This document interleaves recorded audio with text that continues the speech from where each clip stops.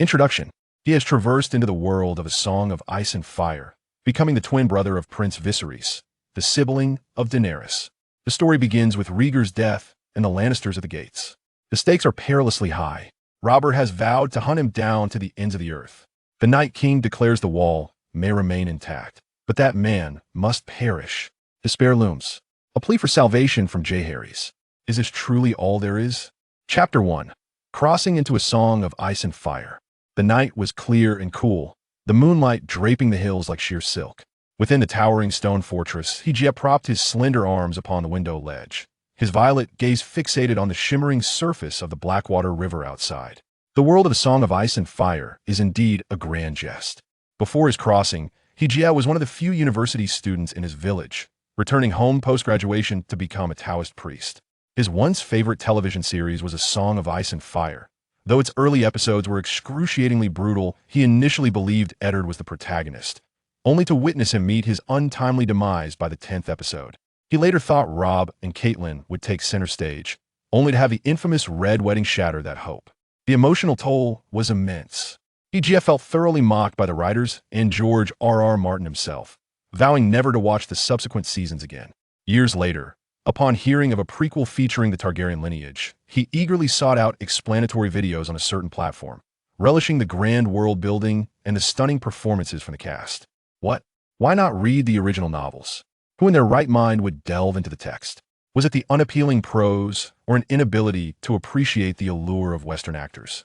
He reminisced about the moment he saw Tyrion extricate himself from a courtesan's embrace, questioning if the actors were indeed engaged in real acts. The only series he had watched that rivaled its vividness was the first season of Spartacus. That was far too lengthy. He had once been deeply ensnared in self-doubt, but the rise of domestic productions ignited a sense of patriotic fervor within him. Ahem, I refer to the duration of the television series. To return to the subject at hand, one might wonder how a Taoist could also attend university. Heir once shared that sentiment standing before the grand gates of the university. He declared that he could never become a Taoist, even if it meant starving or freezing to death. Yet, he underestimated the reality of his situation. Upon graduation, unemployment loomed, and he found himself unable to sustain life in the city, ultimately returning home to inherit his father's mantle as a rural Taoist priest. However, do not underestimate the significance of rural religious figures. Villagers heavily relied on feng shui for house construction, fortune-telling, and various rites, all of which required the expertise of Taoists and monks. Thus, with diligence and a clean conscience, Heir could confidently proclaim, "While great wealth may elude me, a modest life is assured." Moreover, Heir's family was no charlatan. They possessed genuine Taoist credentials. Their lineage traced back to an ancestor who was indeed a legitimate Taoist, bequeathing a legacy of spiritual practice. His father, rather progressive, often reminded him, lack of education will lead to suffering. One must believe in science. Despite the skepticism of others, he insisted on sending his son to school. As a child, Heir faced ridicule from peers, frequently skipped classes, and struggled academically, enduring several stern lessons from his father, who would counsel him about the importance of diligence.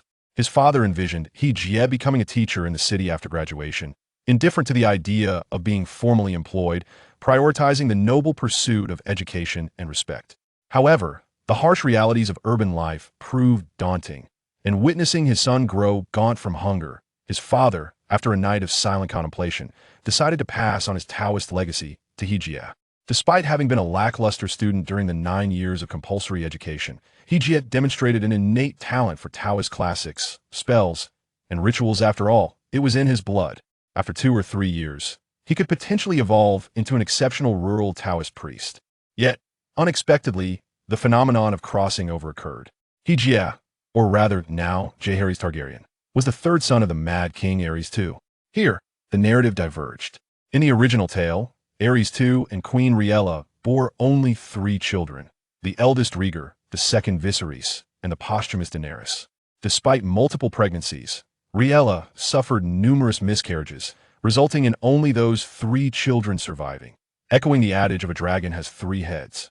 Yet, for reasons unknown, Rhaegar gave birth to twins 17 years after Rhaegar, naming the firstborn Viserys and the second Jaehaerys, in honor of the 2 grandsons of Aegon I Targaryen, the second monarch of the Targaryen dynasty. In the year following their birth, Aerys II faced the defiance of Duskendale, returning to King's Landing more tyrannical than ever, employing wildfire as a means of execution and further alienating his subjects. Following the wrongful spring, Rhaegar eloped with Lyanna Stark, leading to the imprisonment of Brandon Stark when he sought answers in King's Landing. Tragically, Aerys too summoned Rickard Stark, the Lord of Winterfell, only to have him burned alive, while Brandon met a similarly gruesome fate in his desperate attempt to save his father. Thus commenced the War of the Usurper, with the Stark, Baratheon, and Tully houses rising in rebellion. After 2 years of relentless conflict, they ultimately triumphed over Rhaegar at the Trident, laying the groundwork for their victory. Subsequently, the rebel forces besieged King's Landing, while the Mad King arranged for Rhaella and her son Viserys to be escorted to Dragonstone, the last bastion of House Targaryen on the continent of Westeros. However, Rhaegar's wife and children were not afforded the same mercy, meeting a tragic end at the hands of the Lannisters. On a tempestuous day, 9 months later at Dragonstone, Queen Rhaella would perish following the birth of Daenerys, while Stannis Baratheon pursued extermination on Robert's orders, seizing Dragonstone and leaving Viserys and Daenerys to be taken to Essos, where they would ultimately find themselves destitute. Though Viserys harbored ambitions for the Iron Throne, he found himself a beggar, traversing the free cities of Essos. Now, Hejidri had become Viserys' younger brother and, according to the succession laws of the Iron Throne, was the third in line for the throne, preceded by the infant Aegon Targaryen and his brother Viserys, with Rhaegar's daughter Rhaenys and dragon mother Daenerys following thereafter. Regardless of his position in the line of succession, Jaehaerys held no aspirations for power.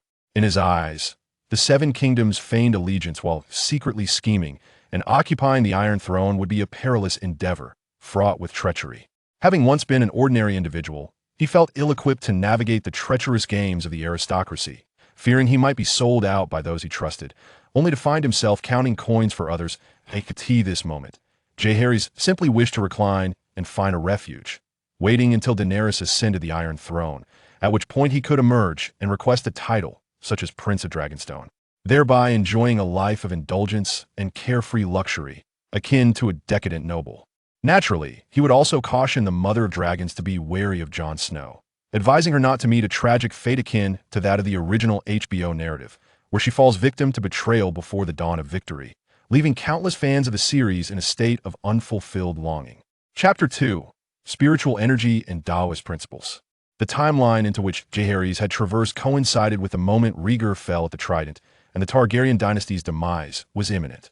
The arrival of Dark Wings heralded grim tidings when news of Rhaegar's army's catastrophic defeat, later dubbed the Ruby Ford, reached King's Landing. The nobles with foresight had already begun to make arrangements for their escape, while the rest were gripped by anxiety, painting Robert Baratheon as a monstrous figure, a giant with a fearsome visage, while the northern cavalry were imagined as ferocious wolves, ready to devour the unwary. Consequently, the counselors were compelled to secure the gates of the city, heightening their vigilance. Even the blind could sense that a storm was brewing.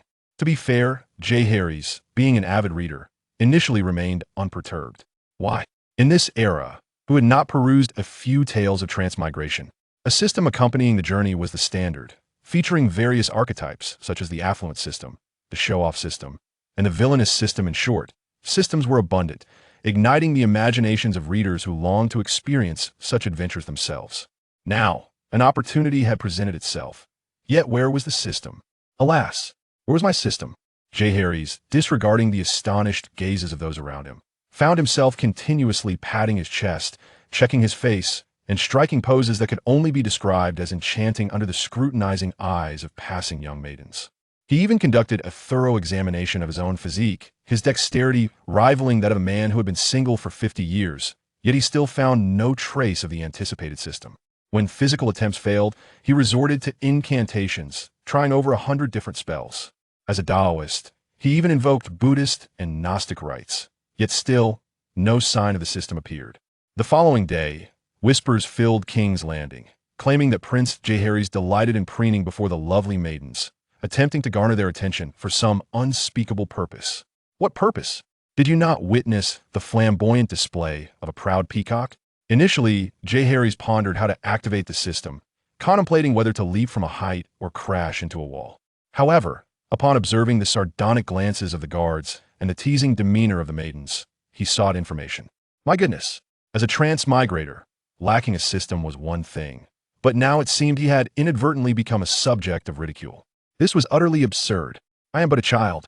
Thus, he endeavored to convey to everyone that he had not intended to engage in such embarrassing antics. It was merely a moment of desperation. Yes, just a moment of desperation. Do you understand? However, the onlookers responded with understanding smiles, remarking that he was merely a normal boy, albeit a tad precocious. Eventually, even the queen heard of it. Queen Rhaegar, weary from her endeavors, affectionately patted his head and earnestly advised him not to rush, assuring him that in a few years he would be able to select a noble lady for himself. With such fervor, the people of King's Landing regarded him with amused smiles, even affectionately dubbing him Eager Jaehaerys, alleviating some of the tension that surrounded the looming conflict. Jaehaerys felt as though he could weep. This stigma was inescapable. His attempts at clarification proved futile and exhausting. Acceptance of the reality of his systemless existence left him somewhat anxious, yet not fearful, for according to the original narrative, the queen and her brother Viserys had already fled to Dragonstone before King's Landing fell. And now, with him, a transmigrator, was it conceivable that the storm could wipe out the royal fleet at Dragonstone? Ridiculous. By then, House Targaryen would command a fleet of warships, blocking Blackwater Bay and preventing any escape from King's Landing, while heavy defenses would secure Dragonstone and preserve their foundation. With 2 kings and 4 twos in hand, how could defeat be possible? With his life assured and his needs met, this night was indeed arduous. How many nights before his crossing had been accompanied by enchanting figures, soothing the loneliness of his solitary heart. Yet now, in this so-called opulent and indulgent life of the nobility, he had not grasped a single thread of such luxury. The rebellions of houses Stark, Arryn, Greyjoy, and Tully had persisted for 2 years. In a desperate bid to fund the war, the Iron Throne had nearly stripped the lands bare, truly highlighting the disparity between the lofty heavens and the meager earth. Following Rhaegar's defeat, King's Landing had lost contact with many lesser nobles, severing the flow of provisions from the lands, leaving what means could sustain the 500,000 starving citizens. Now, in the city, prices soared. 10 copper coins would scarcely purchase a single pumpkin. 1 silver stag exchanged for 10 pounds of coarse rice, and a gold dragon could buy but 10 pounds of beef. After transmigrating, without alluring maidens to accompany him, he turned his gaze to the maidservants. Yet Queen Rhaegar, fearing missteps on his part, had replaced all his attendants with a new set. My heavens, each one appeared as a flower, robust and strong enough to crush an apple. Upon inquiry, he discovered they were former laundresses and cleaners, recently promoted to the role of maidservants. This life was unbearable. Jaehaerys lay languidly upon his bed, reminiscing about the beauty he had lost, recalling the enchanting films he had once watched, and reflecting upon the early morning lessons and practices he had engaged in. With time to spare, he settled into a meditative posture, quietly practicing his family's Taoist principles. Lo and behold, he sensed a flickering light akin to fireflies dancing around him. As these tiny lights entered his body, a refreshing sensation enveloped him, akin to sipping chilled plum juice on a sweltering day.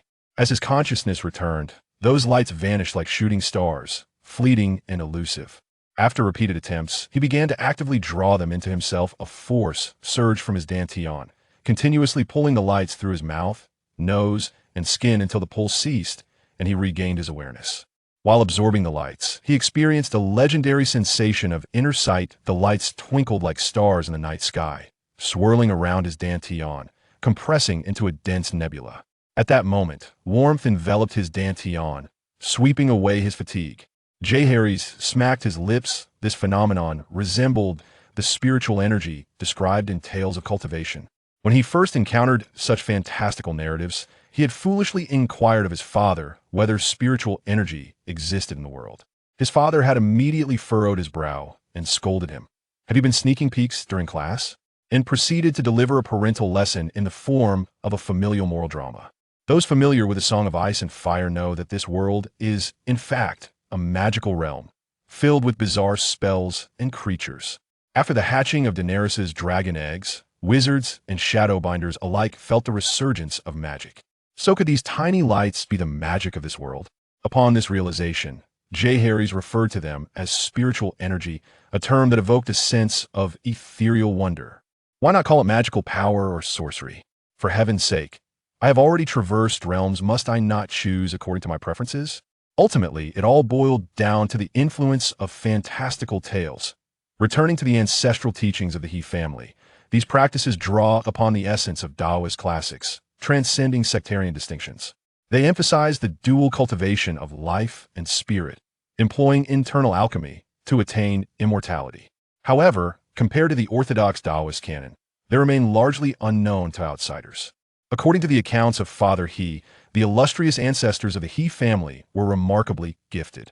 They once achieved notable recognition and were entrusted with the compilation of Taoist scriptures, synthesizing the strengths of various schools. Through this profound understanding, they mastered the divine arts of Taoism, ultimately establishing the He family's internal energy techniques. The ethereal spirits in the heavens are light, and the family's inherited teachings exhibit formidable prowess. By drawing energy into the Dantian, they transform it into a vast ocean of stars, rendering them fearless in the face of blades and arrows. Chapter 3. The Heart Tree Throughout the Ages. The art of internal energy cultivation has been passed down through generations, purportedly leading to the attainment of an immortal status, granting longevity akin to a millennium. Yet, no individual has truly achieved this feat. Even the ancestors of the He family attained merely a modest extension of life, with tales suggesting that they lived to about 90 before meeting their end. However, those of the He lineage who practiced internal energy techniques exhibited a robustness that surpassed that of ordinary folk. The rituals performed during solemn ceremonies required considerable physical exertion, especially when venturing into the remote, inaccessible mountains to establish sacred sites, where the He family could outpace even the swiftest of local youths. Thus, over time, the He family garnered a reputation as formidable practitioners of genuine skill. With a foundation of spiritual energy, Jaehaerys endeavored to explore the family's esoteric arts. He found himself adept at basic practices such as consecration and lighting talismans without fire, yet the more advanced techniques, well, dear readers, you may not have heard of them. Do not be shy, be bold. Jaehaerys lamented his inability to master these higher-level spells, feeling overwhelmed by the prospect of learning them while his spirit was already in transition. He should have memorized the incantations, yet now, with only spiritual energy at his disposal, he felt utterly constrained. He envisioned powerful spells like thunder control, wind manipulation, wall-piercing divination, and elemental evasion, nearly drooling at the thought. Nevertheless, it was fortunate that his family's teachings included a variety of spells, sufficient for a low-magic world. In this realm, the most formidable entity might very well be the Night King, and Jaehaerys pondered whether exorcism spells could vanquish his undead army. Amidst his excitement and trepidation, Jaehaerys gradually succumbed to slumber. The following morning, a blood-curdling scream reverberated through the Red Keep, causing soldiers to rush towards the source, fearing an enemy incursion.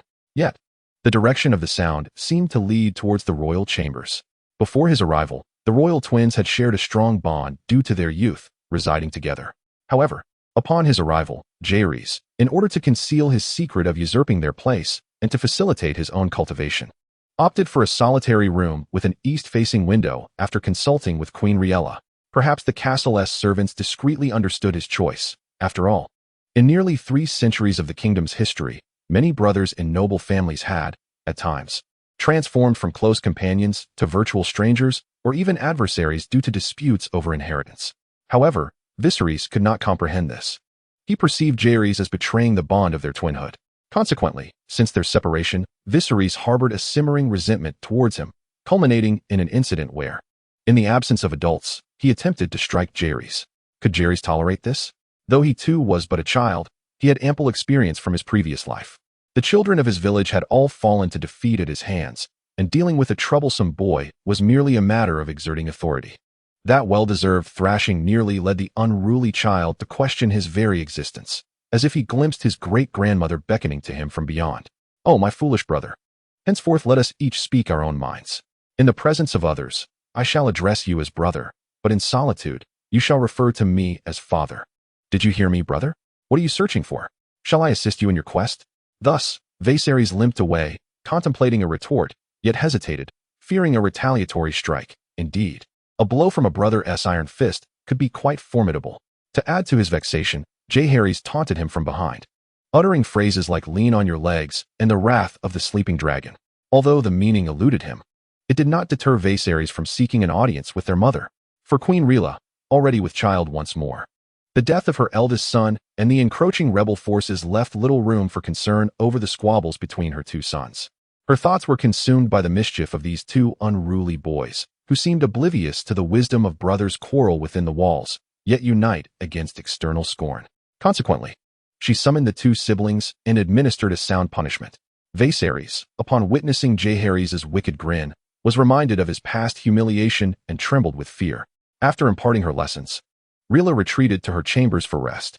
In her view, during such tumultuous times for the realm, even children must learn to mature. These two boys had been indulged to excess, and a period of reflection would serve them well. As for Viserys, bruised and battered, perhaps this was merely the price of growth. Regarding the twins' father, we may momentarily overlook him. For a man who contemplated igniting wildfires throughout King's Landing at the onset of the rebel siege, leading to the mutual destruction of the city and its populace, what significance do his son's trivial disputes hold? Thus, in the absence of parental oversight, and with an elder brother too intimidated to intervene, Jaehaerys found himself a free spirit, unperturbed and wholly focused on absorbing spiritual energy in preparation for his foundational growth. The starry expanse of the cosmos stretched infinitely before him, and young Jaehaerys slept soundly. Little did he know that the day when his heart blossomed would also be the day his spiritual energy was seized. Observing the guards outside, he wore a bitter expression, signaling that all was well, and waved them away. He then turned, despondently collapsing onto his bed, his gaze hollow and complexion pale, as though his very soul had been drained. Where has my brilliant reservoir of spiritual energy gone? Indeed, upon awakening, he intended to delve once more into the realm of his spiritual nebula, for having discovered something extraordinary in the preceding days, he had much to explore. Yet, upon introspection, he was met with dismay. His spiritual energy had vanished into thin air while he slumbered. Jaehaerys, fortunately, the effects of his introspection had not dissipated, and with his bright, titanium-like eyes, he meticulously scanned his surroundings, leaving no stone unturned in his quest for answers. After a thorough investigation, he identified a suspect within his heart's core. There, he discovered a vibrant sapling bathed in spiritual energy, its jade-like branches unfurling, adorned with delicate white fuzz. Its roots, slender as silver threads, had crept into the energy channels of his heart, pulsating rhythmically, drawing in the radiant spiritual energy into its trunk. The sapling seemed to sense the gaze of Jaehaerys, its branches swiftly entwining to envelop the surrounding spiritual energy entirely. Jaehaerys, utterly exasperated, muttered curses under his breath. What is this? You steal my spiritual energy, and now you won't even let me look? The sapling extended a branch, swaying it playfully, with only one leaf unfurling amidst the curled ones, resembling a universally recognized gesture. Jaehaerys was on the verge of exploding with rage. The spiritual energy was the foundation of his existence in the realm of ice and fire. Yet it had all been usurped by this verdant creature, and now it dared to mock him with a gesture of insolence. Was this a blatant act of bullying? Such indignity could not be tolerated. Today, he vowed, he would not let this affront go unpunished. Within his body, he could not allow himself to be bullied any longer. Chapter 4. The Sealing of Vital Energy. Will you return my spiritual energy? Jaehaerys signaled to the sapling with his eyes. Though how he conveyed this through mere gaze was a mystery, a testament to the wonder of introspection. Fool, came the sapling's retort. Why are you still cursing? In his moment of frustration, Jaehaerys failed to realize that he could communicate directly with the sapling. It was only after he finished speaking that the realization struck him. A vivid green light emanated from his chest, gradually taking shape into an ethereal figure. The sapling's trunk, branches, and roots transformed into a torso, head, facial features, and limbs. With a few leaves adorning its form, its skin a soft brown hue. Little Groot, is that you? My heavens! Jaehaerys exclaimed, covering his mouth not out of shyness, but to suppress the urge to reach out and tug at the leaves adorning its body. After all, this was a negotiation, and it required a serious demeanor. Blind fool! I am not that unfortunate creature. Listen well. I am known as the precious tree of wonders. I am the spirit root of the ancestor tree in the Taoist temple. Strictly speaking, we are fellow countrymen. Fellow countrymen? You also traversed from Earth? Then how did you end up in my heart's core? And have you consumed my spiritual energy? Refusing to let go? Well, actually, dear brother, you should be thanking me. Oh, turning the tables, are we? I must take issue with that. If it weren't for me, this body would have perished long ago. Would you have even had the chance to borrow it? According to the sapling, it had crossed the world barrier 7 years prior. While Queen Layla bore twins, one was frail and on the verge of being absorbed by the other. In a moment of mercy, the sapling transformed into a seed, and entered the heart of the weaker twin. Thanks to its spiritual essence, both twins were able to thrive and be born safely. Of course, this act of salvation depleted its celestial power, forcing it into a deep slumber until it was drawn back to life by Jaehaerys' spiritual energy. Considering that, I truly owe you my thanks. No need for gratitude. After all, this spirit root is inherently benevolent. Now that you have awakened, esteemed spirit root, will you not return to your own celestial palace? Jaehaerys inquired with hopeful anticipation. Please do not linger here. Make haste and depart. The little treeman spread his arms in exasperation. Observing Jaehaerys on the verge of fury, he quickly clarified, My dear brother, do not place the blame on me. It turned out that after absorbing the refined spiritual energy from Jaehaerys, a symbiotic relationship had formed between them. If he were to grow to a certain extent, he could indeed cast a spell to detach himself. However, at this moment, he had merely sprouted, rendering him exceedingly fragile and powerless, unable to sever this symbiotic bond.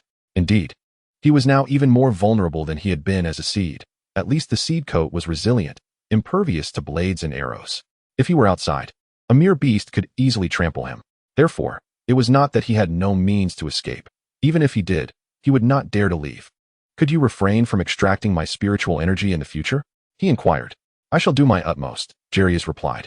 It's no matter if you don't leave, but you must provide some compensation.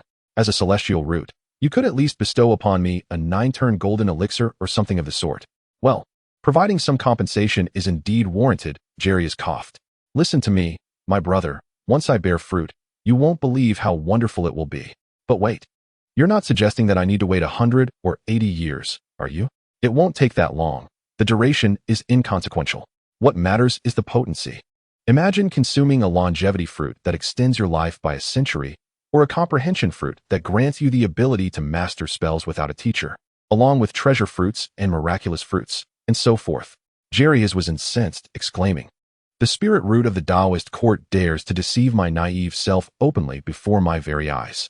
To paint grand visions is one thing, but this is utterly absurd. Do you not know who I am?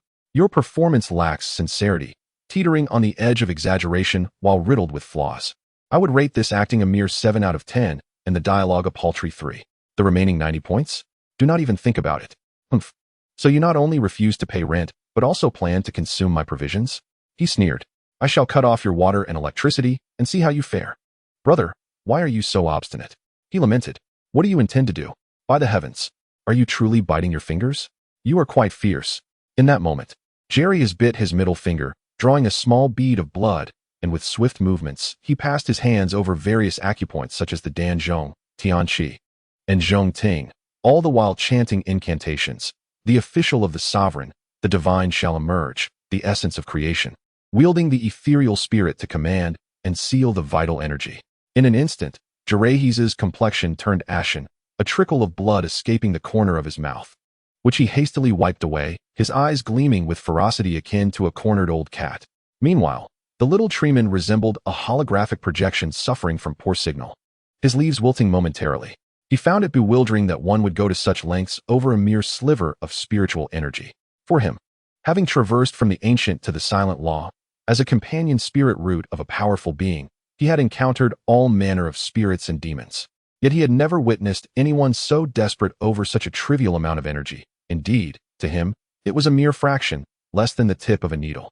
My dear brother, do not act impulsively. Impulsiveness is the devil. You are still young and should not stray further down the path of self-destruction.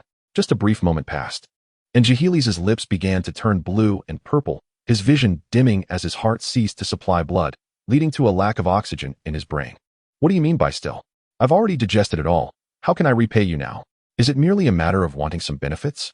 Very well, the illustrious treasure tree, traversed the world with my wealth. Had it not been for my dedication to cultivation back in the day, with my celestial quality, I could have charmed celestial herbs and ethereal maidens from South Heaven Gate to Punlai East Road. My dear brother, I do not seek your spiritual energy for free. I offer compensation in return. Is that agreeable? Could you perhaps lift the restrictions for a moment? I am nearly out of breath here. Jaehaerys too was on the verge of suffocation, his vision fading. All right. The shadow of the sapling made a series of gestures, and from the tiny trunk within its heart, a crack appeared, releasing a radiant blood-red elixir. Initially the size of a grain of rice, it swiftly grew to the size of a longan. Come forth, the shadow commanded, and the blood-red elixir bypassed physical barriers, materializing before Jaehaerys. He swiftly grasped it, carelessly stowing it away without a second glance. Immediately, he formed hand seals, his fingers trembling as he released the blockage, fumbling twice and nearly losing his breath. Adorned in jade, you dare to belittle me. This dual injury of vitality and blood, let us see if you can still burn. After a considerable time, Jaehaerys finally regained his composure, only to find the shadow had vanished. Hey, where are you? Gret? Come forth and explain. I am called the Treasure Tree. A voice resonated directly in Jaehaerys' mind. Oh, how wondrous. Is this truly so remarkable? Just a basic means of spiritual communication. It seems you are indeed a worldly person with little experience. Can you refrain from using that tone for the last 3 words? I am living my life. Why should I heed your opinion? It was merely a jest. Can I change it? Jaehaerys retracted his gesturing hands. Attempting another blockage was out of the question, for the last attempt nearly cost him his life. The blockage of vitality is a family technique originally intended to contain internal energy and prevent it from dissipating. Over time, ancestors discovered it was also quite effective for temporarily stopping bleeding. Thus it was passed down more as a first aid measure, considering that cultivators often traverse mountains and valleys, gathering herbs and inevitably encountering injuries and blood loss.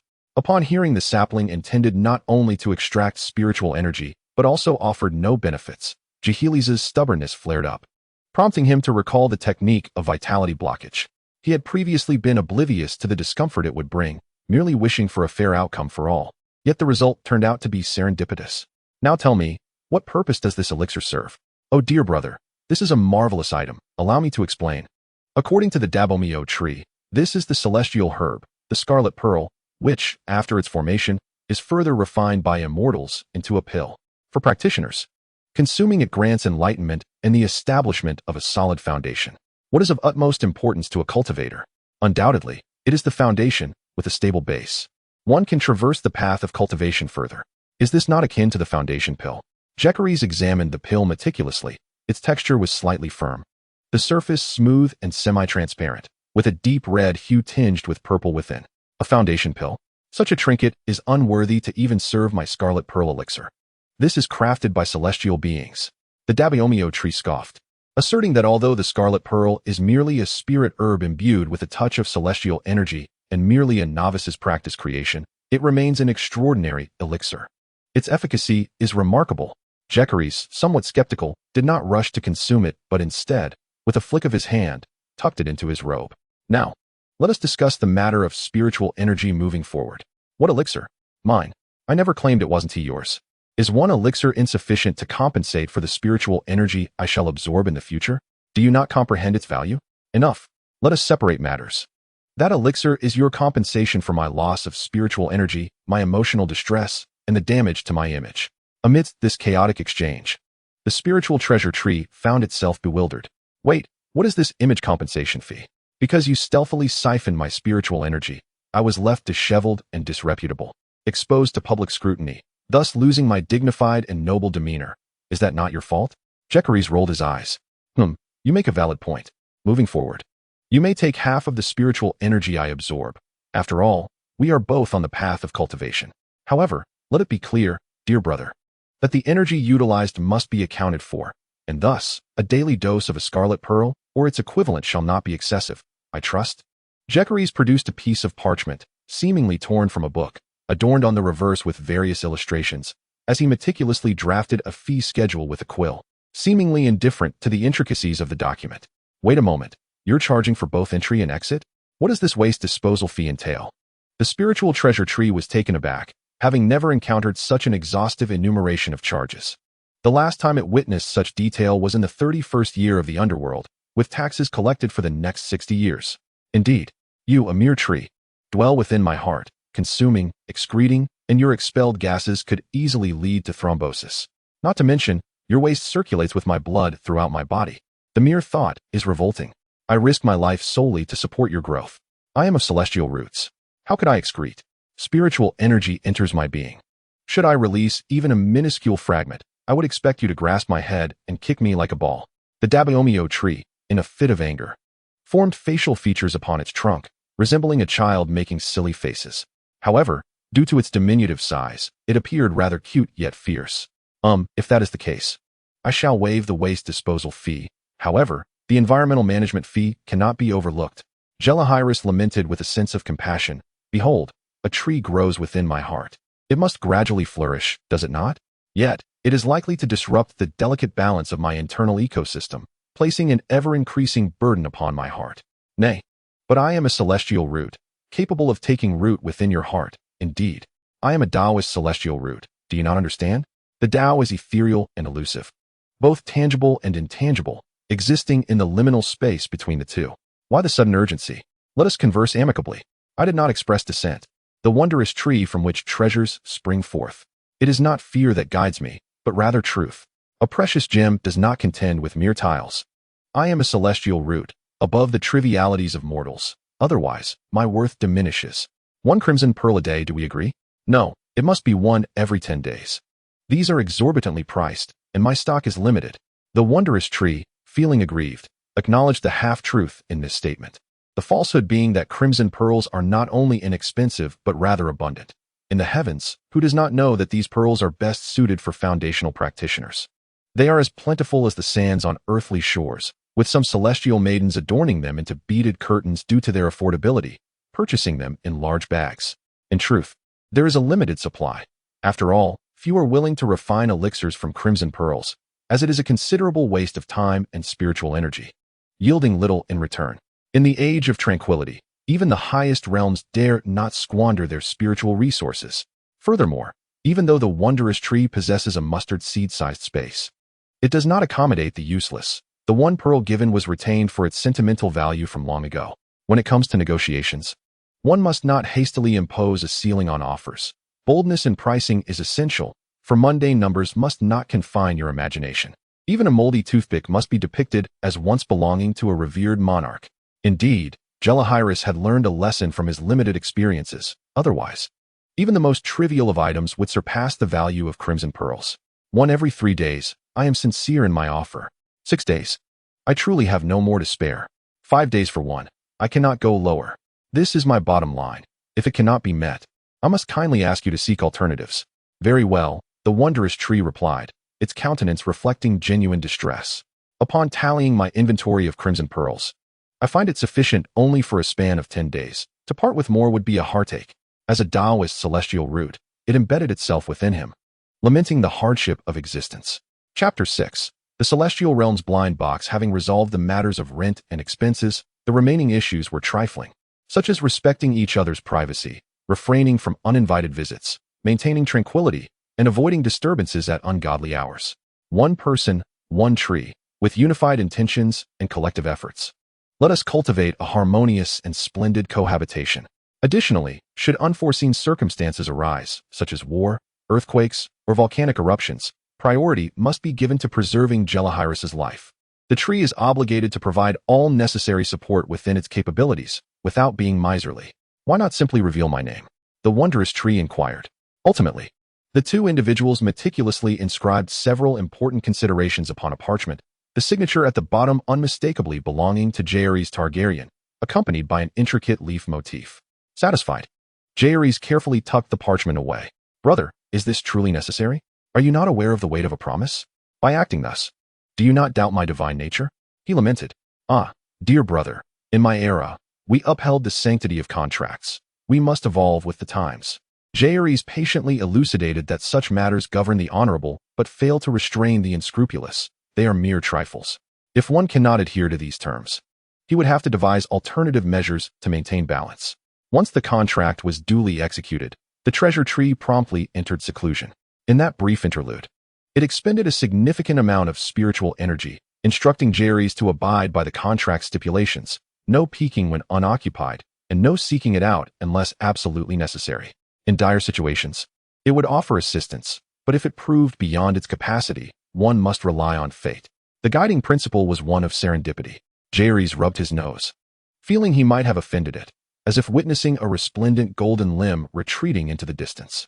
He contemplated summoning the sapling, yet his ignorance of spiritual communication and failure to seek guidance left him feeling utterly foolish.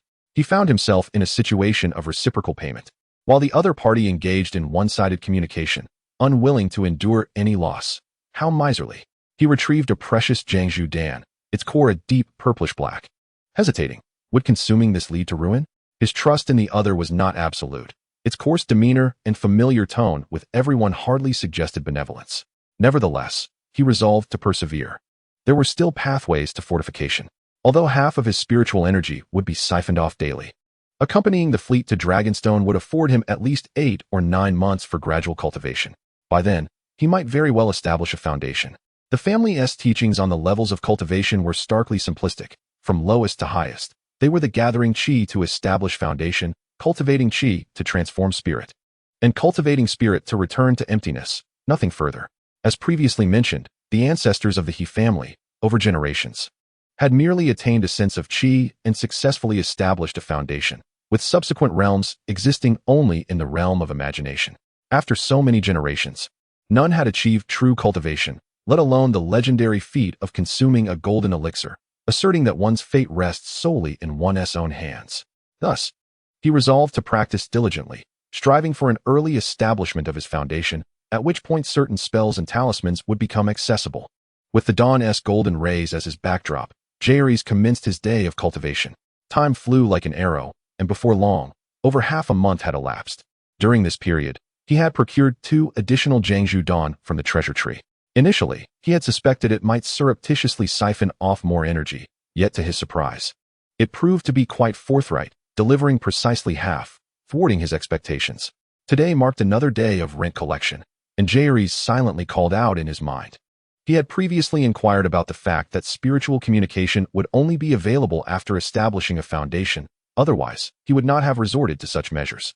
Once he heard the treasure tree's response echoing in his mind, he finally paused.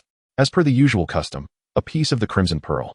My dear brother, though the crimson pearl is indeed unavailable, it is of little consequence. There are other substitutes far superior. Jaehaerys, having never partaken of the crimson pearl, found no particular attachment to it. Yet upon hearing of something even more splendid, his eyes sparkled with excitement. My dear brother, do you possess any treasures that might enlighten me? The multifaceted tree, feeling a pang of sympathy, summoned forth a fruit. This fruit, with its green skin and red stem, bore a resemblance to a green apple, yet its surface was adorned with mysterious shimmering patterns that lent it an air of enchantment, reminiscent of an exquisitely packaged apple on Christmas Eve. It might be a tad expensive. If it were to replace the crimson pearl, I wonder if it could measure up. My dear brother, this fruit is riddled with wormholes and gnawed by rodents, hardly fetching a price. Ah, you little rascal, have you arranged for the pawnbroker's cut? Do you even know what this is? It's the fruit of my multifaceted celestial root. Jaehaerys responded with an "oh," observing that its appearance was indeed rather ordinary, resembling merely a dancing green apple. Do you understand what a celestial fruit is? It is the genuine fruit of the immortal. How dare you regard it with such disdain? Celestial fruit? Like the peaches of immortality or the yellow heart plum. Jaehaerys' eyes lit up at the thought. If that were the case, he would not be weary at all. My dear brother, will consuming this fruit grant me invulnerability, allowing my mortal body to ascend to the heavens? Well, not quite. That feat is better suited for the 9 cycles golden elixir of the Taoist patriarch. Then can it enable me to soar through the skies and traverse the clouds? Cough. Cough. Could you refrain from indulging in fanciful thoughts and nonsensical chatter? If it possessed such powers, my celestial root would have long since become the ancestral tree of the Taoist court. How audacious of you to think that achieving immortality is as simple as munching on sunflower seeds. Throughout the past several millennia, how many have truly ascended in their physical forms? Most have merely achieved spiritual disintegration. You claim this fruit is extraordinary, yet it is fraught with limitations. Humph. This fruit can grant you the chance to randomly acquire a skill, be it a spell or a supernatural ability. Of course, all depends on fate. Jaehaerys shook his head, questioning the notion of relying on fate, wondering if it meant something akin to destiny. Why does it sound reminiscent of certain doctrines? Am I to be compassionate and not aid the impoverished? The multifaceted tree, feeling a wave of disdain, mused over Jaehaerys' level of understanding. Was the education of cultivators in the age of silence akin to prenatal education? Put simply, it is based on probability. Do you comprehend? This is no deception. The multifaceted Tao fruit is also known as the celestial lottery. In layman's terms, it's akin to a blind box, beneath the same exterior. Even immortals cannot fathom the secrets contained within. One could potentially learn highly practical or immensely powerful spells and abilities, or conversely, acquire trivial skills such as postnatal care for sows or 100 recipes for duck. Thus, each time immortals purchase the multifaceted Tao fruit, it is akin to a gamble. leading to the emergence of a trade in fruit wagering, where the value of the acquired Dao fruit is the determining factor. However, soon the celestial court strictly prohibited gambling to purify the atmosphere of the immortal realm. Subsequently, the neglected Dao fruits could not be squandered, for they were the result of arduous labor. Thus, the precious tree diligently gathered them, intending to venture into the lower celestial realm to sell them. However, the advent of the Jifa era led to the destruction of the lower celestial realm.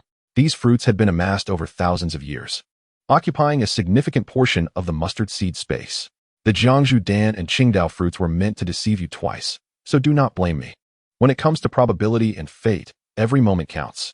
Of course, the Dao fruits he presented were not entirely deceitful, as even the most rudimentary Dao fruits contain skills and spells corresponding to the pinnacle of mortal capabilities. Similarly, in the realm of probability, whether one achieves wealth for oneself or for one's entire family can only be determined after consuming the Dao fruit. What if, for instance, he were to uncover knowledge about postnatal care for sows or techniques for eradicating wild grasses? He would undoubtedly become one of the foremost agricultural magnates on the continent.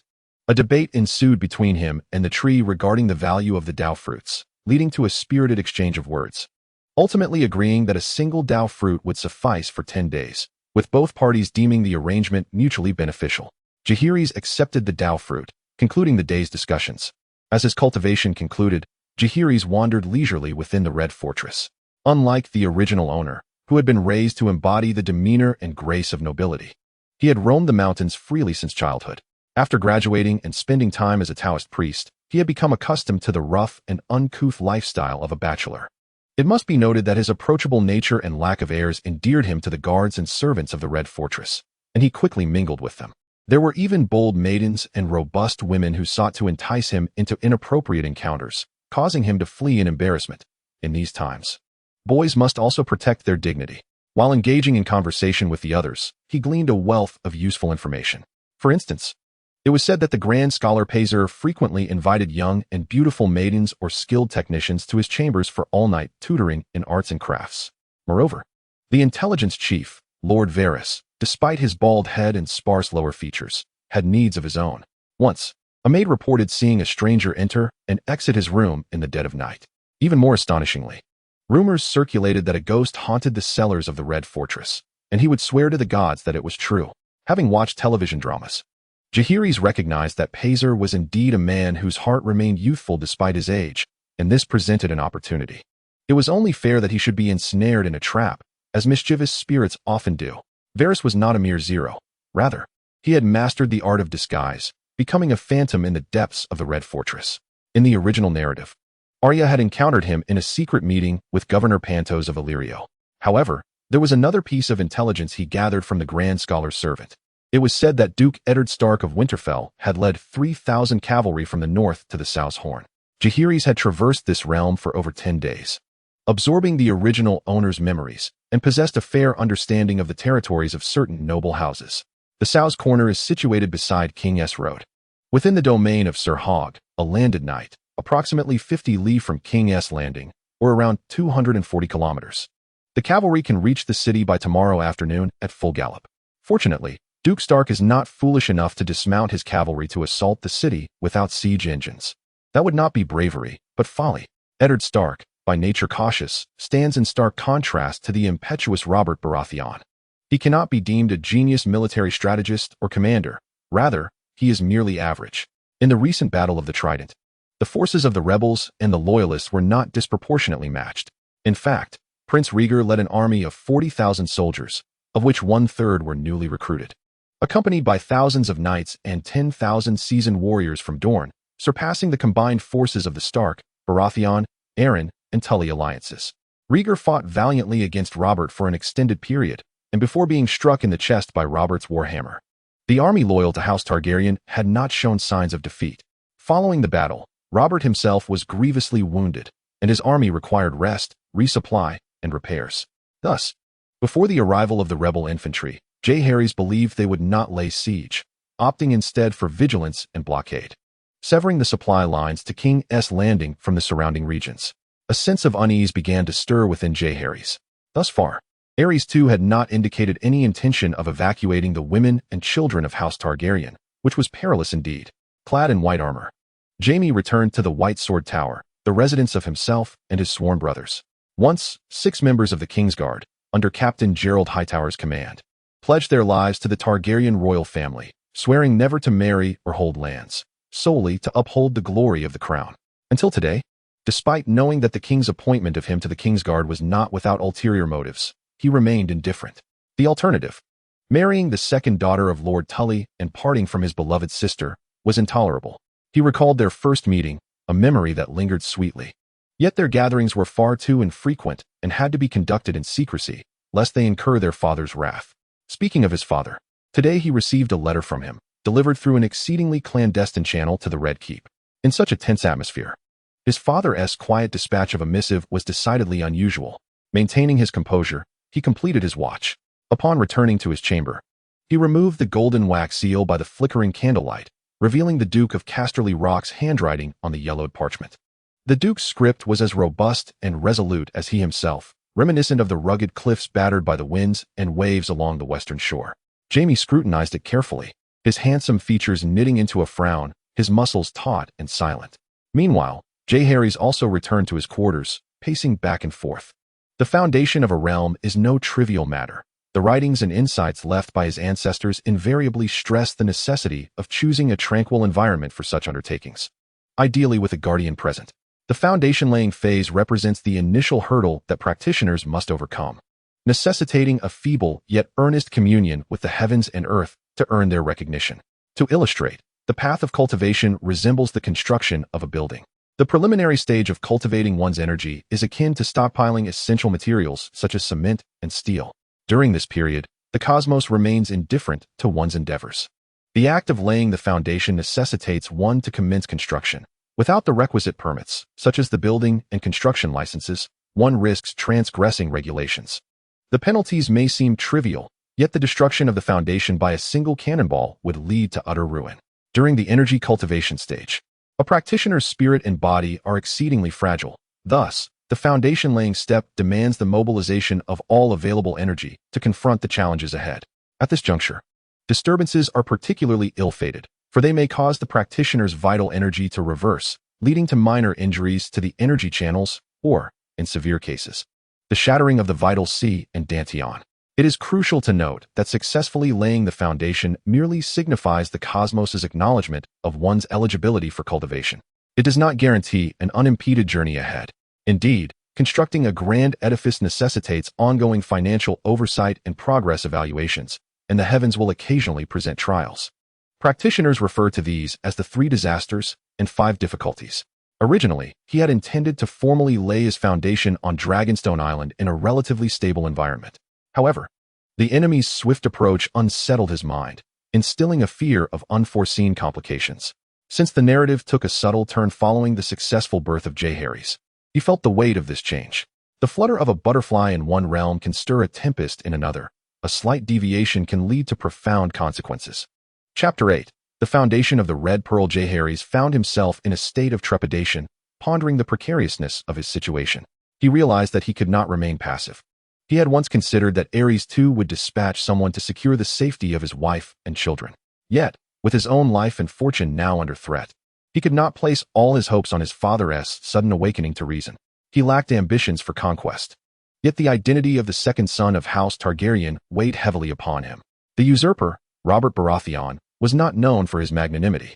In the original narrative, it was House Lannister that resolved Aerys' demise, taking on the burden of regicide, while Stannis Baratheon failed to apprehend the fleeing Viserys and Daenerys on the continent of Essos.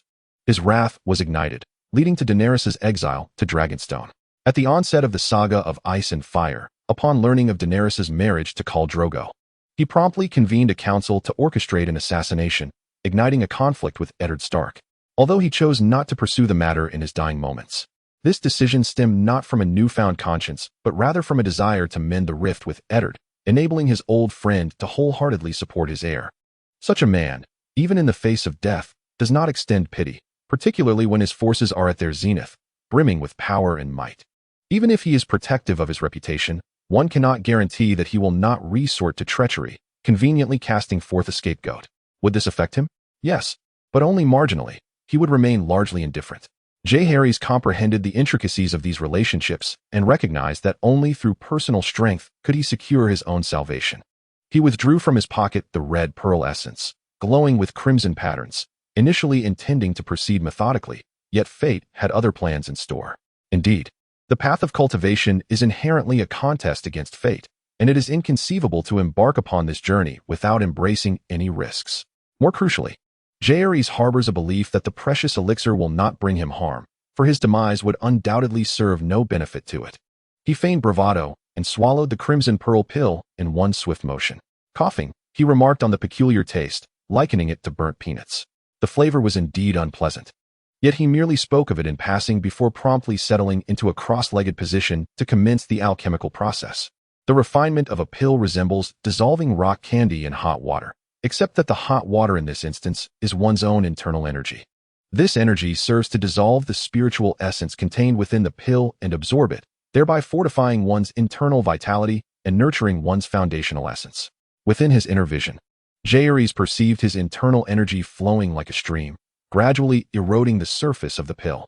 Before long, the crimson pearl transformed into a pool of scarlet syrup. His internal energy, akin to a bandit who has encountered a woman, began to rally its companions, each speck of light recklessly diving into the syrup, emerging adorned with the spoils of conquest, thus restoring their familial bonds. Jaehaerys sensed that these spoils of conquest were integrating with his flesh and blood, rendering them more resilient, expanding his meridians, and inducing a transformation within his internal energy. As for the precise nature of this transformation, he could not articulate. He could only surmise that his internal energy had matured, becoming willing to shoulder greater responsibilities. Witnessing the favorable progression of events, he finally relaxed, gathering all his vital essence to commune with the heavens and the earth through his innate powers. Some might question why. Upon entering the realm of a song of ice and fire, there remains a need to connect with the cosmos, as this realm is distinct from that of the blue planet. However, this is a misconception. The principles of the Tao are universal, regardless of the realm one inhabits. Each possesses its own path. Otherwise, the world would cease to be a coherent entity, dissolving into chaos, and all living beings would be unable to thrive. Establishing a foundation entails gaining the recognition of this realm. Are there instances of non-recognition? Certainly, and they are quite numerous. How, then, does one earn such recognition? Our ancestors impart wisdom. One must cultivate a state of desirelessness to perceive the subtle wonders of existence. The heavens are indifferent, treating all beings as mere fodder. Thus, we must eradicate our own desires, masquerading as emotionless instruments. We must follow the will of the heavens, embodying obedience and compliance. Oh heavens, do you not see how obedient I am? Since I am so compliant, may I linger by your side for a moment, gazing upon you with admiration? This is the essence of perceiving the subtle wonders. In contrast, those who harbor thoughts of superiority, believing themselves to be the third most significant entity in the universe, are unlikely to attain recognition unless they possess extraordinary fortune, with the heavens themselves catering to their needs. Upon Jaehaerys arriving at the Palace of the Mud Pill, a gateway to the upper Dantian and a portal for cultivators to connect with the cosmos, a resonant voice of the Tao reverberated through his soul, its might formidable, its energy abundant, and its rhythms profound, flooding him with a sense of the arcane. As Jaehaerys opened his eyes, a glimmer of joy unexpectedly flickered at the corners of his gaze. He had established the foundation of his cultivation. As a wave of exhilaration coursed through every cell in his body, streams of vital energy flowed through the interstices of his being, expelling the stagnation accumulated within through the 36,000 pores. In that fleeting moment, Jaehaerys felt an overwhelming sense of relief. The heaviness and obscurity that had clouded his breath dissipated entirely. The legends of foundational cultivation truly held merit. However, the transformation within him did not cease there. A profound hunger arose from every corner of his body. Jaehaerys remained seated, inhaling the essence of the air in great gulps, yet it was still insufficient. The spiritual energy in the atmosphere was far too thin to satisfy his current needs. With a sigh of resignation, he retrieved the last 2 crimson beads and a Tao fruit from his pocket. Previously unnoticed, these spiritual treasures now seemed to emit a faint aura of energy, a realization that dawned upon him only after his foundational cultivation. He was acutely aware that if this energy continued to wane, these treasures would revert to mere mundane objects in a matter of decades. Little did he know, all spiritual artifacts faced this challenge. However, The cultivation community possessed methods to mitigate or even halt the loss of their spiritual essence, much like the blood-sealing technique he had previously employed. Yet, in his ignorance of profound cultivation traditions, he believed that the energy was perpetually fading, prompting him to consume them immediately to replenish his own reserves. Wastefulness was not a virtue he wished to embody. Thus, he pinched a crimson bead, examined it, and deemed it insufficient, turning his gaze towards the Tao fruit. This green apple of spiritual power appeared far more abundant than the crimson beads. Why not give it a try? Viserys, driven by a strong desire, especially when it came to nourishment, swiftly devoured the Tao fruit in just a few bites. Remarkably, its flavor was indistinguishable from that of a green apple. A surge of potent spiritual energy erupted within him. Viserys quickly centered his thoughts, embarking on a new round of refinement. Chapter 9. The Sword Technique of the Ape Lord in the Realm of Cultivation. Time eludes perception, and a millennium has swiftly passed. When immersed in the pursuit of enlightenment, time invariably accelerates, and the allure of cultivation is more addictive than any vice, far surpassing even the cravings for tobacco or alcohol. Once tasted, one becomes irreversibly enraptured. Before he knew it, half a day had slipped away, and the sky outside darkened. A vigorous knock and calling voices could be heard from beyond the door. Viserys opened his eyes, and fleeting shadows of sword-wielding figures danced across his hazy iris, vanishing as quickly as they appeared. He murmured to himself, the sword technique of the Ape Lord. Indeed, the myriad wondrous trees had not deceived him. This Tao fruit was truly extraordinary, for it had enabled him to instantaneously master a profound sword technique, the sword technique of the Ape Lord. This legendary figure, also known as the White Ape Lord, was said to have attained enlightenment during the spring and autumn period, possessing unparalleled swordsmanship. He once dueled against a formidable swordswoman from Yu. Although he was ultimately outmatched, he managed to retreat unscathed, establishing himself as a master of the sword. The Yuan Gong sword technique comprises 24 forms, simplifying complexity while embodying profound intent. The swordplay is refined, devoid of any superfluous moves, each technique serving a practical purpose. At this moment, Viserys has comprehended the essence of the Yuan Gong sword technique, yet he lacks the practical experience to fully integrate these techniques. In essence, the sophistication of swordsmanship is one matter, but the ability to apply it effectively in combat and maintain composure to unleash one's true potential is quite another.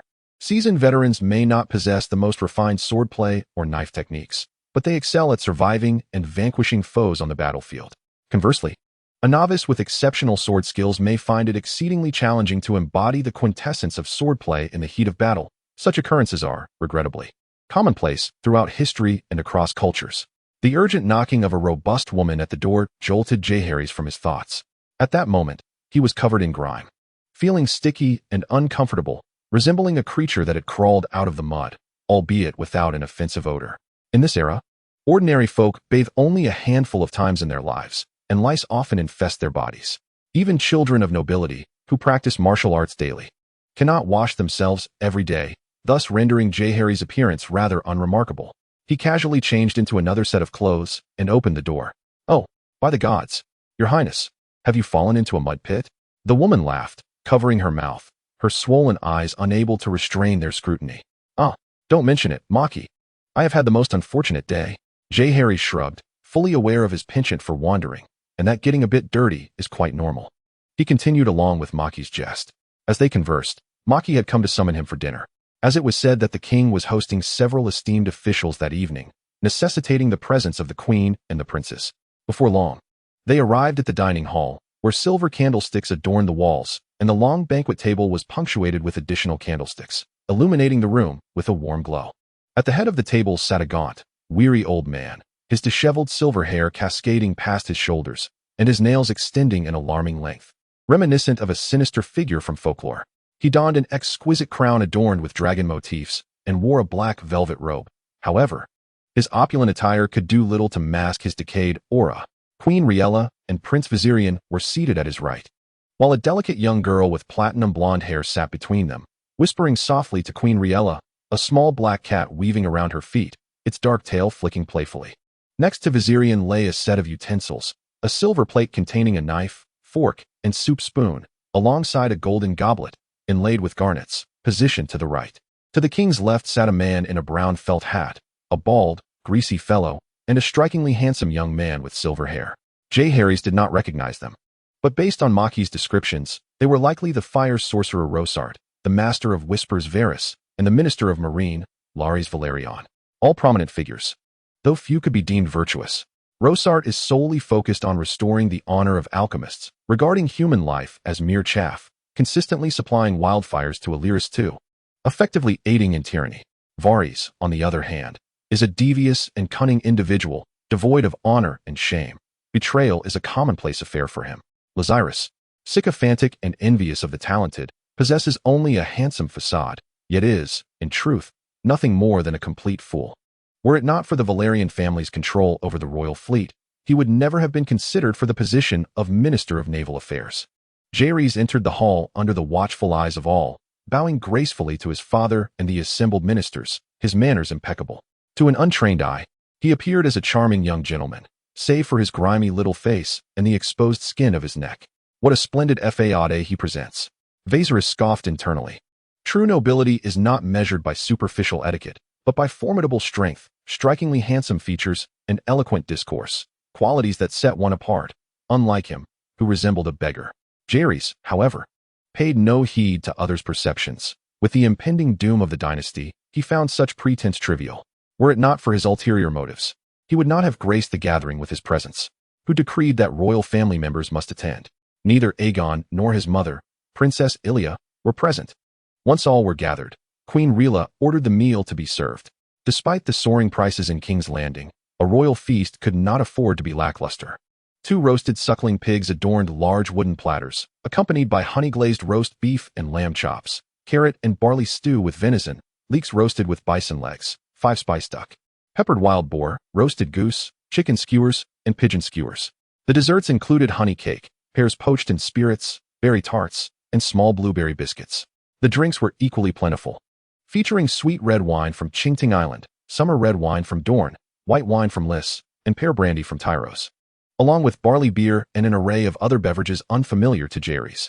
It was evident that the king placed great importance on this banquet, though it was perplexing that he had not invited the Prime Minister, the Minister of Justice, or the Grand Chancellor. With the king's toast, the lavish dinner commenced. Cups clinked and toasts were exchanged as the wine flowed and the dishes were savored, with everyone indulging to their heart's content. Jaehaerys too feasted heartily.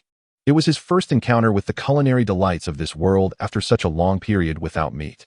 Although it paled in comparison to the delicacies of Blue Star, it was meat nonetheless. After a fortnight of deprivation, he was relishing it. Post-fasting, although his physique remained slender, he possessed strength rivaling that of a grown man, and his appetite had consequently increased. He paid no mind to the astonished gazes of others. After finishing a roasted goose, he eagerly seized a pig's head, intent on showcasing his prowess. Fine wine in tulip glasses, amber light in jade bowls, exquisite dishes keeping hands busy. Let not the belly nor the intestines be disappointed. Chapter 10. The issue of succession. As the atmosphere reached a suitable crescendo, and 3 of the lords were 7 parts intoxicated, with some libertines frequently measuring the dimensions and smoothness of the court maids, Illyris too promptly spoke up. In an instant, the assembly of individuals found themselves abruptly sobered. Varys's gaze became lucid, his posture respectful as he inclined forward. Count Valerian, filled with reluctance, delicately brought his fingers to his nose, inhaling deeply, gradually returning to a state of composure. Rosart, in stark contrast, appeared most wretched, aged and unattractive, his drunken demeanor eliciting disdain. It was common knowledge that my son Rhaegar, the heir to the Iron Throne, had perished in battle, and with my advancing years, the realm faced perilous circumstances. Should misfortune befall us, the matter of succession could not remain unaddressed.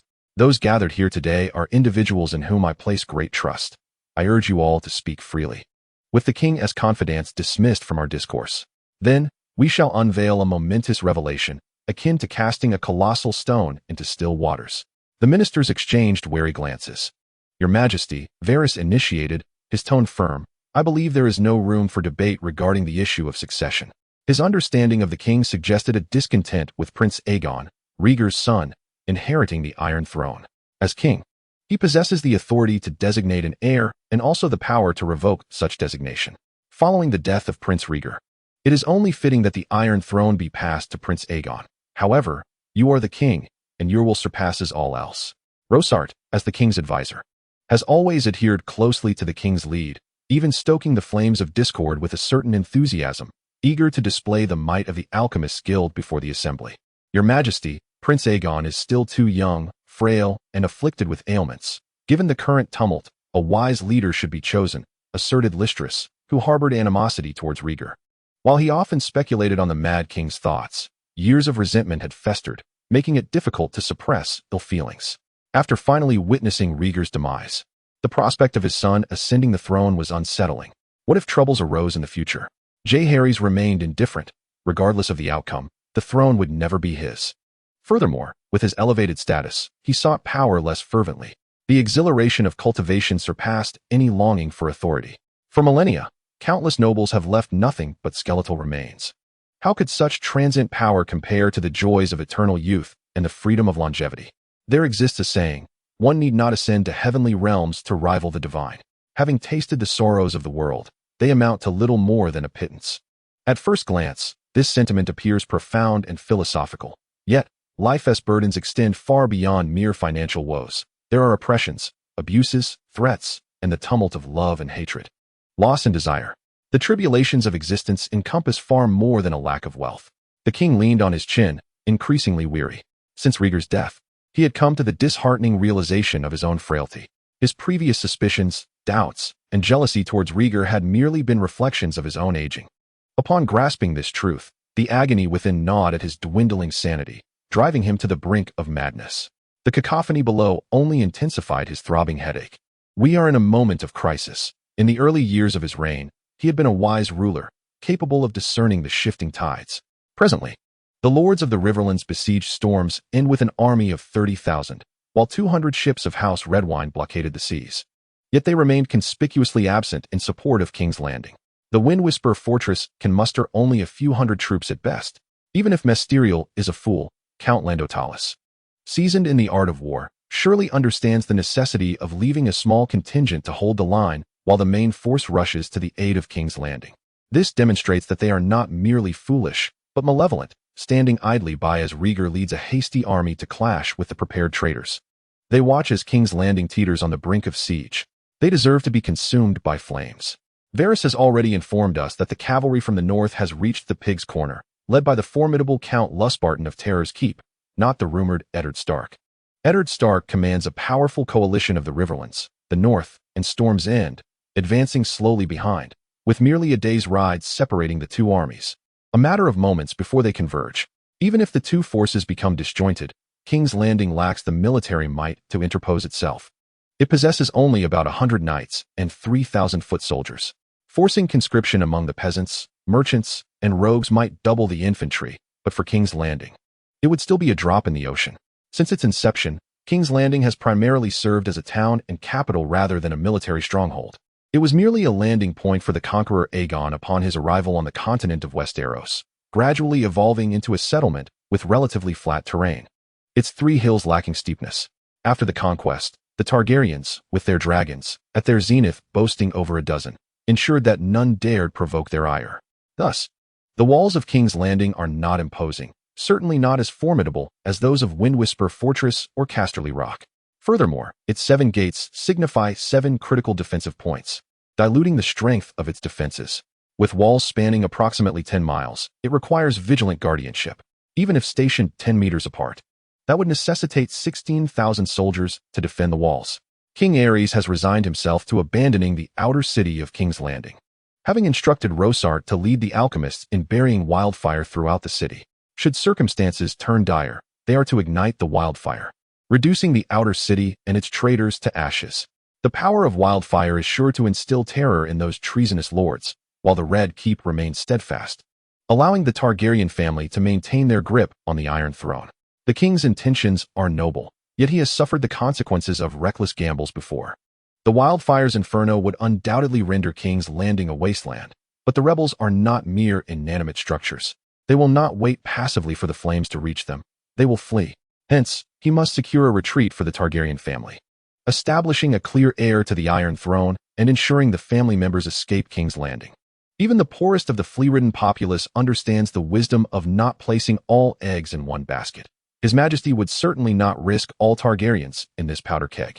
He may perish, but the bloodline of the Dragon King must endure.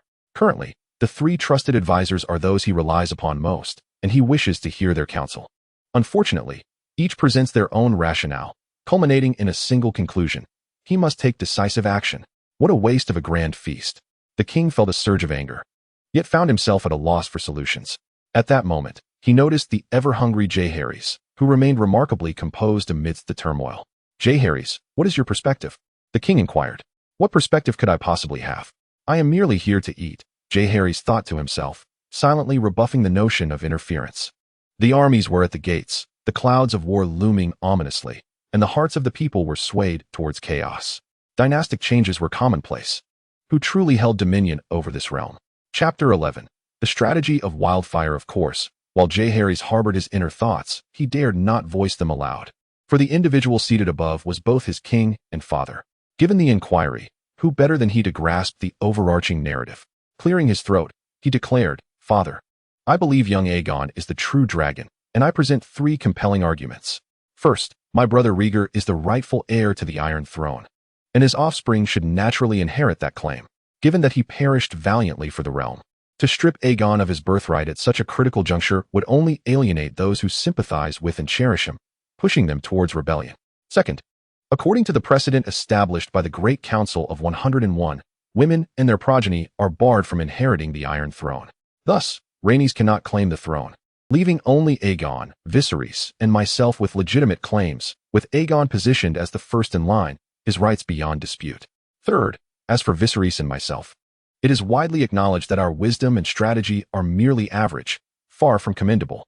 Hence, I contend that Aegon is the most suitable candidate for succession, as he possesses far greater potential for growth, does he not? Viserys, incensed, retorted, You, sir, are the one of mediocre stature. You harbor no hopes of ascending the Iron Throne, and yet seek to drag me down with you, you beardless scoundrel. His indignation was palpable, for he had never encountered such audacious shamelessness. Yet, Jaehaerys' words garnered the silent approval of the king, queen, and the 3 esteemed advisors. Unbeknownst to them, Jaehaerys' tone was laced with humility. They merely perceived that he possessed a profound understanding of both himself and his twin brother. Given their past performances had left much to be desired. Very well, Jaehaerys, your points are well taken.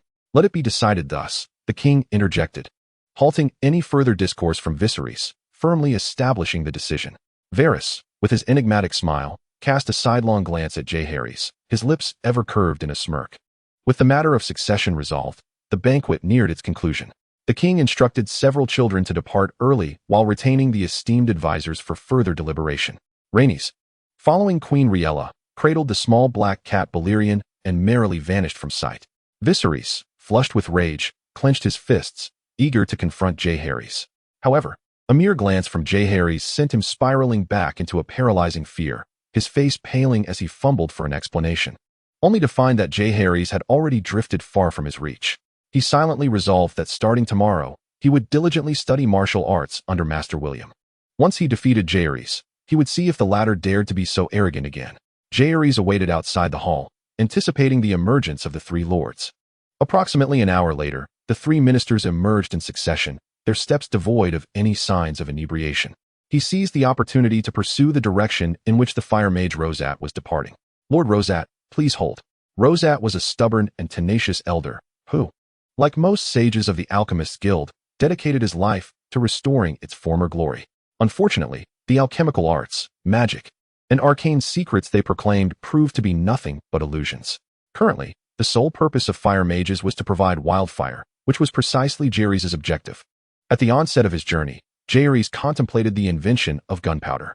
He was aware of the formula for black powder, 1 part saltpeter, 2 parts sulfur, and 3 parts charcoal, and had conducted several experiments. However, whether due to insufficient purity or operational errors, the black powder he produced lacked explosive power, resembling more of a combustible agent. Admittedly, he struggled with refining saltpeter and sulfur, as these substances were primarily utilized by chemical enterprises prior to his arrival in this world, rendering them virtually inaccessible to ordinary individuals. Thus, settling for wildfire was a prudent choice, as its potency far surpassed that of his mediocre black powder.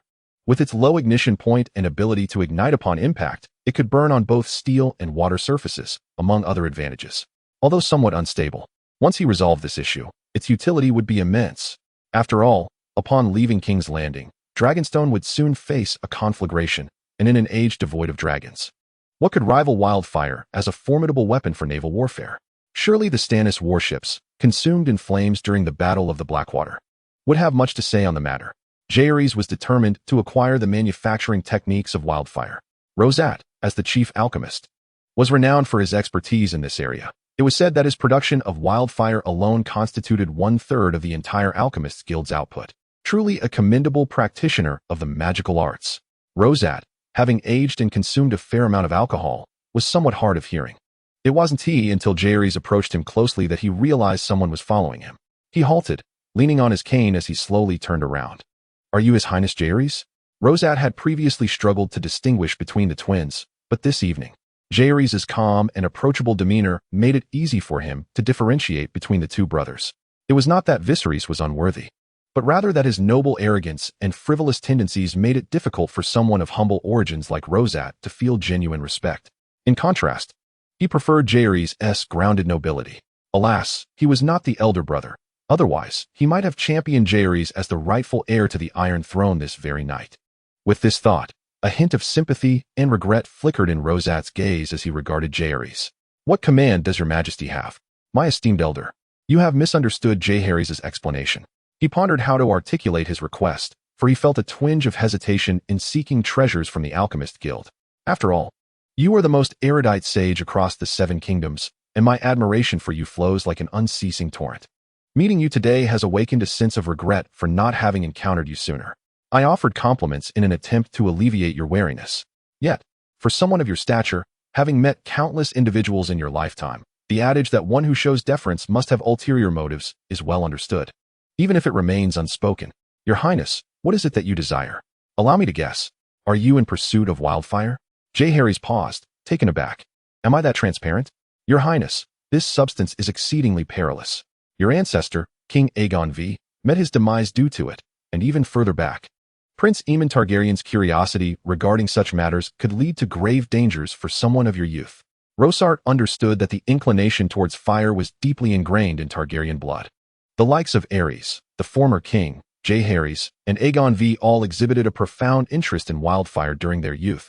Hence Jaehaerys' current demeanor was quite natural. My lord, you have misconstrued my intentions. I seek the knowledge of wildfire's creation. Jaehaerys unabashedly admitted. If he were to be refused, so be it. The Alchemist Guild was not solely comprised of Rosart, who alone could produce wildfire. May I inquire why you desire this knowledge, your highness? A flicker of doubt crossed Rosart's murky eyes. Aside from the ancient red priests of Essos, who once visited the Alchemist Guild and gleaned a mere fraction of its secrets, this substance had been shrouded in secrecy for centuries. The outside world was only aware of its existence, but remained largely ignorant of its properties. Chapter 12. In hand, my lord. Do you believe King's Landing can withstand the storm? Jaehaerys countered with a question. Of course. Rosart hesitated briefly before responding. Jaehaerys internally rolled his eyes. Was it not disingenuous to deceive a child with such rhetoric? If there were genuine confidence in the defense of King's Landing, why would the Mad King have ordered the Alchemist Guild to plant wildfire throughout the city? Was it a plan to drag the entire populace into ruin? Such notions were beneath contempt. Was it my father who commanded this? Ah, the sage speaks of actions, not intentions, yet this remains untested in practice. It is not that Jaehaerys, upon his arrival, was oblivious to the nuances of right and wrong, or the need to support kin over justice. His pursuit of Rosart served 2 purposes: to acquire the knowledge of wildfire's creation and to thwart the plans of Aerys II to incinerate the city. This course of action bore several advantages. Firstly, it ensured the advanced preparedness of his side. Had Stannis possessed wildfire during the Battle of Blackwater, the fate of King's Landing might have been quite different, potentially enduring until Tywin and the lords of the Riverlands could lend their aid. Secondly, it would salvage the Targaryen family's image in the eyes of the realm, particularly among the nobility. The reasons for the betrayals by Tyrion and Jon Snow against Daenerys in the narrative stemmed largely from their selfishness. But a significant part of their trepidation lay in the fear of Daenerys inheriting the madness of the Mad King's bloodline. Thirdly, let us refrain from bestowing any prestige upon Jaime and the Lannister family. As the Kingslayer, Jaime, even if not executed, would inevitably don the black. Yet he was granted clemency by Robert and allowed to continue as his Kingsguard. The paramount reason for this leniency lies in his act of slaying the Fire Priests, thereby saving the entirety of King's Landing. My lord, I firmly believe that the city shall inevitably fall, Jaehaerys proclaimed with unwavering conviction, as if he had witnessed the event firsthand. You must understand that certain members of House Targaryen possess the ability to foresee the future even in dreams. The most renowned among them being Jaehaerys himself, blessed as we are in this magical realm. Dreamwalker Daenerys Targaryen, the elder exclaimed in astonishment. Indeed, she foresaw the cataclysm that befell the freehold of Valyria, which motivated my ancestor to bring dragons to Dragonstone. And I too possess such foresight, Jaehaerys declared, despite never having experienced a true dragon dream. Yet that did not hinder him from fabricating grand tales. More importantly, the elder before him was a firm believer in magic. Your Highness, might you share what visions have graced your slumber? Rhaegar would not take his words at face value. Tangible evidence was essential. I dreamt of golden tides engulfing all of King's Landing. I dreamt of my father commanding the city to be reduced to charred bones and roasted flesh. I dreamt of him lying in a pool of blood, a golden sword severing his throat. He could not be overtly explicit. Prophecies often reside in obscurity, their cryptic nature lending them an air of mystique that dissuades skepticism. Then why do you not confide in His Majesty? He is your father. Rhaegar was taken aback by the implications of the dream. If it could be foreseen, surely it could be averted. My lord, my father is exceedingly suspicious. Even if I were to speak, he may not believe me, and might even lay blame upon me, punishing me for my foresight. I dare not. Jaehaerys replied in the pitiful tone of a 7-year-old boy. A child fearful of his father. How could he disclose the truth to the former? Rhaegar understood. Had he possessed a similar father, he too would likely remain silent. With this thought, he relinquished his doubts. Your Highness, I can teach you how to create wildfire. But you must swear an oath to the gods, never to disclose this, not even to those closest to you, be they parents, siblings, or children. Very well. I swear by the gods above, I shall never divulge this knowledge. Otherwise, wildfire shall consume my body, and my soul shall find no rest. Jaehaerys took the oath as Rhaegar requested, having no intention of revealing it, for wildfire was merely a transitional means to ensure his development. Once he had attained his full potential, he could unleash it upon the world. Do not question the reasoning, merely embrace the confidence. As the day waned, Rhaegar instructed Jaehaerys to return the next morning, and with that he gradually exited the Red Keep, aided by his attendants, and took his leave in a carriage down the hill of Aegon. On the following morning, Jaehaerys notably abstained from his customary early lessons. Before dawn, he stealthily departed the Red Keep through the northern gate, accompanied by 2 guards, making his way along the main road towards the Alchemists' Guild located on Silent Sister Street. Upon arrival, the Alchemists' Guild Hall loomed as a vast edifice constructed of cold, unyielding black stone, its entrance adorned with engravings of flickering green flames. Serving as a repository for perilous wildfire, the premises were heavily fortified. The guards clad in golden robes instinctively attempted to bar entry upon seeing a visitor. However, upon recognizing the newcomer, they immediately permitted passage. Do not make a fuss, Jaehaerys whispered, donning his hood as he walked past the guards, and then entered the dimly lit hall, where he found Rosat and 2 other fire sorcerers already awaiting him. Your Highness, the crafting of this material necessitates the use of arcane magic. Oh, please forgive my oversight. Allow me to introduce these 2 esteemed individuals. Wise Sage Gaugus and Wise Sage Viserys. It is a pleasure to meet you. Jaehaerys bowed respectfully. Gaugus was a middle-aged man with jet-black curls, while Viserys appeared even older than Rosat, his frail frame raising doubts that a mere gust of wind could topple him. Rosat then invited Jaehaerys to accompany him to the wildfire manufacturing workshop. As they descended into the depths of the underground facility through a dark and foreboding passage, the damp stone walls exuded a chill that permeated the air.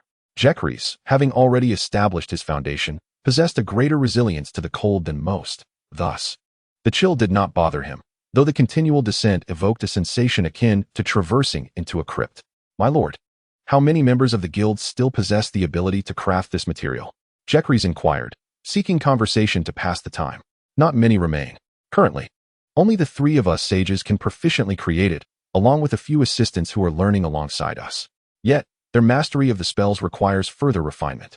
The magic involved is exceedingly intricate and laborious, yet utterly indispensable, Rosat lamented, recognizing the dwindling talent among fire sorcerers as a consequence of the apparent vanishing of magic from the world. Is that so? Jaehaerys mused thoughtfully, well aware of the reasons behind the disappearance of magic. Perhaps it had not vanished, but rather become elusive, difficult to perceive. In the days when the dragon lords roamed the earth, magical power was akin to fireflies in the night, easily captured, Now, these fireflies had transformed into bats in the darkness, sensed by some, yet forever out of reach. After approximately 5 minutes of descent, he encountered a series of stone chambers. Faint light seeping through the cracks of the doors, reminiscent of white sand under a moonlit dream. Rosat entered his chamber and emerged shortly after, holding a scroll. Your Highness, this is the scroll detailing the crafting techniques. You may study it here, as I will soon commence the creation of this material, and you can observe the process. Chapter 13. The prodigy Jekris, eager not to miss the opportunity for first-hand observation, swiftly perused the scroll. The incantations for crafting wildfire comprised hundreds of syllables, convoluted and challenging. After silently reciting them, he haltingly articulated the words under Rosat's encouraging gaze. Rosat corrected his errors and indicated the precise moments at which to intone the spells. After reading it thoroughly, Jaehaerys suddenly discovered a searing spiritual energy gathering in the air, distinct from the inhalable aura that flowed into his body. This energy was wild and ferocious, akin to an untamed beast, and utterly untouchable. There is something here, Jaehaerys mused to himself. Rosat did not seem to sense anything unusual, but was astounded by Jaehaerys' remarkable ability to quickly learn incantations. If the assistants and apprentices in the guild could emulate Jaehaerys, how could the guild not flourish? Talents are scarce. Sometimes, it is difficult to find a distinguished teacher. Yet, even distinguished teachers struggle to find promising students, especially in this era where merely learning to read and write has barred the majority from entry. The old sorcerer, filled with excitement, devoted himself to teaching. With one eager to learn and the other committed to teaching, by the end of the morning, Jaehaerys had already mastered the incantation and inscribed the magical array at such a rapid pace that the old sorcerer questioned his own existence. Initially, he boasted about his own youthful learning speed, but soon he could no longer maintain that pretense. How could he boast? To put it metaphorically, if Jaehaerys' learning speed was akin to a dragon soaring through the skies, then he himself was merely a turtle crawling along the ground. They were not even in the same dimension. The old sorcerer began to wonder if Jaehaerys had somehow gained the favor of the King of Light, as it was unfathomable how effortlessly he grasped fire magic, drawing parallels and even suggesting improvements. Just in the matter of inscribing the magical array, he proposed 3 modifications. Rosat initially thought Jaehaerys was speaking nonsense, yet when he experimentally applied Jaehaerys' suggestions, he was unexpectedly met with a smoothness that felt akin to the finest silk flowing through his fingertips, reminiscent of the most exquisite fabrics found in free trade city-states. Without needing to practice, he already understood that Jaehaerys' modifications were indeed correct. This young man's talent for fire magic was truly formidable. Jaehaerys remained oblivious to the old man's thoughts, and even if he were to know, he would merely smirk. He was simply adept. During his time learning talisman drawing from his father, he certainly endured the stern discipline of a strict parent. To an outsider, Taoist talismans might appear as mere scribbles. Yet to an expert, a genuine talisman must encompass the talisman header, the governing deity, the talisman body, the talisman footer, and the talisman core, each element being indispensable. The techniques for drawing talismans are divided into curved and straight methods. The most quintessential curved technique can be found in the Cloud Seal Sutra, which appears as celestial scripture to the untrained eye, leaving them bewildered. The straight method emphasizes the precision and authority of straight lines, demanding that the entire process from the initial stroke to the final flourish be executed seamlessly and with continuous energy, thus presenting a considerable challenge. Moreover, after establishing his foundation, his comprehension of spiritual energy allowed him to instantly discern the sluggish flow within the magical array, making it indeed an effortless task for him. After all, compared to talismans, this magical array was merely at an introductory level in terms of facilitating the communication of spiritual energy. Rosat felt an instinctive premonition that the opportunity for the alchemist guild to flourish lay within this young prince before him, and thus he eagerly led Jaehaerys towards the workshop. The workshop is adjacent to the chamber of the pyromancers, albeit at a greater distance. Within, one can find barrels, sand, and jars scattered about. The ingredients for wildfire are exceedingly costly, which accounts for the consistently low yield. Fish oil is essential, as explained by an elderly miner. Jaehaerys observed the barrels containing semi-solid fats, exuding a fishy odor, a stark comparison to the fish oil. The jars held a creamy, off-white waxy substance that emitted a pungent scent. Your Highness, that mineral we refer to as green flash stone is among the most crucial materials for producing this substance. However, exercise caution, as it is toxic and highly flammable, necessitating its storage in sealed jars, the miner advised. As a humanities scholar, Jaehaerys was unfamiliar with minerals and chemicals on Earth, not to mention in the world of A Song of Ice and Fire. Alas, it was indeed a source of embarrassment for a time traveler. Subsequently, Rosat demonstrated how to manufacture wildfire by carefully extracting an appropriate quantity of green flashstone. Using a wooden pestle to grind it into powder, then incorporating the semi-solid fish oil, ensuring the mixture was homogeneous before placing it into a rough, fruit-shaped ceramic pot. This pot was then positioned upon a pre-drawn magical circle as the incantation began. Jaehaerys meticulously observed each step, while simultaneously extending his senses to explore the fluctuations in spiritual energy.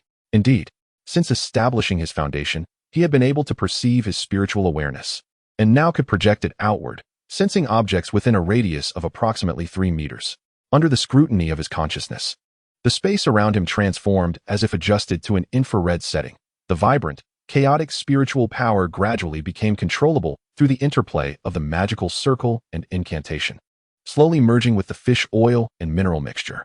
The fish oil and powdered mineral began to dissolve, ultimately forming a luminous green liquid that resembled melted green bean slush. After one observation, Jaehaerys grasped the entire process, and with Rosat's consent, he endeavored to create wildfire himself. He adhered strictly to the proportions prescribed by the old sorcerer. Recognizing their expertise, the steps to produce wildfire were not particularly complex. They bore resemblance to the chemistry experiments from his previous life, with the notable distinction that one must handle the raw materials independently, significantly increasing the complexity and duration of the process. Yet, for Jaehaerys, this posed no challenge. Soon, he independently completed a jar of wildfire, and even though the old sorcerer was prepared for his progress, he remained in awe. The old sorcerer then imparted the incantations to suppress the explosive and uncontrollable nature of wildfire, a method to mitigate accidental ignition during storage. Following this, he generously shared insights on how to properly preserve the finished wildfire. As Jaehaerys departed the guild hall with his guards, a young man clad in assistant's attire approached, whispering something into the ear of the old sorcerer. The old sorcerer waved his hand dismissively, indicating that the minutiae were of little consequence. Should King's Landing fall, the alchemists must ensure that a seed is left behind. In the subterranean darkness, the perception of time waned significantly. Upon emerging from the Alchemist Guild, Jaehaerys discovered the sun at its zenith. With the streets sparsely populated, those who traversed them bore hurried expressions, appearing gaunt and undernourished. Occasionally, he passed carriages adorned with family crests, heading toward the Great September of Baelor at the opposite end of the crossroads. Chapter 14. The spring thunder. The journey back to the Red Keep was uneventful, save for a few emaciated souls resembling withered branches who attempted to beg. Upon being rebuffed by the guards, they quickly dispersed, realizing they had approached no ordinary individuals. During the war, a dearth of food and warm clothing had led to skyrocketing prices within King's Landing, rendering even moldy bread mixed with tree bark and chaff unattainable for the common folk. The flea-ridden establishments still provided a brown broth, yet their supplies dwindled, and the duration of availability shrank significantly. King's Landing, with a population of 500,000, stands as the most densely populated city on the continent of Westeros. However, this figure encompasses not only the urban residents, but also the surrounding villagers and fishermen, suggesting that the actual number of inhabitants within the city is considerably lower. Due to the generally low educational standards of the era, only the gods could ascertain the precise population within the city, even if King's Landing housed 200,000 residents. Sustaining such a vast number during peacetime would be a formidable burden, let alone during times of war. Once conflict ignites, the ensuing chaos within King's Landing is both foreseeable and inevitable. Yet, it seems that the court ministers have never expressed concern over this prospect, as if blind to its reality. Nevertheless, those overlooked and forgotten still require sustenance. They cannot subsist solely on roots and rodents during an extended siege. When starvation drives them to desperation, they will abandon all notions of faith, ethics, and law, mercilessly attacking merchants, wealthy individuals, and eventually turning their wrath upon lords and the Red Keep itself. They would behave like marching ants, consuming everything edible that crossed their path. Jaehaerys had never experienced hunger in his lifetime, but his parents had recounted their childhood struggles with starvation, and he had witnessed depictions of such in films. The common folk rarely featured prominently in these narratives. Instead, they were overshadowed by grand tales and the intricate machinations of noble power struggles. Yet, the reality of life encompasses far more than these dramatized accounts. The commoners may not command the stage, but should someone truly incite them, they could become a force capable of toppling any regime. For instance, during the Dance of the Dragons, the citizens of King's Landing stormed the dragon pit, slaying 4 colossal dragons.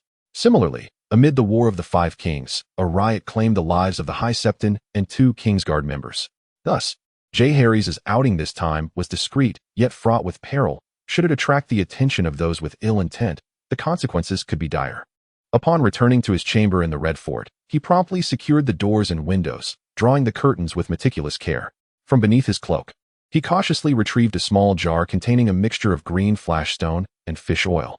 Having escaped the damp, subterranean environment, the fish oil had begun to melt slightly. And through the earthenware jar, Jaehaerys could almost sense the heat coalescing within. He dared not hesitate, and immediately set about transforming his thoughts into action. While in the underground hall of the guild, he had an inkling that the substance known as wildfire was endowed with fluidity and persistence by the fish oil, while the green flashstone imparted a low ignition point, and the fiery spirit infused it with a ferocity of combustion. The magical array bound these 3 elements together, enclosing them within a framework. Each of the 4 elements was indispensable, yet their stability could not be assured. Given this, could the ferocity of the fiery spirit be transmuted into the harmonious and tranquil essence of his own energy? Or could the magical array be enhanced to render the framework more robust? With this thought, he discreetly took some materials, intending to conduct experiments in the privacy of his room. The fireplace was spacious, and the firewood within had long since extinguished. Moreover, the materials he had pilfered were scant, ensuring that even if they were to burn, it would not last long. While the magical array could be improved, this would require considerable time or a further enhancement of his cultivation, allowing for a deeper comprehension of the primal forces of this world. For the moment, he would experiment with substituting the fiery spirit with his own energy to observe the outcome. Swiftly, he cleared the ashes from the hearth, revealing the dark stone slab beneath. With a knife as his quill, he etched the magical array in one fluid motion, then placed the jar atop it, channeling his own energy into the vessel. Before long, the mixture of fish oil and minerals began to clarify under the influence of his energy and the magical array. Success. Elated, Jaehaerys probed the interior of his jar of wildfire with his consciousness. If this were the wildfire concocted by fire mages, he would not dare to do so. Consciousness, after all, is a form of spiritual energy that transforms into the solar spirit. Traditional wildfire is notoriously unstable. Who could know if his consciousness would provoke an immediate conflagration? He was merely at the foundation stage, not impervious to fire and water. Yet, this jar of wildfire was different, infused with his own energy. It would not reject his conscious force. Under the influence of his consciousness, the interior of the wildfire was laid bare, connecting his energy with the other 3 elements, forming a relatively stable configuration centered around himself. To illustrate, a buffer layer existed between the other 3 elements. Only if this buffer were breached or if the energy were to suddenly lose its equilibrium would an instant explosion occur. Moreover, the color of this jar of wildfire had shifted slightly. It no longer appeared as dark green, but showcased a vibrant spring green within the black earthenware jar. This hue was quite fitting, reminiscent of tender spring shoots. Thus, referring to it as wildfire seemed a bit of a misnomer. As the saying goes, after the rain, the sky's clear. Such a color deserved a more fitting name. Let us call it spring thunder. He chuckled to himself, considering his knack for naming. As for its potency, that would require further experimentation. He arrived at the sacred grove of the Red Keep, carrying a ceramic jar. This grove, a place where the traditions of the ancestors are preserved, serves as a sanctuary for those who worship the old gods. Since the arrival of the Undulls across the sea, the custom of venerating the sacred grove has persisted. However, for the Undulls, who revere the Seven, the grove has merely become a tranquil spot for leisure and strolls. Each sacred grove harbors a heart tree. Some castles boast a giant pale tree resembling human features, while the heart tree of the Red Keep's grove is a grand oak, its branches entwined with vines of smoke berries, surrounded by a plant known as dragon beard grass. Jaehaerys surveyed his surroundings. The grove was enveloped in silence. At this hour, servants were preparing food, and noble women gathered in the small chapel of the Red Keep to offer prayers, leaving this place long neglected. He retrieved the ceramic jar and sought a flat, vacant area, where a large stone jutted from the ground like the back of a reclining old cow, its surface smooth and gleaming, the edges nearly polished from frequent use. Behold my palm lightning, Jaehaerys bellowed, envisioning himself as the thunderous lord of the game. He stretched out his hand and flung the jar, imagining spherical lightning racing from his palm to strike down foes. However, Reality deviated slightly. The jar's weight proved somewhat cumbersome, and due to his technique, it veered away from its intended target, striking instead the rear of the stone bowl. With a resounding crash, a burst of green light erupted, cascading downward and seeping along the stone wall. From a distance, it appeared as if the stone bowl had burst forth with a verdant hue. Chapter 15. Unresolved longing. The spring thunder blazed upon the stone for an extended period, wherever it flowed, transforming into a vibrant green flame. Unlike the warm hues of orange and red firewood, this flame seemed devoid of heat, akin to a little green sprite clad in a bikini, frolicking amidst the branches, stones, and water, leaving behind a trail of black footprints. As one drew nearer, it became evident that fire is, after all, fire, a guiding force leading humanity out of the savage era of raw flesh and blood, a divine bestowal of mercy and grace. As the flames gradually extinguished, Jaehaerys approached. Observing that the tail of the bull was slightly melted, cautiously, he stirred the remnants with a stick, which soon charred at the tip from the intense heat. With a vigorous tug, he fashioned it into a spiraled horn, reminiscent of glass-blowing techniques he had once witnessed. Yet, the novice craftsman lacked the finesse, merely poking and prodding. And before long, the formerly smooth stone was adorned with stalagmites, stone pillars, and coral formations, all sharply defined. The ground, too, lay scorched, the sparse grass struggling for survival and the crevices reduced to mere ashes, a poignant sight. Jaehaerys gazed with a heavy heart, unwilling to extinguish the meager lives of these inconspicuous beings due to his own transgressions. Thus, he gathered withered grass from elsewhere and spread it upon the ground and stones, the dried grass already brimming with seeds. To enhance its nourishment, he even procured a vial of young boy's urine, certain that come the spring rains, this place would once again flourish with vitality. Satisfied, he departed, elated by the results of the thunder experiment. Although it required considerable effort, it resolved the issue of stability, proving to be a formidable weapon. However, it was prudent to keep it concealed. After all, no matter the era, a handful of war instruments could not alter the tide of time, unless a quantitative change precipitated a qualitative one, in which case, it would merely add a modicum of trouble. He resolved to wait until he reached Dragonstone, settled down, and advanced his cultivation before improving the magic array. He intended to address the structural issues using the principles of talismanic thought. Otherwise, even if he were to be transformed into a human, how many more vials of thunder could he produce? You indulge in ginseng and deer antler. While I savor ginseng like wine, what benefits does that bring? With a whimsical tune on his lips, Jaehaerys returned to his chamber, though an unsettling feeling of forgetfulness lingered. Upon reflection, he exclaimed, "By the gods! In my excitement over conjuring wildfire, I neglected to instruct the old sorcerer to spare the city. Oh, but did it truly end in flames? Not a significant concern. I shall retire for the night. My lord, why do we linger?" Questioned a voice, as the camp of Robert surrounded a pale man with indifferent eyes. The towering, irascible one-eyed brute tugged at the man's cloak and queried, "Sir Ember, should you continue to display such a lack of decorum, I would not hesitate to relieve you of your other eye." The man, speaking softly, was neither robust nor tall, appearing almost frail compared to the brawny giant. Yet, when he spoke, the crowd fell silent, compelled to listen intently. Every female human, upon reaching a certain age, experiences a monthly cycle of bleeding lasting a week, perpetually recurring. Yet this male individual was remarkable. He would bleed every few days. This man was Luke Bolton, the current Count of Horror Castle, of noble lineage. His ancestors, infamous for their skinning prowess, had led to the prohibition of such ancestral practices worldwide. Nevertheless, he found solace in other pursuits. Unable to skin others, he resorted to drawing his own blood.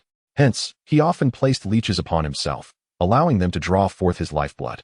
As he felt the blood flow, the toxins coursed out of his body, leaving him invigorated, as if his soul had ascended, and a profound joy enveloped him.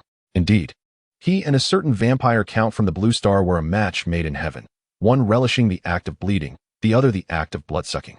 It was merely unfortunate that this world lacked vampires. Otherwise, he would have undoubtedly indulged himself. Duke Robb Stark has issued a decree, commanding all lords, great and small, to heed the directions of the Duke of the North. Our esteemed Duke Stark, in stark contrast to his elder brother, the Earl of Bolton, took a sip of spiced warm wine, lamenting the inferior quality of the Riverlands vintage, which bore a distinctly sour note. Perhaps the distance from the southern lands accounts for this. For how else could the wine from the Isle of Summer exude such a refreshing sweetness? Yet, there are advantages here. His beloved ones are notably more robust. And there exists even a rare sight in the north, a splendid white creature. At that moment, a messenger, escorted by guards, lifted the tent flap and entered, proclaiming, "Lord Bolton." The Duke commands. The absence of scholars and ravens among the troops has rendered communication with the main forces reliant solely upon the messengers. Fortunately, their position is not too advanced, allowing swift delivery of the latest commands. Lord Roose Bolton opened a leather tube and retrieved a wax-sealed parchment adorned with the sigil of a dire wolf. Unveiling the seal before the assembly and unfurling the parchment with both hands. "Ah, my lords, we have an adversary," the Earl of Bolton declared in his customary tone. "The Lannisters have dispatched troops from Casterly Rock. Duke Tywin leads 10,000 soldiers from the Westerlands, along with 2,000 knights and attendants, marching along the Gold Road towards King's Landing. The current intentions remain unclear. The Duke believes they may be royal reinforcements, ordering us to prepare for reconnaissance and to ensure our safety. We Northerners can take on 10 of them. Those Westerland lords, adorned in their flamboyant attire, are but a band of summer knights, easily vanquished. Indeed, let us shatter their helmets with our maces." The assembly erupted with fervor, having lingered at the Boar's Horn for several days, eager for battle to satiate their thirst for bloodshed. A succession of victories had intoxicated their minds. Or perhaps they had always held a disdain for the Southern Knights, brimming with the pride and ruggedness of winter. Lord Bolton raised a hand, and the clamor gradually subsided. "Lord Seaworth, Lord Dustin, I require you to dispatch your finest knights to scout the enemy's movements along the way. Report immediately should any developments arise, and do not engage the enemy recklessly. My lords, sharpen your blades and be ever ready for combat." The 2 knights clad in chainmail, lined with black wool and leather vests, received the order and swiftly turned to depart, while the others busied themselves with preparations. Tranquil moments are fleeting, and soon, the air in King's Landing buzzed with excitement. Jaehaerys heard that Duke Tywin had already mobilized forces to support King's Landing and would soon arrive at the city's outskirts. The entire city buzzed with talk of Duke Tywin as the savior of King's Landing. He had set aside his quarrels with the king and fulfilled his duty to his sovereign, glory as precious as gold. Jaehaerys scoffed, for Duke Tywin had not yet arrived. Yet the entirety of King's Landing praised him. Were it not for his knowledge of the unfolding narrative, he would scarcely believe the sordid deeds Tywin had committed. There was no honor in him, merely a ruthless executioner. Certain matters must be arranged in advance, not for the Targaryens, but to quell the turmoil within our hearts. The unyielding anger and the unresolved hatred. Chapter 16. The meteoric sword in the Royal Council. A cacophony erupted among the attendees. The primary contention revolving around whether to permit the alleged reinforcements to enter the city. If they truly were reinforcements, that is. Should Jaehaerys become aware of the discord within the council, he might exclaim, "At least there are some who possess clarity of thought." The Guardian of the West. Lord Tywin Lannister's younger brother, Ser Kevan Lannister, had already led 1,000 knights accompanied by an equal number of attendants to the outskirts of Lion's Gate by afternoon. This location marked the commencement of the Golden Road, with an additional 10,000 infantry and knights hastening towards King's Landing along the same route, their speed astonishing to behold. Tywin, indeed, is a seasoned general, well versed in the paramount importance of swiftness in warfare. Before dusk, Ser Kevan dispatched a messenger to the Red Keep, requesting entry into the city for the purpose of collaborative defense.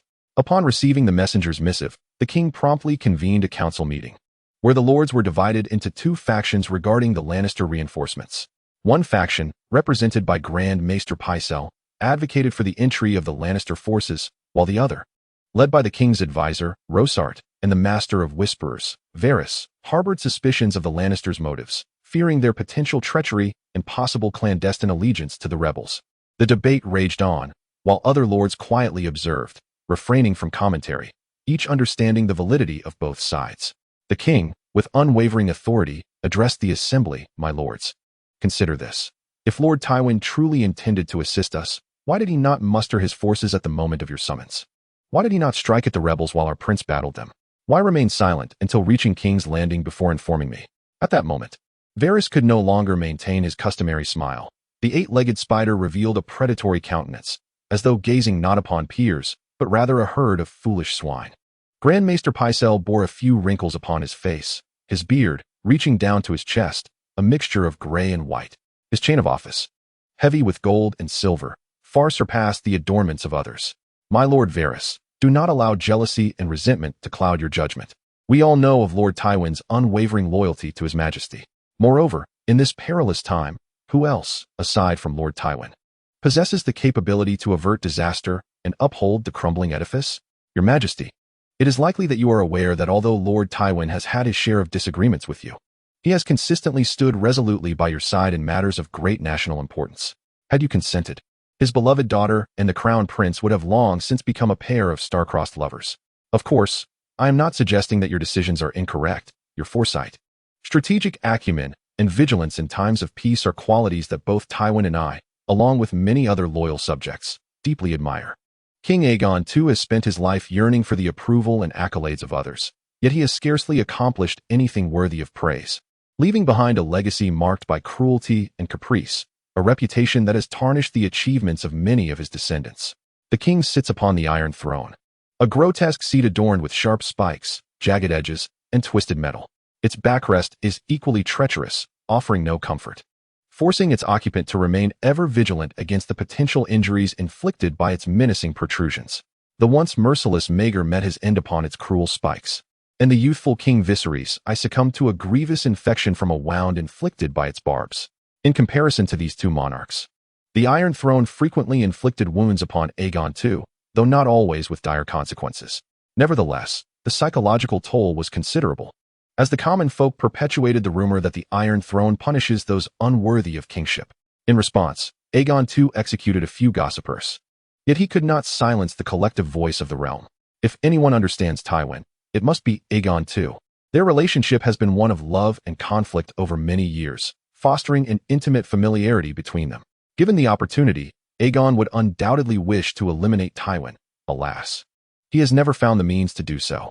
Aegon is indeed volatile, yet he does not kill indiscriminately. The execution of Rhaegar Stark and his heir, Brandon Stark, was shrouded in accusations of treason and conspiracy to assassinate the crown prince, albeit carried out with extreme brutality. He has made several verbal advances towards Tywin's beautiful wife, Joanna Lannister, seeking to provoke Tywin into irrational actions, but the man has shown remarkable restraint.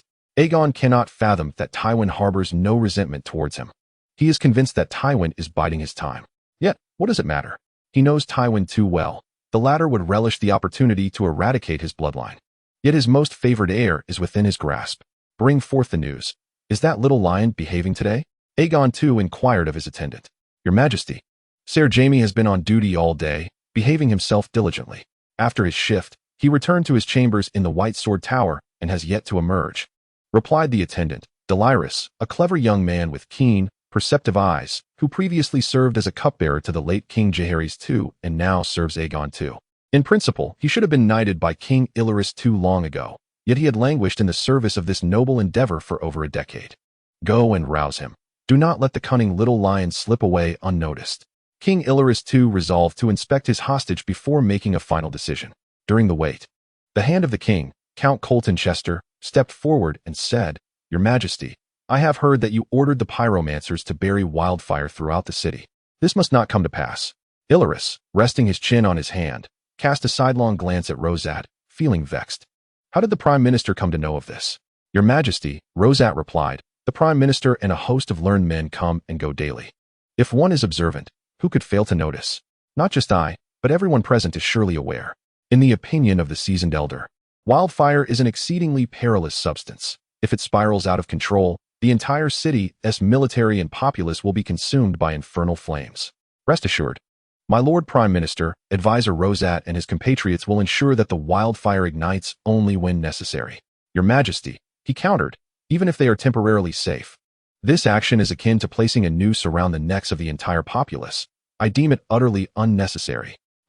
You, a mere noble, whom I have elevated to the esteemed position of Prime Minister, are not to speak in such foolishness. You possess neither a plan for retreating the troops nor the capability for governance. You merely prattle on.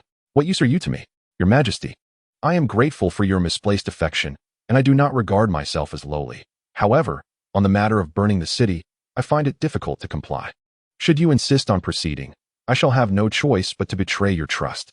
The Prime Minister then removed the necklace symbolizing the hand of the king. In that case, fetch someone. Drag this man out and burn him.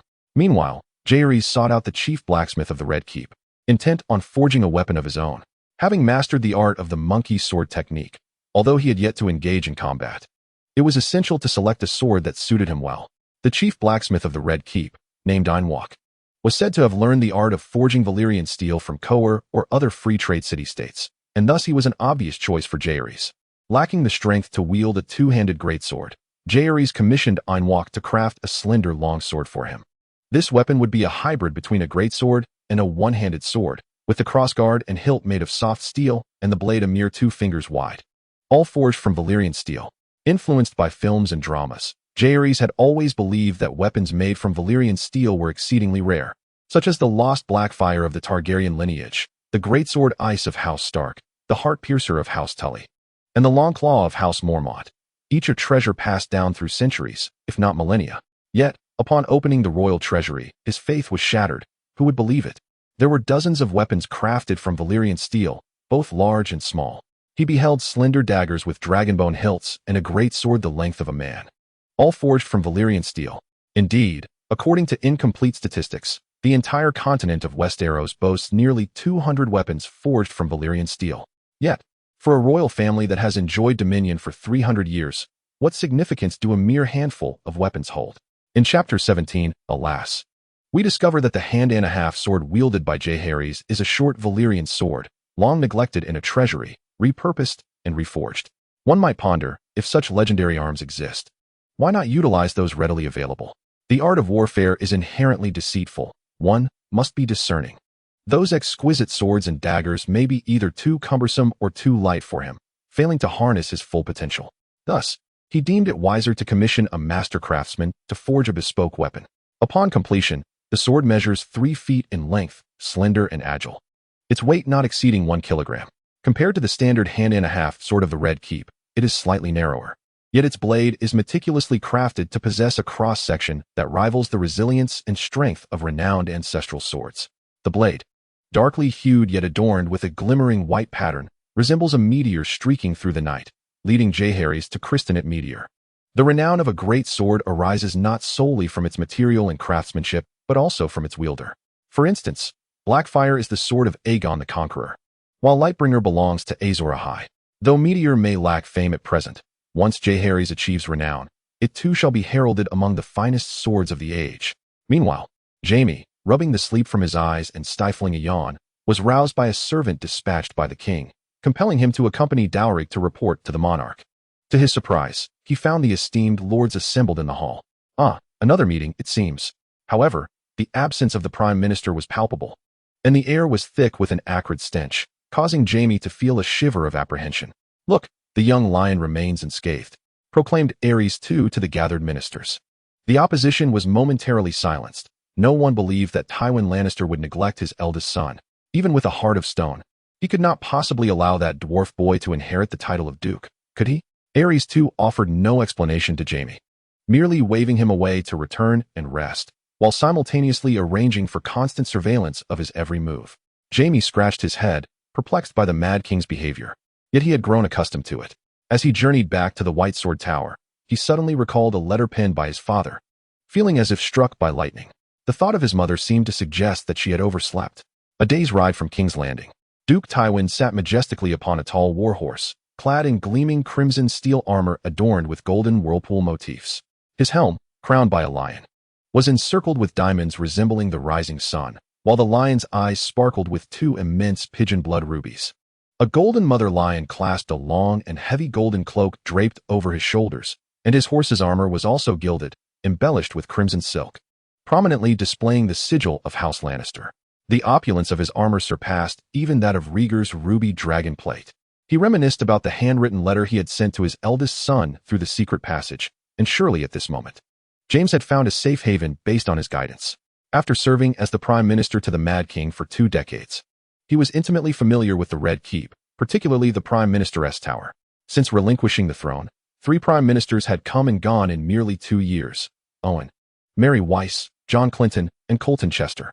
However, they were all ineffectual figures, and given the turbulent political climate at the time, they hardly had the inclination to uncover the secrets of the Prime Minister's Tower. Varys might possess some knowledge, as that insufferable spider often utilized the tunnels of the Red Keep to gather secrets. Yet with so many hidden passages, James had a substantial chance of escaping unnoticed. Time was of the essence. There could be no further delays. "Issue my orders. Accelerate our advance. We must reach King's Landing before tomorrow afternoon." Tywin commanded, spurring his horse forward, and the well-trained soldiers of the Westerlands immediately sprang into action. Jaehaerys awaited the conclusion of the royal council meeting. He had witnessed the prime minister being dragged out to be burned, a sight far more terrifying than Daenerys riding her dragon and incinerating foes on television. Concealed in the shadows, his eyes scanned the crowd until they lit upon Rosat, who was at the forefront, adorned with a gleaming palm necklace. Rosat spotted Jaehaerys as well. The other dignitaries might assume the seemingly frivolous prince was merely seeking diversion, yet he did not believe the third prince to be a man of aimless pursuits. From his insistence on acquiring wildfire-making techniques to his display of extraordinary talent, he had proven himself to be a true dragon. Alas, two obstacles lay ahead, otherwise.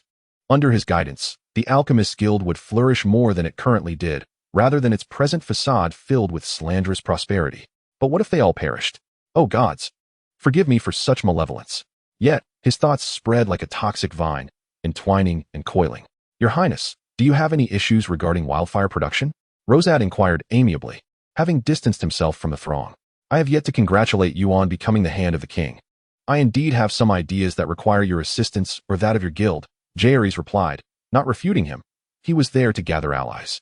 The Lannister army had yet to enter the city, and at this moment, he still had maneuvering room.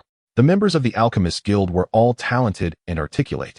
Once the city fell, how many would remain? Of course, the primary principle remained, rather than allowing them to bolster the enemy. It was far better to employ them for his own purposes. Were it not for the wildfire already buried throughout King's Landing, he would have been tempted to set it all ablaze. Preserving such a strategic weapon for the enemy was indeed a lamentable waste. I do not quite grasp your Highness's intent. Very well, I wish to relocate the Alchemist's Guild to Dragonstone. This is utterly impossible, Rosat exclaimed, both astonished and furious. This prince had many admirable qualities, yet he often thought of the most outlandish schemes, seemingly detached from the realities of the world. The Alchemist Guild has remained in King's Landing for centuries. Do you know why? It is due to the vast population and unparalleled trade conditions present here. The production of wildfire requires the full might of the crown to ensure its creation. Your Highness, I must speak candidly. Aside from obsidian and castles, what assistance can Dragonstone truly provide us? Jaehaerys had not contemplated this deeply. In his view, the primary materials for wildfire were merely fish oil and wildfire itself.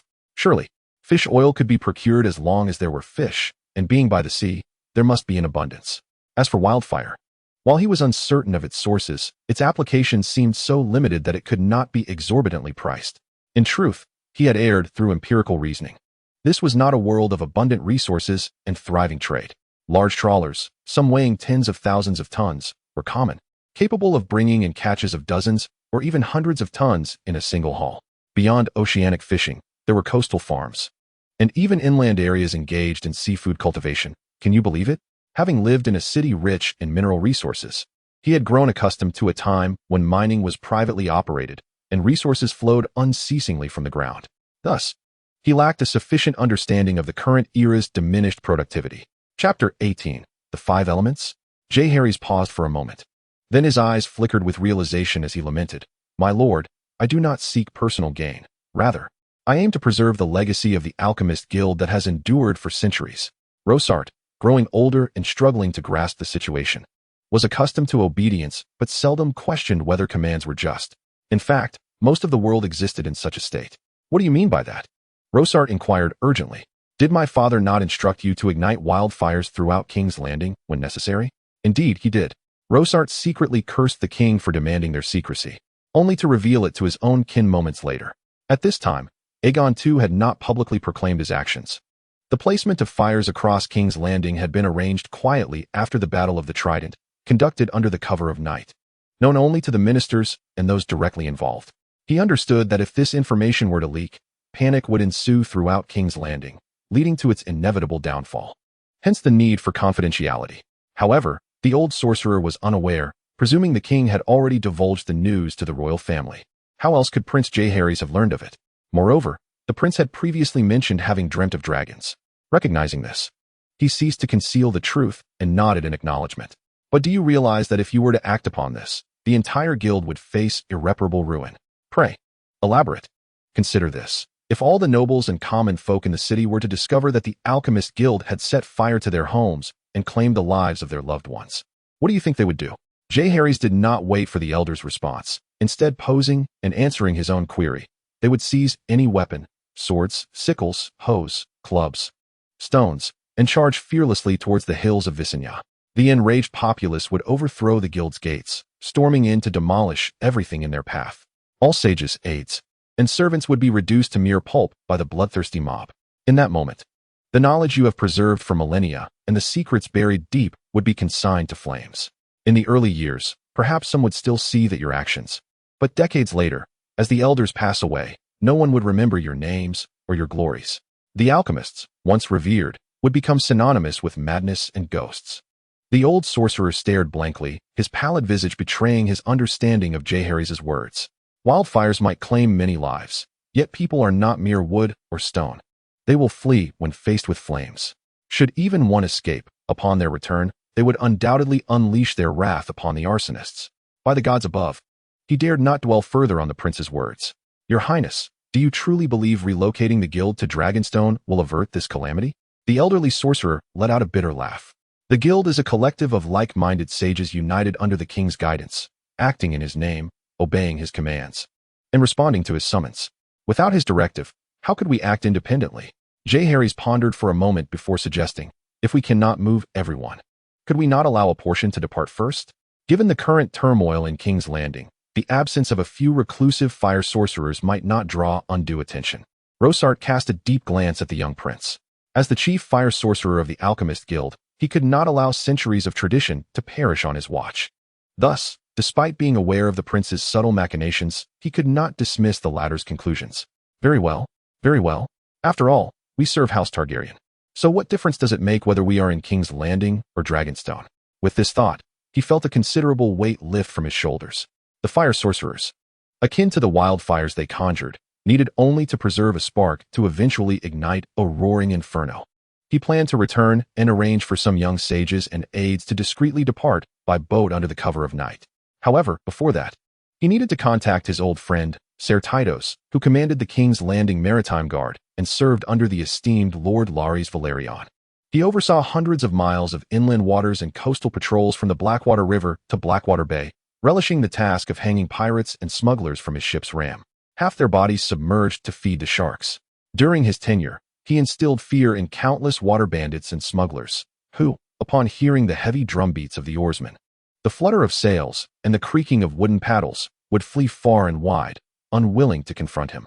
With this in mind, he summoned his attendant, instructing them to have Ser Tytos visit the Alchemist Guild later. Upon witnessing the situation, Jaehaerys could hardly fail to comprehend that he had achieved his objective. However, his visit today was not solely for this matter. He promptly assisted the elderly gentleman, recognizing the significant role the old man still had to play, and it was imperative to ensure his safety. My lord, I have one more request, Rosat expressed, relishing the respect and flattery bestowed upon him by the prince. Although he feigned trepidation, his heart brimmed with joy, for he had safeguarded the Alchemist Guild from peril, further deepening his gratitude towards Jaehaerys. Your Highness, please feel free to speak candidly. Rosat continued, do you recall the dragon dream I previously shared with you? The golden tide engulfed the entirety of King's Landing. Jaehaerys gently coaxed him. Rosat, a man of honesty and a devout believer in mysticism, was profoundly impacted by the revelation of the dragon dream, especially since it had only been a few days since their discussion. The old man was not afflicted with forgetfulness. Yet, what did it signify? Prophecies are seldom unequivocal. They resemble the murmurs of a drunken dream, wisps of smoke swirling above the cathedral, requiring interpretation and speculation until the final moment when realization dawns. I surmise that this is a divine message revealing that the destruction of King's Landing will not come from your wildfire, but from another source. He continued, I have heard tales of wondrous magic in the distant east, beyond the Essos Bone Mountains, where some utilize the 5 elements of nature to symbolize the transformations of the world. Are you referring to the 5 elements of metal, wood, water, fire, and earth? Rosat could not help but inquire, having traveled across the narrow sea in his youth and understanding the vastness of the world, though his limited finances had constrained him to the free trade city-states. Yet, it was there that he had encountered many clandestine rumors. Indeed, Jaehaerys exclaimed, marveling at the old man's insight. Having such a willing accomplice felt as refreshing as savoring a chilled sour plum drink on a sweltering summer day. In the doctrine of the 5 elements, metal represents the West, which is abundant in gold, and coincidentally, at this moment, the Duke of Casterly Rock had arrived at King's Landing. Are you suggesting that Duke Tywin poses a threat to King's Landing? Rosad inquired. Precisely. I believe they are not the beacon of hope that will save King's Landing. Rather, they are the deluge that will bring about its destruction. Chapter 19. Arrangements, my lord. If Lord Tywin truly intends to rebel, it would be prudent to arrange for his eldest son, Ser Jaime, to flee in advance. You must be aware that His Majesty has ordered strict surveillance over Ser Jaime. Jaime has found himself perplexed in the original narrative. The demise of Aerys II and the fall of King's Landing were merely glossed over. With Tywin's cunning, it was inconceivable that he was unaware that should he dare to rebel, Jaime would certainly be sacrificed. So, what was Tywin relying upon? What hidden cards did he possess? Was it the Maester Pycelle or someone else? It was baffling, truly baffling. Jaehaerys shook his head, attempting to dispel the thought from his mind. Is the truth important? At times it is, but more often than not, it is not. A ruler merely needs to provide the populace with a superficially reasonable answer. In their eyes, the common folk are mere symbols, mere figures, representing taxes and labor, but never truly regarded as human beings. Moreover, Jaehaerys is not here in pursuit of truth. For him, there is but one paramount concern, ensuring his own safety. As for altering the narrative or establishing a harem, please, I am a practitioner of the Tao. A cultivator must adhere to the natural order, for each realm possesses its own foundational logic. The course of destiny is immutable. To defy it would invite chaos upon the heavens. Should the celestial order take notice, calamities may befall him, and he would find himself in dire straits. The grand tides of the world flow like a river descending downstream, impervious to human intervention. Yet, within these greater currents lie subtler eddies, akin to the small links of a massive anchor chain. Occasionally, one may adjust the course of these minor forces without disturbing the overarching flow. It is said among the people of Blue Star that in ancient times, King Wen invited Jiang Taigong, who requested the king to carry his palanquin. King Wen took precisely 873 steps, prompting Taigong to proclaim that the Zhou dynasty would endure for 873 years. Upon learning this, King Wen wished to take a few more steps, but it was already too late. Jiang Ziya's assistance to King Wu in overthrowing the Shang was a matter of great significance, yet the duration of the dynasty remained uncertain. This exemplifies the notion that while minor forces may be altered, the grand currents of fate are not to be trifled with. One must follow the natural order without undue insistence. Jaehaerys shuns such reckless endeavors, preferring instead to be the one who subtly influences the tide, fanning the flames rather than plunging into the fire. Cause and effect? What of it?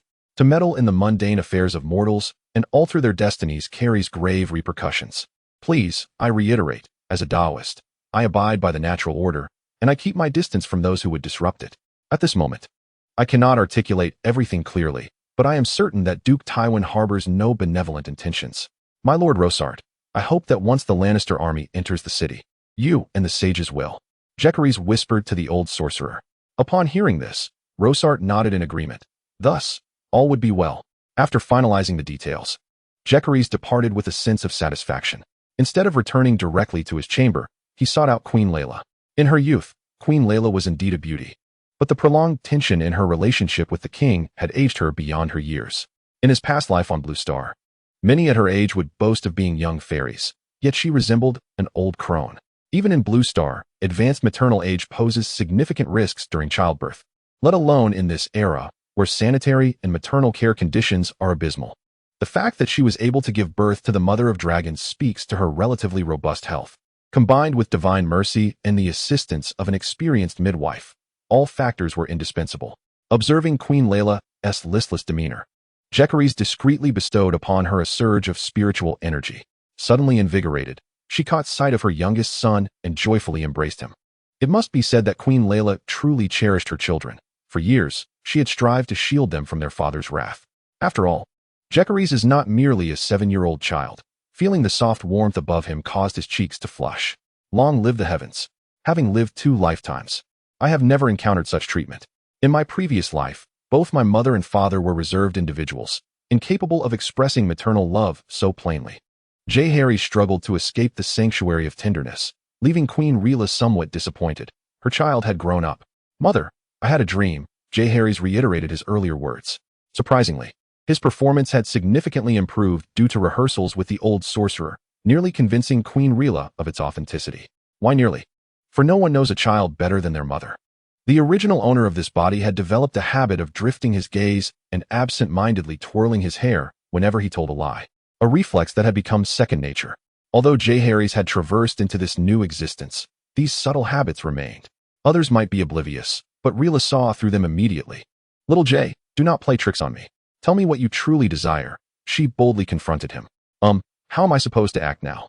Jaehaerys quickly realized the predicament, feeling a headache coming on. He couldn't very well confess to being a soul that had crossed over, despite retaining the same exterior. The essence had transformed.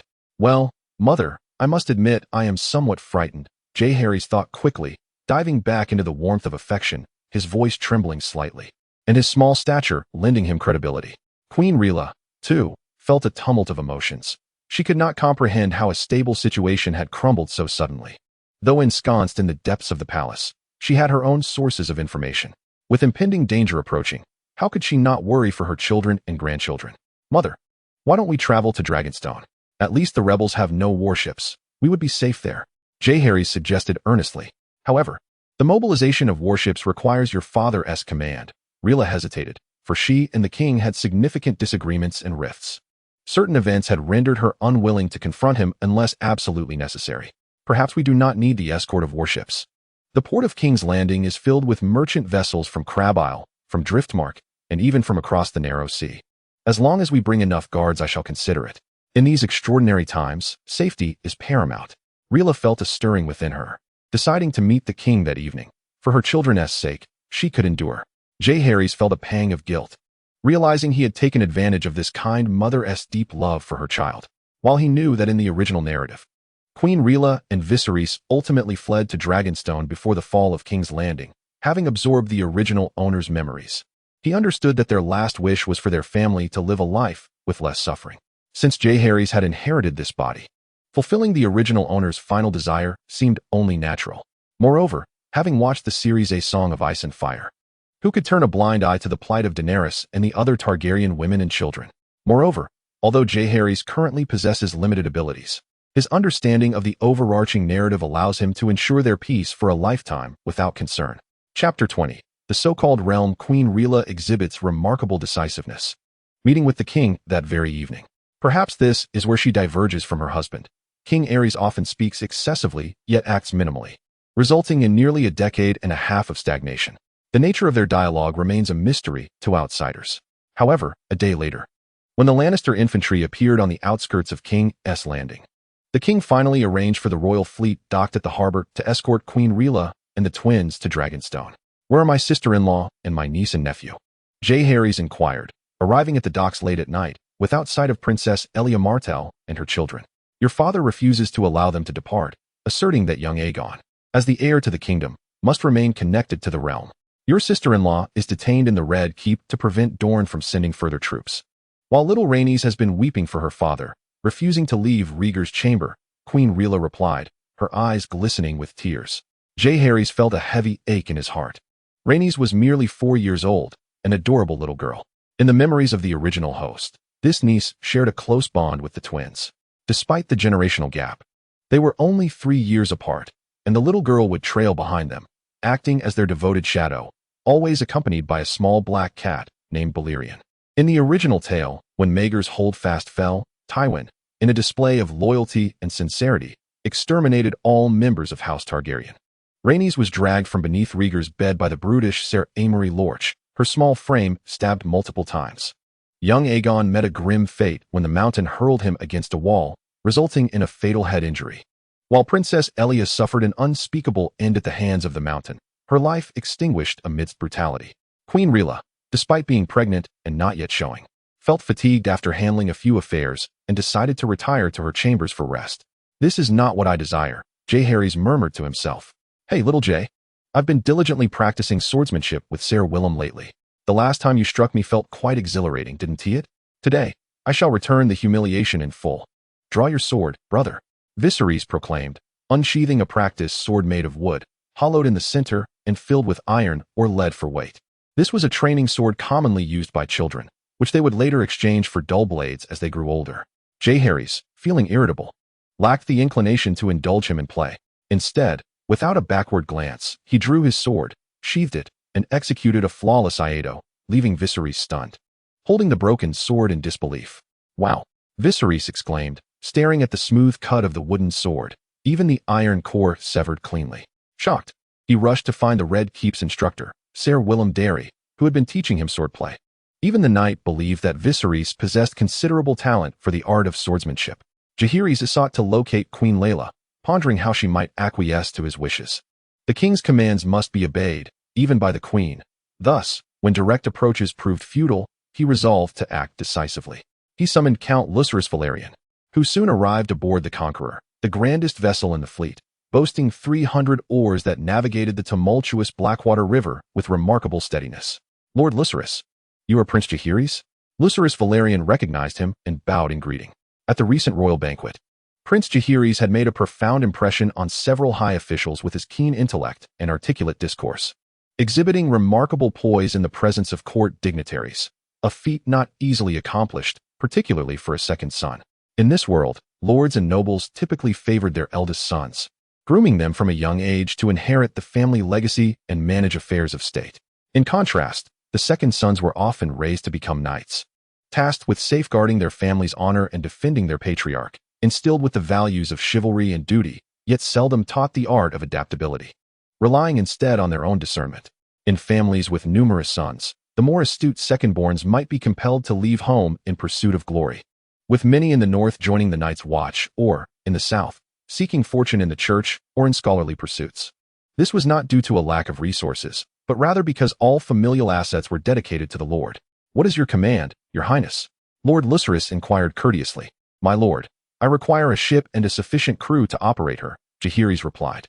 "They must obey my orders without question and be ready to provide assistance." "Assistance for whom?" Lucerys asked.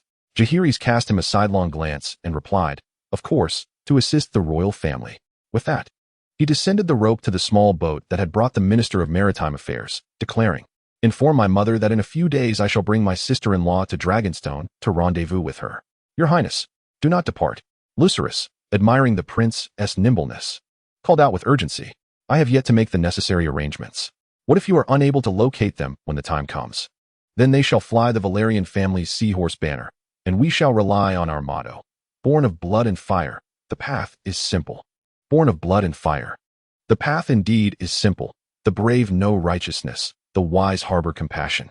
Are you preparing to return in search of glory? Surely you do not intend to rely solely on my celestial roots for salvation? A voice resonated within Jaehaerys' mind, unmistakably that of the precious spirit root. "Did we not agree to respect each other's privacy? We have a contract. Mutual respect does not equate to placing us both in peril." "Peril, you say? I have already achieved a modest foundation in my cultivation, possessing the ability to sense danger with my spiritual awareness. And I possess a deeper understanding of the narrative of this world. How could there be any real threat?" Jaehaerys scoffed, questioning how he would dare to take such risks if he were not holding a pair of kings and 4-2s.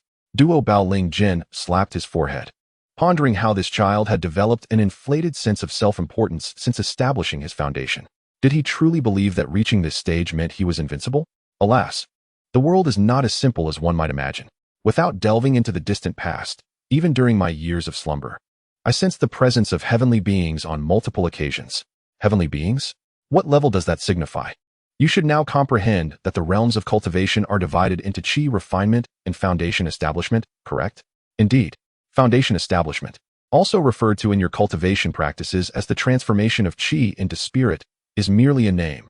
What truly matters is that there exists much beyond this foundational realm.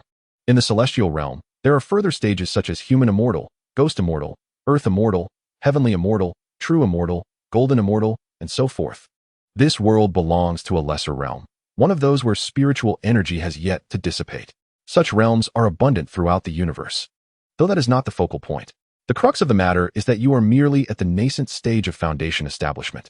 While heavenly beings might not deign to assist you, they still reign supreme in this world. A mere sneeze from a heavenly being could easily obliterate you like an insignificant ant. Do you understand? However, in the original storyline, the heavenly beings you mentioned have not made an appearance. Chapter 21. A different hue storyline? Why not to rely too heavily on the plot, you know? Although I am unaware of the original narrative, I do know that heavenly beings in this world can act as they please. Their absence likely stems from the constraints of the era, but that does not imply they are incapable of intervening. It is merely a question of whether it is worth their while. Duo Bao Ling Jin silently added to himself, they may not be inclined to act. Yet a mere lackey of the human immortal realm could easily deal with you. Human immortal? What exactly does that entail? The human immortal represents the pinnacle of humanity. After foundation establishment, one must condense the 3 flowers and return the 5 chi, achieving what is known as the 3 flowers gathering at the apex and the 5 chi returning to the origin. Accomplishing this signifies the emergence of a human immortal. If a human immortal fails to cultivate the yang spirit, upon the end of their lifespan, they will merely disintegrate into a ghost immortal, also known as a corpse immortal. Upon achieving the yang spirit and enduring the trials of 3 calamities and 5 tribulations, one may then ascend to the status of earth immortal. Only after surviving the thunder calamity may one be recognized as a heavenly immortal. A single misstep along this arduous path could lead to the forfeiture of all efforts, necessitating reincarnation and recultivation. Is it still possible for me to return to the ship in time? Cough, cough. That would be quite embarrassing. While you may be able to bear the shame, I certainly cannot. Yet, there is no need for excessive worry. I have previously observed that the vast majority of spiritual energy in this world seems to be sealed away, which is why the cultivators roaming the land do not possess particularly high realms. How high might that be? 3 or 4 stories tall. What utter nonsense. As long as they are not heavenly beings, their realms would be suppressed by at least 1 tier. The human immortals of Ur would equate to what we now refer to as foundation establishment. Then, does that mean earth immortals are akin to human immortals? Will they be dispatched to deal with me? How could you entertain such a notion? Are earth immortals so numerous? They are indeed significant figures in this realm. How could they possibly stoop to become lackeys for the heavenly beings? To them, your worth is negligible. Since the celestial beings do not emerge, shall I not tread boldly, merely seeking defeat? Are you feigning superiority or merely displaying foolishness? Though we both cultivate, can our combat prowess truly be compared? Their experience surpasses yours, and their treasures outshine yours. How can you possibly prevail? Do you possess experience? Do you wield treasures? You lack even a single strand of hair. Yet you boldly seek defeat. Prepare yourself to plead for salvation. Oh, esteemed celestial root, I cannot concur with your words. Indeed, I am devoid of possessions, lacking both treasures and experience, yet I possess my own path. Jaehaerys' demeanor shifted. If the strong may trample the weak at will, and if justice in this world must yield to tyranny, then what distinguishes man from beast? Heaven and earth are indifferent, treating all beings as mere fodder. If you endorse oppression, then before the cosmic principles, what differentiates you from mere grass or straw? If it is true that in the celestial realm or across myriad worlds, practitioners uphold the doctrine of the strong subjugating the weak, then they have strayed down a treacherous path, suppressing righteousness with malevolence. Thus, the cessation of suffering is the greatest gift the Tao bestows upon all beings. This is the true essence of equality among all. The treasure root was momentarily speechless. Many epochs ago, such sentiments were echoed, yet in the end, did they not meet their demise? With waning interest, it cast aside a yellow Tao fruit. Consider this as advance rent for the latter part of the month. Be cautious, lest you meet your end. Jaehaerys felt a stirring within. The colors, green and yellow, seemed to signify differing levels. Ignoring the bewildered gazes of the sailors, he stuffed the yellow Tao fruit into his mouth and swallowed it in a few bites. A surge of abundant spiritual energy emanated from the fruit, compelling him to swiftly meditate and absorb this potent essence. Moments later, amidst a shroud of mist, he glimpsed a clear vision, filling him with delight as he hastened his absorption. A glimmer of brilliance shone in his eyes as Jaehaerys recalled the skills he had just acquired. Techniques for cultivating bone snails and extracting glandular fluids? Jaehaerys had anticipated a powerful skill or even a divine ability. Yet what was this? I have stripped myself of my trousers for this. It is not to say that this skill is without merit, but at this moment, it holds no relevance for him. Well, this child's luck seems rather poor. Let me ponder. This appears to be the ultimate technique of the merfolk saints from over 3,000 years ago, murmured the treasure root. For countless millennia, innumerable beings have ascended to the celestial realm, many of whom achieved transcendence through virtue, with the merfolk saintess being one of the esteemed representatives of such merit. She wielded this technique to benefit millions, ultimately garnering divine merit. The treasure root has cataloged vast knowledge from the experiences of ascended beings, and for these immortals, discarding it would be regrettable, yet retaining it serves no purpose. Thus it was all entrusted to the treasure root, rendering it the librarian of the celestial realm. However, it remains unaware of which tome its Tao fruit will encapsulate. Yet millennia of accumulated wisdom indicate that deeper hues yield superior effects compared to lighter shades. Much like the yellow Dao fruit, which bears fruit once every decade, the blue Dao fruit produces its yield annually, and indeed, each harvest can yield tens of thousands of fruits.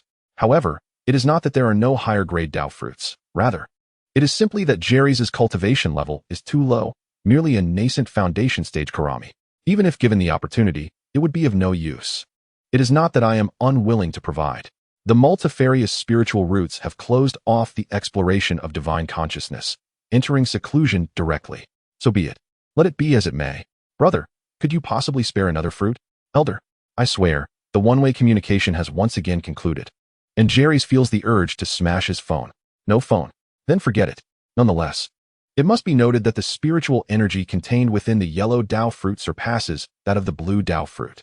If we consider that the complete foundation stage involves cultivating the 3 flowers atop the head and the 5 energies within the chest, then the energy provided by this singular Dao fruit is akin to a petal upon the 3 flowers. It may seem substantial, yet the crux of the matter lies in the fact that this flower is none other than the 1,000-petal golden lotus. Therefore, one must rely upon oneself for cultivation. A Taoist is also a thief, but who is the target of this thievery?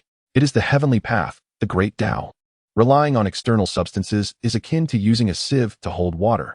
I cannot fathom why, back in the day, I was so captivated by those who, upon acquiring heavenly materials and earthly treasures, could immediately transcend realms.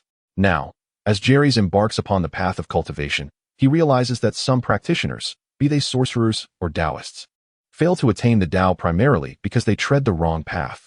As the sound of paddles striking the water echoed, Jaehaerys' small boat swiftly returned to the dock. Given that the guards had already boarded with Her Highness, he found himself alone, with nothing but a sword to his name.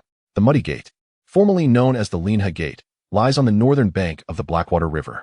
Outside, a fish market bustles, and beyond the grand entrance lies the Fisherman's Plaza. To return from the Muddy Gate to the Red Fortress, one must traverse the muddy path and the Hook Lane, a journey fraught with peril. Consider this, a young scion of a wealthy family, backpack slung over his shoulder, having enjoyed a hot pot meal and singing merrily, ventures home alone without a bodyguard, needing to traverse a lengthy slum devoid of streetlights or surveillance. In the eyes of robbers, what would that be? To not rob him would be an affront to their dignity and an insult to their intelligence. Let us not even speak of the security in Juneland. It is scarcely better than the slums of the future Blue Star. Jaehaerys cast a glance at the few oarsmen rowing the boat. Strictly speaking, they were not soldiers of the royal fleet, but rather akin to hired hands or laborers, tasked merely with rowing. Any further discussion was unnecessary, for one must pay for the service rendered, lest additional funds be required. Chapter 22. Testing the waters. Leveraging the title of Prince Jaehaerys, the drawbridge was lowered, and the iron gate swung open. Jaehaerys procured a stallion from the golden-robed guards at the city wall and, under the protection of several oarsmen, set forth towards the Red Fortress. As for why he did not enlist the city guards, Jaehaerys asserted that if a few unarmed oarsmen were to incite a riot, his chances of escape with his sharp sword and swift steed would be considerable, but facing fully armed soldiers would present a grave concern. Fortunately, these rowers were pacified by a golden dragon each, a sum sufficient for their families to endure these trying times. Even those who had not yet formed families found solace in the allure of a golden dragon, enough to indulge themselves at the seafood merchant's establishment, where beauties from all corners of the world awaited. One could savor a different charm each day, experiencing the delights from the 7 kingdoms and the Summer Isles. Jaehaerys rode at the center, his consciousness vigilant, scanning the surroundings. As night had fallen, few law-abiding citizens roamed the streets, which were instead populated by pickpockets and thieves. The guards, donned in golden robes, anxious due to the tense situation, stood atop the city walls, rendered powerless against the shadows lurking beneath. Some hid in the darkness, observing, while others peeked through partially open doorframes, yet wisely refrained from confronting the imposing throng. Though the seemingly weakest among the group possessed the greatest prowess, the townsfolk instinctively gauged strength by physical appearance. Thus, the well-muscled rowers in Jaehaerys' entourage dispelled any fearful notions held by those in the shadows. Upon reaching the Red Keep, Jaehaerys promptly compensated the rowers, bestowing upon each a golden dragon, which elicited their jubilant gratitude as they knelt to praise the prince's generosity. The guards at the Red Keep, curious about Jaehaerys' comings and goings, nonetheless welcomed him into the city, some jesting if he was reluctant to part from the lovely maidens residing in the prince's quarters. Familiarity bred a comfortable rapport. The guards treated Jaehaerys with an ease not afforded to other members of the royal family. To them, he was a prince with whom they could share casual banter, much like the legendary roguish Prince Daemon. Who could fathom why such a young lad was more adept at ribald humor than these seasoned men, were it not for the damned rebellion? Perhaps one day Jaehaerys would command the city guard as Daemon once did. Jaehaerys took the teasing in stride, for it served his purpose well. In the grandeur of the celestial empire, familiarity eased matters, augmented by his own personable nature. Sir Browan, do keep a close watch on your little mare. My steed is quite fiery. He jested. Old heart, sneaking a drink, are you? Well, I've caught you red-handed. He continued. Sir Sorin, I hear your wife has blessed you with a big, healthy boy? Congratulations. I shall bring a grand gift for the naming day. Ah, dear Jaime. Do discard that rusty breastplate, would you? Next time we meet, I shall present you with a splendid embossed cuirass. As they conversed, Jaehaerys and the watchful guards made their way unimpeded to the Maegor's holdfast. The white-cloaked knight on duty that night was Ser Jaime Lannister, who had been on watch not just last night, but for many nights prior. Jaime expressed his weariness, lamenting how the nightly shifts left him a tired wretch by day. However, there is no remedy. Among the 7 Kingsguard, Ser Jon Darry and Ser Lewin Martell have perished, while the indomitable Ser Barristan Selmy lies grievously wounded and captured, leaving the Red Keep in uncertainty regarding his fate. The captain of the Kingsguard, Ser Jaime Lannister, the Dawn of the First Light, Ser Arthur Dayne, and Ser Oswell are currently unaccounted for. Some say they have followed Prince Rhaegar. Yet they did not appear at the Battle of the Trident or among the besieging forces at Storm's End. Now, the only remaining white-cloaked Kingsguard in King's Landing is himself, rendering any semblance of a rotation impossible. Your Grace. Jaime bowed respectfully, his youthful countenance revealing that he was merely 17, having served as a Kingsguard for just over a year. Ser Jaime, I have heard you are the younger twin. Prince Jaehaerys seized the opportunity to converse with Jaime. This infamous regicide, known in later tales, bore none of the haughty demeanor of a hero nor the madness and cruelty of casting Bran Stark from a tower. Clad in white enameled armor adorned with golden lions, his white cloak clasped at the shoulders by golden lion head brooches, he appeared every bit the noble knight. Jaehaerys, despite his wisdom, had never quite grasped why the people of this world had such a penchant for cloaks and capes. They seemed cumbersome and surely impeded one's movement in battle. Nevertheless, he wisely refrained from questioning this tradition, accepting it as custom. After all, he too possessed a black and red velvet cloak emblazoned with a 3-headed dragon motif, easily shed at the onset of conflict. Indeed, Your Grace. Jaime's expression shifted subtly. Being a twin himself, he shared a complicated relationship with his sister, one that could surely warrant a visit to the apothecary. I have heard your sister is far more beautiful than Lyanna Stark. That is undoubtedly true. Lyanna pales in comparison to my sister, as a firefly does to the full moon. Jaime could not help but extol his sister's virtues, harboring some unspoken, darker thoughts, akin to a child who, having tasted honey, feigned modesty while secretly relishing in the wrath it incited in others. Oh, I see. It seems my elder brother's choice not to select your sister was indeed a monumental blunder, Jaehaerys remarked nonchalantly. Jaime fell momentarily silent, acutely aware of his sister's profound admiration for Prince Rhaegar. Had King Aerys consented to their union, she certainly would not have confided in him. Ultimately, he recognized he had lost the contest. Ser Jaime, I have heard that your father has arrived outside King's Landing today? Jaehaerys inquired suddenly. Is that so? I was asleep throughout the day and remained unaware of this matter. Jaime, who had been mired in a cloud of despondency, now found a flicker of panic in his eyes upon recalling his father's letter. Damn it. Jaehaerys silently nodded, realizing that Jaime was indeed aware of his father's treasonous intentions. Merely employing a few persuasive words, coupled with a slight interference of his consciousness, had caused Jaime to become somewhat flustered, indicating that he and Tywin had established a connection through some means. This was hardly surprising. After all, spies from various factions had infiltrated King's Landing, rendering it as permeable as a sieve, riddled with eyes. Given Tywin's modus operandi and the Lannister family's wealth, it would be more peculiar if Jaime were not in the know. Chapter 23. The art of deception. Your esteemed father is truly the savior of King's Landing. Jaehaerys remarked with a hint of mockery, instantly evoking memories of the Mad King's derision in Jaime's mind, a clear indication of his lineage. Your Highness, you will soon discover whether you are indeed the savior of King's Landing. Jaime stood tall, inwardly contemplating the moment he would have Jaehaerys kneel before his father, hoping he would still speak with such insolence then. Ser Jaime, I have recently been studying swordsmanship under Ser William. Might there be an opportunity tomorrow to seek the counsel of the King's Guard? Jaehaerys patted the long sword on his back. He was still rather short, barely a little over 4 feet, which made him relatively tall among his peers. Yet the meteor sword, including its hilt and sheath, measured 3.5 feet, causing the hilt to poke him under the chin when worn at his waist. Thus, for convenience, he carried it diagonally across his back. "What an honor, my prince," Jaime replied, a glint of disdain in his eyes, relishing the thought of having the Targaryen prince kneel before the Lannister heir, begging for mercy. A most delightful prospect indeed. As for what swordsmanship he had learned, did it truly matter? At best, it was mere child's play. But he resolved to be mindful not to bruise the boy's pride too severely. After all, he was a knight. Perhaps I shall allow him 3 moves, he mused. With that, the two parted ways. Jaehaerys refrained from seeking out Aerys too, as he recognized it would be of little use.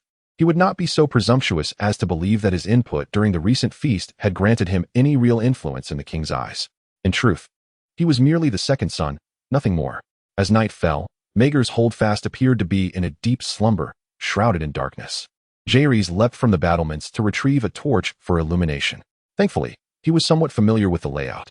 Having resided in this royal abode for 7 years prior to today, his own chambers had already been packed and dispatched to Dragonstone. As the crown prince, Rhaegar's quarters were the largest in the castle, second only to the king's, occupying nearly the entirety of the second floor, making them relatively easy to locate. Now, all he needed to do was enter, convey the gravity of the situation to his sister-in-law, and quietly escort her and the children away. Jaehaerys reassured himself, believing that complex matters often have simple solutions. The path to truth is indeed straightforward. He knocked on the door, the sound echoing down the empty corridor like the breath of shadows. "Who is it?" came a young woman's voice from the other side, fiercely warning. "If you dare disturb us again, I shall have your manhood." "What a fiery woman," Jaehaerys whispered. "Sister-in-law, it is I, please open the door." This trick is hardly amusing. "For heaven's sake, do you not fear the wrath of his majesty?" Coughing, he added, "Olenna, it seems this time it is not them. You should take a look." A frail voice emanated from within, too faint for any but the keenest of ears to discern. Olenna mumbled something, her accent thick, rendering her words unintelligible to Jaehaerys, though he was certain they were not kind. The door opened a crack, revealing a small, dark-skinned head peering through the gap, her obsidian-like eyes darting about. Upon seeing Jaehaerys, she quickly withdrew, and the door was shut once more. "Your Highness, it truly is Prince Jaehaerys," Olenna exclaimed, her voice brimming with joy. Soon, the heavy door creaked open again, and a petite maid curtsied, inviting Jaehaerys into the chamber. Rhaegar's room was a vast suite, flanked by several doors on either side, with a small hall at its center. In this hall stood a modest long table, accompanied by a row of chairs on either side. A sliver of light escaped from the door on the left, while the other doors remained firmly shut. The room bore no decorative items. However, the varying shades of the walls suggested that something had once adorned them, now removed. "Forgive my rudeness, Your Highness," a gentle voice floated from within, soft and fragile, reminiscent of a newly born kitten. Illuminated by the lamp, Jaehaerys beheld a woman with long, raven-black hair and a pallid complexion, reclining against several pillows on the bed, propped up to prevent her from toppling over. "Sister-in-law." Jaehaerys inclined his head in greeting. In the recesses of the original memories, he recalled that he was not particularly close to this sister-in-law from Dorne. Their age difference was significant. In this era of early marriages and parenthood, the twins were 17 years younger than their brother Rhaegar, nearly akin to a generational divide. Rhaegar had largely overlooked his younger brothers. After becoming a knight at 17, he garnered a reputation for unparalleled martial prowess, yet until his untimely demise at 24, he never imparted a single lesson in combat to his siblings. Although he harbored a passion for literature, he failed to share any knowledge with them. The Targaryen twins bore none of the glory that Rhaegar brought, yet they were inextricably linked by blood. The people revered him more than the king himself. Figures such as Baelor, the White Bull, and the Sword of Dawn were among his friends and subordinates, akin to a royal flush at the outset, yet he squandered his advantageous hand. Jaehaerys harbored grievances in his heart, knowing Rhaegar had already paid for his actions, yet his wife and children should not suffer such repercussions, much like the Targaryen lineage itself. The original scene depicts Viserys raising both hands and feet in agreement. The slaughter of women and children was merely an act of vengeance, an attempt to extinguish the Targaryen bloodline, a means of sending a declaration of allegiance. These so-called knights were but beasts clad in iron, unleashing the demons within them upon wielding their weapons, inscribing the history of victors with their self-righteous lies. "Sister-in-law, I trust you are aware of the current situation. I am prepared to escort you to Dragonstone. A small vessel awaits us there, Jaehaerys declared swiftly. Ilya and the girl named Olenna exchanged glances, as though they had been told a tale from a fantastical realm. But the king will not allow us to leave, Ilya murmured, her voice so faint that Jaehaerys had to strain to catch a whisper of sound. At this juncture, do the king's words still hold such significance? Do you not consider that if the city falls, your lives and those of the children will be in peril? Aegon has already departed, Ilya whispered, tears slowly cascading from her starkly contrasting, large eyes. Your Highness, Aegon has been taken away by His Majesty. He sent Lord Varys with a child of white hair to replace Olenna, she explained. Jaehaerys was momentarily bewildered. What? Did not the show depict him as having perished? How could he have been sent away? This show has deceived me. He lamented his ignorance of the original text. Otherwise, he would have recognized this plot twist. However, due to the original work's delayed updates, the legitimacy of Varys's claim regarding Aegon VI being Rhaegar's son remained questionable. In this era, there were no means of verification. Mere appearance was insufficient, for many descendants of Valyria on the continent of Essos possessed silver hair and purple eyes. Does the spider have proof? Jaehaerys pressed urgently. He held a handwritten missive from the king, adorned with His Majesty's seal. Jaehaerys pondered. In this world, due to the intricacies of craftsmanship, it was challenging to forge an identical seal. Moreover, the wax was melted on site and applied immediately, negating the possibility of pre-prepared impressions.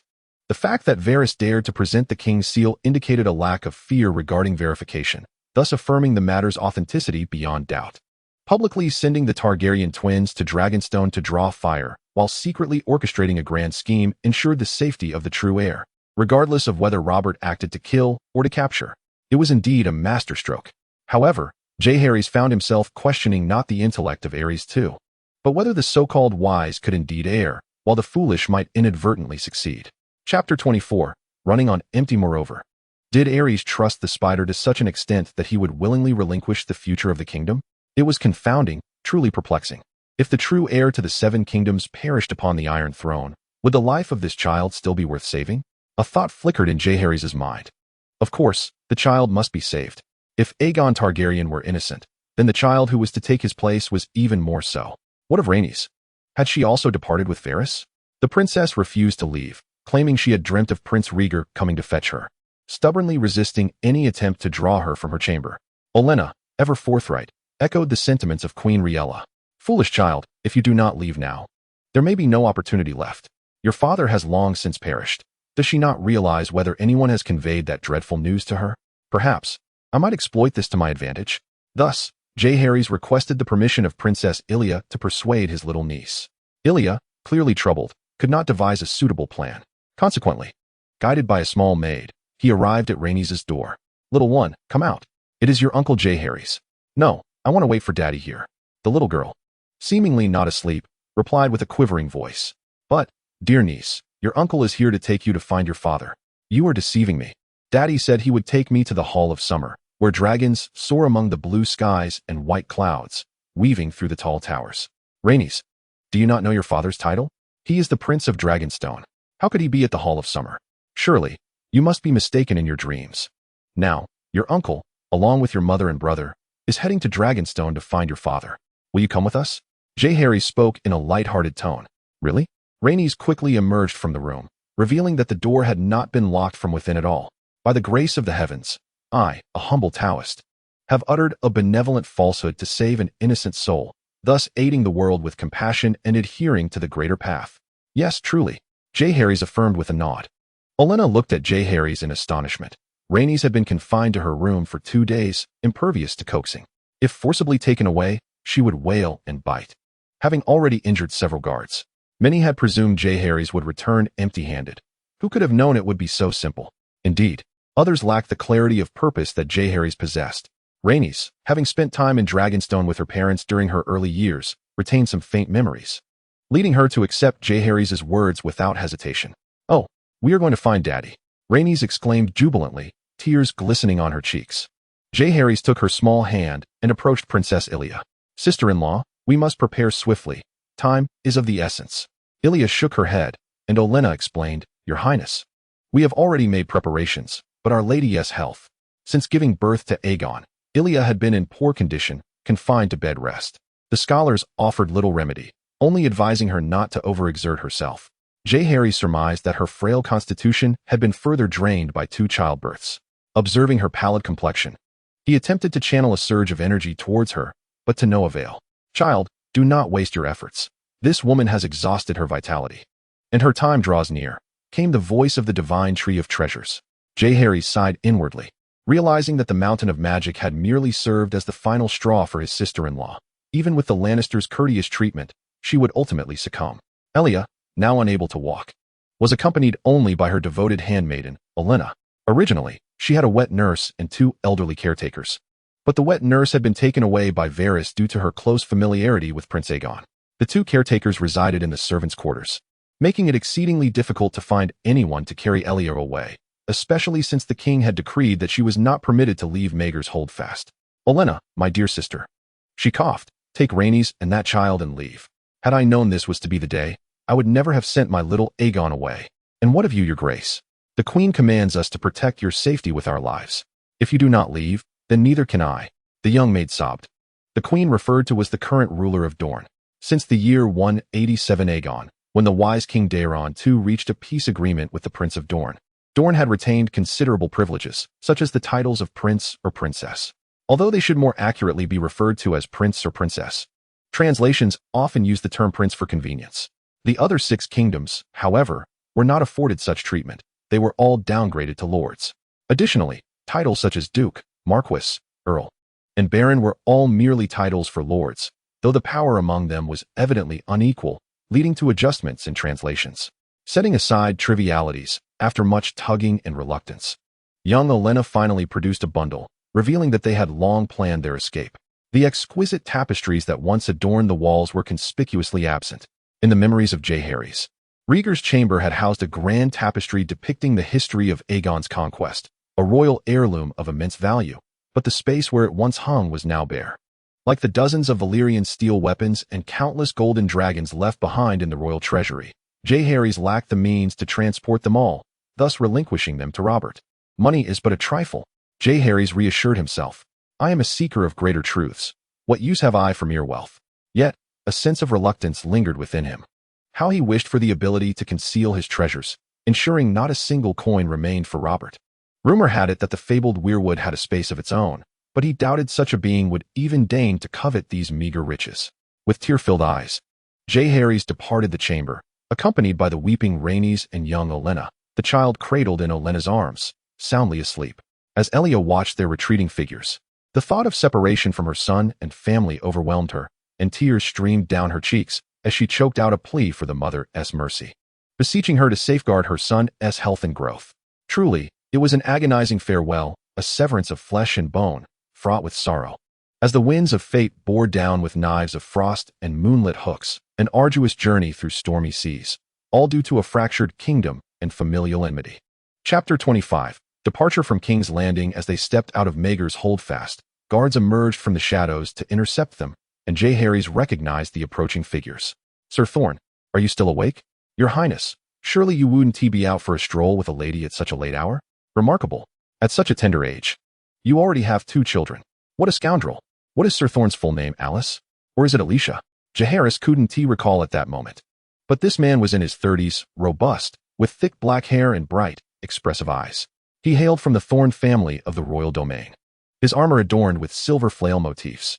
Sir Thorne was adept at reading the room, adept at flattery, possessing keen insight. Thankfully, he did not practice archery, or else he would undoubtedly be renowned as a master archer.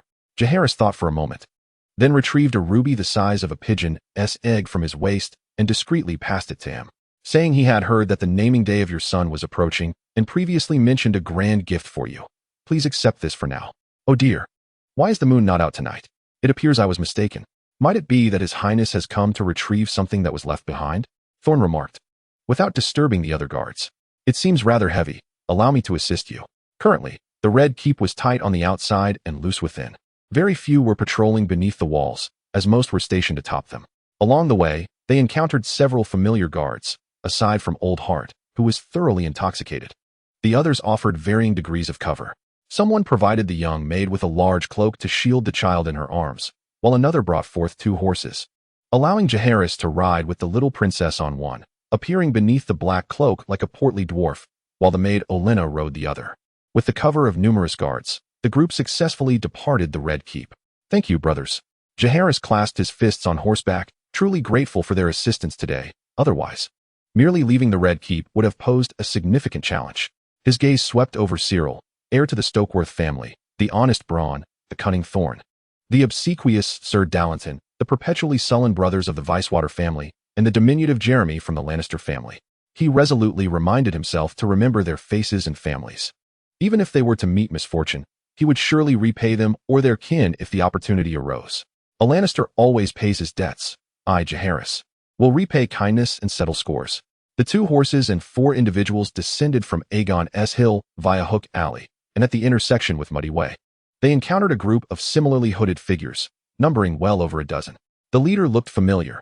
Through the flickering torchlight, Jaehaerys discerned Lord Hargoth. The approacher was one of the 3 wise men from the Alchemist Guild renowned for their mastery in crafting wildfire, with whom he had crossed paths a few days prior. Since Rosart became Prime Minister, his power had significantly increased, thus hastening the progress of delivering the alchemist's fire to Dragonstone. With ample manpower and resources at hand, he swiftly organized a squad led by Hargoth for this purpose. Each individual present is an elite within the guild, with even the least among them holding the rank of assistant.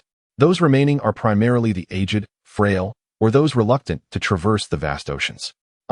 What a surprise for Hargoth to encounter Jaehaerys at this moment and place. "Prial."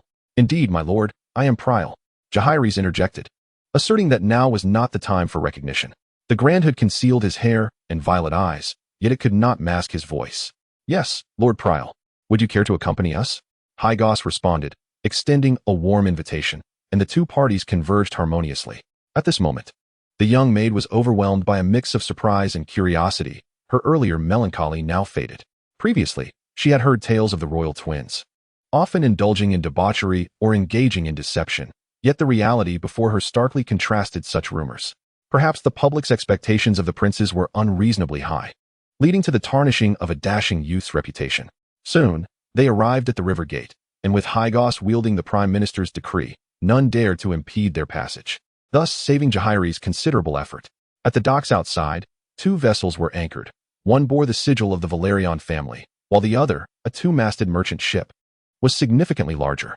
Jaehaerys and the young maid separated from the group and rowed directly toward the Valerian warship, where an elderly man stood at the bow. "Halt. This is the royal ship, Sea Wind. Please proceed elsewhere." The elder inquired, "Are you Sir Credaman?" Hargoth, while overseeing the alchemists boarding the merchant ship, recognized the familiar voice and posed the question. "Indeed, it is I." Jaehaerys interrupted their pleasantries, declaring, "Blood and fire share a common origin." Credaman realized that he had indeed found the correct individuals, replying, "Simplicity is the essence of truth." He had just procured a merchant vessel for an old friend the previous night, only to be unexpectedly dispatched by Lord Viserys to retrieve someone, though he had no knowledge of whom he was to fetch, having only received a code phrase. Once aboard, Jaehaerys removed his cloak, revealing his gold-and-silver hair and violet eyes, while simultaneously unfastening the hold on Rennies. "I have met His Highness the Prince and Her Highness the Princess." Old Credaman finally understood why Viserys had entrusted such a minor task to him. Who better than himself to navigate the waters of Blackwater Bay? Jaehaerys reassured him to dispense with formalities, for nighttime sailing was inherently perilous, and with such a renowned veteran aboard, their safety was greatly enhanced. After all, the elder had spent most of his life adrift on the Blackwater River, capable of discerning hidden reefs and whirlpools even with his eyes closed. Jaehaerys observed as the sailors lowered their oars. The sea wind glided forth like a graceful centipede, the oars moving in unison, propelling them swiftly onward.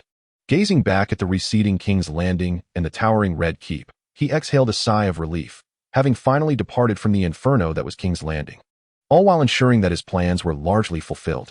Only one final task remained. The cold moon hangs like a tooth, its silvery light dancing upon the water's surface. Aside from the rhythmic sound of oars slicing through the water and the whispering wind, it seems as if the world has succumbed to a deep slumber. Jaehaerys stands at the bow of the ship, his gaze fixed upon the direction of King's Landing. Beyond the western city, where tournaments are frequently held, the night is surely ablaze with lights and fluttering banners.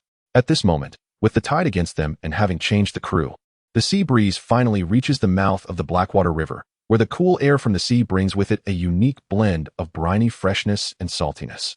"Your Highness, why do you not retire to rest?" inquired the young maid, Olenna, her voice bright and lively. "Sir Criston mentioned that it will be several hours before we reach Dragonstone." He looked at the girl before him, who appeared to be of similar age to a middle school student in his past life. Her skin bore the sun-kissed hue typical of Dorne, and she moved with a steady grace upon the swaying deck. "Olenna, do you know when the darkest hour of the day occurs?" he asked.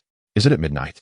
She replied, "In truth, it is the dawn that is the most shrouded in darkness, for at that time, the stars retreat and the sun has yet to rise. As if an unseen hand has erased all light from the world. Just like now? Indeed, just like now. Yet, in but a few moments. When the sun pierces through the clouds, the heavens will be illuminated, and light shall once again reign over this realm." Jaehaerys turned to the young maid. At that precise moment, the first ray of sunlight broke through the darkness like a sword, as the sun's orb leapt above the horizon, casting a golden glow, enveloping Jaehaerys in an aura of sanctity and mystery. As the sun ascended, its brilliance ignited the landscape, dispelling the stars and the waning moon. Chapter 26. The new succession law Dragonstone is so diminutive that during the era of the Valyrian freehold, Aegon Targaryen, accompanied by his family and dragons, regarded their journey to Dragonstone as a self-imposed exile from the struggle for the Iron Throne. Furthermore, the geographical significance of Dragonstone is paramount. Located at the entrance of Blackwater Bay, it commands a strategic choke point. Each year, the Blackwater River brings forth a deluge of silt and nutrients, while the warm currents of summer converge here, creating a vast fishing ground stretching from Cape Marseille to the Fingers. Nestled within this bountiful expanse lies Dragonstone. As the fiefdom of the heir apparent, the island's inhabitants are spared from the exploitation of great lords and the heavy taxes imposed upon mainland commoners, allowing them to lead a remarkably stable life. They have resided here since the time of Aegon Targaryen, originally comprised largely of slaves who accompanied the Targaryen family. Yet through generations of propagation, they have become the most loyal supporters of House Targaryen. However, this does not alter the stark reality of Dragonstone's high and rugged terrain, where arable land is scarce. Despite the soil being enriched by fertile volcanic ash, frequent eruptions have left much of the island cloaked in thick layers of volcanic rock, rendering it unsuitable for agricultural cultivation. The limited arable land on Dragonstone Island has constrained its population growth. For centuries, the island's populace has fluctuated around 5,000, excluding the elderly, the infirm, and women and children. The number of able-bodied men available for mobilization barely exceeds 1,000. However, should the need arise to conscript labor, it may be possible to muster a makeshift armed force of approximately 2,000. At this juncture, the arrival of the royal fleet, with its complement of 3,000 soldiers and 300 cavalry, not only bolstered the island's defenses, but also significantly increased the administrative burden. The pressing issue was not one of provisions or armaments, but rather the acute scarcity of women.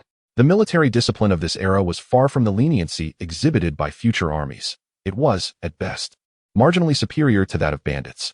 On the very first day of the troops' arrival on the island, an incident involving the assault of local women erupted, leading to a confrontation between fishermen and soldiers, resulting in several fatalities.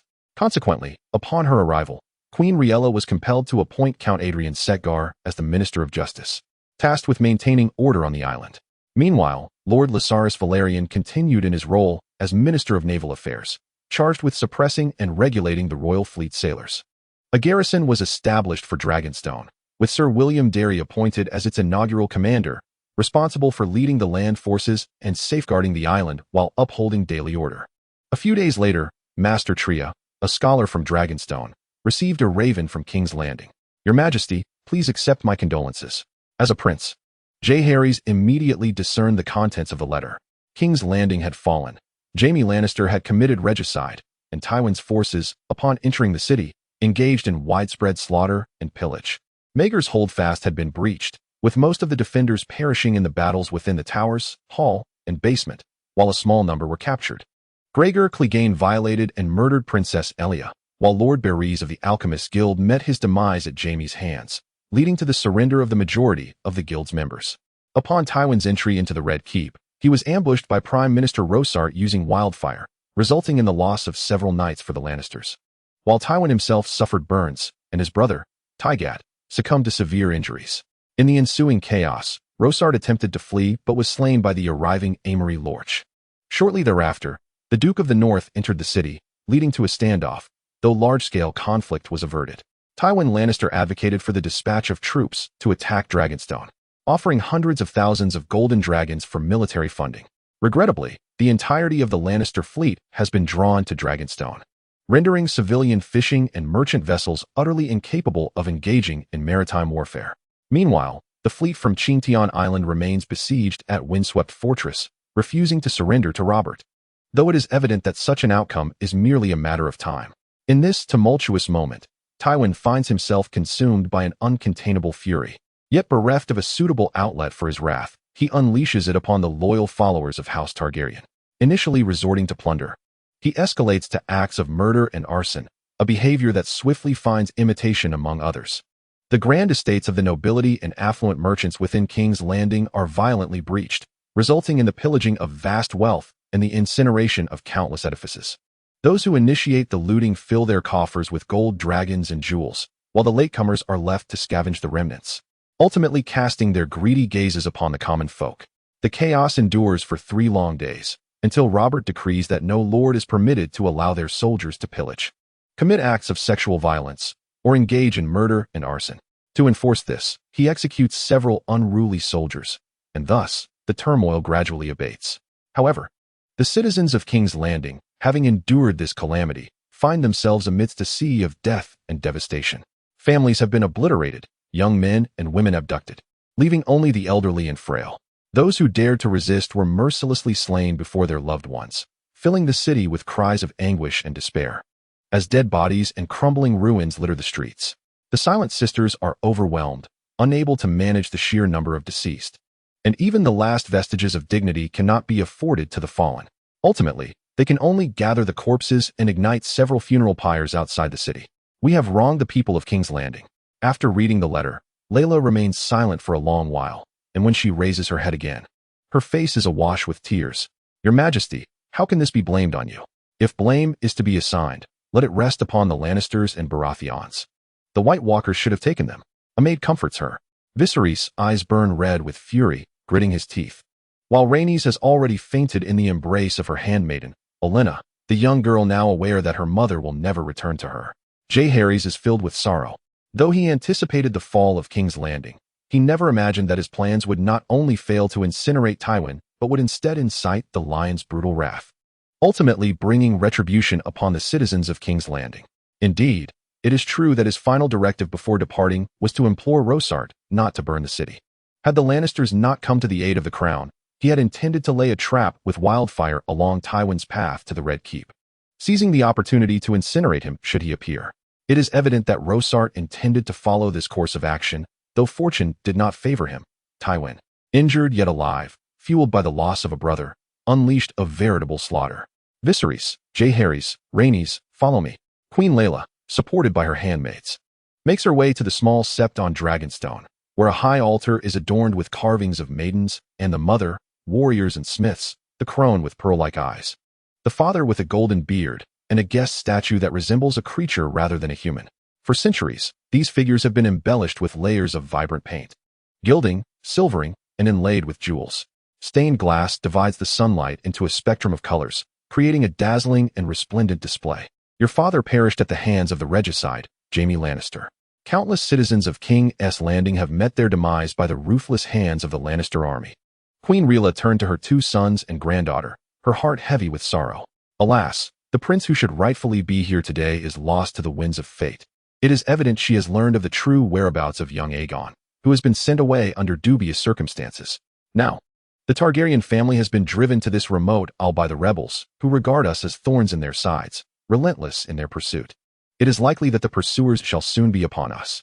I, Rhaela Targaryen, in the name of blood and fire, implore you to vow before the warriors and strangers alike that henceforth, wherever you may be, as long as there is breath within you, you shall ensure that the Lannisters and the traitors pay dearly for their deeds, in honor of your father and the countless innocents lost within the city. I demand that you swear before the father and the mother that among the Targaryen descendants, regardless of age or gender, whoever can vanquish the Lannisters and bring peace to the realm shall be the rightful ruler of the 7 kingdoms, the legitimate sovereign of the Iron Throne. Chapter 27. The coronation of the new king. 3 youthful voices echoed within the confines of this small sanctuary, proclaiming, "An eye for an eye, a blood for blood." Some grievances should not be forgotten. They must be passed down through the generations, for even a vendetta of 10 generations can be avenged. In that moment, Queen Rhaegar bestowed equal rights of inheritance upon all legitimate Targaryen heirs, determined not by birth order, but by merit and the weight of their vengeance, returning blood and fire to their enemies.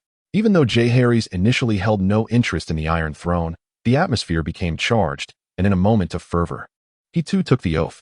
Consequently, he felt an invisible shackle descend upon him, a binding from his own bloodline and the will of destiny. I should not alter the course of fate. This may lead to trouble. The forces of destiny have acknowledged his vow, and should he violate it, the consequences are unknown. Family, who understands this plight? I merely wish to pursue my path in peace, yet I find myself coerced onto the treacherous road of vengeance. Alas, alas, the sins I have wrought shall be borne by me alone. Meanwhile, in King's Landing. Robert. I believe it is imperative to impose severe punishment upon Duke Tywin, Ser Jaime, and those guilty of heinous crimes, such as Rhaegar and Ser Amory. They have betrayed their knightly oaths and honor, slaying the king they swore to protect, committing acts of rape, torturing surrendered soldiers, and engaging in arson and pillaging. Their transgressions are grievous, and to spare them would be an affront to the common folk, declared Eddard Stark, standing before the lofty Robert Baratheon in the throne room. Wolf Cub, what wrongdoing have the Lannisters committed? The Lannisters repay their debts. My brother met his demise, and what of it? It was merely a means to vent my fury upon some surrendered soldiers. My nephew, though he killed the Mad King, did so to save the lives of the townsfolk and yours, retorted Kevan Lannister, his arm bandaged in linen, glaring defiantly. He had been struck by a stone while assaulting Rhaegar's holdfast, necessitating a similar dressing as his elder brother. Your Majesty, Robert, I believe the immediate priority is your coronation. All other matters can be resolved once you ascend to the throne. Tywin suppressed his anguish, striving to maintain a calm demeanor, as crimson and yellow pus seeped from the bandage on his left hand. On that fateful day, he had been mounted on a grand steed, surrounded by a phalanx of soldiers, when unexpectedly, a green light flashed along the roadside. In a moment of desperation, he had shielded much of the wildfire with his own body, suffering injuries to his left hand as the liquid infiltrated the crevices of steel. To this day, he breaks into a cold sweat at the memory. After more than 2 decades on the battlefield, he had never encountered such peril, nearly becoming a companion to the Mad King. Regarding my pillaging, I implore King Robert to exact justice upon the likes of Bolton, Amber, Glover, Fry, Karstark, Hote, Manderley, Locke, Dustin, and the myriad lords of the north, for their soldiers were complicit in the plunder. Tywin knelt, his voice resolute. Lord Tywin, your words are too harsh. Robert exclaimed, descending from the lofty iron throne, his attendants rushing to steady him. He grasped Tywin's unblemished right hand with fervor. Old man, you are the cornerstone of the realm. Had it not been for your protection, the Mad King's kingdom would have long been seized by the Black Fire. In this uncertain world, how could I punish you? Once I am crowned, I shall pardon your son's regicide. He will once again serve as a member of the King's Guard. What say you? Eddard, a man of steadfast honor and rigid principles, failed to grasp the necessity of flexibility, so do not let your ire be kindled by him. Eddard, come forth and apologize to Lord Tywin. Apologies are unnecessary. Lord Eddard is a man of principle. Tywin replied, his eyes narrowing. However, your Majesty, in the prime of your youth, you cannot afford to be without a queen. It would be prudent to marry a noble lady forthwith. I have a daughter, youthful and beautiful, well-versed in decorum, a perfect match. Allow me to ponder this. Robert cursed inwardly, recognizing the cunning of the old man.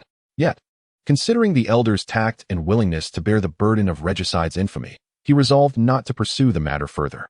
The kingdom requires stability. The Westerlands must not descend into chaos. If Lyanna cannot be retrieved, then perhaps marrying a young lioness as mere ornamentation would not be amiss, especially since there are no suitable candidates among the other great houses.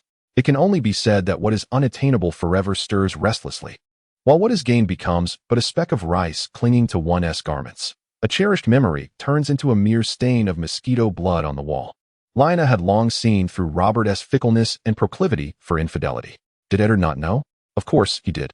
But he could do nothing to alter the course of events, powerless to prevent his sister from plunging into the flames. Yet, unexpectedly, a tournament at Harrenhal altered the trajectory of the entire kingdom, sending the political landscape spiraling into the abyss. Presently, The lands of the Riverlands and Stormlands languish in decay. Their people displaced, the countryside silent, and the bones of the dead lay exposed upon the fields. The once prosperous King's Landing has been reduced to rubble and ruin. Robert may not be the finest of kings, yet he would never wish to witness such chaos under his reign. From the moment he took up arms, he resolved to claim the Iron Throne. He sought to restore order, to demonstrate that he surpassed the Mad King, Ares, and to have his name sung by bards far and wide, akin to Aegon the Conqueror. Now, the Iron Throne lay beneath him, and at last, he could realize his ambitions.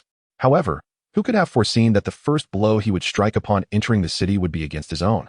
Outside the Red Keep, a dozen heads, coated in pitch and lime, hung from the iron spear, among them one of his own vassals.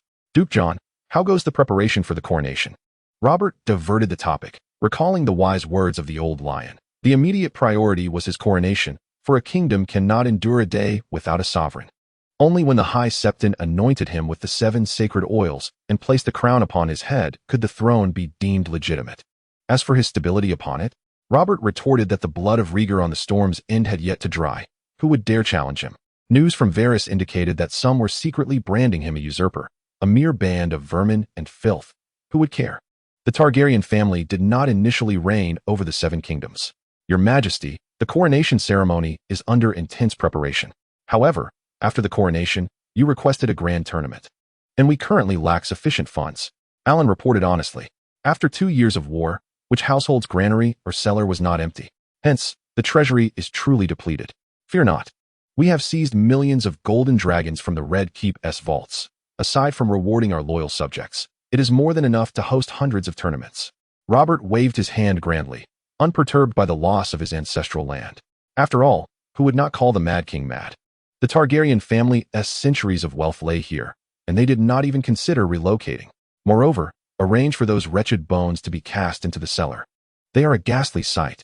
Robert gestured to the dragon skulls surrounding him, relics of creatures long deceased. Why should they terrify in the hall? Were it not for the remnants of value in the dragon bones, he would have long discarded them into the moat as mere refuse. Chapter 28. My name is Little J. My name is Little J. I am 7 years old and will soon be 8. I originally resided in the Red Keep of King's Landing, but moved to Dragonstone due to the rebellion. I do not have a little aunt or a cousin, but I do have a lovely niece and a sister who is soon to be born. J. Harry's recalled a scene from his memory, in a small garden. A young figure clad in shimmering copper-ornamented armor over a woolen sweater practiced thrusting with a wooden sword. Beside him stood a formidable man, his hair streaked with gray and white, his tall and robust frame adorned in polished silver breastplate, lined with black leather armor studded with bronze. A sword belt crossed from shoulder to waist, with a long sword hanging from it, its weighted pommel a deep yellow stone. The leather of the scabbard was already marred and worn.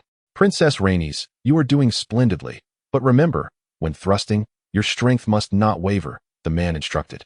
Yes, Sir William. Rhaenys gasped for breath, displaying a maturity and composure that belied her 4 years. Upon learning of her parents' demise and her younger brother's mysterious disappearance, Rhaenys seemed to mature overnight, ceasing her cries for her parents. Instead, she devoted her days to training under Sir William Darry, the commander of the defense forces on Dragonstone, learning the art of swordsmanship and horsemanship. Since relocating to Dragonstone, Dorne had sent emissaries, even presenting her with a splendid little sand steed, perfectly suited for a child to ride.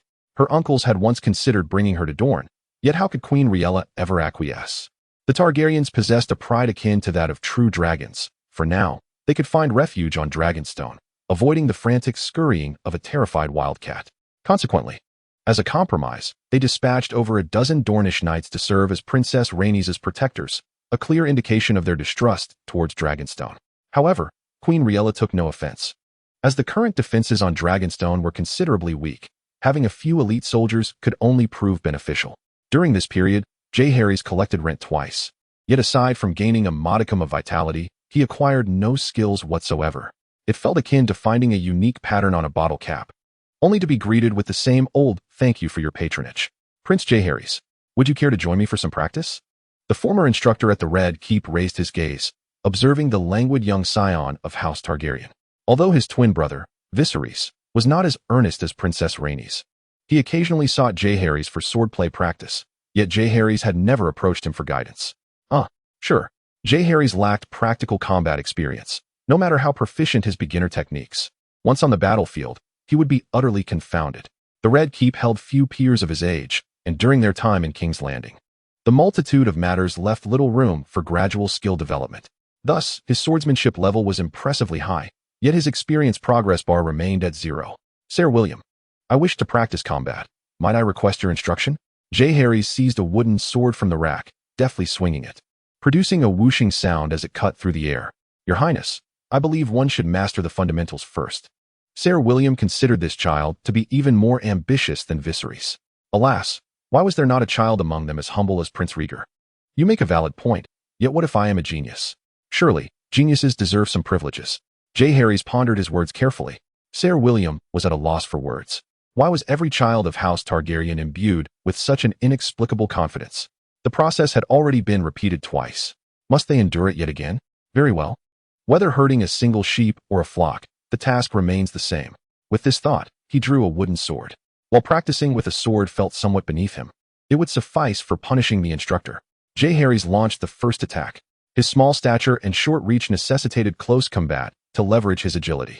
The monkey style of swordsmanship encompassed not only technique, but also footwork and body movement. It is well known that simian creatures possess short hind limbs, unlike humans with their muscular thighs. Thus, the monkey style emphasizes nimble movements and precise footwork, allowing one to dart like a fish through the narrowest of spaces. In the realm of swordsmanship, the harmonious integration of footwork and body movements is paramount, emphasizing the reduction of superfluous transitions during technique changes, akin to the delicate art of flower arrangement. This is due to the distinct wrist structure of the monkey, which allows for swifter and more fluid transitions between strikes. Thus, in close-quarter combat, the monkey's swordplay manifests greater speed and formidable strength. Jaehaerys circled around the cumbersome Sir William, occasionally thrusting with his sword or unexpectedly altering his technique, catching the knight off guard. Soon, Sir William found himself in a precarious position, struggling to keep up with the relentless onslaught. Yet, wisdom comes with age. He quickly recognized the necessity of adapting his offense and defense.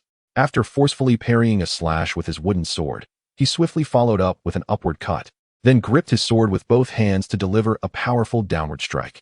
The swordplay was grand and sweeping, while it may have appeared rife with openings to Jaehaerys. Those moments were fleeting, insufficient for a counterattack.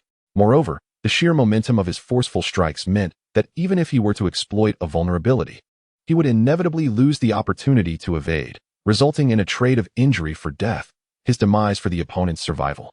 At this juncture, he also came to understand the shortcomings of the monkey's swordplay. Its torque was too limited, and its armor-piercing capability was weak. In an era where knights typically donned 2 or even 3 layers of armor, the protection afforded to vital areas of the torso was substantial. Only a few vulnerable spots, such as helmet gaps, the throat, and the lower body, could yield a lethal blow, while enduring several strikes to other areas would have little effect. For lightly armored or unarmored soldiers, the monkey's swordplay would undoubtedly serve as an effective means for harvesting heads, but against heavily armored knights, it became somewhat awkward. Mounted knights, as heavy cavalry, and dismounted knights, as heavily armored infantry, donned plate armor with a slight curvature and carbon-infused surfaces, essentially the tanks of their time. Indeed, the carbon infusion technique is not a marvel of high technology. A seasoned armorer would immerse the completed plate armor in a container filled with charcoal and then heat the container, resulting in armor of superior hardness and enhanced defensive capabilities. However, had I possessed my meteor sword, I could pierce that plate armor. This thought led him to ponder why Rhaegar did not wield a Valyrian steel sword during battles. Perhaps the outcome of the Battle of the Trident would have been drastically different. In response to this query, Illyris interjected, asserting that I hold the most authority on this matter, not out of inability, but rather reluctance. Had Rhaegar not perished, would you have had the freedom to access my treasury, let alone forge a short sword? The mere thought of you taking a single gold dragon was laughable. With this contemplation, he executed a feint, stepping out of the combat circle. Defeat in itself is not a source of shame. Thus, he graciously conceded. Sir William, too, breathed a sigh of relief. He had narrowly avoided disgrace. Nevertheless, he acknowledged that his victory lacked merit. After all, Prince Jaehaerys was still a child with nearly 0 practical combat experience, yet he had treated the latter as a fully grown warrior. Your Highness is truly a prodigy of martial prowess, a rare gem among 1,000. Sir William exclaimed sincerely. He had once believed Rhaegar to be an unparalleled master of the sword, but he had not anticipated that his younger brother, barely 8 years of age, would exhibit such valor. Although somewhat immature at present, with proper guidance and once their physique develops, they will undoubtedly emerge as formidable warriors akin to the Dragon Knight Aemon. Sir William perceives a radiant star of martial prowess gradually ascending. Chapter 29, The South Secured. Thereafter, Sir William devoted his attention to the instruction of the two princes. While he deemed Viserys unworthy of his effort, lacking the talent of Jaehaerys and the resilience of Rhaenys, he was nothing more than a delicate lacework, aesthetically pleasing yet devoid of practicality. Meanwhile, Viserys, overlooked by Sir William, lay in slumber, dreaming of besting Jaehaerys and kicking Rhaenys, blissfully oblivious as drool escaped his lips. Outside King's Landing, a grand tournament was fervently underway. Cheers erupted in gratitude for His Majesty King Robert. Long live King Robert. Thousands of knights gathered in this locale, with hundreds participating in the tournament, featuring events such as lance competitions, team contests, and archery. The total prize pool amounted to 20,000 golden dragons, with the lance competition champion receiving 10,000, the team contest 6,000, and the archery competition 4,000, enticing all to partake. Beyond the lucrative rewards, rumors circulated that the victor would be chosen to serve His Majesty King Robert as a member of the new Kingsguard, igniting fervor among the masses. The current tournament was already being likened to the legendary Kingsguard competition that transpired over 230 years ago, following the coronation of Jaehaerys I, which had filled 5 vacancies in the Royal Guard through a similar contest. At this moment, 5 members of the Kingsguard still lived upon his coronation. Robert granted clemency to the valiant Barristan and the Kingslayer Jaime Lannister, while the fates of their 3 sworn brothers remained unknown. Lord Eddard Stark had dispatched cavalry to relieve the siege of Storm's End, yet according to his messages, the Kingsguard were absent from the Stormlands, leading Robert to believe they had kidnapped his betrothed, Lyanna. Consequently, he ordered the lords across the realm to search, but no news had yet arrived. Initially, Robert intended to grant clemency to the knights from the defense of the Red Keep, but Tywin vehemently opposed this, asserting that they were staunch supporters of House Targaryen and deserved death. Ultimately, at the suggestion of Lord Jon Arryn, the knights were offered a choice between execution or donning black cloaks. The vast majority opted for the latter, having been dispatched to the wall after Robert's coronation, with only a select few receiving Robert's pardon. The festive tournament continued for 3 days, culminating in Robert selecting 2 knights, Boros Baratheon and a knight named Viserys Targaryen, as his Kingsguard. As for the remaining 3 vacancies, he hoped that Ser Davos, Ser Jorah, and Ser Jaime would take it upon themselves to return his betrothed and pledge their fealty to him. I, Robert, have ascended to kingship through valor and the art of friendship. Do you not see how many adversaries have been swayed by my formidable charisma, transforming foes into allies? Yet, those dragon spawn must still be dealt with. Otherwise, there will always be those with treacherous intent who conspire with Dragonstone. After the conclusion of the tournament, Robert swiftly commanded the Grand Maester to dispatch a raven to Wind's Rest, instructing Stannis to recruit sailors and construct warships. Upon completion of their training, they were to set sail immediately for Dragonstone, apprehending the Targaryen woman and her offspring without exception, while women and girls could be retained as hostages. The ideal scenario would be for the 3 princes to fall from their warships en route. When the Raven reached Wind's Rest, Eddard Stark arrived with his forces. The Duke of Melisandre and his vassals, recognizing the futility of resistance, promptly surrendered to Eddard and pledged their allegiance to King Robert. Meanwhile, the wandering Count of Peaks, Redwyn, was summoned to send his twins Horus and Hobbs, born of Mina Targaryen, to King's Landing as hostages. The Count of Greenway Island understood that this was an imperative for him to serve Robert diligently. With the Targaryen royal fleet concentrated at Dragonstone and the defenses of Blackwater Bay weakened, the capital and the Crownlands were vulnerable to attack at any moment. Among the 3 great fleets of the realm, the Ironborn were anything but complacent, aside from the Ironborn longship fleet. Only his own Greenway Island fleet could stand against Dragonstone's armada. Robert would not overlook his opportunity, and fortunately, he had a need for Redwyn, ensuring the safety of his 2 children. Nevertheless, the mere thought of being at Robert's mercy ignited a fire of indignation within him. He must negotiate advantageous terms, lest he suffer greatly. Thus, after swearing fealty before Eddard Stark, he sent his twin sons to King's Landing and dispatched envoys to demand a 10-year exemption from tariffs for Greenway Island. In negotiations, one must not be timid. Greenway Island, comparable in size to Tarth, was 10-fold richer. Could it sustain the most powerful fleet on the continent? Could it boast a total of 200 warships? Was it not due to Greenway Island's production of the finest wine in the realm, sought after worldwide? Should the tariffs be lifted, the the Redwyne family's fortune would flourish, allowing them to become the wealthiest and most influential lordly house in the Riverlands, even surpassing House Hightower of Old Town. Old Redwyne harbored dreams as well. Sir Polos, please select no fewer than 3,000 sailors and instruct the lordly families near the rainforest to expedite timber harvesting. We must forge a sufficiently powerful fleet before the autumn storms arrive next year. Stannis Baratheon received his brother's letter from Maester Clytus. No, it should now be referred to as a royal decree. It was hard to believe that his brother was now king. As he stood before the majestic castle, Stannis was filled with anticipation. This was his rightful due. Were it not for him, his soldiers would have surrendered long ago. Were it not for him, the 30,000 soldiers of the Riverlands and the formidable 200-ship fleet of Greenway Island would have already surged towards King's Landing.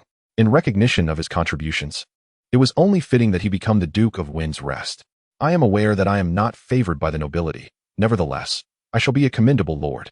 Although my demeanor is resolute and I never retreat, and though I may appear austere and unsmiling, I remain committed to being a fair and just ruler to my subjects. However, prior to that, I must fulfill the command of my royal brother, and in due time, he shall bestow upon me the stronghold of Storm's End. As for my poor brother, Lisa, you ought to beseech our kingly brother for the grant of Dragonstone. Eddard did not retrieve his sister from beneath Storm's End, leaving him in a state of confusion. At present, aside from Dorne and the uncertainty of Dragonstone, Varys has reported no sightings of the White Cloaks, while Dorne, being distant, has yet to respond. Now, the southern lands are left with only the Riverlands and the borders of Dorne, which remain unexplored in detail. He has dispatched his 3,000 cavalry like seeds scattered upon the wind, hoping for tidings. He dares not contemplate the more dreadful possibility. Lyanna possesses the blood of wolves, who never yield. Chapter 30. You dare to challenge me? In the biting wind, Jaehaerys diligently practices his martial skills. As autumn gives way to winter, the seasonal transitions of this era are peculiar, predominantly characterized by winter and summer, while spring and autumn seem merely transient. When he first arrived at Dragonstone, it was summer. But soon after, autumn descended, and within a little over a month, delicate snowflakes began to fall. Though Dragonstone lies in the south, it is evidently not sufficiently so. Even the warm and humid air of the south cannot penetrate the chilling front from the north. Instead, it is forced upwards by the cold front, eventually manifesting as flurries of snow or freezing rain. The scholars of the Citadel have released white ravens across the continent to signify the changing of the seasons. These are relatives of crows and black ravens, yet larger in stature and notably intelligent. Jaehaerys, nourished by vitality and ample sustenance, has grown swiftly, rising from 4.5 feet to 5 feet in a mere 6 months, as the dreadful year of 283 has long since passed. Months ago, upon recognizing the deficiencies in his swordsmanship, he dedicated himself to systematic study under Sir William, and he is now capable of wielding a blunted iron sword while donning a small-sized chainmail, engaging in practiced exchanges with the latter. The old knight, having lived long enough, had never witnessed such swordplay in any knight. Cunning, treacherous, unexpected, and preemptive. Although he deemed this style perhaps lacking in knightly honor during combat, it is essential to extend greater leniency to an 8-year-old boy.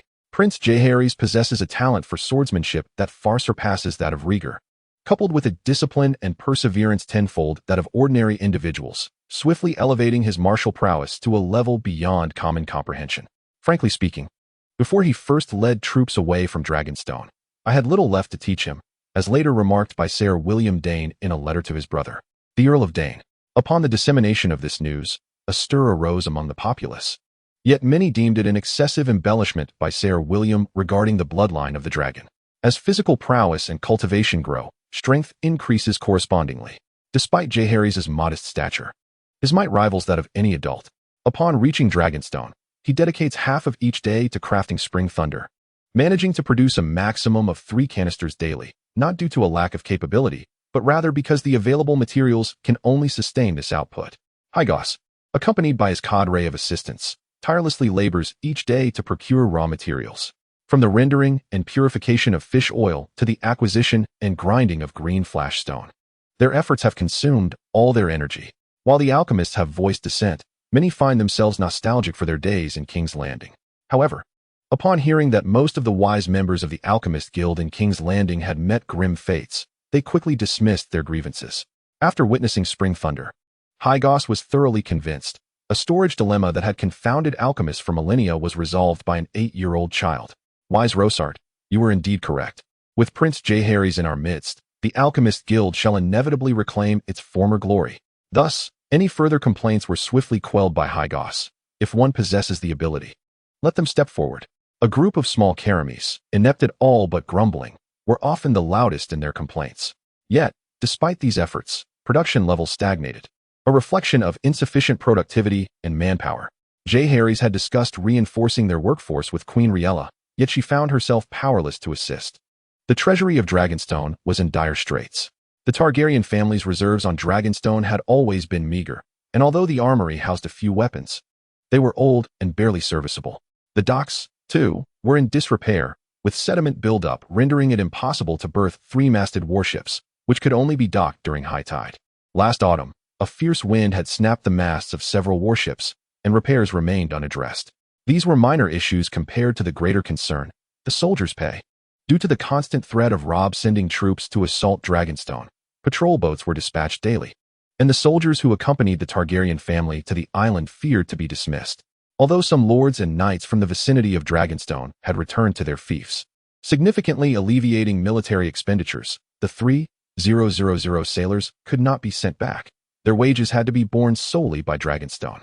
Currently, each ordinary sailor receives a monthly wage of 20 silver stags, while lower-ranking officers earn 50 silver stags. Mid-tier officers, such as flag captains and rowing officers, are compensated with 100 silver stags. The ship captains and first mates, as higher-ranking officers, receive even more substantial wages. The Royal Fleet boasts 10 large warships, 2 masts, more than 150 oars, alongside nearly 100 various small and medium-sized vessels. Monthly military payroll alone reaches 1,000 gold dragons, doubling if patrol and combat missions are undertaken. The costs for infantry and knights are negligible in comparison, given the overwhelming financial burden of maintaining such a vast fleet. Qingting Island flourishes due to its thriving wine trade, while the Iron Fleet sustains itself through plunder, where the crew thrives on their spoils with minimal military expenditure. In the past, the Royal Fleet managed to get by on the taxes imposed by the Crown and the Lords. Yet now, trapped on this modest Dragonstone island, devoid of production and unable to raid, life has become exceedingly arduous. The newly appointed Minister of Finance for Dragonstone, the pious Count Gunther Sangloss, despite his devout faith, finds no divine intervention to alleviate the island's fiscal predicament. His sole recourse is to levy taxes, imposing burdens on fishermen and farmers alike. This strategy, it must be said, is a grievous miscalculation, at least in the eyes of Jaehaerys. Not only will the increased taxes fail to cover even a month's military expenses, but the resulting loss of public support is a weight too heavy for the Targaryen family to bear at this juncture. What territory does House Targaryen possess besides the legitimate claim to the Iron Throne and the surrounding islands of Dragonstone? Once public sentiment is lost, reclaiming it may prove impossible. Thus, Jaehaerys, unable to conceal his displeasure, rises to counter the Count's assertions. Count Sangloss, hands raised in resignation, questions whether this financial minister is to summon Prince Jaehaerys. Infuriated, Jaehaerys responds, "I shall come if I must. I am a modern university student from Blue Star, and though I may not have graduated in economics, who hasn't watched a few episodes of Great Powers Rising? In this era, opportunities for wealth abound. Merely capitalizing on trade disparities could yield substantial fortunes for a family. However, would Jaehaerys pursue such a course? Certainly not, at least not at this moment, for time is of the essence. The known world's 2 continents engage in bustling trade, with maritime routes monopolized by the 9 free cities. The 3 major guilds of Qarth conservatively boast over 3,000 large merchant vessels, while Braavos stands as a colossal entity, not merely for its size, but for its formidable economic prowess. Chapter 31, Financial Speculation, Part 1. Braavos possesses over 1,000 warships alone, with countless merchant vessels traversing distant seas. Their purple sails ubiquitous across the globe. Its Iron Bank is renowned worldwide, extending lending operations to the continent of Westeros. With even the Iron Throne prioritizing debts to the Iron Bank, for to default is to court peril, given that these bankers wield the power to manipulate the kingdom's economy. As the saying goes in Braavos, debts to the Iron Bank cannot be delayed, a statement made with undeniable confidence. According to the royal records of House Targaryen, during the reign of the venerable King Jaehaerys I, his sister's close friend, Miss Alyssa Farman, clandestinely stole 3 dragon eggs from the dragon's lair on Dragonstone and sold them to the Sea Lord of Braavos. King Jaehaerys dispatched his prime minister to negotiate. Yet the dragon eggs did not return, and Braavos subsequently absolved the royal family's outstanding debts. During that year, the Iron Throne boasted formidable dragons such as the Black Death, Rhaegar, the Bronze Fury, Vermithrax, Silverwing, and the Red Queen, Melisandre. Nevertheless, it still faced setbacks under the authority of the Sea King of Braavos. This illustrates the profound depths of Braavos' waters. My Lord Sandgrass, may I inquire about the current financial standing of Dragonstone? Jaehaerys, having thoroughly examined the pertinent information, posed the question with an air of maturity. Earl Sandgrass glanced at Queen Rhaegar, who nodded in acknowledgement, and replied, "At present, the treasury of Dragonstone holds merely 10,000 golden dragons and over 300,000 silver stacks. When considering the value of steel, charcoal, wool, leather, and other resources, the total does not exceed 50,000 golden dragons." Jaehaerys pondered for a moment. He knew that the steel and other resources were off-limits, as they constituted their military reserves. The salty air of Dragonstone was detrimental to iron weaponry, and the island itself produced neither iron nor timber. Should Robert impose a blockade on trade with Dragonstone, their army would soon regress to the Stone Age. Thus, the only viable option was the paltry sum of 10,000 golden dragons, which equated to approximately 155 tons of gold, a sum equal to the prize awarded to the champion of Robert's tournament. In light of this, it became evident that Dragonstone was indeed impoverished. Nonetheless, limited finances could still serve a purpose, especially since substantial funds were not immediately necessary. Mother, I require your authorization to mobilize the royal fleet and to exercise all rights related to foreign trade, Jaehaerys declared confidently. Queen Rhaegar, heavily pregnant and with a noticeably large abdomen, appeared frail and gaunt as winter approached. Jaehaerys looked upon her with concern. If this trend continued upon Daenerys' birth, she might face the peril of losing her mother. Thus, he often employed his mystical energy to restore Rhaegar's health, even dissolving a remaining precious pearl into her water, ensuring she unknowingly consumed it. After a series of interventions, her condition markedly improved, her complexion visibly brightened, and her physique became more robust, although her spirit remained somewhat diminished. The midwives remarked they had never encountered such a healthy advanced-age mother. Rest assured, my son, and proceed with your endeavors. Rhaegar, adorned with a crown, governed as regent in the absence of a king on Dragonstone, given the Lannisters had yet to be vanquished. The previously designated substitute for young Aegon was now under the care of a wet nurse, while the public continued to proclaim young Aegon as the legitimate heir to the Iron Throne. This served a dual purpose: to lead the world to believe that young Aegon had been taken to Dragonstone, and though it was night, many were observant. Jaehaerys' clandestine departure with 2 children would not go unnoticed. Furthermore, it provided an opportunity to create a diversion, drawing Robert and Tywin's attention toward Dragonstone. With the authorization of Layla, Jaehaerys summoned the current commander of the royal fleet, Sir Tredaman, instructing him to divide the fleet into 3 factions. One contingent, led by Tredaman, would advance toward the Stone Steps Islands, while Jaehaerys himself would command the assault on White Harbor. The remaining faction would remain at home, ensuring vigilant patrols between the Throat and Blackwater Bay. Additionally, all external communication channels on the islands were to be sealed off, preventing outsiders from discerning the fleet's movements. A meticulous record would be kept of the number of ravens crossing north and south within each fleet, with an assistant appointed by Master Talia of Dragonstone entrusted with their oversight. The objectives of the 2 subfleets were known only to Jaehaerys and Sir Tredaman, and the captains and crew would not be informed until after departing from Dragonstone. Jaehaerys was determined to operate within the utmost secrecy, aiming to secure a significant bounty before considering the presence of any knowledgeable individuals under Robert's command, leaving it to fate. In the early hours of the morning, the 2 subfleets quietly departed from the docks of Dragonstone. Jaehaerys had already brought along the spring thunders he had crafted over the past 6 months, equipping each vessel with several improved scorpion crossbows. These formidable weapons, measuring 23 meters in length, featured a wooden rotating frame at the base and a supportive structure at the rear, resembling the tail of a scorpion, hence the name. Each crossbow was outfitted with a winding mechanism, allowing it to launch bolts up to 300 meters when fully drawn, and could be operated by just 23 men. By modifying the bolts to include a wooden head, the spring thunders could be inserted within. The added weight and wind resistance did reduce the range of the modified scorpion crossbows, but Jaehaerys observed the soldiers' test firings, which yielded accuracy within a fixed target range of approximately 200 meters. However, on the undulating seas, accuracy could only be described as commendable, necessitating a distance of 100 to 150 meters and targeting large vessels to enhance hit rates. Therefore, Healy's mandated that only the most experienced and precise marksmen from the fleet be selected, and prior to their shots, standard bolts must be used for calibration. After all, with fewer than 200 Spring Thunders in total, there was no room for waste. With around 30 warships capitalizing on favorable winds, they finally arrived outside White Harbor after 3 days. I reiterate, the swift maneuvering fleet's task is to engage the defending fleet, drawing them out of the estuary. The Manderleys possess only a handful of large warships, and it is imperative to ensnare them thoroughly. I have faith that you can accomplish this.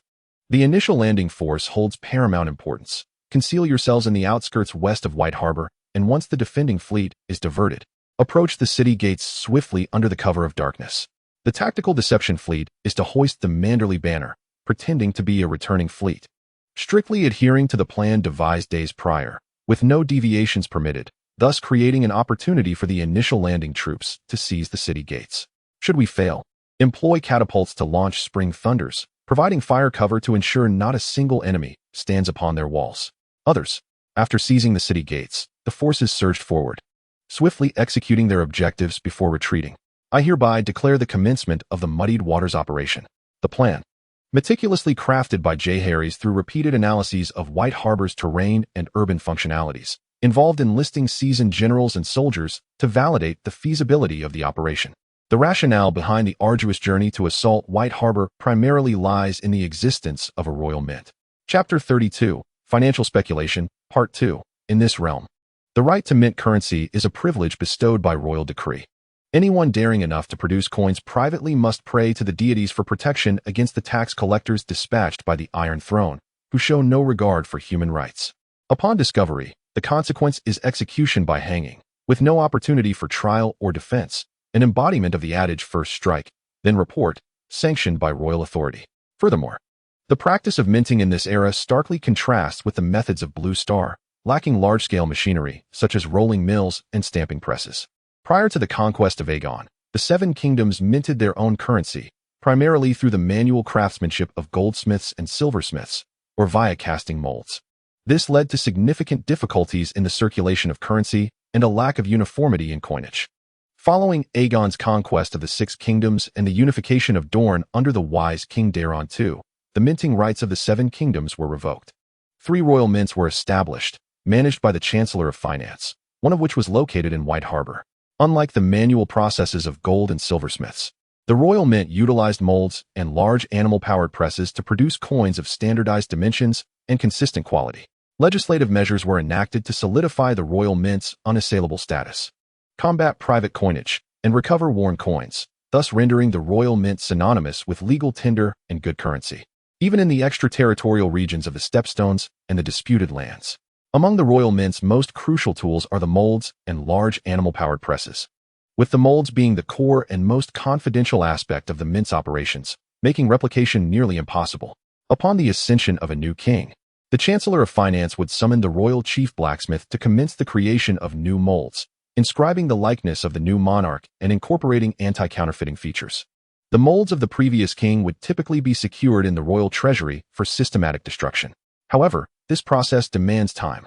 Following Robert's rise to power, the shortage of skilled personnel resulted in the Chancellor of Finance also being held by Prime Minister John Arryn, yet the elder statesman lacked the energy to manage such affairs. The urgent needs of the citizens of King's Landing, the appeasement of nobles, the arrangements for the coronation ceremony, and the organization of a tournament already left him utterly fatigued. In Dorne, the death of Princess Elia had incited widespread unrest, with troops amassing at the Boneway and Prince's Pass, creating a precarious situation that could ignite war if mishandled. At such a critical juncture, there was little time to attend to trivial matters. Moreover, White Harbor, situated at the mouth of the White Knife in the north, remained far removed from King's Landing, the political heart of the Seven Kingdoms, and continued to produce the gold dragons and silver stags from the reign of the late King Aegon II. This presented Heir with a unique opportunity. As the legitimate heir to the Iron Throne, is it not excessive to forge gold dragons from the era of the old King Aegon? The assault proceeded with remarkable ease. The Manderley family of White Harbor was utterly unprepared, leading to the swift capture of the city gates. Subsequently, 1,000 fully armed soldiers roamed the area, seizing the overseer of the royal mint along with numerous craftsmen, meticulously packing all tools and equipment. Fortuitously, they even stumbled upon a cache of gold and silver ingots, raw materials intended for the royal mint, all of which now belonged to Jaehaerys. The mission incurred minimal losses. Only a small warship was set ablaze during a skirmish with the White Harbor defensive fleet, resulting in the demise of 2 sailors. The landing party encountered virtually no resistance, aside from 2 individuals who twisted their ankles on the slick, darkened path. Once the equipment and precious metals were securely aboard the ship, they beheld the distant sight of torches flickering from the Manderley stronghold, where a rotund figure could be seen cursing and gesticulating. That was the most corpulent individual Jaehaerys had ever laid eyes upon in this realm, and he lamented the unfortunate fate of the fine steed beneath him. A splendid horse indeed. What business do you have here, old man? On the southern seas, 2 fleets faced each other, though one could hardly be deemed a fleet at all. The vessels were in disrepair, and from a distance, their tattered sails resembled a mosaic. Upon closer inspection, it became evident that mismatched fabric pieces were used to patch the holes, a rather peculiar yet fashionable choice, far exceeding the aesthetic sensibilities of humanity by a millennium. However, Sir Tristram, a knight of olden days, scoffed at such sights. Were it not for Prince Jaehaerys' orders, he would prefer to lead his own troops against White Harbor rather than engage with this rabble of vermin.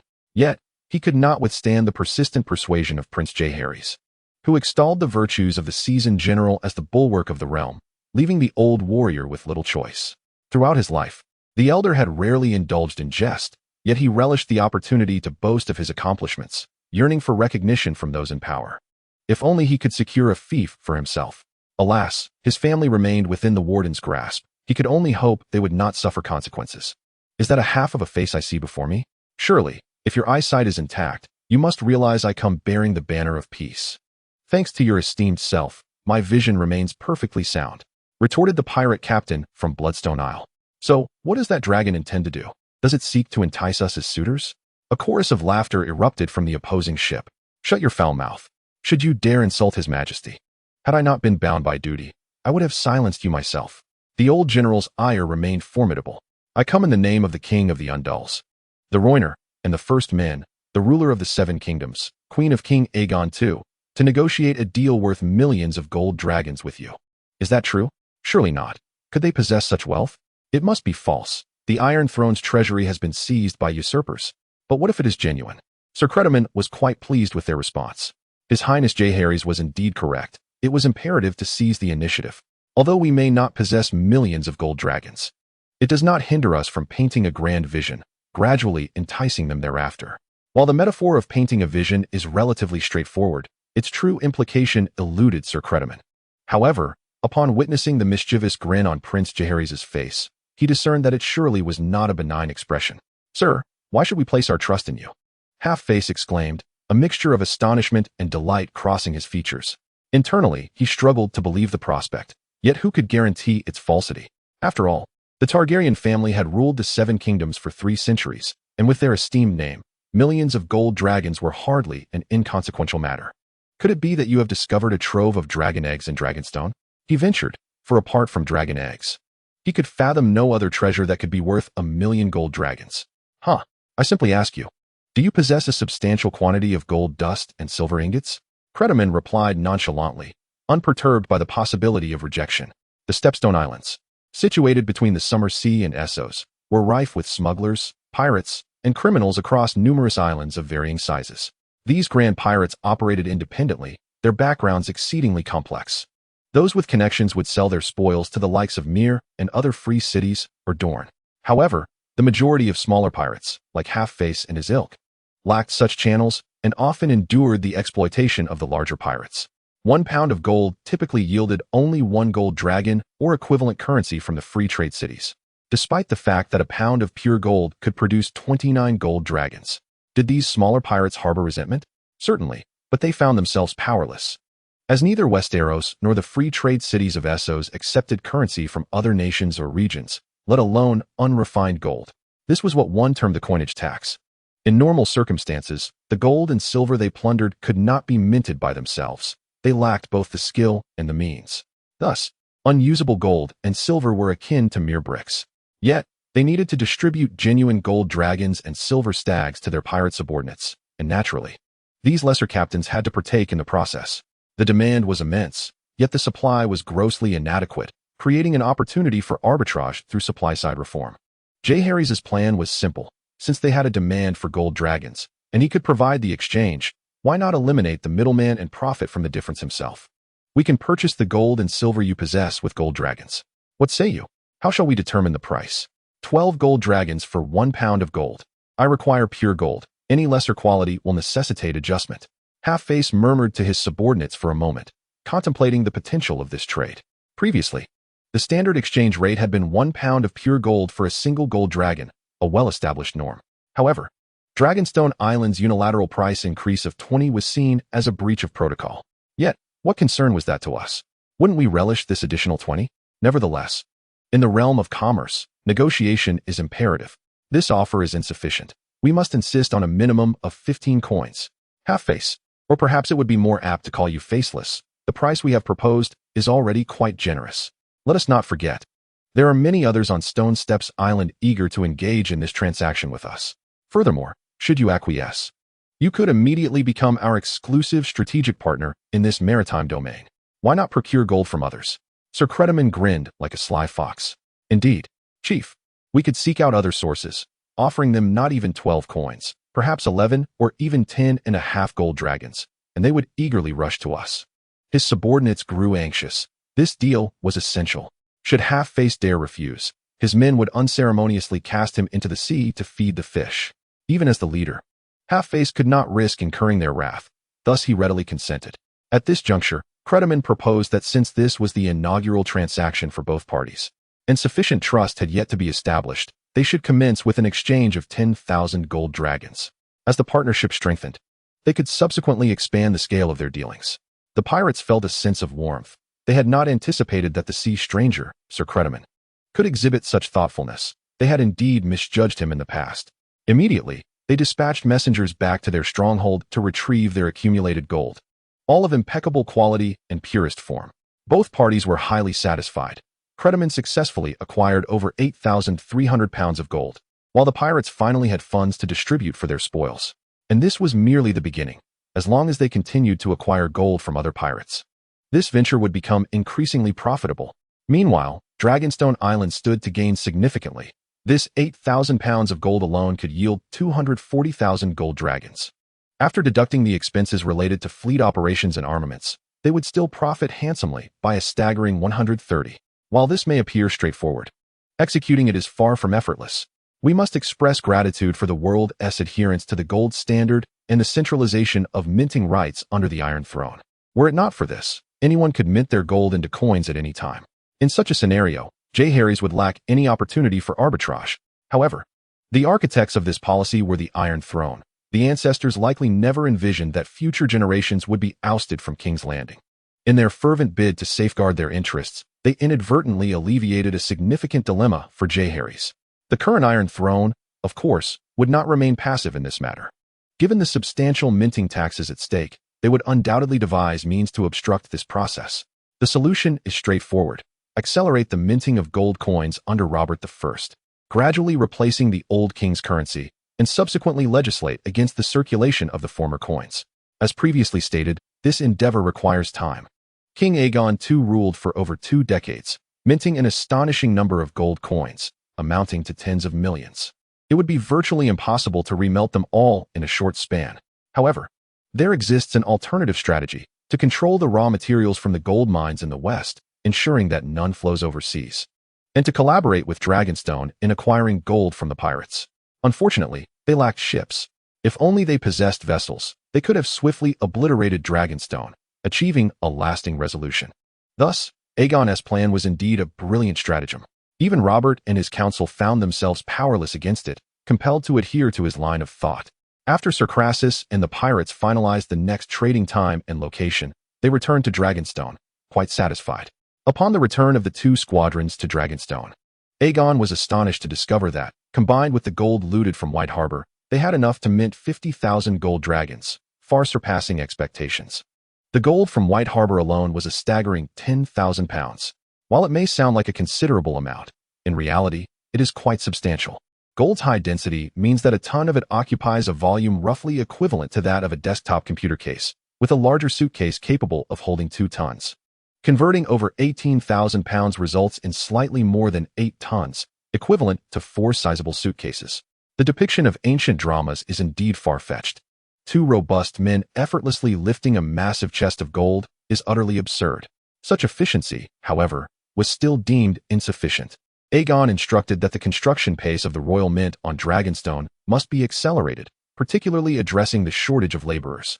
He issued a decree to enlist fishermen and farmers, offering a lucrative daily wage of 1 silver stag to the workers. Remarkably, over 1,000 strong men were recruited in just 1 day.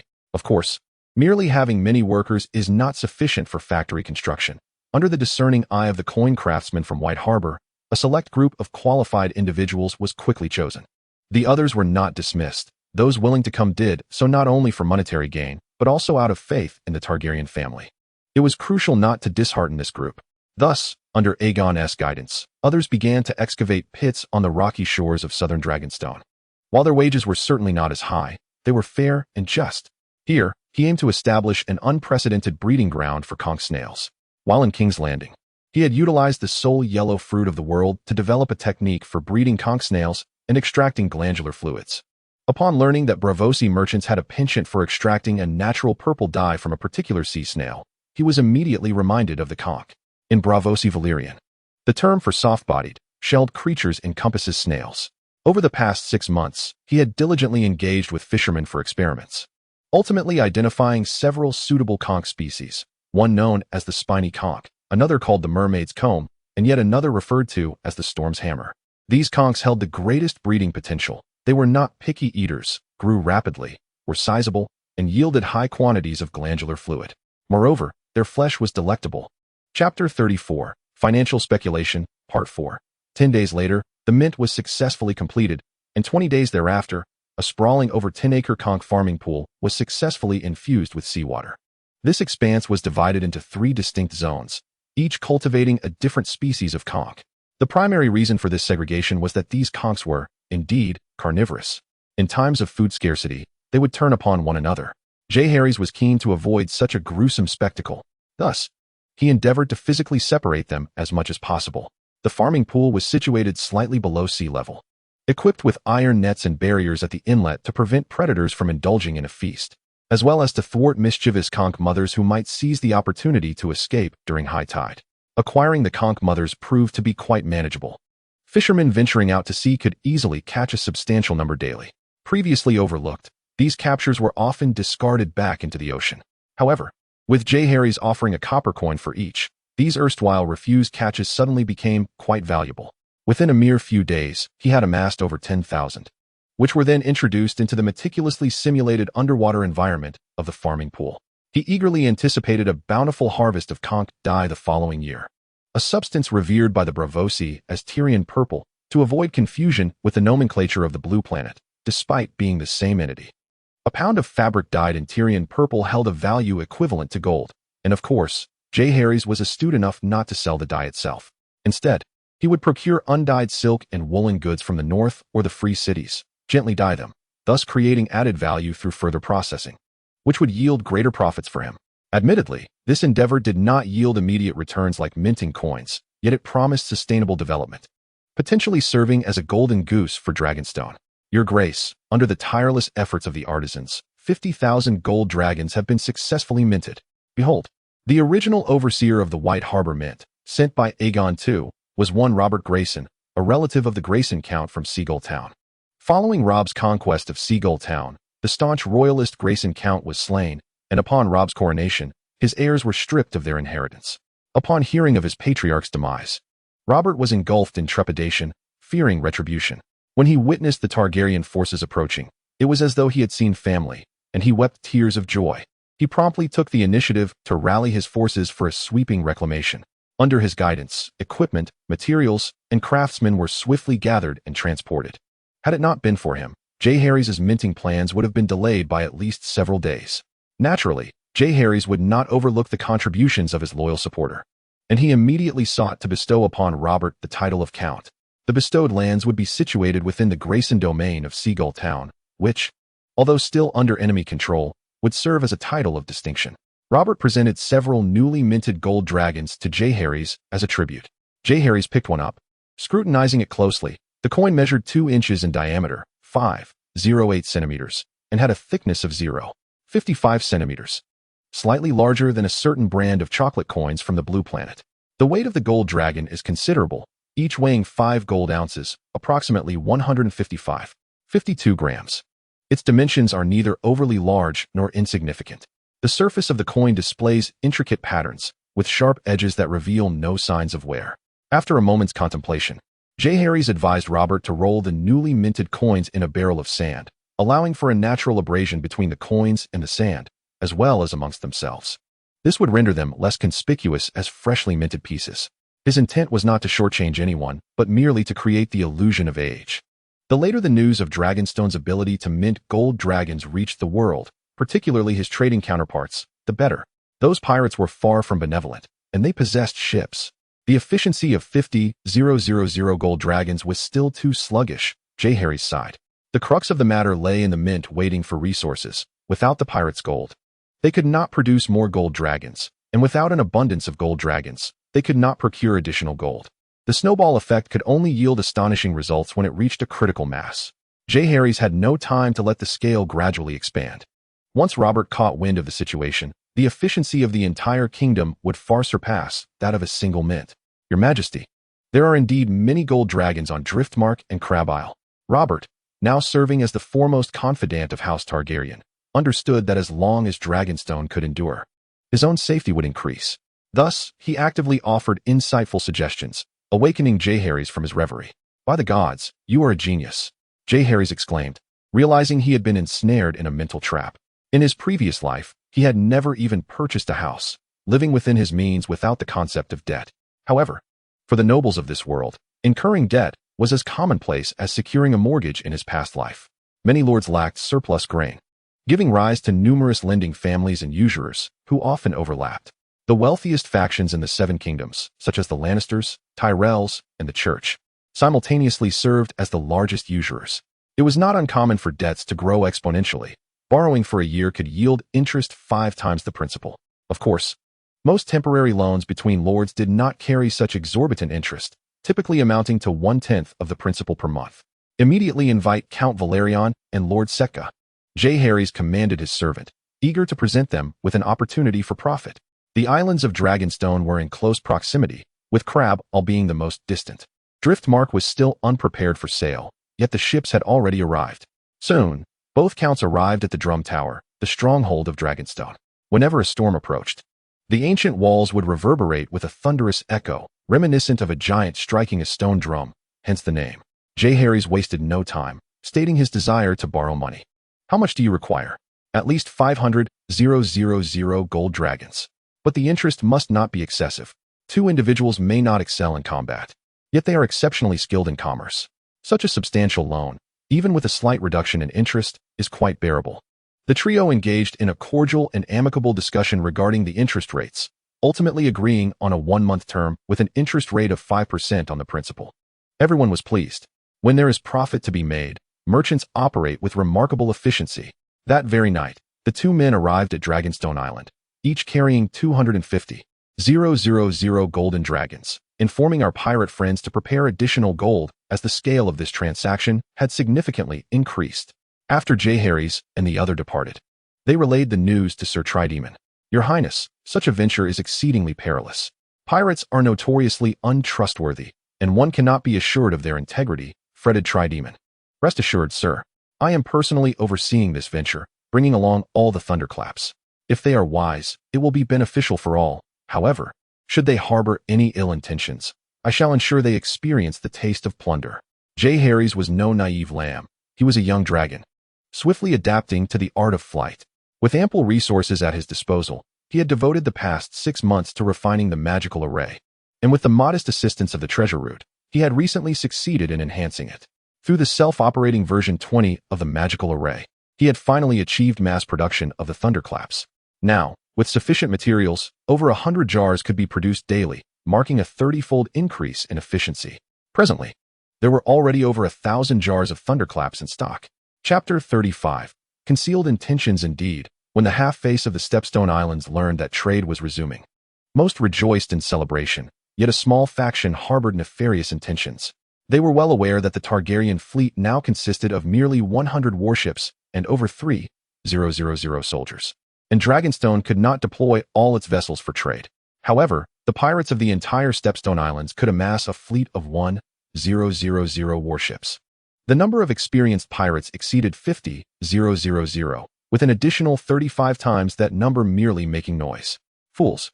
I instructed you to maintain secrecy. Have you not kept your lips sealed? The half-face, with only half of his visage intact, was filled with frost. Brother, I only told my wife. A tall, slender pirate with short hair cautiously raised his hand. His teeth were notably dark, missing a front tooth, with a black dragon crystal embedded in his left eye. You imbecile. If your wife knows, it is equivalent to everyone knowing. The short and stout first mate could not restrain himself from cursing. Hey, you little pumpkin. While we may be on good terms, if you speak thus, I shall accuse you of defamation. The lean pirate retorted, What's wrong? Are you envious because I married a beautiful and alluring wife? Indeed, my wife did originate from a rather unspeakable background, but she has long since reformed. He added, Last time I fell ill, she tenderly cared for me and ensured I took my medicine. Come, my dear, drink your medicine. The tender voice still lingers in his mind, reminiscent of the vows they once exchanged under the moonlight over the sea. As long as you remain steadfast, I shall be bound to you in life and death. Many rumors swirl about them, born from the envy of others, who incessantly cast aspersions upon their wives. Have you lost your senses? One half of his face, aflame with rage, expressed his frustration as over a dozen leaders approached, eager to claim their share. And you dare to claim it wasn't you who leaked this information? It might not even be my wife. A slender figure muttered. Truly, were it not for my father's dying wish for me to care for you, I would have cast you into the depths. The anger on the other half of his face signified a bond of brotherhood between them. No wonder the slender figure dared to challenge the first mate. Clearly, those who are favored feel invincible. Meanwhile, the short and stout one remained humble. My brother, please calm down. Firstly, it certainly wasn't my wife who did this. Secondly, if everyone knows, then so be it. We could simply turn the tables and take advantage of the situation, and then make our escape, the slender one hastily suggested, sensing the leader's genuine ire. Damn it. The other half of his face cursed. Are you all so short-sighted? You only focus on trifling gains. What do you mean by that? The slender figure and the other pirates, sharing the same sentiments, inquired eagerly. The Targaryen family has indeed been ousted from King's Landing. But they are still a legitimate royal family, are they not? Of course, they wouldn't be foolish enough to abandon their rightful claim to the throne. Indeed, as long as the Targaryens possess any claim to the Iron Throne, they have ample means to continuously acquire gold dragons. Do you know how deep the coffers of the Lord of Tides and the Red Crab truly are? No, we do not. What a bunch of fools. The Lord of Tides, the Velaryon family, once held wealth comparable to the Lannisters a century ago, and the Red Crab, the Velaryon family, has amassed riches over centuries. Consider this. If we merely taste a bit of sweetness now, what will we gain by severing the tentacles they extend toward us? Gold dragons, the slender one exclaimed. Shut your mouth. The other half of his face retorted fiercely, his injured visage reddening with anger. If we strike now, the most we can hope for is a few 100,000 gold dragons. That is still quite good, the slender one thought to himself, realizing many shared his sentiments. Yet were too intimidated to voice them. The golden dragons in their possession are undoubtedly fixed, much like the undulating waves of the sea. When they lavishly exchange more and more, it signifies that they still hold a substantial amount of golden dragons. At such moments, we must exercise caution to avoid alarming them. However, when they begin to become stingy, it indicates a dwindling supply of golden dragons. At that point, not only can we seize their ships, but we can also leverage the trust built over multiple transactions to restrain them with a small contingent while our main force swiftly advances towards Longshore Island and Chowtu Island, reclaiming all the gold previously traded away. Brother, this strategy is truly cunning. The tall, lean figure praised, noting that cunning is a compliment among this band of pirates. In this chaotic and disorderly sea, being ruthless means standing firm, and being cunning means maintaining one's position. Those benevolent souls, harboring compassion, have long been devoured, leaving not a trace behind. Brother, when the time comes, you shall wed that she-dragon. You too could become a king. The first mate egged him on, his bald head glowing with excitement. The crew, invigorated as if energized by a potent elixir, joined in the raucous cheer. Half of the face glimmered with greed, visibly entranced. As if the 3 islands of Longshore were already within their grasp. Enough, enough. Now that the she-dragon has communicated about another transaction, we must not expose our ambitions. Half of the face gestured for calm as the pirates gradually settled down. How is your discreet collection of gold faring? Boss, we recently visited dozens of establishments, including one-eared, big-nostriled, and red-bearded fellows, and have gathered a total of 200,000 pounds of gold. As per your instructions, at 105 golden dragons per pound, along with our own 20,000 pounds, we have a total of 220,000 pounds. How much profit can we expect from this venture? The first mate glanced at a diminutive pirate nearby. We can net 40,000 golden dragons. The small pirate replied in a hushed tone, looking at half of the face. Damn it, after all this running around. We're only earning pocket change. Half of the face spat, yet he failed to consider what he had contributed. If it were solely reliant on his own 20,000 pounds of gold, he would only earn 4,000 golden dragons. Now, with a risk-free return reaching 360,000 golden dragons, he still finds it insufficient. Never mind. A little less will do. We'll reach out to a few more partners and aim for a larger haul next time. All right, brother.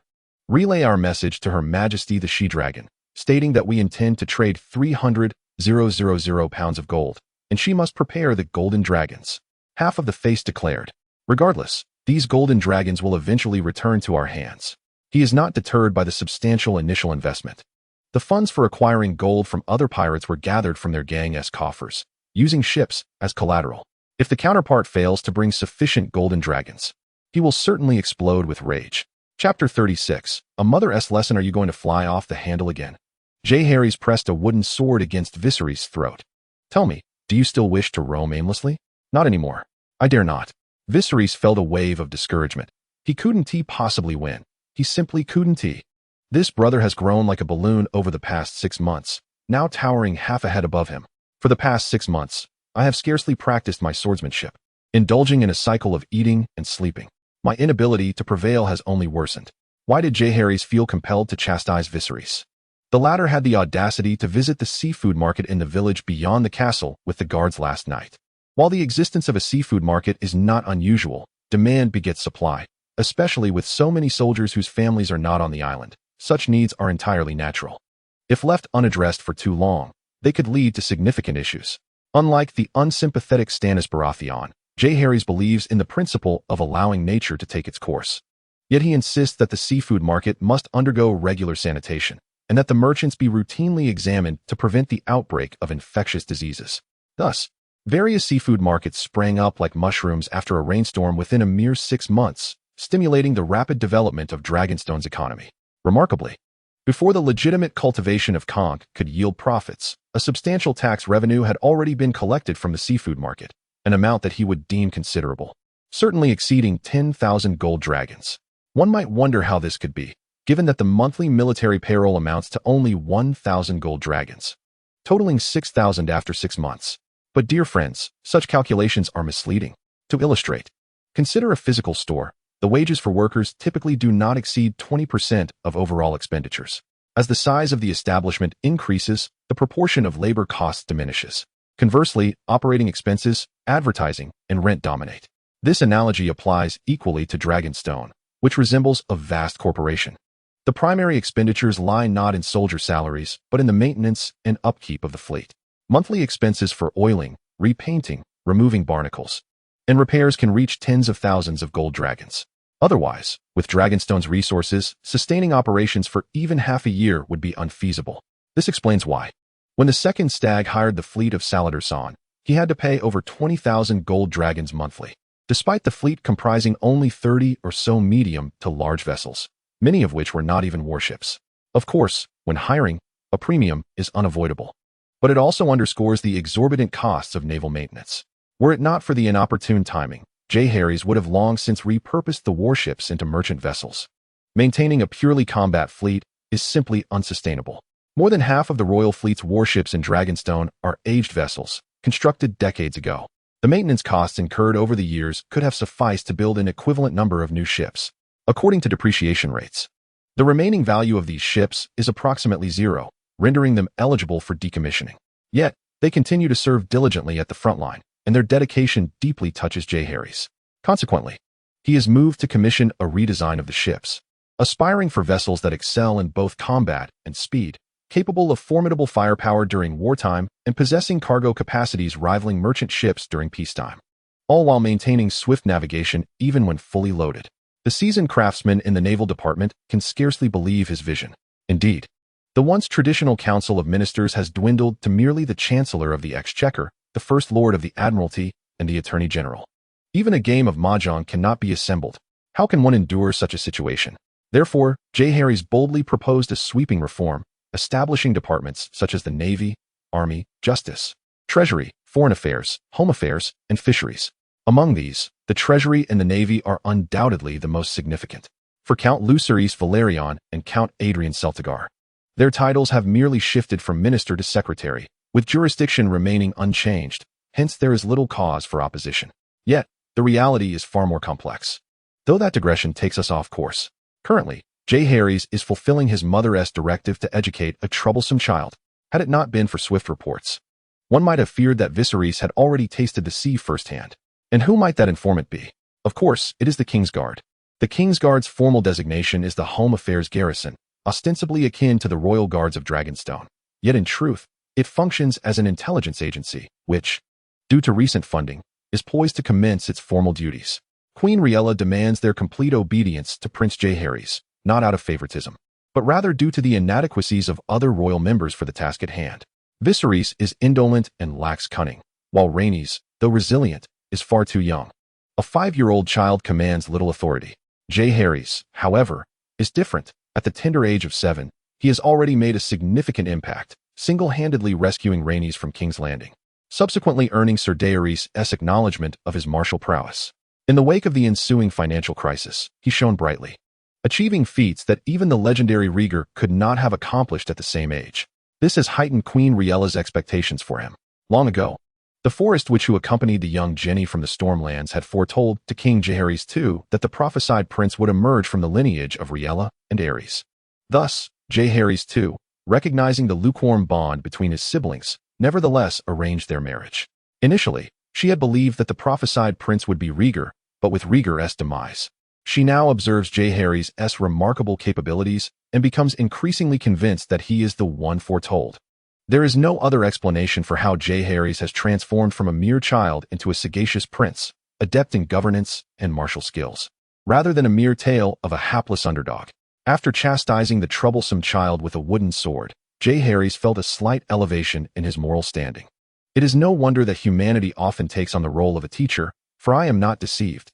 There is a certain satisfaction in standing upon a moral high ground, critiquing others. Very well, upon my return, I shall personally instruct you in swordplay. Otherwise, how could you ever be worthy of being my brother? How could you entertain such terrifying thoughts? How could you possess such affectionate sentiments? I truly adore you. Viserys, on the verge of tears, fervently prays to the gods to let the White Walkers carry away this little demon. I assure you that I shall no longer indulge in the Blue Moon seafood market. Is that not sufficient? By the way, I arranged for someone to inspect the Blue Moon you visited yesterday. Many of the seafood merchants within have not undergone health examinations for the past 2 months, and I fear they may transmit diseases. Should you experience any symptoms such as itching or unusual odors, please remember to consult the scholar. Jaehaerys remarked nonchalantly. What? Merely mentioning it makes Viserys feel a pervasive itch all over, particularly in certain areas. As Jaehaerys departed, he hurriedly made his way to the scholar's tower beneath the crow's nest. If it were indeed that affliction, there could be no delay. Master Tree, help. Your Highness. News has arrived from half of the face. This time, he has amassed a considerable amount of gold and inquired whether we can accommodate it. A guard responsible for external trading intelligence asked, how much? The letter states 300,000 pounds, but according to our intelligence, the actual quantity will not exceed 250,000 pounds. Hiss, this fellow possesses some talent. By the way, how did you ascertain this? Your Highness, this is something you taught us. You mentioned that the best method is to utilize a whispering wind, so we sought out someone with sufficient influence. A true talent. Subsequently, ensure that the Treasury allocates an additional month's salary, and that the entire Internal Affairs Department's guard receives their future wages along with attendance bonuses, indicating that it is my intention. Thank you, Your Highness. Chapter 37. Incense and Introspection. Your Highness, it is time to set forth. Sir Trindaman proclaimed loudly. Initially pleased with the results of his previous transaction, but did not anticipate the swiftness of the actions in White Harbor, employing tactics of distraction, feigned strength, and strategic deception. Akin to a sow donning a veil, a series of maneuvers. Regarding Prince Jaehaerys, he dared not treat him lightly. The prince's presence at the site of the transaction necessitated precaution. Days in advance, he had summoned the armorer to craft a suit of plate armor and a leather undergarment for the prince. Simultaneously, he requested 500 spring thunder rounds from the Alchemist Guild, hastily modifying the crossbow bolts overnight. At this moment, the 30 warships bound for the transaction had been serviced and ensured to be in prime condition. Oh, my thoughts have wandered. Jaehaerys waved his hand casually. Although the Navy had made ample preparations, a subtle sense of unease lingered. According to the descriptions of the Daobao Miao tree's divine roots, practitioners may experience spontaneous sensations regarding certain events. Thus, this slight disquiet heightened Jaehaerys' vigilance. He instructed the ships to enhance their watchfulness, mandating that each vessel maintain a lookout at all times, ready to sound the alarm at the slightest indication of movement. As they passed through the throat of the waters, the sea opened up splendidly before them, the sky high and clear, devoid of clouds. The northern winds billowed their cloaks, and the three-headed dragon atop the mast spread its wings, flames blazing red as blood.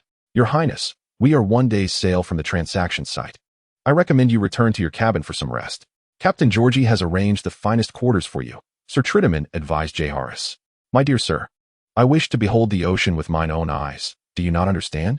In the past, I perused a tome that imparted a profound adage. Do not insult the mountains, nor the sea, signifying that one must maintain a sense of reverence towards the vast ocean. Surely, such a statement must have emanated from a learned scholar, a PhD perhaps, capable of transforming simple truths into eloquent expressions. Yet, ironically, it was uttered by a humble storyteller, akin to a bard. Sir Trindaman found himself at a loss for words. Just jesting with you. I have been pondering how Dragonstone might seek a sliver of survival beneath the formidable might of the Iron Throne. Our population is less than 1% of the realm, and our military strength is woefully inadequate, while Robert's ambition to see us undone lingers. Your Highness, the deities have witnessed your endeavors. They shall surely bestow their blessings upon you. The gods. If such clay and wood idols held any sway, the church would reign supreme over the world. We cannot place our hopes upon the ethereal whims of deities. Your Highness, one must not denigrate the divine. It would be prudent to refrain from such remarks in the future. Although Trindaman is not a devout follower, he acknowledges that the faith in the seven gods is the prevalent belief in Westeros. Even a king's coronation necessitates the church's endorsement. If Jaehaerys' words were to reach the ears of the clergy, it would surely stir a tempest. The ocean ought not to be governed by the seven, should it not? Jaehaerys mused softly. Very well, this is merely idle chatter between us. It is the people's prerogative to believe in whichever deity they choose, and we must ensure the protection of that freedom rather than impose our will upon it. Let us leave this topic be. Jaehaerys voluntarily ceased, leaving Trindaman somewhat perplexed. However, he found himself ruminating over the prince's words, sensing an underlying profundity that eluded his comprehension, leaving him momentarily adrift in thought. Jaehaerys was not without purpose. He had recently encountered a practice that unites the devotions of the masses, known as the celestial and terrestrial rites of communal worship. Its efficacy remains uncertain, yet the name possesses an air of levity. By establishing temples, attracting followers, and occasionally revealing minor miracles, one might harness the collective devotion for personal gain. Nevertheless, such methods are often deemed as strategies for the gullible, rather than true enlightenment. Moreover, the greatest drawback lies in the fact that to absorb the devotion of the masses binds one to their whims, resulting in a loss of true freedom. In comparison to the aforementioned issues, numerous smaller concerns arise, such as a low ceiling for success and a high threshold for failure. Those of grand ambition and resolute will often find it impossible to endure. According to Duobao's description, this method possesses redeeming qualities. It appears to be a path sought by practitioners in a bygone era, striving for transcendence.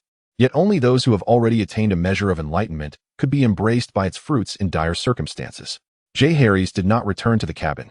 He observed the industrious sailors, with sails billowing like the belly of Layla. The time for her delivery approached, and with it, an unprecedented storm would soon follow. He could not predict the precise moment.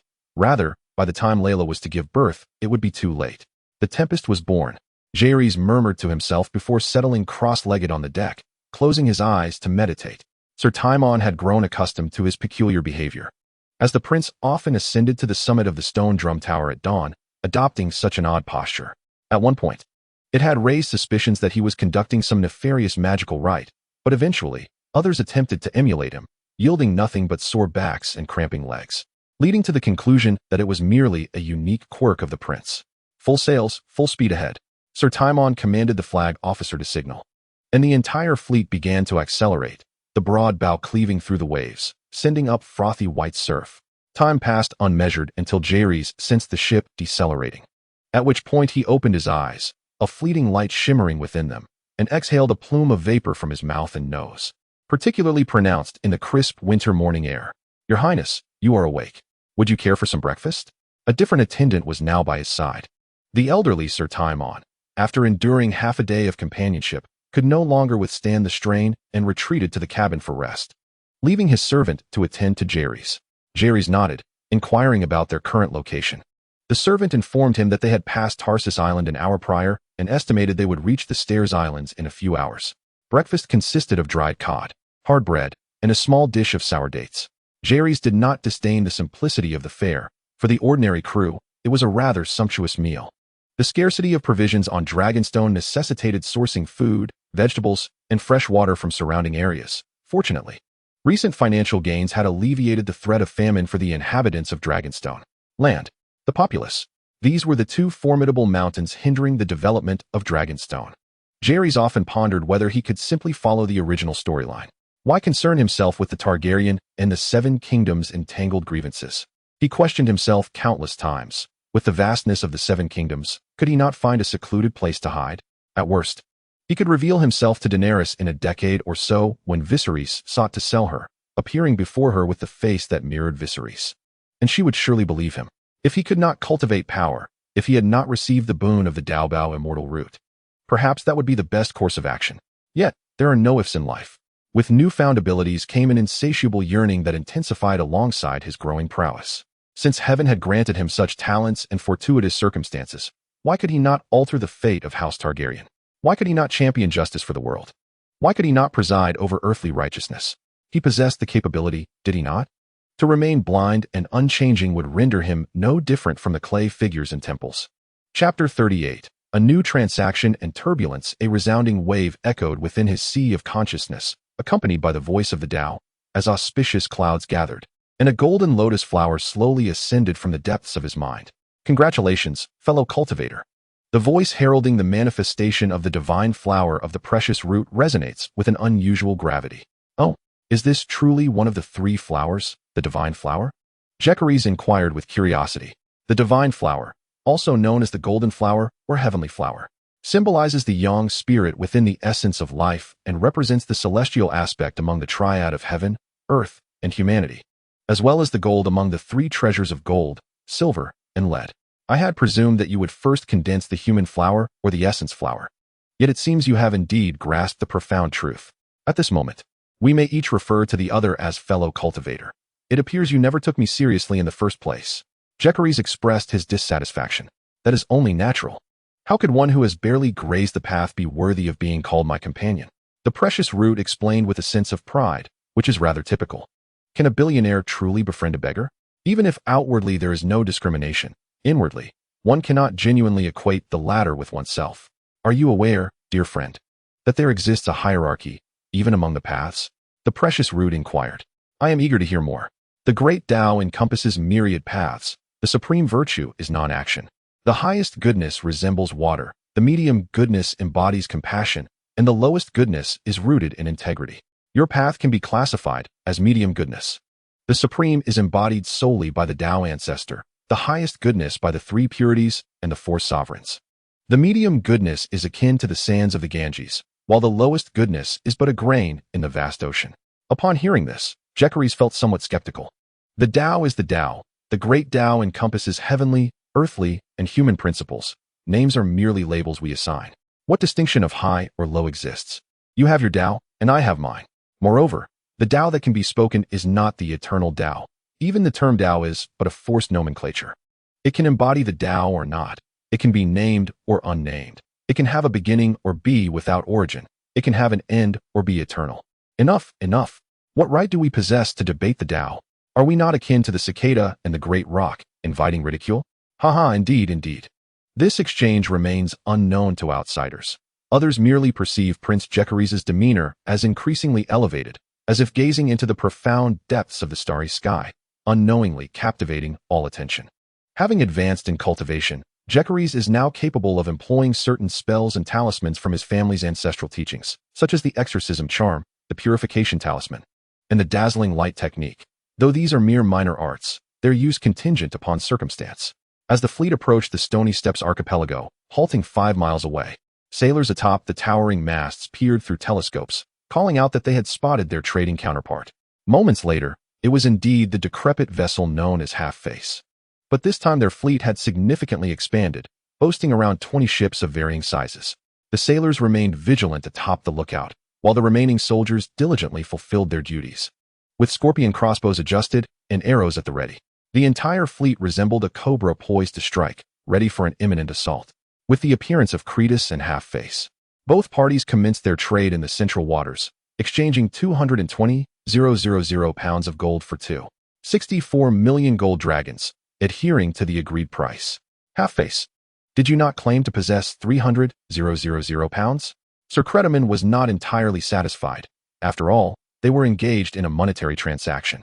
300,000 pounds could yield 870,000 golden dragons, whereas 220,000 pounds could produce only 640,000, a significant disparity indeed. As the snowball of their dealings grew ever larger, old Credaman's perspective expanded as well. Hundreds of thousands of golden dragons seemed as trivial as mere dozens. Alas, you are unaware, my dear sir, that our modest enterprise cannot compare to the grandeur of your illustrious Dragonstone. This gold represents the accumulated savings of several generations. With a half-earnest, half-mocking expression, he continued, given the substantial volume of this transaction, who knows when the next opportunity may arise? Shouldn't the price be adjusted upwards next time? Cretus was indifferent to his concerns regarding the gold. If it were up to him, the price would never increase. However, as Jaehaerys had previously stated, they needed to provide them with some incentive. This trifling sum is not worth much. Very well, we have discussed it with Her Majesty the Queen and Prince Jaehaerys. Should you manage to procure 1 million pounds of gold next time, we shall grant you an additional 10%. Fail to do so, and the price remains unchanged. Is that a promise?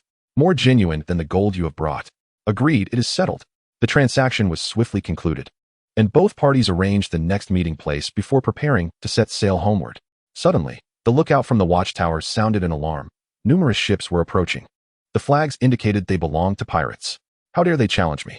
Sir Credaman exclaimed, both astonished and furious. Ah, old man, do not speak hastily. Look closely. That is the banner of the Prince of the Narrow Sea. Jaehaerys recognized it too, spotting the ornately adorned sails and vividly painted hulls, with a monkey's banner fluttering at the forefront on the tallest vessel. In the distance, he could see a man dressed in an opulent silver cloak, his striking white hair secured beneath a hat. Upon closer inspection, Jaehaerys noted, yes, indeed, it was green. Saladasan. He has come in person, my lord. Who is this individual? Jaehaerys inquired. Your Highness, he is a descendant of Valyrian blood, the current head of House San. Their family's history of piracy is nearly as ancient as that of your ancestors' conquest of Westeros. Thus, they proclaimed themselves the princes of the Narrow Sea. Though they are pirates, their strength should not be underestimated. Ah, so he is the pirate employed by the two stags. Yet in the series, he appeared as a mere commoner. Why does he seem so sun-kissed? Jaehaerys commanded the flag officer to signal, preparing the scorpion crossbows. Although the intentions of the newcomers were unclear, caution was paramount. Esteemed Sir Credaman, it is a true pleasure to see you. Last time, we were unfortunate not to meet. I scarcely imagined we would nearly miss each other again. Salladar sent emissaries to display the flag of peace, indicating no ill will. However, pirates are notoriously cunning and devoid of honor. A single flag of truce seldom signifies anything. Deception often serves as their guiding principle. Sir Credaman has been dealing with such trivialities for decades. He is, of course, well aware of their insidious nature. Furthermore, with His Highness Jaehaerys aboard the ship, he would not let his guard down. A subtle gesture behind his back prompted his attendant to depart immediately, notifying the fleet to prepare for battle. The anchor chain was swiftly reeled in, sails adjusted to catch the wind, and the oarsmen positioned themselves at the open portholes, their oars poised like the legs of a centipede, ready to spring into action at the signal from the boatswain. My dear sir, You truly wound me. I arrive here with the utmost sincerity, yet you refuse even a moment to indulge my musings. Salado postured at the bow, commanding the warship Valyrian, a grand vessel boasting 300 oars. Having been launched only a few months prior, it now served as his flagship, unmatched in combat prowess within these waters. Not even the royal fleet of Dragonstone, with its smaller Karamis, could rival it. Salado brimmed with confidence. Mr. Salado? Jaehaerys, clad in plate armor and without a helmet. Let his flowing silver-gold hair dance in the wind, revealing a visage that could render women breathless.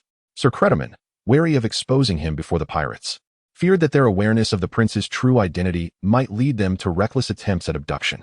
History had shown precedents. During the tumultuous Bloodraven's dance, Prince Viserys, son of Queen Rhaenyra of the Black Faction, was captured by the fleet of the Kingdom of the Three Daughters while returning to Dragonstone, enduring multiple sails before his brother.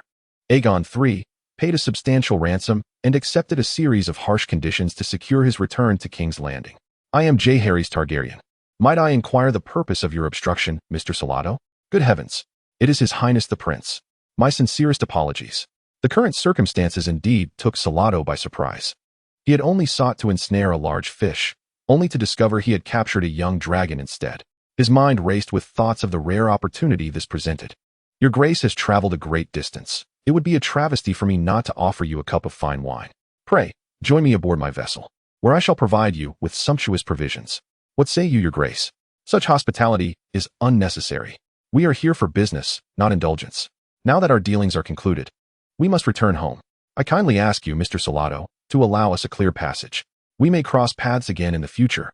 So, you intend to grant me no favor? Salado's eyes narrowed as he prepared to close the distance. If he could charge forth and engage from a higher vantage, victory would be his. Favor? That is not something you can demand of me. Perhaps I shall demonstrate to you what true favor entails. Fire! Jaehaerys bellowed, and the 3 scorpion crossbows positioned at the ship's bow unleashed a volley of 3 2-meter-long bolts simultaneously. Due to the proximity, the crossbow bolts were deeply embedded in the wooden hull of the Valyrian ship, their tips quivering as if yearning to penetrate deeper. However, the wood was too dense, and after a moment of trembling, they succumbed to their inadequacy. Ignorant child, my Valyrian vessel boasts a bow armor thickness of 2 feet. Even stone projectiles would prove futile against it. How could mere crossbow bolts breach my defenses? Oh, is that so? Today, I intend to see your new ship stained with crimson. Jaehaerys replied with a smile. Spring Thunder, prepare for launch. Several crossbow bolts equipped with Spring Thunder were propelled forth at an accelerated velocity. The previous test shots had enabled the crossbowmen to ascertain the shooting parameters, and with such a large target so near, even a blind man could strike true. If San had a slow-motion perspective, he would witness several peculiar crossbow bolts leisurely arcing toward his flagship. As the arrowheads collided with the ship's bow, the ceramic pots within their wooden casings shattered under the immense force, unleashing a torrent of fragrant liquid that erupted forth, igniting into a fierce blaze, enveloping the bow in green flames. Quick, douse it with buckets of water. San lamented as he gazed at his beloved vessel. Since its launch, he had cherished it dearly, treating it with utmost tenderness, never having encountered such brutal treatment. Captain, this fire behaves strangely. What do you mean? It cannot be extinguished with water. Look. One of his men hastily demonstrated, and to their dismay, when a bucket of water was poured over, the green flames spread along the surface, creating a thick cloud of white mist. In no time, San heard the wood crackling ominously. Fools, use sand instead. San's frustration boiled over. He had previously encountered foes employing incendiary substances, yet these sailors proved utterly inept. He resolved to replace them with seasoned sea wolves to attend to his beloved vessel. But that won't work. Even if we cover it with sand, it will still burn beneath. Impossible. Absolutely impossible. Even the flames of hell could not be this fierce. Without regard for his dignity, San grabbed a bag of sand and poured it onto the flames, only to find his men were correct. Fortunately, these peculiar crossbow bolts were scarce. After burning a significant hole in his deck, they finally ceased their assault, leaving behind a gaping void that seemed to mock him. He then noticed the opposing ship bristling with crossbow bolts, each adorned with a round, gleaming egg. Cease fire! Cease fire! San shouted in terror. This weapon was too formidable. Merely a few bolts had left the crew of the Valyrian ship drenched in sweat, teetering on the brink of despair. What if more were to come? They could easily find themselves dwelling beneath the waves, enjoying a life of eternal repose. Mr. San, shall we discuss matters now? Jaehaerys said languidly. his tone reminiscent of a sun-drenched afternoon, leisurely sipping tea in the garden with a friend. "Ah, Your Highness, you are far too gracious. Simply call me Little Sa." It is indeed a frightful experience for Salado, yet fortunately, his counterpart harbored no intentions of severing ties. Otherwise, the fleet of warships he brought would have fared poorly. The human fear of the unknown is deeply rooted in our genetic makeup. It is an instinctive mechanism of biological self-preservation. Thus, it is not surprising that Salado has not encountered much of the world. Even the soldiers of the royal fleet, witnessing the power of thunder for the first time, were taken aback. It is no wonder that repeated reminders were issued to carefully guard the round, glass vials containing fine sand and straw within wooden boxes, handling them with utmost caution during use. Several soldiers recalled moments when they had unwittingly seated themselves upon wooden barrels, and a sudden tightening in their lower regions made them break into a cold sweat. Had those containers ignited, the entire village would have been consumed, rendering any ceremonial formalities utterly unnecessary. There would be nothing left but ash. Salado, I shall refrain from further elaboration, since you have proclaimed yourself the Prince of the Narrow Sea. You must be aware that Jaehaerys does not shy away from openly discussing his dealings with half-faces and others. Should you manage to procure 100,000 pounds of gold, I shall offer you a price of 13, for 200,000 pounds, 14, and for 500,000 pounds, 15. In essence, your prosperity is intertwined with mine, and together we can amass wealth. Jaehaerys is quite generous. He is well versed in the market and knows this price to be fair. Salado possesses several channels and lists. Yet he is not of the upper echelons. The bankers and wealthy merchants of the city are not individuals he can afford to offend. The title of Prince of the Narrow Sea is merely self-aggrandizement, as even the staircase aisles are home to many pirates who show him little respect. In this era, pirates and merchants are not vastly different. They seamlessly switch between identities, sitting down to negotiate one moment and drawing blades the next, driven by a capricious nature fueled by insatiable greed. The Sane family has ventured into the sea for 300 years, yet they have never attained the governorship of Lys. Not even once. Is their lineage not ancient? Ultimately, it is a matter of insufficient strength. Chapter 40. The message of the Horn of Tempest for Salado to dispose of stolen goods. He must contend with the exploitation of the affluent merchants and bankers of Lys, which led him to contemplate establishing his own bank. Alas, the bankers of Lys are exceedingly exclusionary. Many lacking sufficient foundations are often driven to bankruptcy. Long before his grandfather Semero Sane joined the Council of Nine, the Sane family had sought to penetrate the ranks of power within the free trade city-states. Their most recent endeavor was to exploit the tragedy of the Summer Hall, allying with the Blackfire family to wage war, conquer Tyros and the Staircase Isles, and prepare for an invasion of Westeros. Unfortunately, this ambition was thwarted by the military intervention of Jaehaerys II, king of the Jaehaerys lineage, culminating in the Battle of the 9 Copper Coins, where the ferocious Maris of the Blackfire family was slain by the fearless Balistan Selmy, leading to the extinction of the male heirs of the Blackfire family. Consequently, Samuro was compelled to return to the stronghold of Lys, akin to a lion that, having failed to usurp the throne, resumes its aimless wanderings while facing challenges from hyenas and leopards. Your Highness, Salado was astounded by such generous terms. The exchange rate he had with the bankers and currency exchangers of Lys stood at 11 gold dragons per pound, or the equivalent weight in Lysian gold coins. He calculated in silence, realizing that converting 1 million pounds of gold would yield him 130,000 gold dragons, effectively gifting him 20,000 gold dragons. Converting 5 million pounds of gold would result in 750,000 gold dragons, netting him a staggering 200,000 gold dragons in profit. Furthermore, he had friends in places like the Stepstone Islands, Lys, and Meereen. Even a slight increase in the purchase price, reaching 12 gold dragons, could allow him to amass over 10 million pounds of gold, which, although time-consuming, would grant him a pure profit of 300,000 gold dragons. Goodness, this was far more promising than robbery. One might wonder, how could these pirates possess such wealth? 10 million pounds of gold amounts to a staggering 453 tons. Pray tell, the world of A Song of Ice and Fire is vast and grand. The continent of Westeros alone is comparable in size to South America, while Essos is many times larger. The 9 free trade city-states conduct business throughout the known world, rendering 453 tons of gold a mere trifle. In a previous life, Jaehaerys had heard of a gold mine in South Essos that historically produced over 1,000 tons of gold annually. This was merely the yield of a single gold mine in 1 year. How much has been extracted from both continents over the years? It is impossible to quantify. And why, with such wealth at their disposal, do they not mint their own coins? A mere 100% profit would be sufficient for them to overcome all technical challenges in establishing a mint.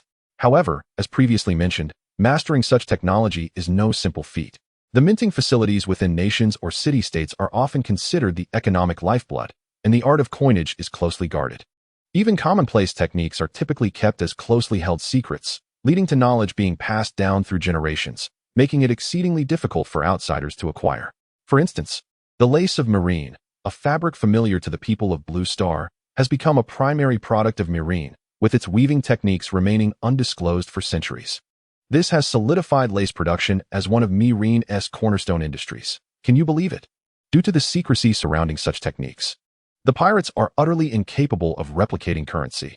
Even if someone were to attempt private minting, it would be glaringly counterfeit. Historically, there were instances of large-scale private minting of gold dragons in the Stepstone Islands. By whom? Demon Blackfire. However, the Iron Throne subsequently declared that possession of coins minted by the Blackfire family constituted treason. Thus, during transactions, people dared not accept them, especially the nobility, for their families and lands were their very foundation.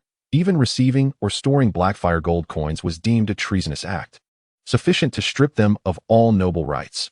Who would dare defy such orders?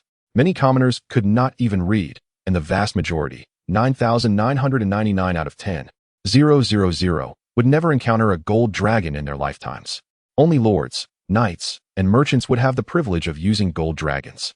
Should they inadvertently receive counterfeit gold dragons, they would promptly melt them down into pure gold, subsequently exchanging them for gold dragons and silver stags from the coin merchants, with a conversion rate that is truly remarkable. This experience would serve as a poignant reminder for them to remain vigilant and not accept counterfeit currency in the future. The pirates, their eyes ablaze with the allure of immense profit, fervently proclaimed, "Long live Targaryen!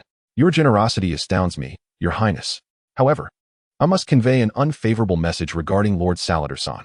Even for the sake of those 3 million gold dragons, he must ensure the safety of Dragonstone before the gold dragons are in hand. I am eager to hear more. Recently, my men observed at Shipbreaker Bay's storms and that the Royal Fleet is primarily focused on safeguarding Blackwater Bay and the Narrow Sea, leaving the distant Shipbreaker Bay unguarded. Remarkably, they have silently constructed a large dry dock and an oversized warship with 400 oars. Fortunately, their fleet is still relatively small and has not yet reached critical mass. However, should they continue to launch various conventional and auxiliary vessels, it would pose a significant threat to Dragonstone. Though Jaehaerys possesses the Thunderer, a formidable naval asset. Once the enemy becomes aware, they may employ large crossbows and catapults for long-range suppression. The Thunderer's range is insufficient to counter this. And given the superiority of the enemy's fleet in numbers and speed, we could find ourselves in a precarious situation of passive defense. Thank you, Mr. Son. Jaehaerys expressed his heartfelt gratitude. Rest assured, the Targaryen family will not neglect its friends. A royal family, even one in exile, retains considerable financial resources, making its promises invaluable. Should the Targaryen family reclaim the Iron Throne, the Son family's 3-century vision may very well come to fruition in the hands of Lord Salladhor.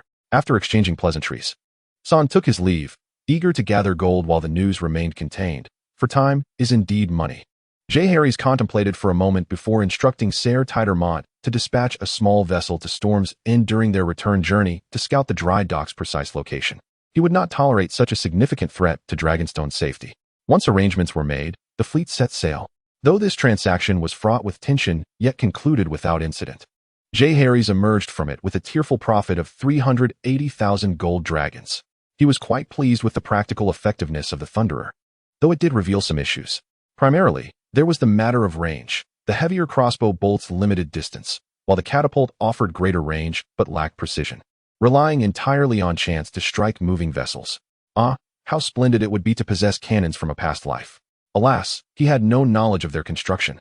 Moreover, one must consider that a practitioner such as himself wielding cannons would likely face severe repercussions. It is best to remain grounded and seek solutions within the confines of current technological capabilities. Chapter 41. The Onion Knight. Recently, the Onion Knight, Davos Seaworth, has been enjoying a rather pleasant existence. He was knighted by Stannis Baratheon, who, of course, also penalized him for his past smuggling activities by severing the first phalanx of his 4 fingers on the left hand, save for the thumb. Reward for merit. Punishment for transgressions. This action made him realize that his lord was indeed exceptional. a refreshing stream among the lords steeped in corruption.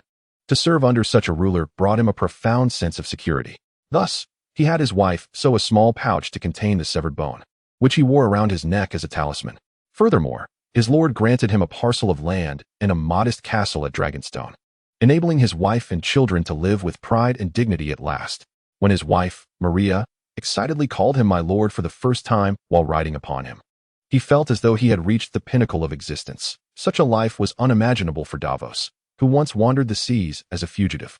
The day after his knighthood, he named his lineage Seaworth, signifying a ship suited for navigation. The family crest featured a small black ship emblazoned upon a gray background, with an onion motif on its sails, commemorating the legendary ship, the Black Bethany, and its cargo of onions. Last year, King Robert ordered Stannis to construct a royal fleet, a task that Stannis entrusted to him, along with the training of sailors. He swiftly became a notable figure throughout the Stormlands. Of course, he was aware that it was unlikely he would command the royal fleet, yet regardless of who would assume the title of commander, they could not overlook his role as the founder. Dragonstone boasted fertile lands, and its rainforests were abundant with timber suitable for shipbuilding, featuring colossal cedars, firs, maples, oaks, redwoods, sentinel trees, and soldier pines, all capable of being embraced by several individuals. Many noble families from the rainforests, such as the Mertland family of Mistwood, the Morgan family of Crow's Nest, and the Clinton family of Eagle's Nest, were renowned for their trade in shipbuilding timber and amber gemstones. It is well known that freshly felled trees cannot be immediately utilized for shipbuilding. They must undergo a series of treatments including seasoning, drying, shaping, and protection against pests and moisture. The most critical component of any ship is its keel, particularly for medium to large vessels, where a single-piece keel is preferred for its robustness, ensuring stability against tumultuous seas. The ribs, constructed using mortise and tenon joinery atop the keel, must balance strength and rigidity, while the hull, though simpler, also necessitates a careful drying process lasting over a year to ensure waterproofing. Prior to launching, the seams and the hull below the waterline must be coated with tar. Clearly, these materials cannot be procured swiftly through mere logging. Fortunately, the families of the rainforest provided tremendous support, swiftly transporting an abundance of shipbuilding materials to the large dock at Dragonstone. To enhance efficiency, Lord Stannis excavated 3 large and 5 medium-sized dry docks, allowing for the simultaneous construction of 3 large warships with over 200 oars and 5 smaller vessels. However, King Robert believed that a warship with 200 oars could not stand against the royal fleet of Ares II. Thus, he allocated a substantial sum to Lord Stannis for the construction of a colossal warship with over 300 oars.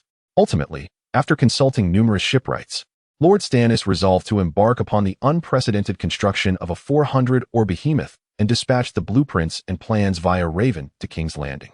As anticipated, King Robert was overjoyed upon reviewing them and immediately named the vessel King Robert's Hammer, hoping it would crush all maritime foes as he had shattered Rhaegar's breastplate on land with his warhammer.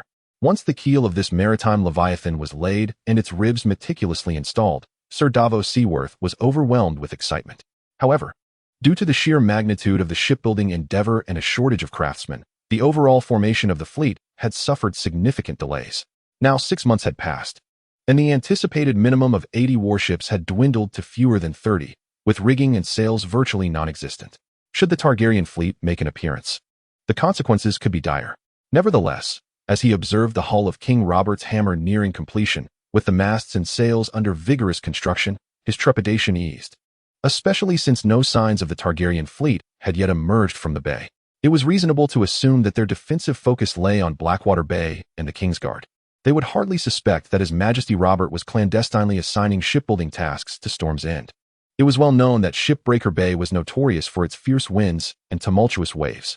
When Lord Stannis unexpectedly led the towering King Robert's Hammer alongside nearly 100 newly constructed warships onto the waters of Dragonstone, he was curious how Lord Rosby and Lord Tytos would respond.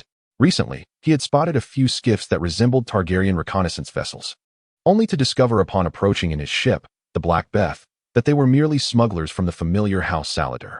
After a moment of concern, he decided to extend a courtesy to his old friends, opting not to seize their ship or crew. However, he insisted they keep their lips sealed, swearing by the sea to divulge nothing of their encounter before allowing them to depart.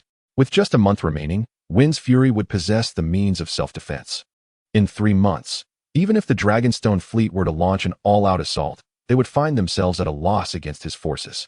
Out of caution, he resolved to expedite the rigging and sails for those 30 smaller warships, ensuring that should any unforeseen circumstances arise within the month, his fleet would retain a degree of maneuverability and not become sitting ducks at the docks.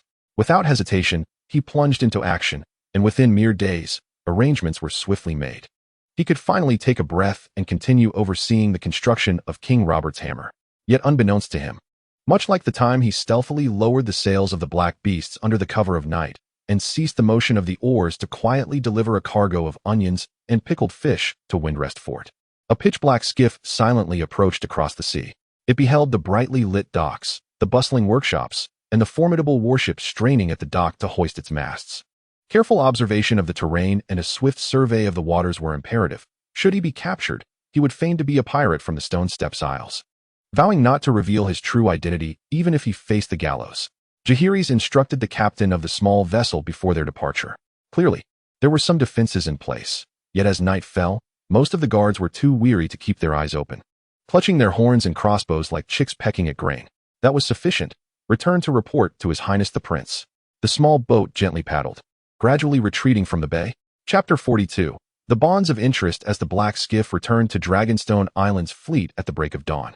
Jaehaerys had just completed a sparring session with Sir Tredaman and several knights. Engaging in combat aboard a ship adrift at sea tested one's sense of balance considerably.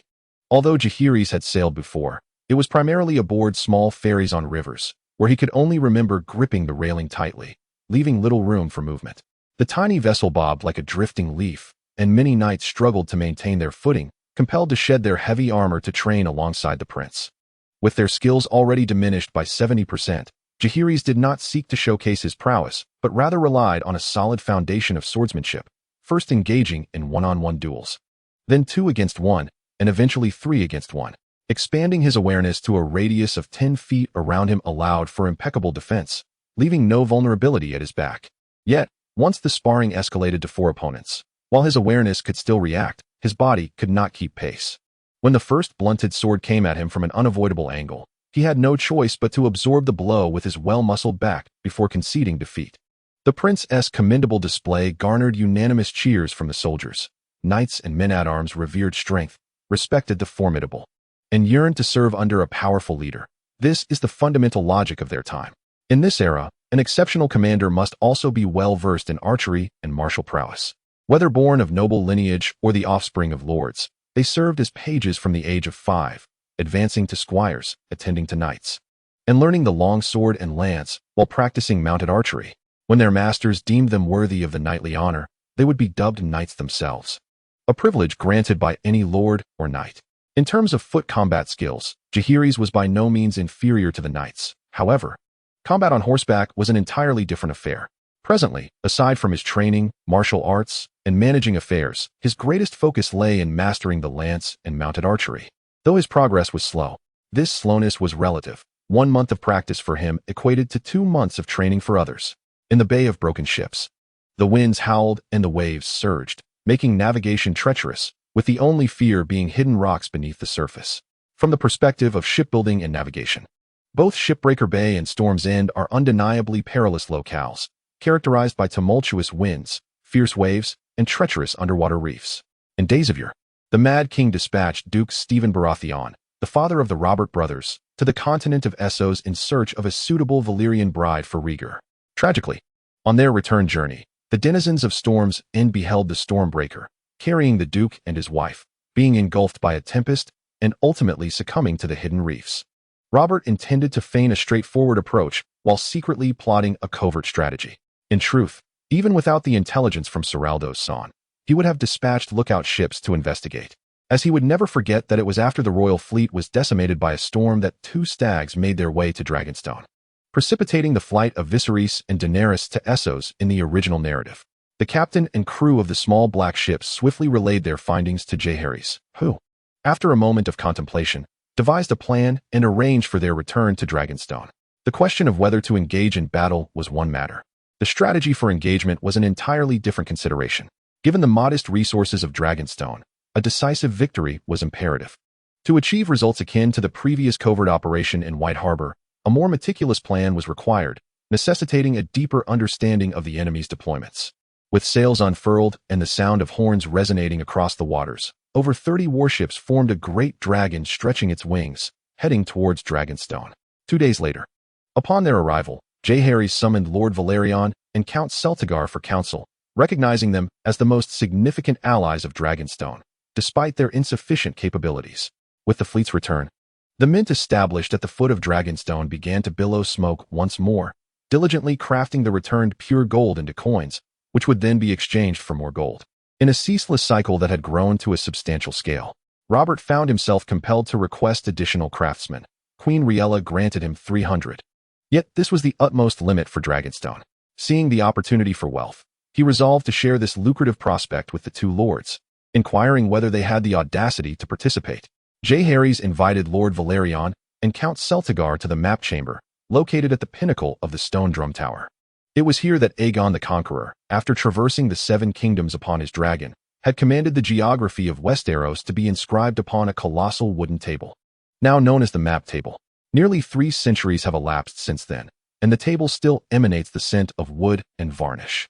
As he sat in a chair facing Dragonstone, he could almost sense the ambition of Aegon I, who sought to dissolve the barriers that had separated nations for millennia and unify the 7 kingdoms. However, even with dragons, Aegon left unfinished business, bequeathing a vast kingdom that, while appearing unified, was deeply fractured internally.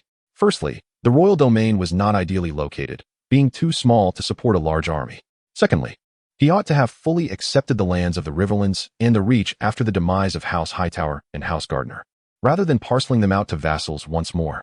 Moreover, there exists an insistence upon maintaining the antiquated notion of the 7 kingdoms. As if the mere omission of such a reference would invite calamity, does this not perpetuate a sense of alienation? It renders the concept of a unified realm superficial.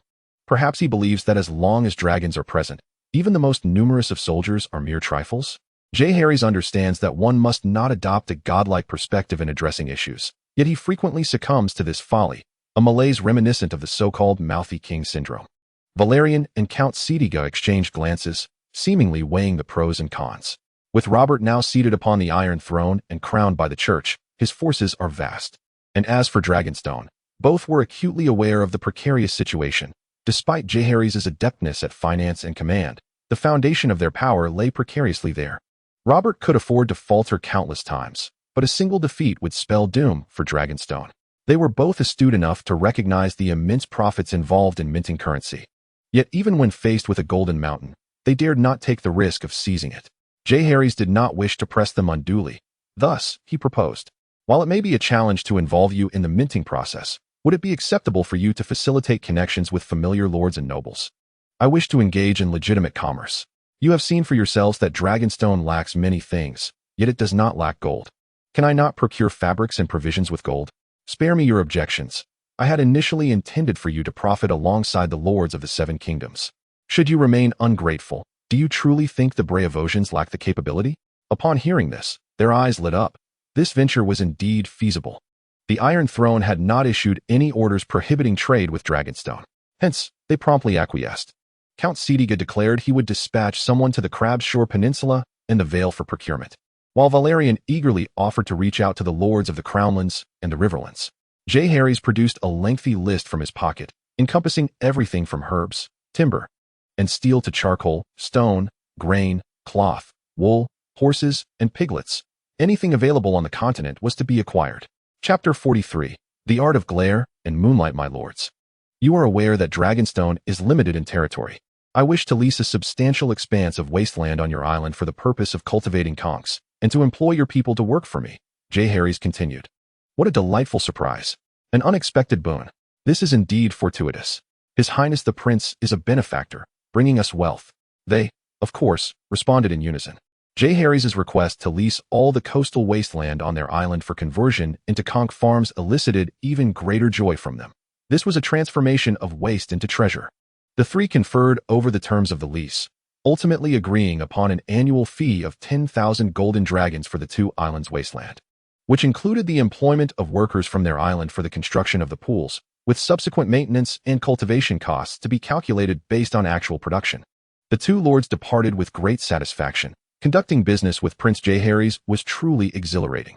Jaehaerys promptly summoned the head of his personal guard, a seemingly inconspicuous old fisherman. Codenamed Dragon One, the prince commanded that he devise a means to infiltrate the second island. Although these two appeared to be allies, they were cunning and shrewd. And despite the substantial benefits offered, he could not afford to be complacent. The combined fleets of these two houses exceeded half the strength of the royal fleet of Dragonstone. While I could choose to disregard such a force, I must also prevent them from being utilized by our adversaries. As the relationship between Dragonstone and them grows ever tighter, with interests becoming more entangled, the cost of their defection rises correspondingly.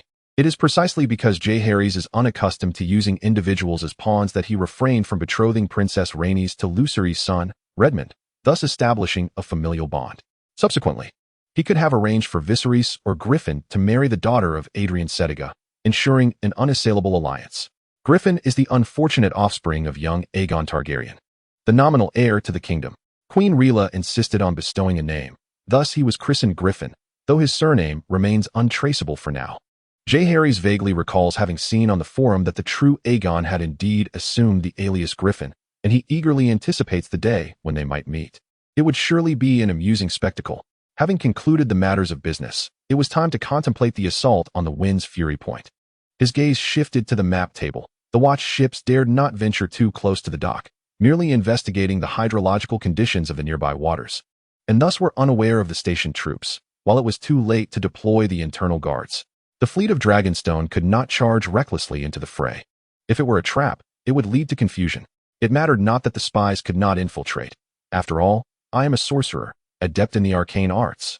That night, beneath the radiant full moon, he ascended alone to the Dragonstone Tower. The castle bore an eccentric design, with grotesque gargoyles and griffins replacing ordinary battlements, while the towering spires resembled bizarre dragons. The Dragonstone Tower stood as the highest edifice in the castle, typically undisturbed. He donned a yellow robe, adorned with a central Taiji symbol. The altar had been prepared in advance, complete with incense, candles, and offerings of 3 animals. He recalled the astonished expressions of the maidservants as they prepared these items. They likely assumed he intended to feast lavishly that evening, did they not? After cleansing himself, Jaehaerys lit the incense and paid homage to the 3 purities. Beneath the altar lay a silver basin filled with clear water. Jaehaerys began to chant, uttering incantations in a tongue unknown to this world, but rather in the language of his former life. The moon is a mirror of the Jade Terrace. Let the light pierce the veil, illuminating my vision.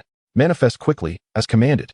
With a gesture of his hand, he summoned a strand of moonlight, guiding the luminous beam across the darkened floor until it was drawn into the silver basin. In an instant, the basin reflected a bright moon. And though a gentle breeze stirred, the water's surface remained undisturbed. Jaehaerys swiftly moved to kneel before the basin, seating himself cross-legged. Upon reopening his eyes, they appeared veiled in a white film, and he felt as though he had instantaneously ascended to a height of 10,000 miles. In this boundless darkness, a colossal celestial body looms above, radiating a dreamlike glow, seemingly solitary in the vast expanse of space. More accurately, it resembles gazing up at Earth from the moon. The brilliance of the moonlight is indeed formidable. Jaehaerys mused, hastening his actions. This spell, while magnificent, is excessively taxing on one's magical essence. Within such a brief moment, he could already feel his power gradually waning. He swiftly sought the continent of Westeros, directing his gaze towards Dragonstone, magnifying his vision as he traversed layers of cloud. Searching intently, what first caught his eye were several diminutive docks, no larger than matchboxes, behind which stood a small castle, likely capable of housing no more than 1,000 souls. Outside the castle, in a clearing behind a small hill, countless tents dotted the landscape, resembling burial mounds, adorned with the sigil of House Baratheon, a crowned stag, and numerous unclear heraldic emblems. Jaehaerys counted approximately 300 tents, alongside a vast stable enclosed by a fence, estimated to contain over 1,000 warhorses. Furthermore, along the coastline, several large trebuchets and rows of massive scorpions were concealed beneath foliage. Jaehaerys formulated his plans.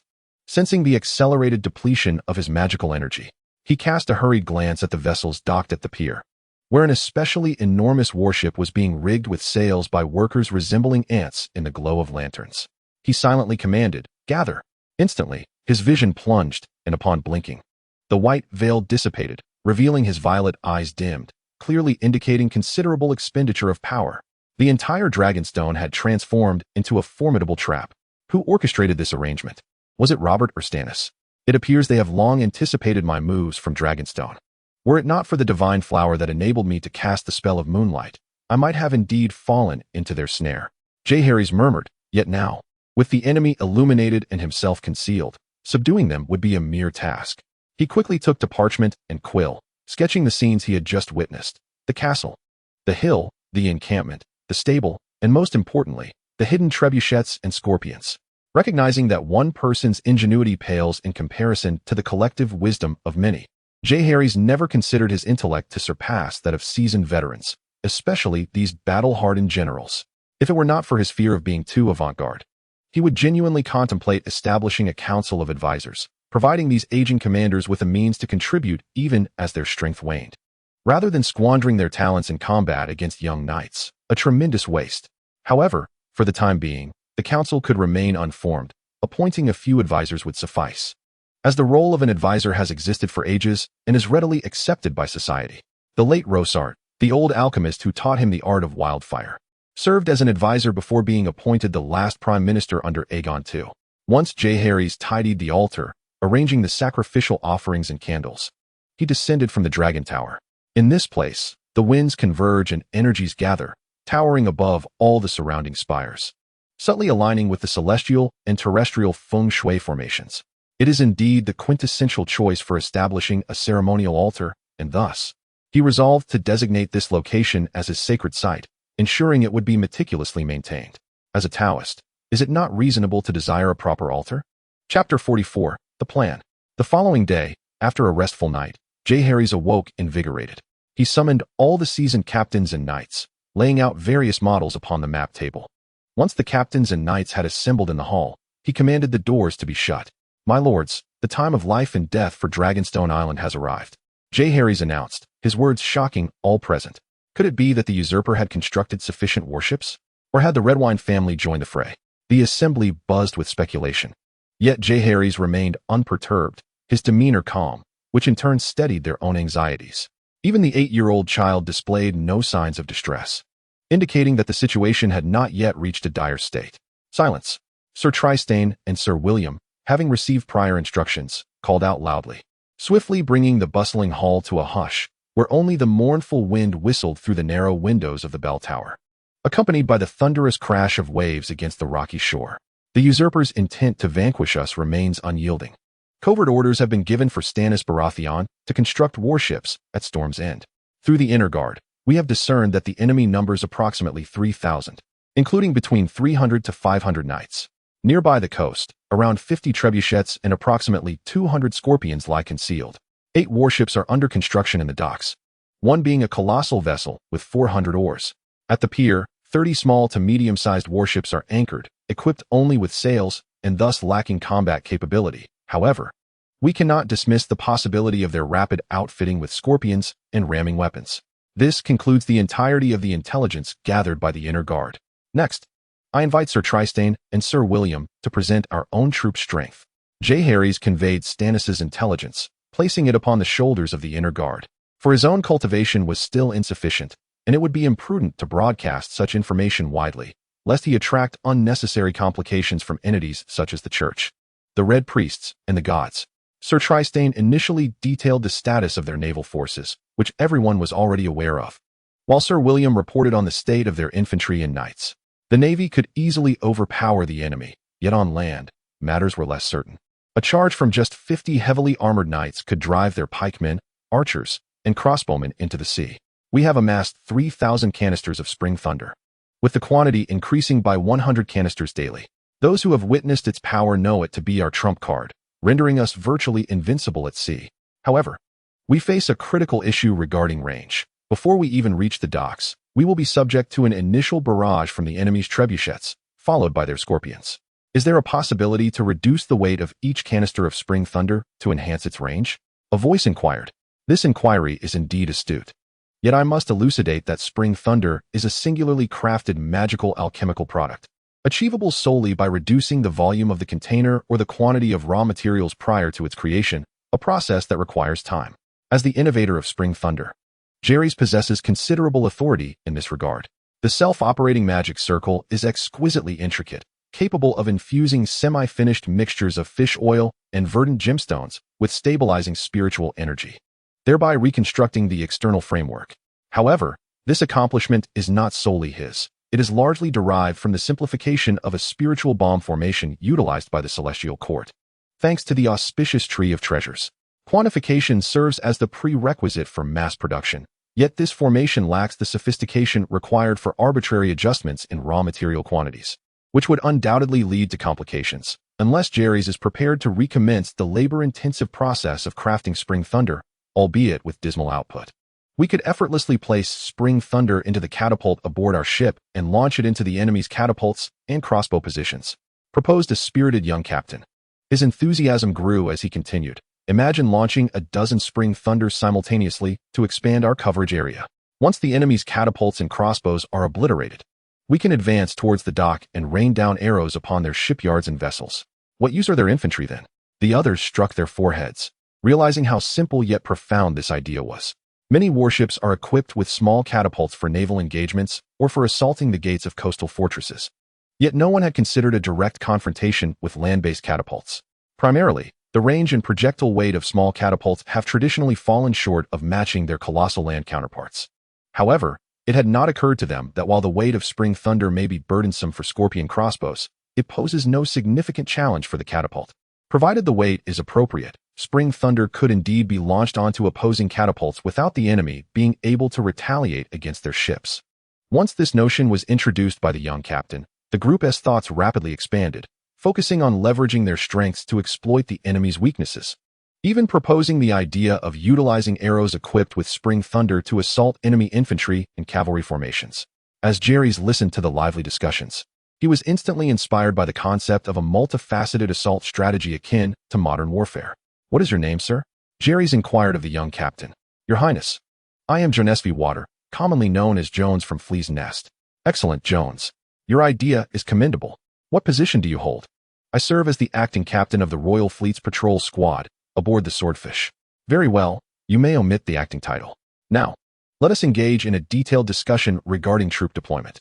After a full day of deliberation, they ultimately devised a comprehensive offensive plan.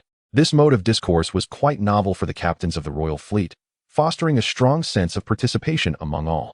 The collision of various inspirations generated fervent discussions and rigorous validations, ultimately leading to the selection of the most suitable and robust strategies, maximizing enemy casualties while ensuring their own preservation. In the past, the commander of the Wong family fleet would issue operational commands, allowing each ship to engage in battles independently. The outcomes of these confrontations heavily relied on the personal decision-making prowess of the commander, the relative strength of both sides, and the capriciousness of fortune. This was similarly true for infantry and cavalry. Even when pooling the wisdom of many, it was often limited to the insights of a few lords and noblemen. Unlike the present, where an ordinary captain, devoid of noble lineage, can audaciously proffer strategies. After discussions, Jaehaerys instructed everyone to rest in the guest chambers of Dragonstone, allowing them to return to their ships only when it was time to embark and announce the specific operational tasks. The primary concern was the insufficient number of inner guards and spies, making it impossible to monitor all vessels, especially given the significance of this mission. He could not dismiss the possibility of treachery. He was certain that Robert would be willing to trade a title and lands for this intelligence, as loyalty often hinges on the magnitude of the stakes involved in betrayal. In this world, what could be more alluring than titles and lands? Ironically, these were precisely what Dragonstone lacked. Ultimately, it came down to having too few cards to play. Alas, one cannot perpetually dwell in dreams and honor. Perhaps it would be wise for Queen Riella to ascend the throne first? Otherwise, her status would be somewhat unequal to that of the Iron Throne. As for the absence of a coronation by the High Septon, it mattered little. Dragonstone possessed its own clergy capable of anointing with holy oil. Of course, until the issue of lands was resolved, her title would be merely nominal and could not compare to Robert S. The path to resolution was arduous, and Jaehaerys rubbed his throbbing temples, deciding to temporarily set aside these troubling matters to educate the unruly children. He had promised to personally train Viserys upon his return, for one must uphold integrity. Jaehaerys was certainly not motivated by disdain for Viserys' carefree attitude, which often reeked of arrogance. Chapter 45, Advance. Your Majesty, Lord Eddard has sent a letter for your perusal. Grand Maester Pycelle found the inebriated Robert in the Maigret Tower. Since ascending the throne, His pursuits have largely revolved around hosting tournaments, hunting in the royal woods, or frolicking amidst the blooming flowers. The seafood market in King's Landing was among the first to recover. The devastation had left many homeless, and under the heavy snow, countless perished from hunger and cold. Although the Iron Throne and Prime Minister Lord Arryn had opened the granaries for disaster relief, the realm itself was also afflicted, rendering it incapable of supplying King's Landing.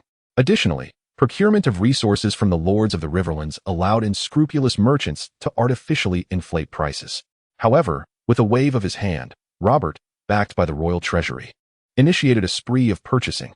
Thus, as a substantial influx of supplies entered the city, the royal family's continuous relief efforts finally led to a reduction in prices. Yet, many women were still forced to resort to selling seafood for survival.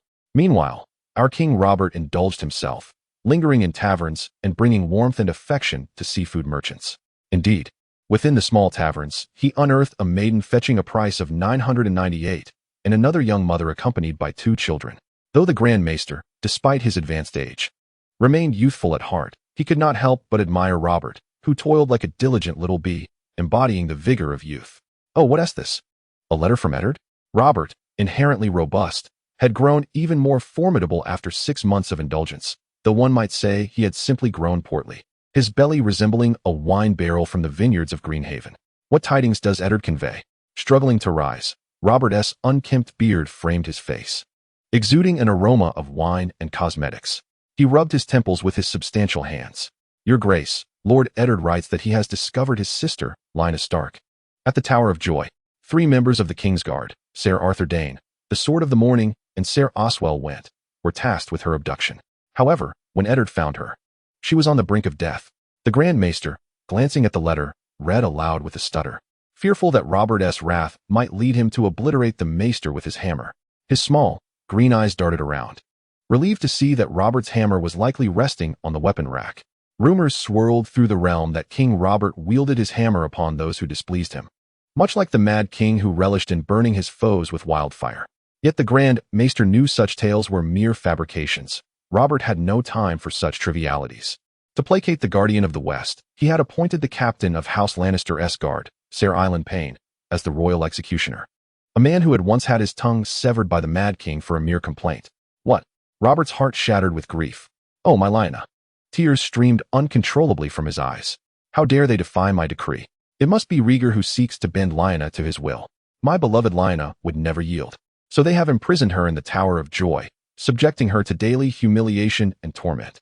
After such a lengthy ordeal, even her iron will may not withstand. It was all Rhaegar's fault. All the Targaryens' fault. His eyes reddened as he gazed towards Blackwater Bay, never forgetting that a she-dragon frolicked on the island with her whelps. Write to Stannis. Why has the fleet not been completed yet? I want to see their heads. Immediately. Your command is my duty, Your Grace. Ser Davos nodded hastily, fearful of the wrath that might descend upon him if he delayed his response. He quickly procured parchment and quill, and under immense pressure, composed a sternly worded letter in a single breath. After Robert reviewed it, he declared the threats insufficient. If I do not receive what I desire within a month, Stannis shall never inherit the title of Lord of Storm's End. Ser Davos promptly added this ultimatum, sealing it with the king's sigil before sending it forth via Raven.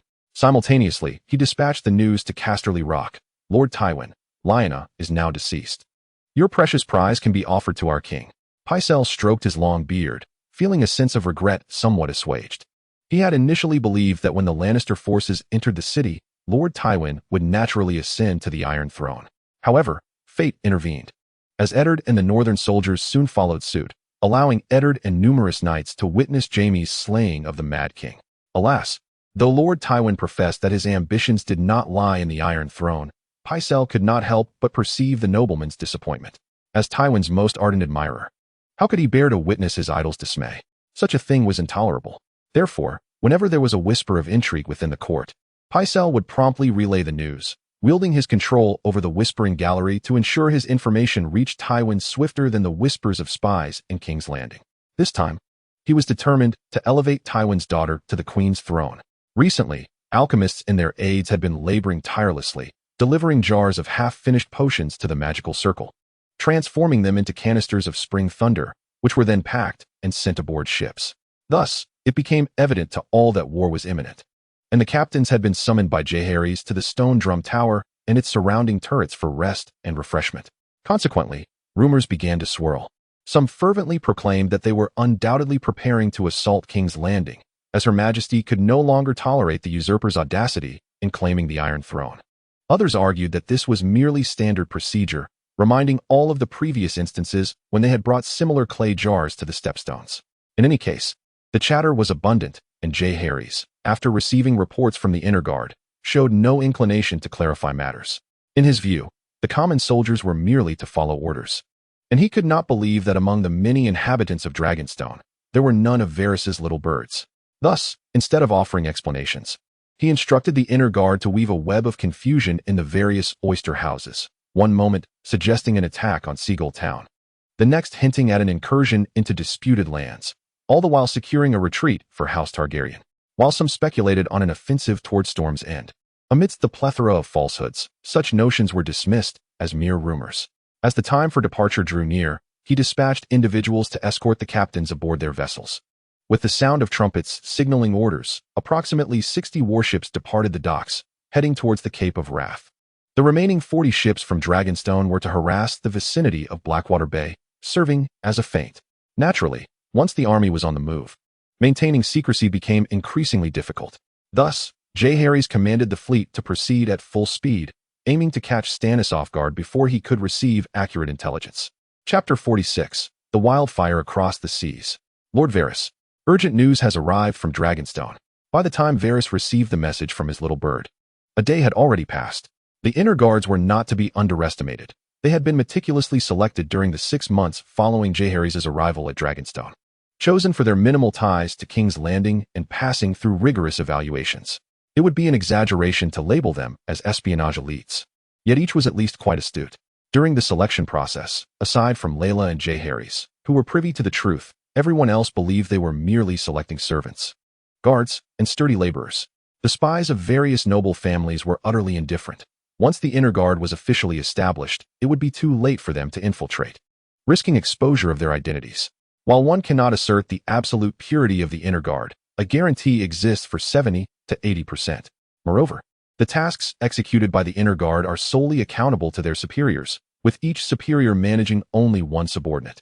Coupled with the techniques learned by Jaehaerys from various espionage narratives, any leakage of a mission would easily reveal the problematic link in the chain. A fleet of ships departed the harbor, their destination unknown. Varys furrowed his brow. This was not a normal occurrence. He had a general understanding of the previous operations at Dragonstone. To prolong the sustainability of Dragonstone, he refrained from relaying pertinent information to Robert and Aeron. However, he was aware of a relatively safe wildfire that had been personally modified by Prince Jaehaerys, which had proven immensely effective in earlier operations.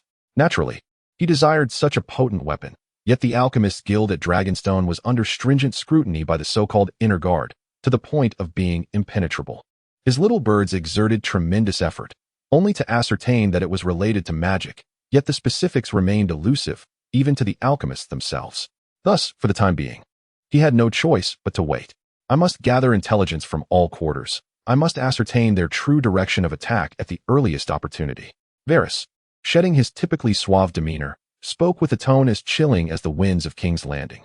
2 days later, Jaehaerys led the fleet on a circuitous route, circumventing Storm's End and Tarth, instead charting a course along the Stepstones and the Dornish coast, heading directly towards the Storm's End from the southeast.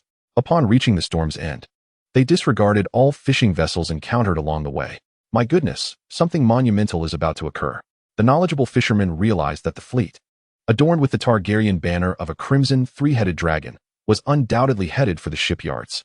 Many rowed desperately, attempting to relay this intelligence to their lords, but they were too late. Davos Seaworth suddenly felt a pang of anxiety, reminiscent of when he was smuggling and had drawn the attention of Ser Tytos. Such instincts had spared him from numerous surprise inspections by the coastal guard and ambushes, as well as from violent disputes among fellow smugglers. He referred to this intuition as a warning from the gods, and today, it was particularly potent.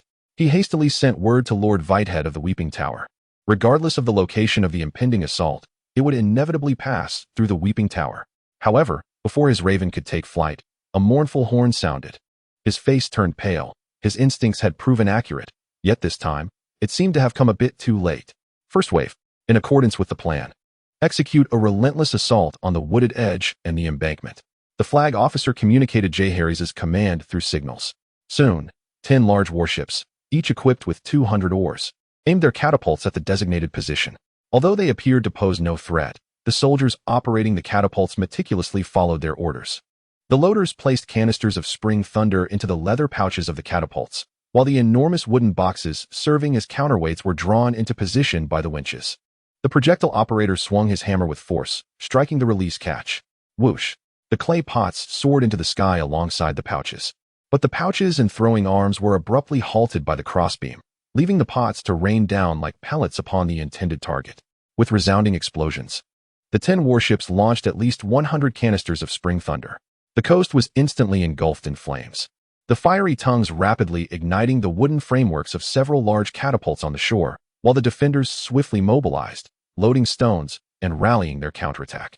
The initial wave of assaults did not yield the anticipated results for Jaehaerys, but it mattered little. This first volley was merely a trial run, and he had prepared a staggering 4,000 canisters of spring thunder for this campaign. Naturally, he had not neglected to bring various traditional incendiaries, including barrels of pitch and other flammable materials. The second and third rounds of attacks were soon unleashed, as the loading speed of the smaller catapults far surpassed that of their massive counterparts on land. However, after the 10 ships hurled nearly 300 clay pots, the giants on land began to roar in retaliation, unleashing boulders the size of a person that plummeted from above, crashing into the sea and sending up enormous splashes. Yet, it was evident that the range was too short. There was still considerable distance to cover. A command was issued for the ships to adopt a dispersed formation for their assault. Jaehaerys ordered the maneuver while the smaller vessels swiftly advanced from both flanks towards the dock, utilizing the loading time of the land-based catapults. At this moment, chaos reigned at the dock. Davos was doing his utmost to direct the crew onto the ships, but the vessels were too densely packed, and many sailors could not locate their own ships, being swept along by the throng. It was a dire situation. Davos Seaworth lamented inwardly. He could no longer afford to direct the sailors and instead ordered the scorpion crossbows hidden along the jetty to be brought forth. The scorpion crossbows could not be exposed to rain. A single drop would ruin the bowstrings, and the coastal humidity was considerable. Thus, they had wrapped them tightly in oil paper and leather to protect them from moisture, but this precaution came at a price. Installing the bowstrings in a hurry was perilous. Few dared to face the barrage of fire arrows and stones, resulting in only about 50 scorpion crossbows being successfully strung. At this point, the enemy vessels had closed to within 200 meters. As the enemy ships entered range, the 50 scorpions wasted no time, releasing their arrows with a piercing shriek. However, the meager volley of over 50 arrows lacked significant deterrent power. The towering bows of the ships blocked the majority of the attacks, with only a few striking the sails and masts, resulting in minimal injuries. Jaehaerys was not one to passively endure. He adhered strictly to the principle of reciprocity. Hundreds of arrows equipped with spring thunder were launched towards their respective targets. "Take cover," Davos shouted and instantly crouched beneath the embankment. Ordinarily, this would pose no issue. However, Jaehaerys' crossbow bolts were not mere piercing attacks, but rather lethal projectiles.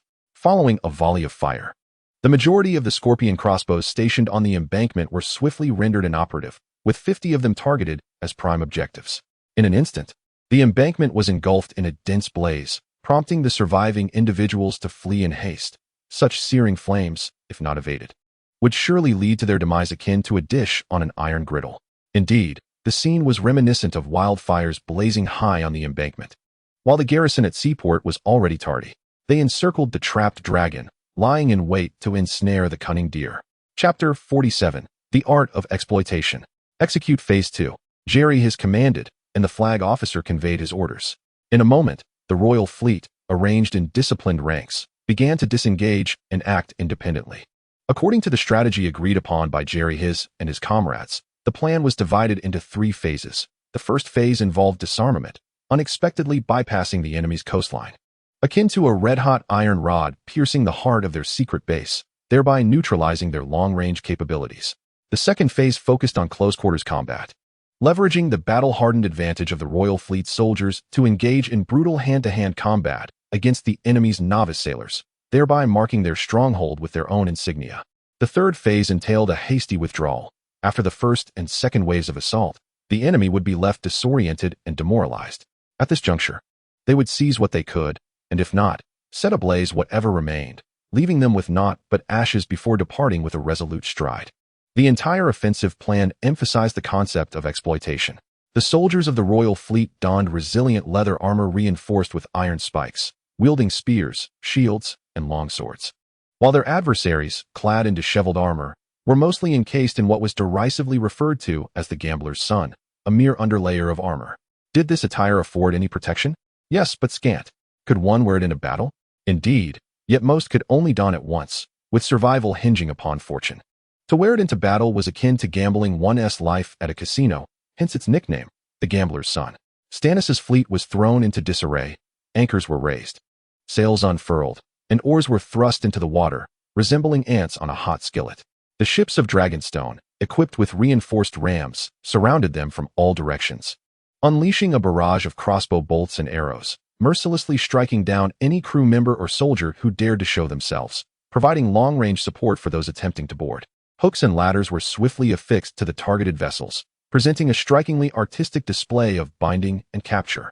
Amidst this chaos, valiant souls emerged, wielding long swords and axes to sever the ropes, but were swiftly subdued in turn.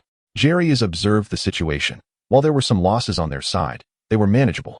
Conversely, the opposing commander, witnessing the seizure of several of his vessels, became frantic and, in desperation, ordered the remaining catapults to adjust their aim towards the docks, unleashing indiscriminate assaults. As the dock became a tumultuous battleground, where friend and foe were inextricably intertwined, even the most adept military commanders could only rely on the courage, equipment, and skill of their soldiers. It was evident that the royal fleet of Dragonstone was better prepared and possessed a more elevated morale. With the banners of the Golden Crowned Stag being cast aside, the three-headed dragon flag was hoisted, signaling that the ship capture plan was already well underway. "Let our catapults and scorpions eliminate those troublesome siege engines," commanded Jaehaerys, witnessing firsthand the devastation wrought upon his own and the yet-to-be-captured warships, which were shattered under the barrage of colossal stones. Thankfully, the first phase had obliterated the majority of enemy catapults. Otherwise, the consequences would have been dire. The primary mission of the 10 large warships was not to seize vessels, but to monitor the land-based siege engines, ensuring they posed no threat to their own fleet. Thus, wave after wave of thunderous projectiles rained down upon the shore, flames cascading without end, as vast stretches of damp forest were parched and subsequently engulfed in the inferno. No catapult or scorpion remained capable of launching again. They were all reduced to ashes amidst the verdant flames. Meanwhile, the fighting aboard the vessels gradually ceased, with most soldiers having perished and only a few survivors kneeling in surrender alongside the rowers. The colossal warships still docked in the shipyard lay quietly at rest. "Your Highness, we cannot sail it away," they lamented. The timing of their assault could not have been more opportune. Had this massive warship been fully equipped, it would have united the entire fleet, providing support to the ground troops arriving for reinforcement, rendering the ship capture operation highly precarious. It was imperative not to leave it in Stannis' hands. Conserve the thunderous projectiles. Deploy the barrels of pitch and oil. "Yes, Your Highness." Following the order, the various burning barrels of pitch and oil finally found their purpose. Once regarded as the darlings of naval warfare, they had become cumbersome and required prior ignition since the advent of the thunderous projectiles. Their only redeeming quality was their affordability and abundance.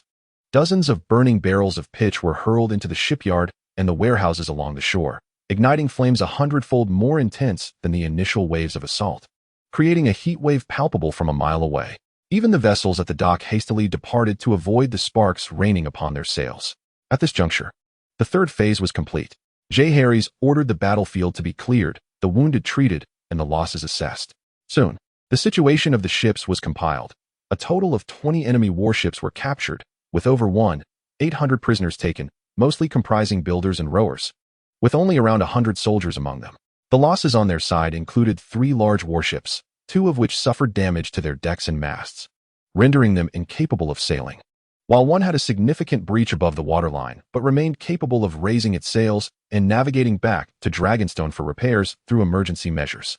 5 small warships were lost, primarily destroyed by enemy catapults while approaching the shore. Even the 5 ships that had initially been captured succumbed to the onslaught.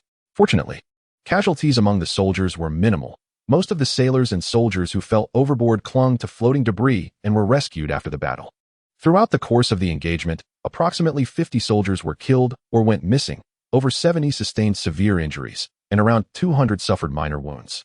At that moment, the Dragonstone fleet's casualty rate approached 10%, yet due to the enemy's substantial losses, nearly 100% of their vessels were destroyed, resulting in an uplifted morale among the Dragonstone fleet, who expressed their gratitude to Robert for taking on the role of transport commander.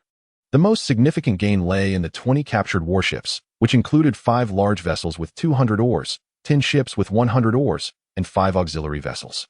In terms of value, the haul amounted to a staggering 550,000 gold dragons. At this juncture, even possessing 1 million gold dragons would not suffice to procure such shipbuilding materials. The Dragonstone fleet was also able to quickly replenish their ranks of sailors through the experience of seasoned veterans training newcomers, with just a bit of training. These 20 warships would swiftly regain their combat effectiveness, marking a bountiful acquisition. As smoke billowed along the coast, obscuring the situation, Jaehaerys commanded the call to retreat. It was a scene reminiscent of, as the wind stirs the great flames, the masts ascend amidst the smoke and arrows. The valiant are reduced to ash, while the brave embrace the flames and death. Chapter 48. A street rat seeking redemption? Your Majesty, I have just received news that Viserys, braving the frigid winter, donned a pair of oversized leather slippers, perhaps indicative of his peculiar fondness for such footwear. Eunuchs frequently enter the public gaze, often clad in purple silks or woolen garments, paired with various types of slippers, summer sandals, or winter leather slippers. Regardless, he remains the least favored high official in the cobbler's square. What nobleman does not adorn themselves with shoes crafted from sheepskin or deerskin, with the upper and sole intricately embedded with gold, silver, or precious gems? Lords often commission bespoke footwear that bears their family crest, suitable for riding or everyday wear. That is where the profit lies. It is not that slippers are undesirable. Rather, they simply lack financial merit. Is Stannis' mind clouded with folly? How could he entrust command of the royal fleet and its soldiers to a smuggler? Robert seethed with anger, denouncing the filthy smuggler, a rat scurrying beneath the gaze of the kingdom's tax officials, brazenly elevated to the status of a land-owning knight. No wonder my fleet has yet to be constructed after 6 months. Could it be that this rat is corrupt? Your Majesty, I urge you to temper your wrath. I have also received intelligence indicating that a significant portion of the Targaryen fleet is unaccounted for, with reports of ships flying the 3-headed dragon banner spotted in locations such as Horn Hill, the Vale of Arryn, Rosby, and Blackwater Bay. However, they have not initiated any attacks. It has been confirmed that the assault on White Harbor was indeed orchestrated by Dragonstone. Reports suggest that their attack on White Harbor aimed to plunder the royal mint, thereby facilitating the mass production of gold dragons. Damn it, this wretched pack of lurking vermin. Cursed scoundrels. Why can't he meet his end like his husband and son? Robert was engulfed in a fit of rage. Even being exiled to Dragonstone could not quell his fury. It felt as though he was being driven to the brink of desperation. He had intended to grant noble treatment to the women of House Targaryen, yet their lack of awareness was utterly astonishing. Very well, let them await their fate. Once my fleet is ready, it shall herald the doom of Dragonstone. A report. Urgent military news from Lord Stannis. The tidings were grim indeed. After reading the letter, Ser Davos, fearing the wrath of His Majesty Robert I, hastily dispatched an assistant to deliver the missive to the king. After all, the youth are often resilient and unscathed by the harshness of society. Is it truly fair to trap them so mercilessly? Robert opened the letter, scanning its contents rapidly, and was rendered speechless for a long while. Stannis, that fool. Varys caught a glimpse of the letter that lay discarded on the floor, revealing phrases such as sudden attack on Dragonstone, wildfire, and over 3,000 men lost. So, it was indeed aimed at the royal fleet? This maneuver was astutely executed. Varys possessed far more information than Robert was aware of. Those skilled in the art of intelligence were adept at piecing together the fragmented whispers of events. While many might assume the scheme originated from Lysa or Tyrion, or perhaps from Loras and Adrian, he had deduced that it must have been orchestrated by Prince Jaehaerys himself. What an intriguing and clever adversary he was. Before the fall of King's Landing, Varys was well aware that Jaehaerys had gained the support of the Alchemists Guild. Even the seemingly clandestine movements of the likes of Gendry could not escape his notice. Yet, at that time, he had merely allowed Dragonstone to draw sufficient fire upon itself. Little did he anticipate that this seemingly insignificant would stir such tumult, overturning Stannis' expectations entirely. To be candid, Stannis' planning was indeed sound. What he had not foreseen was the sheer potency of wildfire. It seems that to confront the fleet of Dragonstone head-on, one must possess wildfire. For only magic can vanquish magic. Your Majesty, I propose we immediately summon the alchemists, granting them additional funds to address the wildfire situation, Varys suggested. Those pyromancers? Were they not executed? Robert inquired, recalling the early days of King Landing's downfall, when the regicide had massacred the Alchemists Guild. It was a time when loss was rampant, and death was commonplace. Who now leads the Alchemists Guild? Your Majesty, it appears to be a young sorcerer named Harlan. Shall I summon him? Robert, seated upon the Iron Throne, nodded wearily. The Iron Throne had never harmed him, which was a comfort, especially since the Mad King had often suffered its wrath, earning him the title of the Blood-Soaked King. This indicated that the Iron Throne accepted and recognized him. It belonged to him. However, Stannis' failure awakened a deep-seated fear within him, for 3 male heirs of House Targaryen still roamed the realm. As long as they draw breath, the likes of King Robert, Stannis, and the lords of the Stormlands shall never truly accept him from the depths of their hearts.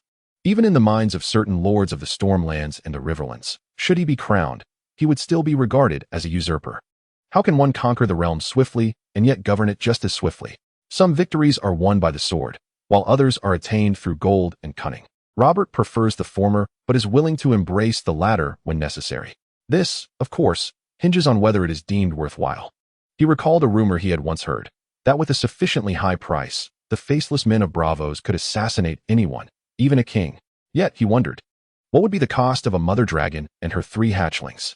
Before long, Varys approached with a young man, his expression one of obsequiousness. Upon seeing Robert, the young man immediately knelt and declared himself a servant of His Majesty the King. You are Heron? Robert had always preferred robust, boorish men and held disdain for such sycophants. Yet as king, he compelled himself to discern the strengths of each individual to assign them to suitable positions, thereby alleviating his own burdens of governance. Your Grace, I am Heron, the young man said cautiously, a smile plastered on his face. He had not always appeared in such a manner, but 6 months had revealed to him the harsh realities of life alongside the alchemists. These days, the alchemists were truly having a hard time. When King Aerys was alive, the Alchemist Guild held a position of considerable esteem, at least allowing them to stand tall. However, since Robert's ascension, the royal family ceased their patronage, leaving the guild without a source of income. Now, they were on the brink of starvation, barely surviving due to the charity bestowed upon them in King's Landing. Moreover, they had to conceal their identities before venturing out. For if anyone learned of their status as alchemists, they could be met with scorn and violence. Many had perished in the flames of the wildfires in recent years. Once, no one dared voice grievances against the Mad King, but now their ire was directed toward the once revered alchemists. Many had slipped away in secrecy, while those who remained harbored resentment towards Lord Highgarden for not taking them along to Dragonstone. So it's all my fault, Highgarden retorted. At that time, when I offered you the chance to flee, you were unwilling. Can you lay the blame at my feet? Chapter 49. The Truly Diligent King Robert. Imagine navigating a world devoid of democratic freedoms, akin to traversing a dark forest. Should one's identity as an alchemist be revealed, they might not see the dawn of the next day. How could Heron not lower himself in such a situation? Before him stood a lord, a knight, and he felt compelled to bow nearly to his knees, his face perpetually adorned with a fawning smile, a smile that, while perhaps irksome to the core, served the sole purpose of evading a few blows. The most effective expression of goodwill among humans is a smile. The adage "do not strike a smiling face" rings ever true. Since he learned to wear a smile, Heron had become the least beaten and least subjected to ridicule within the guild. When others return from their excursions, they seem as if they have rolled in a dung heap. Yet he occasionally brings back a few foul eggs and wilted vegetable leaves to improve the culinary fare for everyone. This has left the sorcerers utterly astounded by him. Given that he endures the fewest beatings, it is only fitting that he shoulder greater responsibilities, thus earning the title of Chief Alchemist. Leading to today's audience with the esteemed King Robert I, Harlan is not a fool. On the contrary, he is quite astute. Serving as an assistant to the wise Rosart, he has essentially mastered the complete process of wildfire production, a fact that the Alchemist Guild holds in high regard among rulers. On his way here, he has already begun to ponder the king's purpose for summoning him and how he might employ his silver tongue to persuade the king to continue investing in the guild.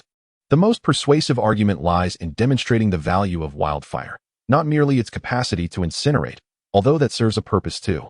One caters to the whims of a mad king, while the other is utilized in military endeavors, becoming a formidable asset for the nation. Can the outcomes truly be compared? Count Varys, enlighten him on the situation at the Wind's Fury. At this moment, Robert is experiencing a headache. His chronic hangover renders him somewhat incapable.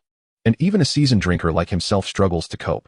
Varys recounts the circumstances succinctly, and after careful consideration, Harlan asserts, from this perspective, they must have resolved the challenges of storing wildfire, which is notoriously volatile.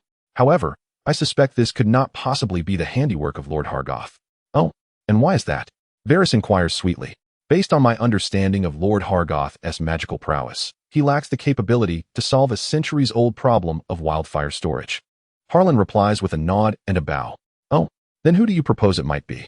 Among your companions on Dragonstone, who possesses such ability? Robert's interest is piqued. Wildfire is no stranger to the great nobles and lords, who derogatorily refer to it as the alchemist's excrement. Yet, what was once deemed refuse has now turned to gold. A single battle at Wind's fury suffices to alter the world's perception of it. Harlan cautiously raises his gaze to assess Robert's expression. Noticing his simmering irritation but no signs of anger, he nervously suggests, I suspect it could be His Royal Highness Prince Jaehaerys Targaryen, the prized pupil of the wise Rosart. Who did you say? Jaehaerys? That incorrigible little wretch. Robert exclaims, incredulous. Indeed. I witnessed him learn the art of wildfire production in just a morning, and even Rosart himself hailed him as a genius in the realm of magic. Later, Hargoth and the other wise men traveled to Dragonstone, allegedly at the behest and arrangement of Prince Jaehaerys. Given his talents, he should possess the capability for modifications. Robert scoffs derisively, you are all a pack of fools. No matter how formidable he may be, he is but an 8-year-old child. You cannot even surpass a mere child. Utterly worthless. I ask you, if you were to invest all your manpower and resources, could you produce the same wildfire? Your Majesty, our guild has not received any funding for half a year, and the experimentation of this substance requires royal sponsorship. Harlan felt a surge of secret delight within. Indeed. That is the way. Keep it up, Your Majesty Robert. As for finances, you need not worry. I shall allocate a substantial sum of gold dragons from the treasury to you, but I must see results. Do you understand? With a grand gesture, Robert declared that he never needed to fret over money. Surely, with sufficient funds, one could devise an improved version of wildfire, could they not? I shall heed your command. Your Majesty, may the gods bless you. Harlan had obtained what he desired. As for whether it could be improved, a jest indeed. This substance demands lives. Just fill it with gold dragons. Now that Harlan has the full support of the Iron Throne, he would never dare to utter impossible to His Majesty before the last drop of blood is shed from other sages. Once Harlan departed, Robert turned to Varys. Inquire about the price from the faceless men of Bravos. I need to know how many gold dragons it would take to assassinate every member of House Targaryen on Dragonstone. As you command, Your Majesty. Seated upon the Iron Throne, Robert gently patted his thigh with his ample hand. He had originally assumed that Dragonstone would soon perish like a grasshopper in autumn, yet unexpectedly, a weapon had breathed new life into it. To embody the notion of if the enemy possesses it, I must possess it, and even more, he resolutely decided to robustly support the Alchemist Guild. As for a smattering of infamy, did he truly care? Once the Targaryens were eradicated, he would diligently attend to governance. For history had recorded a hero who once proclaimed that most successes stem from diligent effort. Thus, today and tomorrow, he could relax and indulge in merriment. Is this how you understand diligence? Indeed, today, tomorrow, and the day after, even a child knows this. The king toils day and night, bearing the weight of countless matters. How arduous it is. Moreover, Robert had always been this way over the years. If the subjects remain in a state of poverty, one must often reflect on whether they have diligently served the king, whether their lands have expanded, and whether their wages have increased. The plight of the king is genuinely difficult, is it not? Furthermore, Stannis, that fool, cannot be relied upon. The coastline of the Narrow Sea is now predominantly under the control of the Dragonstone fleet. The recent incident at Storm's End was already quite subdued and discreet. Who knows when Dragonstone might ignite it once again? External assistance must be sought. With this thought, he instructed Grand Maester Pycelle to command the island of Driftmark to expedite the appointment of Lord Valerion as the master of ships. Of course, if he declines, it matters not. The fleet from Driftmark must sail north. Currently, the only fleet the king can command remains that of Driftmark. Once the wildfire issue is resolved, the fleet shall be utilized. At that time, Driftmark will surpass Dragonstone's few meager vessels in both scale and armament. How will this tiny isle respond then? Chapter 50. The Iron Throne borrows money. What concern is it of Dragonstone? How to respond? Of course, with courtesy. Jaehaerys found himself at a loss for words. Is it truly the fate of honest individuals to be worn thin in these times? Have honest folk consumed your rice? Have they offended you in any way? Here I am, a leisurely prince, inexorably pushed into the roles of Chancellor of Finance and Minister of War. And yet, you still have the audacity to expect me to continue serving as Minister of Foreign Affairs? Must we not demand a modicum of fairness? The kingdom is hardly affluent. Your presence here is not merely to partake in idle indulgence. I, an 8-year-old child, am unjustly burdened with multiple responsibilities. How can you bear to do this? It has been over half a month since the surprise assault at the Windwrath Horn, and Jaehaerys had finally carved out some time to instruct his rebellious younger brother, intending to take a brief respite to cultivate his energy. Suddenly, an inner guard reported that the envoy from Braavos had arrived by ship at Dragonstone, explicitly seeking the island's decision-maker, exuding an unmistakable air of hostility. Your Highness, due to the envoy's unsavory remarks, one of my subordinates, in a moment of indignation, struck him. The head of the inner guard, Parthas Wetley, spoke hesitantly. Truly, I had an inkling that your cadre of armed guards would prove troublesome. Jaehaerys' expression darkened. If the envoy were acting on his own accord, I would turn a blind eye to your actions, but he comes under the banner of Braavos. How could you act so recklessly? If all else fails, a discreet dose of laxative would suffice. After all, it is not uncommon for travelers to suffer from the local conditions in this era. The armed guards were a manifestation of Jaehaerys' peculiar sense of humor. Having undergone a complete overhaul, the old and frail were replaced with the young and vigorous. Nutritional standards were enhanced, benefits increased, military training intensified, and renowned instructors selected to cultivate martial skills, thereby establishing a new standard of excellence in training and discipline for the Royal Guard. Ahem, of course. In terms of esteemed instructors, there are only myself and William Derry of the Dragonstone garrison at present. However, this is hardly a concern. The loyalty and martial prowess of the guards are visibly improving. In just over half a month, they have been well fed and adequately supported. Each armed guard is now sufficiently nourished, with salaries ample enough to support their families. Come, let me see for myself. Jaehaerys commanded. This way, your highness. Parthas Wetley, initially intending to chastise a little, recognized that everyone knows Prince Jaehaerys for his affable nature, beloved by his comrades. Should the prince believe you have erred, his brothers would willingly accept punishment, but what is truly intolerable is that he inquires, while reprimanding, if you understand what you did wrong. This is absurd. How am I to know my mistake? Of course, for those genuinely unaware of their errors, the prince would patiently elucidate, his words flowing in a manner that could induce an existential crisis. My gravest error, indeed, was being selected for this role. Yet, despite my grievances, departure is not an option. Where did this guerrilla come from? Jaehaerys, guided by his armed guards, soon encountered the so-called envoy from Braavos, who respectfully insisted that the prince must heed their protest. Your guards unjustly assaulted me, leaving me, a noble of Braavos, bruised and battered. I lament. How could such a handsome youth like myself, respected wherever I go, suffer such indignity in this wretched place? Throughout my life, I have traversed the realms without encountering such unfair treatment. The Targaryen family shall not extract a single copper from me. Moreover, they must repay the loans owed to my iron bank, with interest. Otherwise, where shall I place my dignity? You lot, hasten to apologize to Lord Blackfish. Jaehaerys commanded the guards who had struck him. Lord Blackfish. Apio was taken aback. Are you referring to me? Indeed. In High Valyrian. Your name signifies a small black fish of the sea, Jaehaerys asserted confidently. In the elevated dialect of Valyrian, there exists a species of gregarious fish, known as Humhum Nuku Nuku Apua, which translates to striped pufferfish. Goodness, this is the first time I have heard of the origin of my name. Only knowing that my late great-grandmother bestowed it upon me because she believed it represented an invincible beast of the sea. Truly invincible. For that little fish can never be caught. Let us set aside the matter of names for now. Apua quickly gathered his wits. Your Highness, your father, King Aerys too, has not repaid the debts owed to our iron bank for 6 months. Should we not settle this today? What evidence do you have of the debt? Jaehaerys expressed skepticism, recalling the vast treasures he had seen in the royal vault before departing King's Landing. With such wealth, how could they owe anything? Behold, this is the loan agreement. Apua produced a stack of parchment inscribed with the terms of the loan in both the common tongue of Westeros and Valyrian.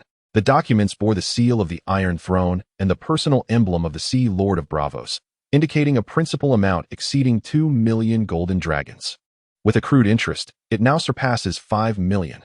Will you offer collateral or settle in cash? Lord Blackfish appeared somewhat akin to a cashier from the Blue Planet. casually inquiring whether payment would be by card or cash. "This cannot be right, my lord," Jaehaerys exclaimed, rifling through the stack of contracts.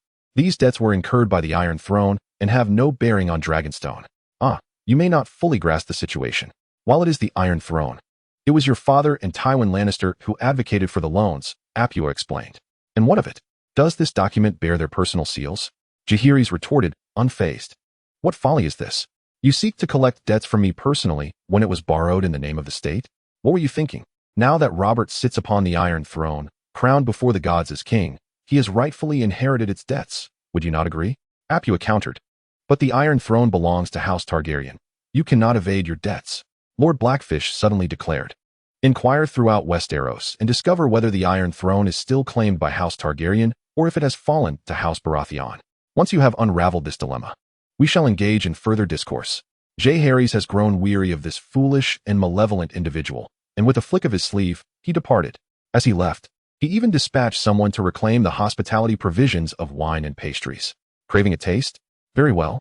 Bring forth the coin to purchase it. My lord, what shall we do now?" whispered the attendant of Apua. "What else is there to do but seek the Iron Throne? What a misfortune indeed."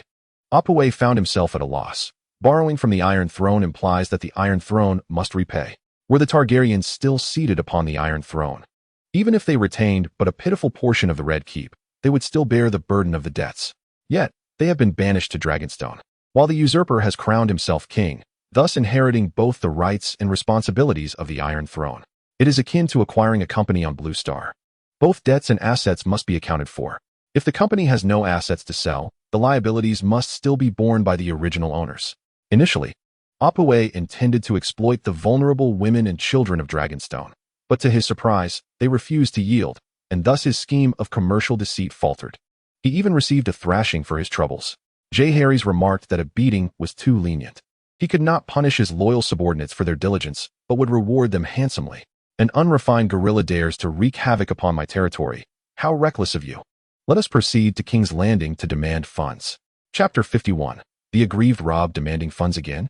How many times has the king sought the treasury's aid? Is the royal treasury's several 100,000 gold dragons insufficient for his whims? The royal treasury and the national treasury are overseen by the royal steward and the chancellor of finance, respectively. One is akin to the personal account of the company owner, while the other serves as the corporate settlement account. Should not personal expenditures be drawn from one's own account? Why must the company's funds be siphoned? National military expenditures, large-scale construction, and the basic taxation of the state primarily flow from the national treasury. In times of significant natural disasters requiring relief, it is mostly the national treasury that provides the funds. In recent years, with the prevalence of warfare, the plight of displaced citizens, and the severe damage to infrastructure, coupled with the inability to collect taxes due to conflict, the national treasury has become increasingly depleted. And now, your majesty still seeks to extend your hand. Conversely, the royal treasury is funded by the royal properties and the lord's income designated for royal expenditures, ensuring a steady influx of resources. This simply cannot stand. Not only is it unacceptable, but your majesty must also allocate funds from the royal treasury to replenish the national treasury. At the very least, expenses for your coronation and the tournament must be reconciled with the national treasury. Here is what you shall do. Relay the message to his majesty that I have forbidden you from procuring funds. Go forth. Jon Arryn, feeling the weight of age and fatigue, had already found his tenure as prime minister exhausting, leaving him little time to comfort his own cherished wife. Initially, he had staunchly opposed the proposal from Duke Hoster Tully to marry his youngest daughter, Lisa, to him, yet he ultimately relented. His heir, the nephew Dennis Arryn, met his demise at the hands of the then Prime Minister, Lord John Clinton of Eagle's Nest, during the Battle of the Bells. With the heir gone, trouble was bound to ensue. A moment's carelessness could plunge the Vale into chaos once more. Thus, he reluctantly consented. He and his adopted son Eddard Stark were to wed on the same day, each marrying one of the two daughters of House Tully. Truly, 16 brides for 60 grooms. The aged man donning the red bridal attire. The mandarin ducks pair up in the night, while a tree laden with pear blossoms bows under the weight of the crabapple. In retrospect, it is rather embarrassing, yet his intentions in marrying were not for indulgence, but to secure an heir. Now, Lisa is already with child, and the learned men assert with high certainty that it shall be a boy. Today, after court, he intended to venture to Silk Street to procure some exquisite jewelry and fine silks, to let his young wife know that her elder husband possesses a romantic spirit. Alas, he was detained until the end of the day. The throne room was ablaze with light, its brilliance a reflection of its master-esque character.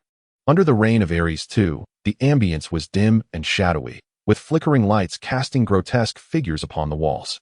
But now, with Robert ascendant, the hall transformed instantly into a radiant space, illuminated by oil lamps filled with whale oil and massive candles as thick as a child's arm, banishing the shadows that loomed over the grand throne room. Oh, my esteemed Prime Minister has arrived. Lord Robert, seated upon the Iron Throne, opened his bleary eyes, listening to the incessant chatter below, barely resisting the urge to succumb to slumber. Were it not for the inappropriateness of the occasion for repose, he would have certainly drifted off into a deep sleep. Esteemed Prime Minister, I am Lord Hwymerku Apua, envoy from the Iron Bank of Bravos, one of the esteemed keepers of the treasury, bowing graciously to greet you. This was not Dragonstone, but the grand hall of the Red Keep. And what happened to the opulent tapestries from last time? Where was the promised revelry filled with merriment and camaraderie? Had it all vanished? How could you treat the Lord of Wealth of Westeros in such a manner? I, Lord Apua, am appalled, having journeyed from Bravos, only to be met with a beating and then cast aside like a dog, followed by a cold reception. Do you presume my silence to be weakness? Today, I shall ensure that you foolish denizens of Westeros comprehend the might of the Iron Bank. Esteemed envoy, your arduous journey is appreciated. We did not anticipate your sudden arrival. This evening we have prepared a grand welcome ceremony in your honor. What say you? Jon Arryn, wise beyond his years, though perplexed by the disheveled appearance of the Bravosi envoy, recognized that he now controlled the royal treasury. Despite the envoy's battered visage, resembling a black gorilla, he was nonetheless a valuable asset. A banquet? His words held little weight compared to your king or prince, so what need was there for a feast? Lord Blackfish scoffed, finally catching a glimpse of a familiar atmosphere. I, in service to His Majesty, King Ferrago Antarian of the Sea, dispatched by the stewards of the Iron Bank, have come to demand repayment of the debts owed to the Iron Throne from years past. Jon Arryn's head was in turmoil. The treasury was in such disarray that even thieves would leave in tears, for there were no funds to repay. My Lord Envoy, after your arduous journey, it would be prudent to rest first. Let us discuss this matter further on the morrow, the Prime Minister suggested, seeking to placate him. It was unclear which fool had offended the envoy, igniting his ire like wildfire at the slightest spark. Perhaps it was simply a matter of age, that Jon had encountered too few envoys from Bravos, or perhaps this formal demeanor was indeed their true nature. The envoy did not refuse. Having drifted at sea for 2 days, he yearned for the comfort of a plush bed adorned with velvet linens and the company of delightful toys. As soon as the envoy departed, Jon Arryn immediately lamented to Robert, "This country is too decrepit for me to govern. You should seek a more capable leader."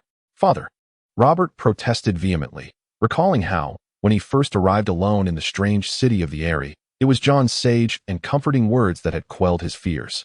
After the passing of his parents, it was Jon who had taken him under his wing, declaring him his son. Even when Robert acted with reckless childishness, Jon unfailingly provided for him. "In my heart, you are as my true father," Robert insisted. "I cannot leave you."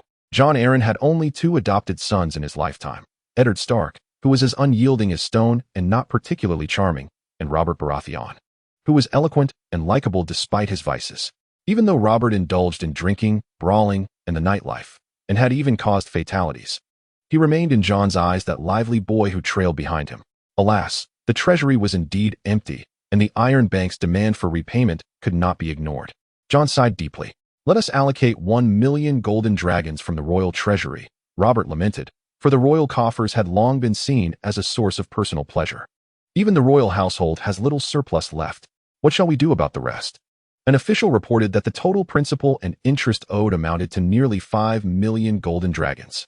"If we cannot manage this, we shall have to incur new debts to pay off the old ones. It is said that even Lord Tywin's excrement is golden," Robert mused with despair. "If it comes to that, I may have to endure some hardship myself. Farewell, my Lyanna." Chapter 52. Do not bow your head, or the green cap will fall. "My lord, you have returned." Lisa hurried over, her small belly slightly rounded, her complexion rosy. Duke Arryn, at 60 years of age, had returned to the Prime Minister's tower. In a world where the average lifespan hovered around 30, he was considered quite venerable. Yet, despite his years, his lineage still possessed the vigor to take root and flourish in fertile soil, a most gratifying thought indeed. "My lady, I apologize for the long wait. Today, my dear, I find myself utterly engrossed in affairs of state. The noble duke tenderly patted her hand. Lisa's expression stiffened momentarily, but she quickly regained her composure. Oh, my lord. How could you say such a thing? You are the prime minister, a man of immense responsibilities, the most illustrious figure in the Seven Kingdoms. I am truly proud of you, she exclaimed. How is our child faring today? Indeed, the little one is quite lively within me. That is splendid news. It seems we are expecting a robust child. Jon Arryn felt a profound sense of relief. This child bore his significant hopes. Yes, indeed, Lisa replied somewhat absently. Oh, by the way, my lord, I received a letter today from my father's foster son, Lord Peter from the Fingers. Oh, is he the boy who grew up alongside you in the Eyrie? Jon Arryn inquired, his brow furrowing, as he recalled the tales of that boy. Years prior, when Lisa's sister was betrothed to Eddard's brother Brandon, that lad had foolishly dared to challenge Brandon and had narrowly escaped death, thanks to Catelyn Tully's intercession. However, what Jon did not know was that this very challenge had prompted his young wife to volunteer to care for the boy, thus sowing the seeds of turmoil that would engulf the realm years later. Peter is quite an endearing child. He is intelligent, but the territory of House Baelish is rather small, so his father has sent him to the capital to gain experience, Lisa spoke cautiously. Jon Arryn vaguely remembered that the Baelish family had been granted their lands during the War of the Ninepenny Kings, presumably the smallest finger on the Fingers Peninsula. As a dutiful lord, he was expected to know the various nobles of the Vale, even to be acquainted with their histories, sigils, and languages. Yet, he had little recollection of House Baelish, for they were exceedingly inconspicuous, having once been mere hired knights with a modest holding that contained but a handful of peasant households, a true minor house among minor houses. Had it not been for the current Lord Baelish forging a deep friendship with Lord Hotine Tully during the War of the Ninepenny Kings, it is unlikely he would have taken that boy as his foster son. Thus, it was only then that Jon Arryn had a slight understanding of the Baelish family. The boy, Jon mused. My lord, his name is Peter, Lisa interjected promptly. Very well, since he has grown up alongside you. We cannot allow him to wander the streets of King's Landing, Jon contemplated. Currently, Silk Street is undergoing reconstruction, and the king has gifted me with some shops. Have him start as a steward. Just a steward? Lisa pouted in discontent, her playful demeanor quite endearing. Jon Arryn acknowledged that his dear wife was indeed a beauty. At that moment, he longed to embrace her. However, upon glancing at her protruding belly, he ultimately decided against it. In old age, one must make sacrifices. And he wondered if the Archmaester had any tonic to alleviate his discomfort.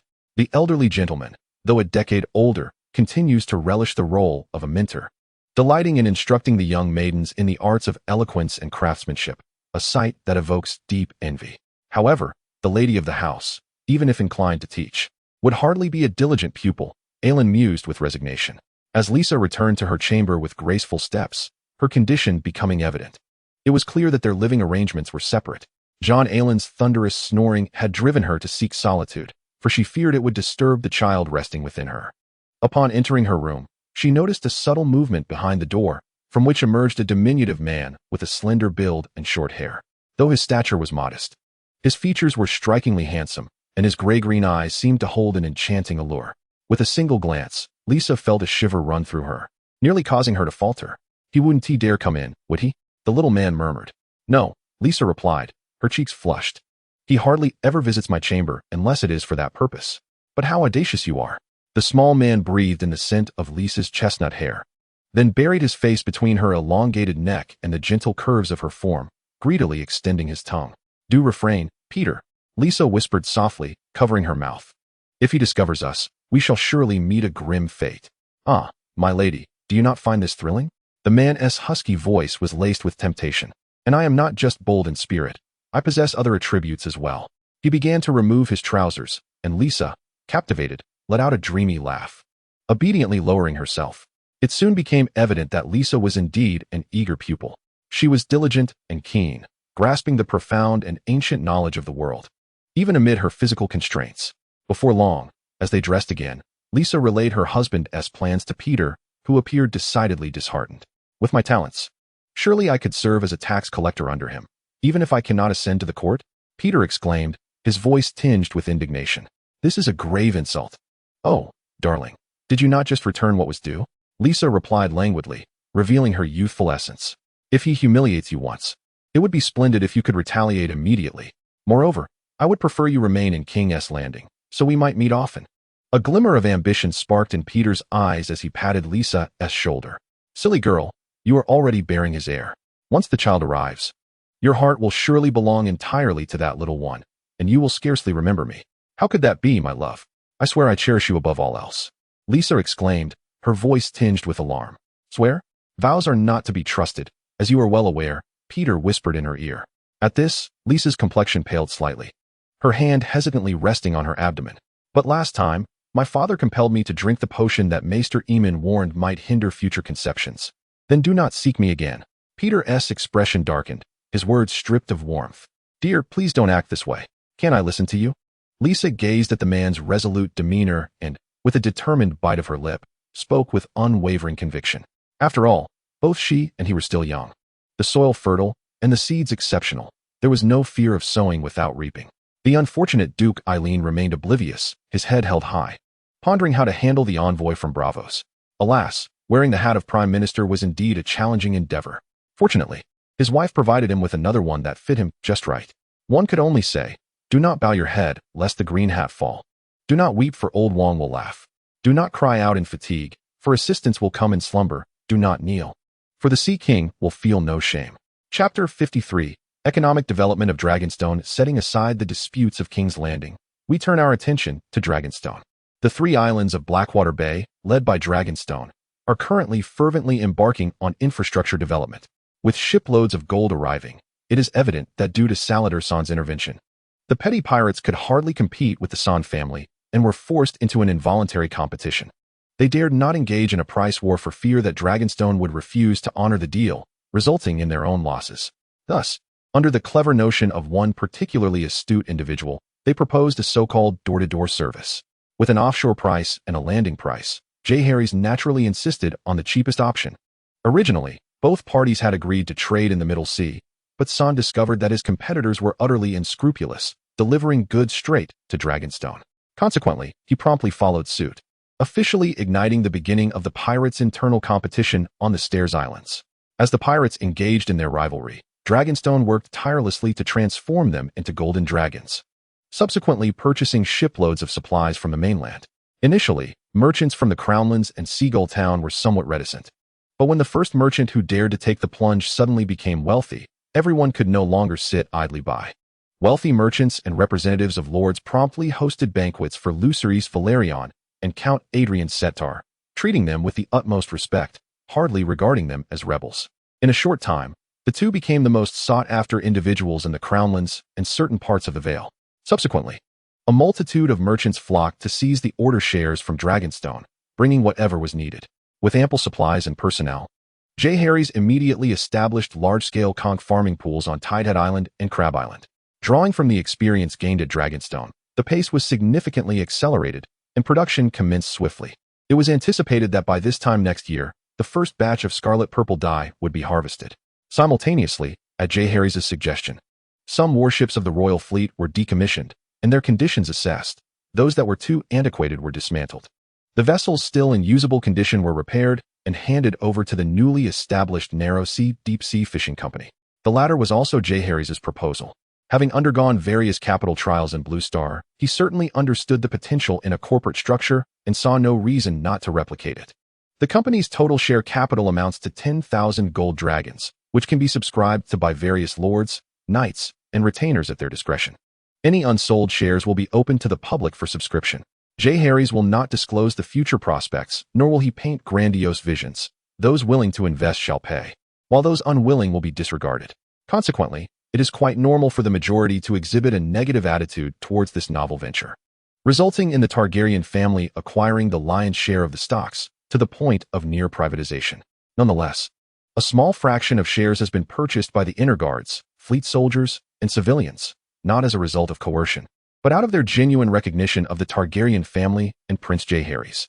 Upon realizing this, Harry's smiles knowingly, believing that if this group does not prosper, it would defy all reason. After careful evaluation, it was determined that approximately 10 decommissioned small to medium-sized vessels could be restored for use, effectively injecting at least 30,000 gold dragons into the Deep Sea Fishing Company. Harry's did not recalculate the share capital according to the practices of the Blue Star. but maintained the original ratios, akin to granting the shareholders in advance on their dividends. Meanwhile, those who hesitated, wavered, or withdrew found themselves ruefully lamenting, striking their wives' thighs in frustration. The long-haired and short-sighted observed others flourishing and regretted their indecision. Many would soon find their regrets only deepening. Merely possessing ships is insufficient. Jaehaerys once again applied the principle of voluntary participation to recruit workers for the deep-sea fishing company, whose primary duty was to fish. The company provided accommodation and a fixed monthly salary of 5 silver deer, with additional bonuses based on the catch at the end of each month. This remuneration, while modest, presented a significantly lower risk compared to venturing out to fish independently. Each year, several fishing boats from the village under Dragon Mountain would capsize, forcing their wives to enter the seafood market to support their hungry children and elderly. Joining the fishing company now meant they could secure a stable income, and in the unfortunate event of an accident at sea, their families would receive compensation. As for whether this fishing company could indeed yield a bountiful catch, how much they would catch, and to whom they would sell, these considerations were of no concern to them. They had no desire to ponder such matters. That was for the royal family to contemplate. Soon, on a bright and pleasant day, the freshly established fishing company set sail with 10 fishing boats, a considerable fleet indeed. Guided by retired soldiers from the royal fleet and seasoned fishermen, they ventured into the deep sea in search of fish schools. Upon locating the schools, they deployed the modified large trawl nets. As previously mentioned, the annual influx of sediment and nutrients from the Blackwater River, combined with the warm currents of summer, has created a vast fishing ground stretching from Cape Marseille to the Five-Finger Peninsula. Common coastal fishermen seldom venture here, and those who do often disregard the meager returns of fishing. Thus, for millennia, the richness of the fish stocks in these waters has reached astonishing levels.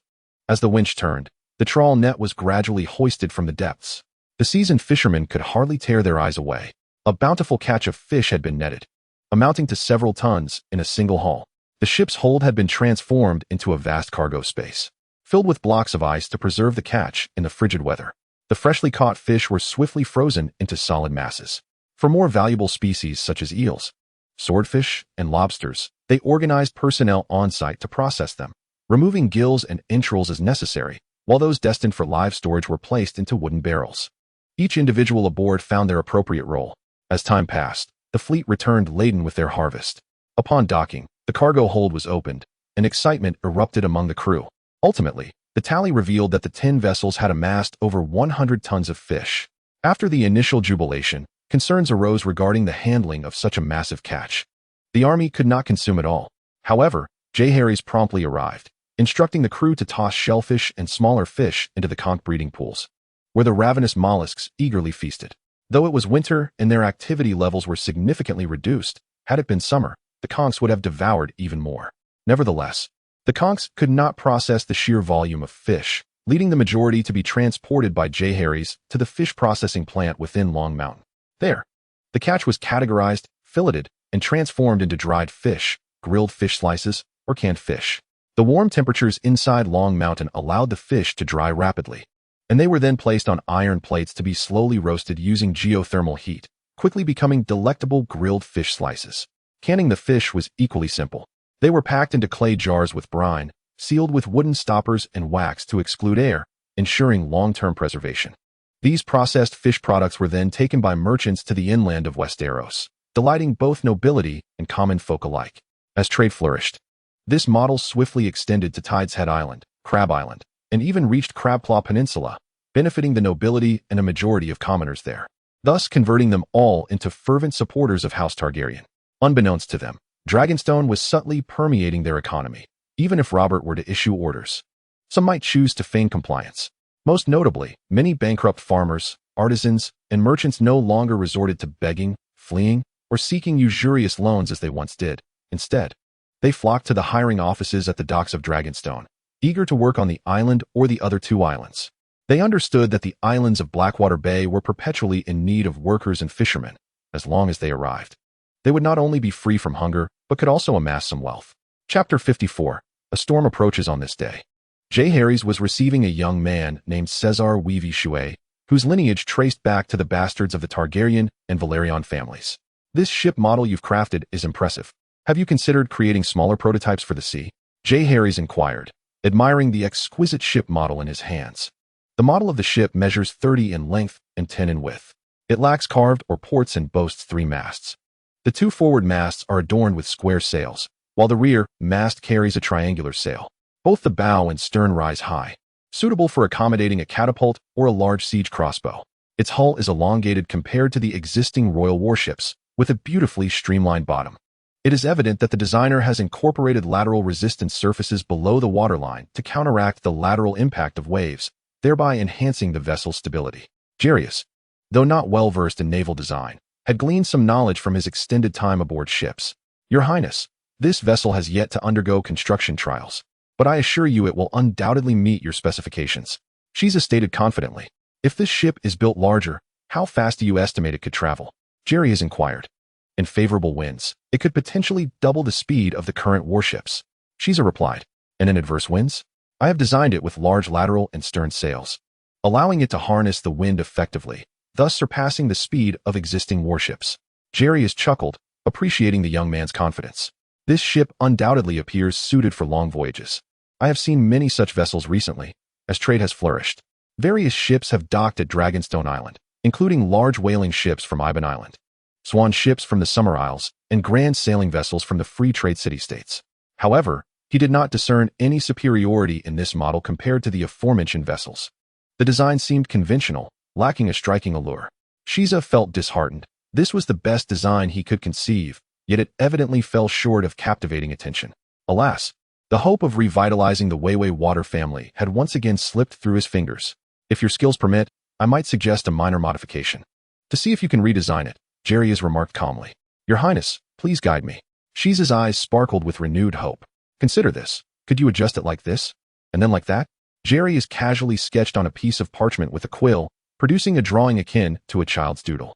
As Shiza listened, a glimmer of inspiration ignited in his eyes, yet he was soon engulfed in worry. While Jaehaerys' suggestions were innovative, they demanded excessively high standards for construction techniques and materials. With such an elongated and low hull, wouldn't T-waves inevitably breach the vessel? Furthermore, the sails were too large. While speed was assured, the strength of the masts and crossbars could become a concern. In strong winds, the masts might snap. Well then, these are merely my immature thoughts. Please ponder this and see if you can swiftly devise a more refined design. Jaehaerys exclaimed, tossing down his quill. I am merely the client here to express requirements. If it cannot be achieved, no matter, continue to improve. If I were capable of designing it myself, what need would I have for professionals like you? He chuckled. In the past, he harbored a deep disdain for the capricious whims of the so-called father of the party. Yet, ironically, he has now become the very person he once detested. As for the design proposal he presented, it is not without foundation. It is inspired by the majestic flying ships of the maritime sovereign. However, this design philosophy is far ahead of its time. And while he dares not speculate on how much Westeros might absorb, he would be content if it merely doubled the current speed of the vessels. Friend, it would be wise for you to refrain from practicing your chi for a while. Suddenly, the wondrous tree of treasures conveyed its thoughts telepathically. Oh, why is that? You may not be aware, but just moments ago, a celestial thought enveloped the entire Dragonstone Island. Wait, how come I did not sense it? I am about to attain the pinnacle of the 3 flowers. Your inability to perceive it only underscores the formidable prowess of the celestial beings. These exalted figures do not idly scan the realm with their thoughts. There must be significant events on the horizon.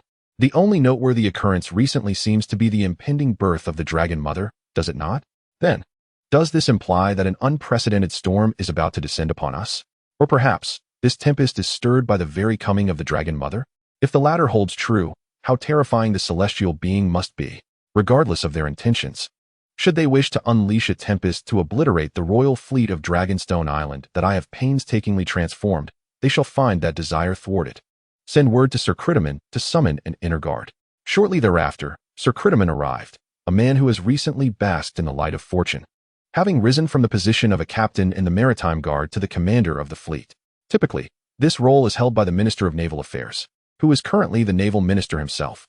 However, Count Lustrous is now disinterested in political matters, lost in the pleasures of indulgence. Moreover, the majority of the Valyrian family's warships have been integrated into the royal fleet, a venture funded by Jaehaerys. The same holds true for the Settiga family, who received equal treatment, albeit at a price inflated by at least tenfold. Currently, the 2 families possess but a few patrol ships and small warships for their own defense, resulting in a significant diminishment of their influence within the naval ministry. Your Highness, Where shall we strike next? Sir Cridamon has taken on a bellicose demeanor, always eager to challenge this or that, unafraid of appearing foolish. The crux of the matter lies in the fact that in previous battles, the royal fleet of Dragonstone Island achieved victory with minimal or even no losses, leading to a multitude of rewards for the fleet. Coupled with an innovative system of military merit calculation, whereby achievements yield rewards and promotions, even the most ordinary oarsmen can gain recognition through valorous deeds. This has fostered a culture of eagerness for battle throughout the royal fleet. Sir, must you be so extreme? Jaehaerys remarked. I, a lover of peace, find myself surrounded by a band of soldiers who incessantly clamor for battle. It is quite perplexing. The repairman of the royal fleet previously reported to me that some vessels have been infested with shipworms. If we do not promptly head to the freshwater river mouth, there is a risk of leaks in the hulls. Therefore, I have decided that you shall lead the royal fleet to anchor at the Trident River mouth, north of Crabclaw Peninsula, for a period to thoroughly eradicate the shipworms, barnacles, and other hull attachments. Chapter 55, The Stitching Monster? What a coincidence! Your Highness, is it truly necessary for all to partake in this venture? Moreover, Sir Cridamon has frequently been at a loss since following Jaehaerys. He would swear that if the latter were not a prince but a smuggler, no one could surpass him. His thoughts are as wild as the wind, incomprehensible to anyone. Such matters are, after all, commonplace for an old man who has drifted at sea for half his life. They belong to the daily affairs of the fleet. Why must His Highness make such a solemn announcement? And bringing all ships along is entirely unnecessary. No, if anything, it would be superfluous. The royal fleet has historically adhered to stringent maintenance regulations for its vessels, although some neglect has occurred in recent years. The requirement to anchor at the freshwater river mouth for no less than a month each year has been strictly observed. After all, the greatest fear at sea is a rotting hull. Immense water pressure can swiftly cause the entire ship's bottom to implode, and with mere barrels and a few pitiful pumps, it is impossible to expel the surging seawater in time, leaving only the option to abandon ship and flee. Moreover, not all vessels need to anchor. Doing so would create a vacuum in defense. Should enemies invade the Blackwater Bay Islands at that moment, we would be left to rely solely on the castle for passive defense. Sir, this is a supreme command from the kingdom and must be executed. Jaehaerys' expression was grave. Your Highness, as the commander of the royal fleet, I am bound to obey the kingdom's directives, but I also have the right to receive a reasonable explanation. Oh, very well, I had not intended to reveal this. Since you insist, I must disclose the truth. What? This is utterly absurd. Upon hearing Jaehaerys' explanation, Sir Cridamon was struck by an unprecedented storm that would sweep across the entirety of Dragonstone, destroying all ships of the royal fleet. Is this a jest? The royal fleet is docked in the sheltered harbor, and the dock has been recently restored. What kind of storm could possibly lead to the annihilation of the entire fleet? Such a storm he had only heard of in myth, where it was said that Wind's Rest was established after countless confrontations with the god of storms. And how does the prince possess this knowledge? As if sensing Sir Tridamon's confusion, Jaehaerys reluctantly resorted to his well-rehearsed narrative about the dream of dragons. One trick suffices for all, regardless of its age. If it works, it matters not.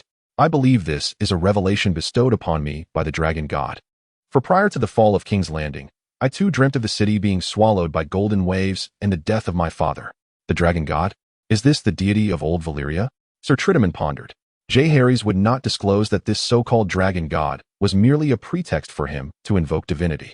He might not follow the traditional path of worship, yet it did not preclude him from creating a god. Through the act of deification, one comes to comprehend the divine paths of this world, and subsequently validates one's own way through mutual confirmation. However, when it comes to the creation of gods, the nation of the flower has undoubtedly fallen behind in the new century.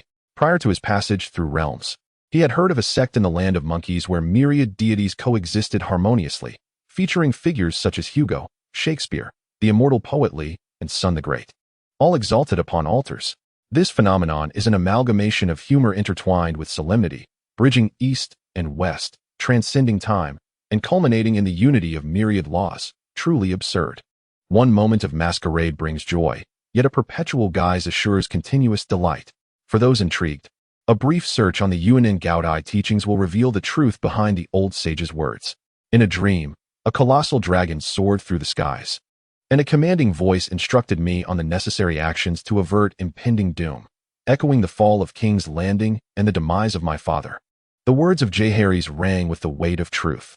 He even described the dragon to Sir Cridamon, Yet his portrayal diverged from the traditional dragon of Westeros, depicting instead a Flower Nation dragon with clouds beneath its feet, adorned with a bull's head, wolf's mane, deer antlers, eagle claws, serpentine body, dragon scales, and a fish tail, exhaling flames encircling a dragon pearl. What a sight! This description encompassed several noble sigils of Westeros: dragon, stag, wolf, fish, eagle, and even a variant of the sun emblem of House Martell. Initially, Heir seemed bewildered, but as he continued, he expressed his own confusion, asserting that he was not fabricating tales, for the image of the Flower Nation dragon indeed resembled this description. Sir Credimon smirked slightly, questioning if one would believe such a tale. Heir, earnestly drawing on parchment, insisted with gravity, though his artistic skills left much to be desired. Do you believe it? There is a lingering feeling that this so-called dragon god is merely a patchwork creation, stitching fragments from various sigils into a new visage. Very well, as long as it pleases the prince. The two engaged in hushed discourse regarding the forthcoming military maneuvers and the defense of Dragonstone's coastal waters. Concurrently, the fishing company ceased all distant oceanic endeavors, with 10 fishing vessels donning the three-headed dragon banner, reassembling personnel to equip them with scorpion crossbows and other weaponry. Fortunately, there was an ample supply of manpower on Dragonstone. Otherwise, completing the installation in a short time frame would indeed have posed a challenge. While the actual combat capability might have diminished, it was a circumstance beyond their control. The Dragonstone fleet could venture forth, yet the duration of their operational gap must remain undisclosed. Otherwise, as a certain aquatic monarch from a distant blue star remarked, every beauty possesses a window of opportunity, contingent upon one's ability to seize it. For these fishing vessels, a saying resonates: an old steed in the stable yearns to achieve its ambitions. Harnessed and ready to engage once more, without awaiting the whip's crack, it leaps into the fray, seizing the enemy's crown. They must depart promptly, steering close to the coastline upon reaching the Crab's Claw Peninsula, advancing towards the river mouth, for the impending storm threatens devastation on an unprecedented scale. In truth, Heir remained unaware of the magnitude of the tempest that heralded Daenerys' birth, yet the warnings from the treasured tree compelled him to remain vigilant. In light of the potential threat posed by the celestial overlord, exercising utmost caution is certainly warranted. Once the fleet's arrangements were finalized, Heir summoned the commander of the Dragonstone Island garrison, William Derry, along with the leader of the inner guard, Pibus Whitley, to meticulously inspect the various defensive blind spots of Dragonstone Island. Special attention was directed towards the myriad of tunnels, passes, and gates, ensuring preparations for rolling logs and boiling oil were in place. Simultaneously, facilities such as the mint and seafood processing plants were to be systematically packed. The terrestrial defenses constituted the last line of despair. Fortunately, the castle of Dragonstone Island, with its steep architecture, had undergone 9 months of repairs, stockpiling, and training reinforcements, resulting in a well-equipped and well-fed army. If news of the main fleet's rest became public and the tactical deception involving fishing vessels failed, the enemies assaulting Dragonstone Island would find themselves bloodied at the castle's threshold. What was there to worry about now? The supernatural forces, with the celestial overlord personally intervening, could directly dismantle the defenses of Dragonstone Island. But wait, if that were the case, what was there to fear, as I could not withstand it anyway? In an instant, Heir felt a wave of relief wash over him. Chapter 56. Fire sitting, sword technique. Before Heir lay a row of 10 azure fruits, precisely counted. Ever since he had taken on multiple roles, he had not found the time to open blind boxes. Now that his divine flower had blossomed and his chi flower was on the verge of fruition, he could finally indulge in the process of opening blind boxes without hesitation. Not just he, but even those around him felt the anticipation. Following some amicable and harmonious communication with Duobao, he finally learned how to open boxes externally. Not a single trace of spiritual energy was wasted, and the sensation was remarkably smooth. The probability of obtaining good items in a tenfold draw is noteworthy. This was the exact phrase from Duobao, yet it oddly resembled the tone of a lottery salesman. Perhaps it was merely Jairus' illusion. Having drawn the bow, there was no turning back. As a seasoned individual who had played with fire at 7 and wielded a blade at 8, Jairus was even more relentless with himself. So, let it commence. Thank you for your patronage. Thank you for your patronage. Thank you for your patronage. The arrow-piercing technique. Thank you for your patronage. The Overlord Spear technique. Thank you for your patronage. Thank you for your patronage. Ding ding ding ding. Congratulations, you have acquired the fire-sitting divine skill. Of course, these sound effects were all self-added by Jairus in his mind, not for any other reason, but to enhance the atmosphere and sense of ritual. After all, living without a touch of ritualistic flair, and even skimping on festive occasions, is bound to lead to obscurity in writing. Not bad. From 10 fruits, 2 skills were derived, along with an unknown divine skill. The skills appeared to be akin to mundane techniques similar to the Ape King's swordsmanship, which he could analyze later. Meanwhile, the divine skill was a first in quite some time. Closing his eyes to savor the experience, he opened them moments later, his gaze sparkling with brilliance. The divine skill was indeed formidable. Fire-sitting is one of the 72 earthly techniques of Taoism. With the hand gesture of the fire avoidance technique, no flames could approach him. Planting the golden lotus within the fire, one could achieve immortality. Hooray! With the fire-sitting technique, Mother no longer needs to worry about my fire play. Does this earn me the title of the Unburnt? Quite powerful. The praise shall not cease. I, a practitioner of one of the 72 arts of the Taoist earthly fiends, must endure this? You might as well teach me a technique for drinking water. To gulp down the rivers and seas in one breath, only to regurgitate it and drown 7 armies. At that moment, I could claim to be the reincarnation of the water child from the Calabash brothers. What use is sitting upon fire? I must say, at least various forms of fire cannot harm you, can they? The treasured tree replied with a hint of embarrassment. Am I truly in need of such seemingly useless divine powers? When my enemies cast me into the flames, shall I rely on my ability to remain unscathed to terrify them? Do not underestimate the power of divine abilities, all right? When the art of sitting upon fire is mastered to perfection, even without the incantation, one can remain impervious to all flames. How impressive! Are you implying that I need not even be cremated after death? Viserys was utterly unfazed, exclaiming, "What is this nonsense? No, you must provide me with an explanation today. Otherwise, do not expect to remain within my body, and we shall part ways." The treasured tree, being aware of its own circumstances, knew well that the celestial realm's blind boxes had never failed to disappoint in this regard. Very well, I shall give you a yellow Dao fruit as compensation. Is that acceptable? These fruits are, in truth, not worth much. After all, heavy rains do not nourish rootless grass, and the Taoist arts do not ferry the unworthy. Of course, this statement is not absolute, especially for a certain tree that thrives under the shelter of others. As Viserys' alterations to the narrative grew more significant, the treasured tree could distinctly sense several divine consciousnesses gradually turning their attention toward Dragonstone Island. The chess players who entered this world are now within the purview of scrutiny. At this moment, the landlord remains too immature. Even though he is not yet a celestial being, there are still many methods to eradicate him, and by extension, his tenant lives in constant trepidation. After escaping the celestial realm, it is as though the path of cultivation begins anew. The growth of plants, such as spirit roots, is inherently longer than that of humans, and presently, it is weaker than Viserys. This storm may serve as a trial or a means of annihilation. Whether it is a trial or annihilation depends on the capabilities Viserys displays this time. Just like in one's own garden, upon discovering a wild beehive, some may choose to incinerate the bees within, utterly destroying it, while others may opt to nurture it until honey production, followed by harvest. Should it evolve into killer bees, anyone harboring ulterior motives must weigh their intentions. Is that little bit of honey truly worth the risk? Ultimately, it all boils down to the balance of gains and losses. Even the great celestials must consider whether expending great resources to eradicate a mere celestial being aligns with their interests. Although the landlord is not yet a celestial, the practitioners in this world are excessively specialized, and their overall strength surely pales in comparison. However, in certain aspects, Viserys is by no means inferior. Very well, should I first cleanse myself? Viserys inquired. Would this yield better results? The treasured tree was at a loss for words. It had not heard of such a thing. After all, those who had previously opened blind boxes were at least celestials, whose bodies are pure and untainted, thus requiring no such cleansing. Shall we give it a try? It suggested. Jerry has commanded the attendants to prepare a cleansing bath and, upon arriving at the Flying Dragon Tower, set up a ceremonial altar adorned with offerings of 3 animals. Without any formal prayers, he repeatedly uttered phrases such as, "May the 3 pure ones bless us. May the Tao ancestor manifest." Satisfied with the preparations, he placed the yellow Tao fruit between his hands and solemnly called out, "Release." A surge of golden light erupted from his palms, illuminating the apex of the Flying Dragon Tower in a resplendent glow that nearly blinded Jerahiz's titanium eyes.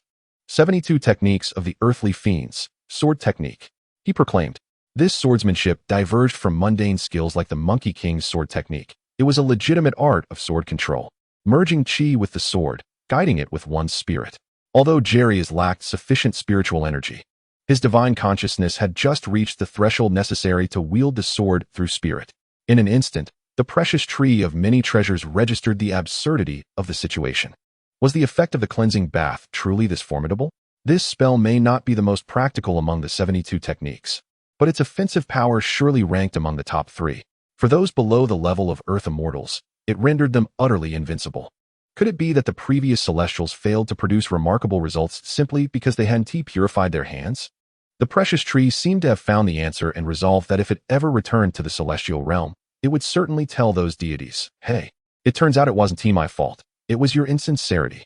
Perhaps you should reflect on your own integrity after so many years of seeking immortality." This was far more impactful than mere probabilities, possessing a greater elegance and lethality. If Jaehaerys had a personal attribute panel, he would undoubtedly be classified as a high-attack, low-defense assassin-type hero. The precious tree pondered, recognizing that survival was paramount. After over 50 chapters of lurking in the shadows, it was time to reveal its capabilities. "My friend, I bestow upon you a life-preserving artifact. Use it wisely in your cultivation." A flash of brilliance enveloped Jaehaerys as he donned a magnificent suit of armor, resplendent and extraordinary. Chapter 57, The Birth of the Storm. This armor was composed of layered black and gold scales, with a helmet crowned by a roaring dragon head. 2 black, forked horns gracefully arched backward, coiling together at the nape of the neck, while enormous tusks flared outward to protect the temples. The faceplate, resembling a thick beard, could be lowered. A sinuous dragon form extended from the back of the head down to the neck, twisting downward to shield the spine, while the dragon arms spread outward to form shoulder and arm guards, with claw-like hands. The armor continued to expand from the torso, creating a skirt and protective gear for the groin and shins. Typically, this armor could be contracted to the dantian, nurtured by the wearer's spiritual energy. And with a mere thought, it could swiftly manifest as a formidable defense. This armor was known as the Eastern Azure Dragon Armor, accompanied by a method of cultivation. Within its core were 81 prohibitions. Once fully cultivated, it could withstand attacks from Celestials. Certainly, at present, Jaehaerys' cultivation is rather rudimentary, and the aspiration to forge the 81 seals appears utterly unattainable. However, the armorer has demonstrated divine benevolence by segmenting the 81 prohibitions into several stages. Among them, the 1st to 9th seals can be successfully crafted even by those at the foundational level. With the inherent defensive capabilities of the precious armor, it is certain that even celestial beings would struggle to breach its protection. Upon completing the forging, Jaehaerys attempts to form a seal, exclaiming loudly, "Guard!" in a shimmering radiance. The armor swiftly manifests, revealing a majestic divine dragon in the mirror, enveloping him in a protective embrace. Had his cultivation been sufficient to fully forge all 81 seals, Jaehaerys might boldly declare before celestial lords, "I beg for death." Yet, should he soften his tone, he would merely sound like a coward. 2 days later, as the horn of the Dragonstone Island fleet resonates, Jaehaerys realizes that the preordained day of departure has arrived. Dragonstone Fortress promptly seals its gates. Adhering strictly to the established plan, while 10 fishing vessels commence patrols in the surrounding waters, undertaking responsibilities disproportionate to their advanced age. Of course, Jaehaerys would not allow them to march towards certain doom. Upon detecting the approach of a storm from afar, they would make every effort to reach Dragonstone Island or another safe haven. As long as they could return afterward, all crew members and soldiers would be rewarded handsomely. Jaehaerys has recently refrained from cultivation, for a great battle between man and nature looms imminent, and he must remain vigilant regarding Queen Lyra's impending labor. Soon, at a fateful moment, Queen Lyra experiences excruciating abdominal pains. Having given birth multiple times, she instinctively senses that a new life is on the verge of emergence. All scholars, midwives, and obstetricians on Dragonstone Island have been summoned by Jaehaerys to the fortress, each a seasoned professional with abundant birthing experience. Viserys and Rhaenys pray within the sanctum for their mother and grandmother, beseeching the Holy Mother for protection, while Jaehaerys anxiously awaits outside the delivery room. Observing the midwives entering and exiting with boiling water, bandages, and herbal ash, his heart grows increasingly agitated. The winds outside intensify, and the stone drum tower reverberates with a tremendous roar, reminiscent of thunderous war drums, filling the fortress with an overwhelming sound. In the distance, a massive storm begins to take shape. The black tempest has materialized, casting a shadow over the land. Should one ascend to the heavens, They would witness a colossal eye of the storm being born over the narrow sea. It is as if a deity has opened its eyes to glare upon the world. As turbulent winds mingle with furious lightning, silver streaks of electricity dance amidst the torrential downpour, painting a scene reminiscent of an apocalyptic realm. The fierce winds lift tons of seawater, forming towering white walls of water that surge towards Dragonstone Island, crashing against the stone-built docks, the fortress, and the hidden reefs, sending shards of jade soaring into the air, akin to a cascade of snowflakes. At this very moment, in King's Landing, Varys recalls the intelligence gathered days prior. Your Majesty, I have received word from Count Redwine that the majority of the fleet from Dragonstone has now proceeded to the mouth of the Trident, presumably to rid their hulls of shipworms and barnacles. At present, only a handful of antiquated vessels remain to defend and patrol the area. He inquired whether we should seize this opportunity and dispatch the fleet from Dragonstone to besiege the island. Robert was immediately elated. Just as he was preparing to retire for the night, the enemy had delivered themselves right to his doorstep. What was there to wait for? For wildfire? What nonsense! After such a lengthy period, has Heir not resolved this issue? What use is he? Oh, several sorcerers from the Alchemists' Guild have already perished in the process of refinement. It seems Heir is not entirely idle. Let us not pursue his accountability any further. Regardless, Dragonstone has severed its own arm. The presence or absence of wildfire assistance is of little consequence. Robert joyfully commanded Count Redwine to lead the fleet from Dragonstone straight to the island. What? The old fellow Redwine claims he can only dispatch half the warships, as the remainder must remain at Dragonstone to guard against the Ironborn? Very well, very well. At this juncture, the distinction between 200 ships and 100 ships is negligible. Varys found himself somewhat puzzled. According to his little birds, the power on Dragonstone was currently held by Prince Jaehaerys. Given this prince's capabilities, he should not have committed such an egregious error. Surely, there must be some hidden scheme awaiting the Iron Throne. Thus, he cautiously suggested to Robert, yet the king, clearly intoxicated by the prospect of imminent victory, was disinclined to heed the counsel of an elderly and unattractive eunuch. He was not King Aerys. Were it not for Varys' residual usefulness, the king would have long since severed the eunuch's head to placate the grievances of the nobles within King's Landing. Varys, feeling disheartened, could only retreat, still perplexed, and resolved to have his little birds keep a close watch on the island's movements. The anguished cries of Queen Rhaegar in the birthing chamber grew increasingly louder. Jaehaerys quietly reached out with his consciousness, and the scene within was much as he had envisioned. Rhaegar's situation, while not one of difficulty, was taxing for a woman of advanced age. Thus, he discreetly imparted a thread of spiritual energy to Queen Rhaegar, invigorating her with newfound strength. The wailing of an infant soon echoed through the air, igniting excitement among the onlookers. Rhaegar, however, felt a wave of relief wash over her and promptly fainted. Fortunately, Jaehaerys' spiritual energy safeguarded her heart. As long as the midwives and scholars inside were not fools, they would know how to care for her. Outside, the tempest not only persisted but intensified. As if provoked, the thunder grew denser, and bolts of lightning struck the fortress' towers. Before long, Jaehaerys observed thick smoke rising from the Sea Dragon Tower, clearly a target of the lightning strike. He glanced at the newly born dragon mother, a surge of emotion overwhelming him.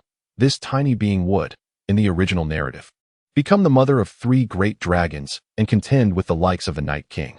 Truly, a formidable burden for her. However, in this life, you are fortunate, dear child, spared from such suffering. Chapter 58. The excesses of deceit. Is it not a bit excessive for that individual outside? Is it really necessary to create such a tempest over the mere act of childbirth? The raging winds outside have undoubtedly exceeded a force of 15 on the Beaufort scale. Under such ferocious gusts, Jaehaerys could scarcely fathom how the humble abodes of the fishermen and farmers at the foot of Dragon Mountain would withstand the onslaught.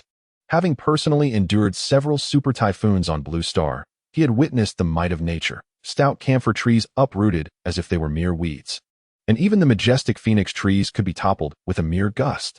Although he had already urged the villagers to seek refuge within the depths of Dragon Mountain, there remained a stubborn few among the elderly who refused to abandon their homes. Standing before the window, he beheld the heart-wrenching sight of countless thatched cottages and wooden shanties being torn asunder by the gale. Wooden planks, straw, and small figures swept into the sky, vanishing in the blink of an eye. By heavens! After this storm passes, I shall once again expend considerable resources and manpower for disaster relief and housing reconstruction. Amidst the thick clouds, surges of spiritual energy emerged, Their intensity was not formidable, appearing akin to that of a foundational stage, yet for reasons unknown. They stirred such a display of celestial might. Should you claim to be an earth immortal or a celestial immortal, I would concede defeat and retreat. But when did a mere foundational stage dare to act with such impudence? Truly, do you think I am a mere fool because I do not display my prowess? From the armory, he retrieved a double-curved dragonbone longbow, stringing it without regard for the adage that one should not waste arrows.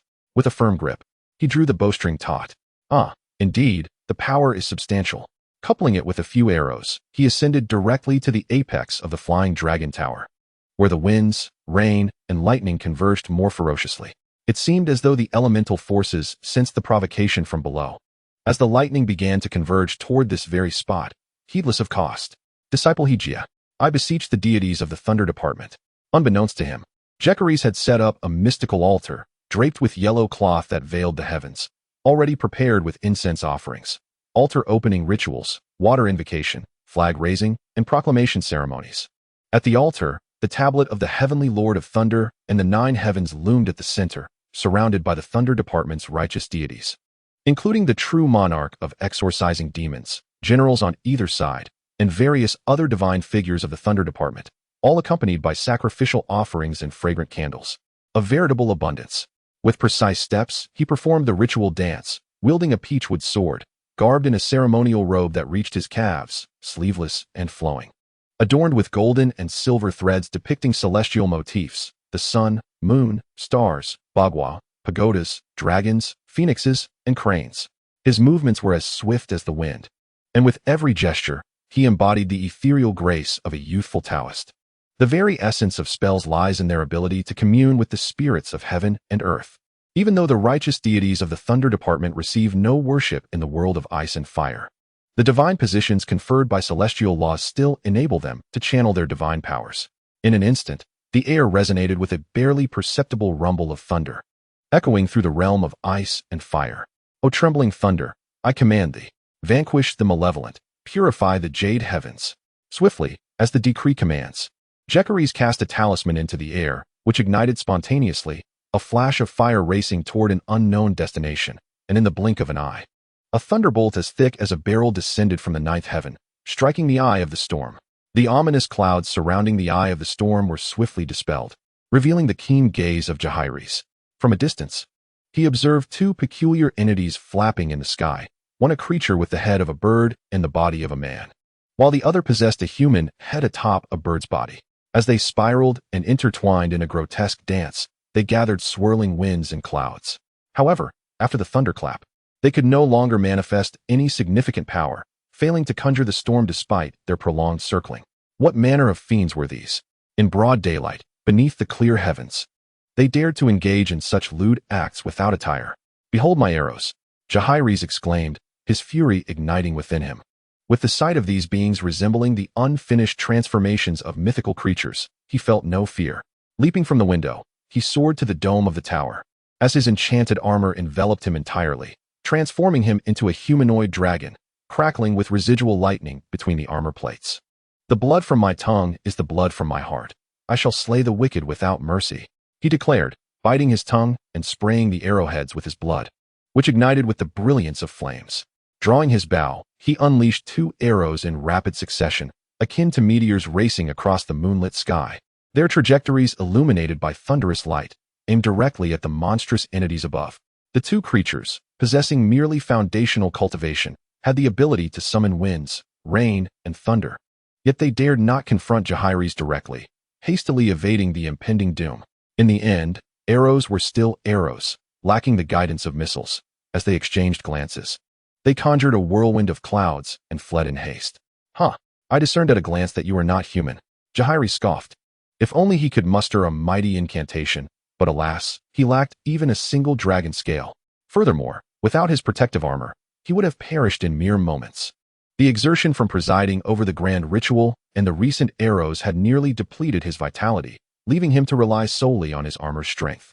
Should those monsters dare to look back, they would be greeted with a bountiful offering of human heads. Oh dear, my grand ritual awaits to honor the celestial deities. He trembled, glancing down from his lofty perch. It's an astonishing height. How did I allow my fervor to carry me up here? Perhaps the atmosphere had invigorated him. prompting him to showcase a performance akin to herding ducks onto a perch. The treasure tree remarked leisurely, "You were advised to be discreet. Yet you hastily orchestrated a grand ritual, nearly tearing the heavens asunder. My friend, while others row their boats with oars, you seem to rely solely on the tides. Let us proceed with caution, shall we? Isn't it the case that those vile creatures have grown too bold?" Jaehaerys retorted angrily. Now that Daenerys has been born, they still stir up trouble, as if they Haven-T claimed enough lives for their sacrificial rites. But wait, are they indeed sacrificing to the heavens, or to themselves?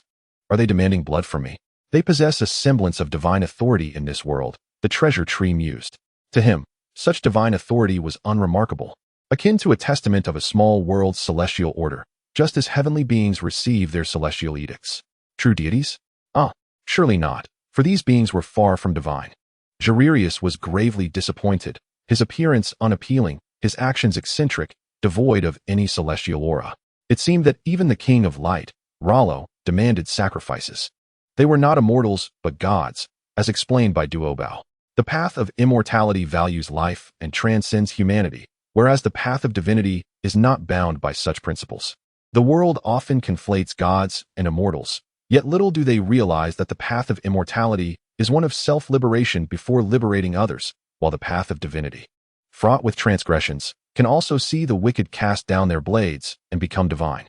The gods of this realm are far more ruthless than those of the greater world. Those who refuse to obey are either incited by their followers to wage war or are directly manipulated by divine power, leading them to self-destruction. To conform is to thrive. To resist is to perish. All beings are but playthings in their hands. They observe from their lofty vantage, akin to spectators at a dogfighting arena, tossing down bones for amusement, watching the fray below, and when displeased, unleashing plagues and calamities to devastate families. I, Jaehaerys, though lacking in prowess, wish to question with my sword. By what right? Merely because you are deemed divine by fate? When I was not yet an immortal, you were already gods. Should I attain immortality, even the divine can be slain. Chapter 59, The Faith of the Dragon God. With a commanding presence, heed my decree. Eradicate evil and preserve the righteous. Slay without mercy. This is my path. The gods are devoid of righteousness. I am the twilight of the gods. And when humanity lacks virtue, I am the blade that punishes the world. Am I mad? I harbor no hatred for the divine. Only for the divine who fail to see my madness. Driven to madness, Duobao murmured to himself, recognizing the child's grand delusions. How many dishes had he consumed to be in such a state? Ultimately, Jaehaerys regained his composure, dismounted the tower, and squeezed through the window. He barely managed to complete the sacred offerings and the lowering of the flags, after which he could no longer sustain himself. His protective armor disassembled, transforming into a miniature suit that floated within his energy center. A sneeze. A sneeze. When he awakened once more, it was the following day. The flying dragon tower grew chilly at night, and Jaehaerys found himself once again sprawled on the ground, sensing a slight chill. Normally, after establishing a foundation, such minor ailments would not afflict him, but alas, he had overexerted himself the previous day, depleting his spiritual energy. As he walked through the courtyard, he overheard his servants whispering, "Did you hear? Yesterday, a divine retribution was expected, but suddenly a deity appeared atop the flying dragon tower, driving away the divine punishment and saving our Dragonstone Island." I can speak to this with authority. That was the divine friend of young Prince Jaehaerys. Just days prior, young Prince Jaehaerys had arranged a lavish feast for him. Indeed, this sudden departure of the fleet by young Prince Jaehaerys was surely a response to a divine oracle. Wow, a true deity. Should we not build a shrine for him? Jaehaerys' expression shifted, summoning Long-E. He thought, the people's hearts can be won, and I can don the guise of my incense avatar. He had long discussed with Duobao that in this era of silence, even in this small world, which still retained some spiritual energy, being able to support his cultivation to the realm of earth immortals was already a formidable limit. Although the path of incense is fraught with various issues and drawbacks, it nonetheless offers a means to channel earthly incense directly to the heavens. There is no reason to disregard it. To transcend the mortal realm is merely the beginning of celestial cultivation. If one fears becoming too entangled in this small world, one may employ the method of refining a fire spirit avatar, allowing the avatar to bear the burdens of this world's karma, while the true self transcends the material. Seizing the moment, action was taken without hesitation. With the endorsement of Longshore Island's officials, a modest temple was swiftly erected at the dock, adorned with a plaque inscribed with Dragon God Temple. This temple, distinctly different from the sanctuaries of the seven gods, housed a solitary statue, a figure entwined with peculiar creatures, resembling a white stone effigy of the flowering dragon, standing upon a pedestal intricately carved with clouds and golden lotuses. The statue was sculpted with a semblance of scale armor, a sword hanging at its waist, and long hair cascading like a waterfall, its eyes tinted with purple dye, an unmistakable embodiment of Valyrian features. Curiously, this statue bore a striking resemblance to Jaehaerys, as though it were a vision of him matured. Before the statue lay an altar.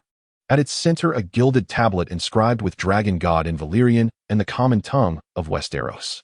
In front of the altar stood a small incense burner, and Jaehaerys had arranged for the internal guards to temporarily serve as the temple's caretaker, instructing visitors on how to offer incense, burn paper, and make wishes.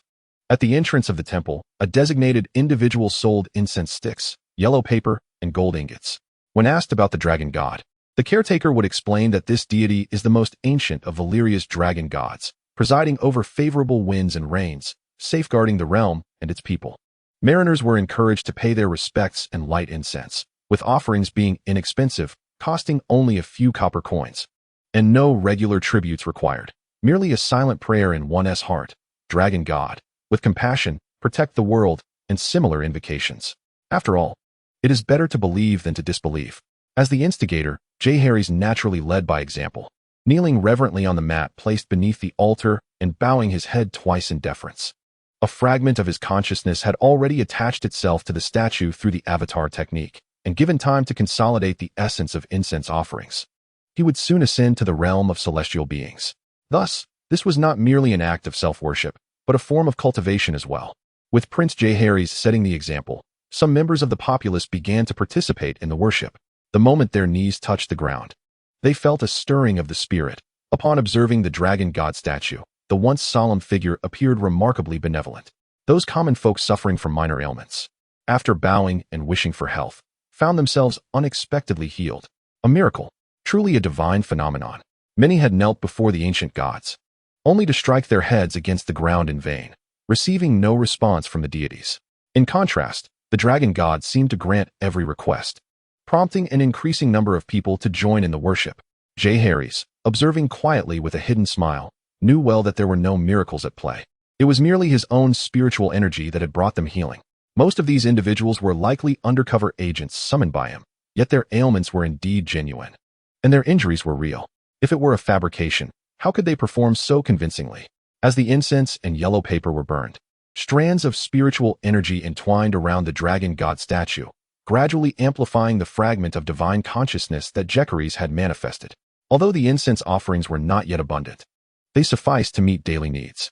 Jaehaerys would also strategically select a few fortunate individuals based on the wishes of his followers, perpetually enhancing the dragon god's reputation for responding to prayers. As more people worshipped with sincere hearts, the spiritual energy would flow ceaselessly, ultimately forging a divine embodiment of incense. The two deities soaring above Dragonstone Island were, in fact, descendants of the storm god and the wind goddess, true-born deities of the divine lineage. They had been dispatched by the storm god to harvest offerings on Dragonstone Island. Unfortunately, they scarcely gathered any sacrifices and nearly met their demise by arrows instead. Their losses were lamentable. Having failed to collect sufficient offerings, they were certain to face repercussions upon returning to the Cloud Palace. They decided to linger in the surrounding seas, hoping to find a few solitary fishermen to bring back for reporting. At that moment, a grand fleet was seen sailing in from the south. The two deities exchanged knowing smiles, for industrious birds do indeed find their worms.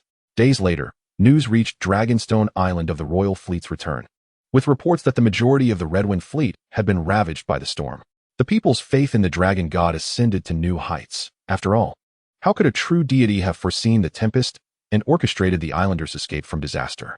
Even the soldiers of the royal fleet claimed that just after departing Dragonstone Island, they witnessed the storm's sudden formation. Had it not been for the dragon god's protection, they would have become a feast for the sea creatures. Thus, they too joined in the worship of the dragon god. The increasing number of worshippers led to a shortage of incense and yellow paper, prompting Jaehaerys to hastily arrange for royal artisans to work overtime to meet the demands of his followers. From that day forth, the wishes of the people began to manifest slowly. Some even fervently claimed to have dreamt of the dragon god, though it seemed the deity had caught a cold and was incessantly sneezing. Many doubted this assertion, pondering how a divine being could possibly catch a cold. Chapter 60. Layla's coronation. Of course, the discussions and debates surrounding the dragon god gradually stirred excitement. In these monotonous times, what could be more exhilarating than witnessing the birth of a deity? Even on Tide's Head Island, Crab Island, and Crabclaw Peninsula, skepticism began to wane. And as temples dedicated to the dragon god were constructed, they personally experienced the deity's miraculous presence, igniting a fervor of devotion throughout Blackwater Bay. Concurrently, the renown of the royal family and Prince Jaehaerys flourished. Those favored by the divine were indeed the true kings of the mortal realm. Yet, all of this is a tale for another time. In the distant depths of an underwater palace, a deity suddenly opened his blood-red eyes, his blue lips barely moving. How intriguing, Lillian, that you have personally ventured to Dragonstone. Since the passing of King Aegon, the Targaryen family on Dragonstone has seemingly made no attempts to claim the throne. Whispers have circulated privately that the Targaryens are prepared to relinquish the Iron Throne, especially since they no longer possess dragons. Their remaining territory is now but a diminutive island, with only a handful of former vassals still loyal to them. Yet, unexpectedly, under the auspices of the dragon god, the Targaryens have declared their imminent coronation. This news instantly invigorated the hearts of many. In truth, numerous lords and nobles would not mind pledging their allegiance to the Targaryens once more. However, if they are too timid to even claim kingship, what reason would the people have to compel themselves to swear fealty to a weak ruler and a faltering kingdom? Queen Rhaegar and King Jaehaerys certainly comprehend this. Rather than hold a claim that lacks legitimacy, their primary objective in the previous 60 chapters has been to secure a foothold on Dragonstone. After all, if they cannot even survive, how can they hope to be crowned and reclaim the Iron Throne? That would be a fool's errand. Yet, the time has now ripened. Dragonstone first seized the mint at White Harbor and engaged in trade with pirates for gold, successfully alleviating the island's financial crisis. Even now, such transactions are still sporadically occurring. The primary reason for this is that the price of pure gold from the stepstones has skyrocketed to 2 golden dragons per pound, depleting much of the pirate stockpiles. Through this trade, Dragonstone has amassed a considerable fortune, earning millions of golden dragons, though a significant portion has been spent shortly thereafter. While it may be an exaggeration to claim the title of the richest in Westeros, among the lords of the Crownlands, Stormlands, and Riverlands, it is undoubtedly a position of prominence. Furthermore, by instigating war against the Storm's End, they shattered Robert's ambitions to construct a fleet to annihilate Dragonstone. Finally, under the pretense of evading a storm, they deliberately transformed Dragonstone into a formidable trap, employing divine power to decisively crush half of the fleet from Driftmark. In recent days, the fishing companies have resumed their primary operations, recovering numerous swollen and pale corpses adorned with the purple grape insignia of House Redwine, alongside belongings that affirm the truth of the rumors. Currently, Robert can only deploy less than 100 warships from the remnants of Driftmark's fleet, along with a few family fleets from Shield Islands. While there exists some threat from Dragonstone, it is minimal. Moreover, Dragonstone continues to construct new warships and persistently improve the spring-loaded crossbows. It can be said that the balance of power has dramatically shifted. Many noble families from the Crownlands have discreetly sent envoys, ready to switch allegiances should Dragonstone require their support. As for their claims of having sown the 3-headed dragon banner, asserting that His Majesty need merely raise his arm for a multitude to rally, Jaehaerys expressed his utter disbelief in even a single punctuation mark of their words. However, there exists a realm where the Targaryen lineage has long been held in high esteem, steadfastly refusing to pay tribute to the Iron Throne to this day. This bastion of loyalty is none other than the Crablands. Situated in the northeastern part of the Crownlands, the peninsula juts into the narrow sea, bordered by Crab Bay to the north and Blackwater Bay to the south. Historically, the conqueror Aegon sent his wife, Viserys Targaryen, to pacify the Crablands. Upon hearing of the fate of King Heir, the lords willingly knelt in submission, and Queen Viserys took them as her direct vassals. Since then, the Crablands have remained unwaveringly loyal to the Targaryen family. During the War of Usurpers, only the lords and knights from the Crablands fought valiantly until the last moment. However, following the tragic death of Rhaegar at the Battle of the Trident, their spirits shattered, leading to their eventual surrender. The peninsula, desolate and barren, rife with swamps and pine forests, was deemed inconsequential by the Iron Throne, tasteless to consume, yet regrettable to discard. Yet, for Dragonstone, it represented the finest source of soldiers and supplies. When trade commenced between Dragonstone and the neighboring lords, the residents of the Crablands were the first to respond. and it has since become the most vibrant hub of commerce with the islands of Blackwater Bay. Most lords and inhabitants have reaped the benefits of trade with the islands, transforming what was once a desolate and impoverished land. In their state of poverty, they were oblivious to the notion of paying taxes to the Iron Throne. Now, in their newfound wealth, they stand tall, driving away the tax collectors dispatched by the Iron Throne, showcasing their audacity. Recognizing the opportune moment, Jaehaerys was the first to propose the coronation of Queen Rhaegar, a suggestion that garnered unanimous agreement among all subjects. As for the question of why young Aegon was not to be crowned, it is clear.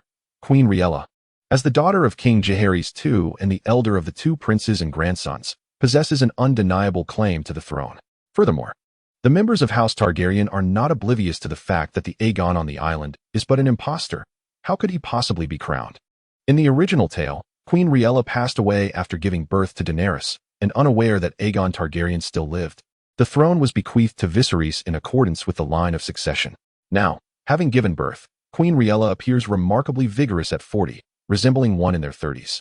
Fully capable of undertaking the responsibilities of a queen. If not her, then who else is deserving of the throne? Although outsiders remain unaware, she had once amended the laws of succession to the Iron Throne within the sanctum of Dragonstone. The Lannisters may not yet be vanquished. Yet, as Jaehaerys wisely advised, without rightful name, words will not resonate. As the legitimate possessors of the Iron Throne, House Targaryen cannot allow the throne to remain vacant for long. Otherwise, it would amount to a public display of weakness. How can the feeble regain the hearts of the people? This sentiment struck a chord within all present. Thus, the preparations for the coronation ceremony commenced with great urgency. On this day, Dragonstone Island released all its ravens, proclaiming to the lords of the vast continent of Westeros, Queen Rhaegar of House Targaryen shall be officially crowned as the king of the Undulls, the Rhoynar, and the First Men, the ruler of the Seven Kingdoms and protector of the realm, demanding all subjects to send representatives to Dragonstone to pledge their allegiance. This directly challenged Robert across the sea. However, this move placed the lords in a quandary. One king is legally justified, while the other has forcibly seized the Iron Throne but has already been crowned by the High Septon. This predicament proved quite troublesome. Seizing upon the news of the coronation, Jaehaerys dispatched envoys to Braavos, Pentos, and the Shadowlands of Ashai. With the treasury of Dragonstone now brimming, he sought to procure some dragon eggs from abroad. For dragon eggs, if left unhatched, merely served as precious collectibles. Chapter 61, Dragon Eggs and Whispers. Cursed be it. How could they be so coincidental? Robert Baratheon was infuriated. Why must he declare himself king at such a critical moment, neither early nor late? He had just signed a contract with the envoy Humanuk Apua of the Sea Lord of Braavos, agreeing to a new debt to settle the old one. A total of 2 million golden dragons of old debt principal had been repaid using the savings from the royal treasury. Yet, just as he turned around, the Targaryens announced their coronation. What further incensed him was that the contract he had just signed was meticulously crafted by Apua, who had learned from past mistakes to eliminate all loopholes, and it bore both parties' personal seals. This meant that regardless of Robert's position on the Iron Throne, he was obliged to repay this debt amounting to 3 million golden dragons, with a principal and interest totaling 5 million golden dragons, of which 2 million had already been repaid, leaving 3 million new debt to cover the interest. This was utterly absurd. To be honest, at this moment, Robert felt that he would have been better off not ascending to the Iron Throne. This was not at all what he envisioned during his rebellion. He found himself thwarted at every turn, every endeavor met with setbacks. Now, his kingdom faced impending turmoil. The financial burden was secondary, as there remained some savings in the royal treasury. The crux of the matter was his utter inability to deal with Dragonstone. He could not fathom why even the gods seemed to side with House Targaryen, leading to the complete annihilation of the Red Wine fleet that ventured to Dragonstone. Was this not a declaration to the world that he had been forsaken by the divine? Fortunately, after his marriage alliance with House Lannister, his father-in-law Tywin Lannister promptly extended his support. He indicated that the Westerlands could undertake the shipbuilding task. With a formidable fleet and the newly developed wildfire that had shown promising improvements, the advantage would still lie with him. Robert acquiesced, for there was no better alternative. The fleet of Dragonstone had firmly controlled the mouth of Blackwater Bay, were it not for the numerous trebuchets he had arranged atop the Red Keep. Those vessels flying the three-headed dragon banner would have brazenly sailed upon the Blackwater River. Your Majesty, the pressing issue at hand is that we can no longer permit the Dragonstone fleet to act with such audacity. We must devise a means to strike them decisively and inflict pain upon them. One of my ministers offers counsel. Indeed, my dear minister speaks wisely. Given the merit of your proposition, I entrust this matter to you. With a grand gesture, Robert exemplified the virtue of knowing how to appoint capable individuals. One individual stood in a daze. Go, summon Varys. Robert, seated upon the Iron Throne, commanded the Kingsguard. Following the conclusion of the Battle of the Pleasure Tower, Robert ultimately appointed Ser Barristan Selmy as the captain of his Kingsguard, upon the recommendation of the Queen and Tywin. The remaining 6 were Jaime Lannister, Boros Blunt, Viserys Austin, Mandon Moore, Meryn Trant, and Preston Greenfield. However, many believe that this cohort of white-cloaked knights is the most lamentable in history. Only the fearless Barristan is deemed truly capable. Yes, your majesty. A white-cloaked knight accepted the command and departed. Robert's gaze grew dim. There was no alternative but to proceed in this manner. He reassured himself. I am the envoy of the submerged deity. I beseech the divine presence to grace the shores for a moment. After a gentle evening breeze, Harry's received a message through mental transmission. Though distant, it remained clear. You see, this is all you're doing, is it not? The voice of the treasured tree echoed thereafter. Mastering mental transmission is no trivial feat. Harry's had long since acquired this skill. And he was not only adept in mental transmission, but also in mental division and dreamwalking. However, the division of his consciousness temporarily diminished his strength, though it would naturally recover over time. Judging by the intensity of this mental transmission, the visitor is unlikely to be a celestial being, at best merely a suppressed immortal. Fear not, charge forth, urged the treasured tree. I did not expect your robust brows and striking features to follow this path of mischief, Harry's remarked. Having just recovered from the grand ritual, he was now faced with a divided consciousness and a cold, rendering his prowess far from its peak. Judging by the tone of the message's originator, it would seem they do not intend to engage in combat with me, would they? If it is a fight, I shall not attend. Fear of disgrace prevents me, yet if I can prevail, I dread the arrival of the elder to confront the younger. Nevertheless, I must go. He donned his meteor sword, grasped his double-curved dragonbone bow, and slung his quiver upon his back. Even more audaciously, he selected a spear from the armory. Though they were mere mortal weapons, once adorned, an air of iron and blood surged forth. Onward, let us meet with him. Harry's observed his formidable appearance with satisfaction. Indeed, he cut an impressive figure.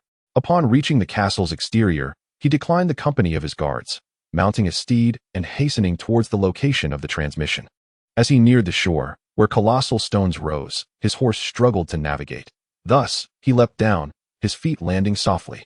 Leap of rock, he intoned within, transforming into a faint shadow, swirling, leaping, and advancing among the towering stones by the shore.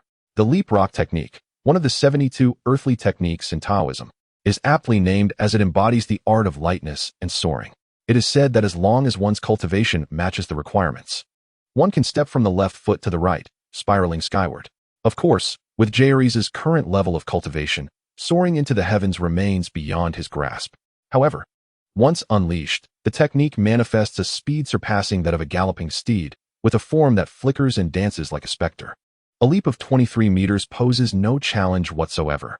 As Jaehaerys's cultivation progresses, he finds himself in a tug-of-war with the treasures of the many, no longer content with being appeased by mere blue dao fruits. Now, only yellow dao fruits or higher would suffice. Otherwise, he would find himself at a disadvantage. Thus, the treasures of the many, gauging the situation, ultimately consented. Moreover, presenting yellow dao fruits or those of superior quality now does not equate to hasty cultivation. The bond between man and tree has long since become a shared fate, flourishing together or suffering together.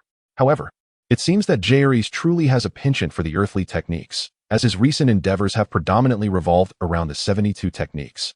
He has already mastered the sword control technique of the primordial spirit, yet following the fragmentation of his consciousness, he is temporarily unable to wield it. Otherwise, with both feet on the sword, he could soar through the skies without the need to seek out dragon eggs. After all, the dragons of this realm, despite their formidable appearance, are rather lackluster in capability. Aside from their ability to fly, breathe fire, and engage in close-quarters combat, they possess no other skills, which is rather intolerable.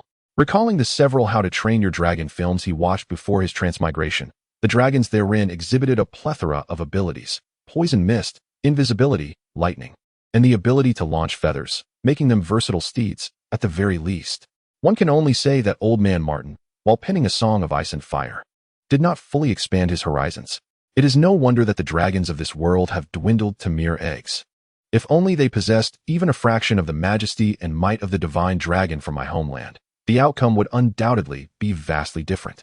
Although he has already dispatched individuals to the continent of Essos in search of dragon eggs, it does not imply that there are none to be found on the continent of Westeros. There are a few locations where they may still exist. First, Dragonstone.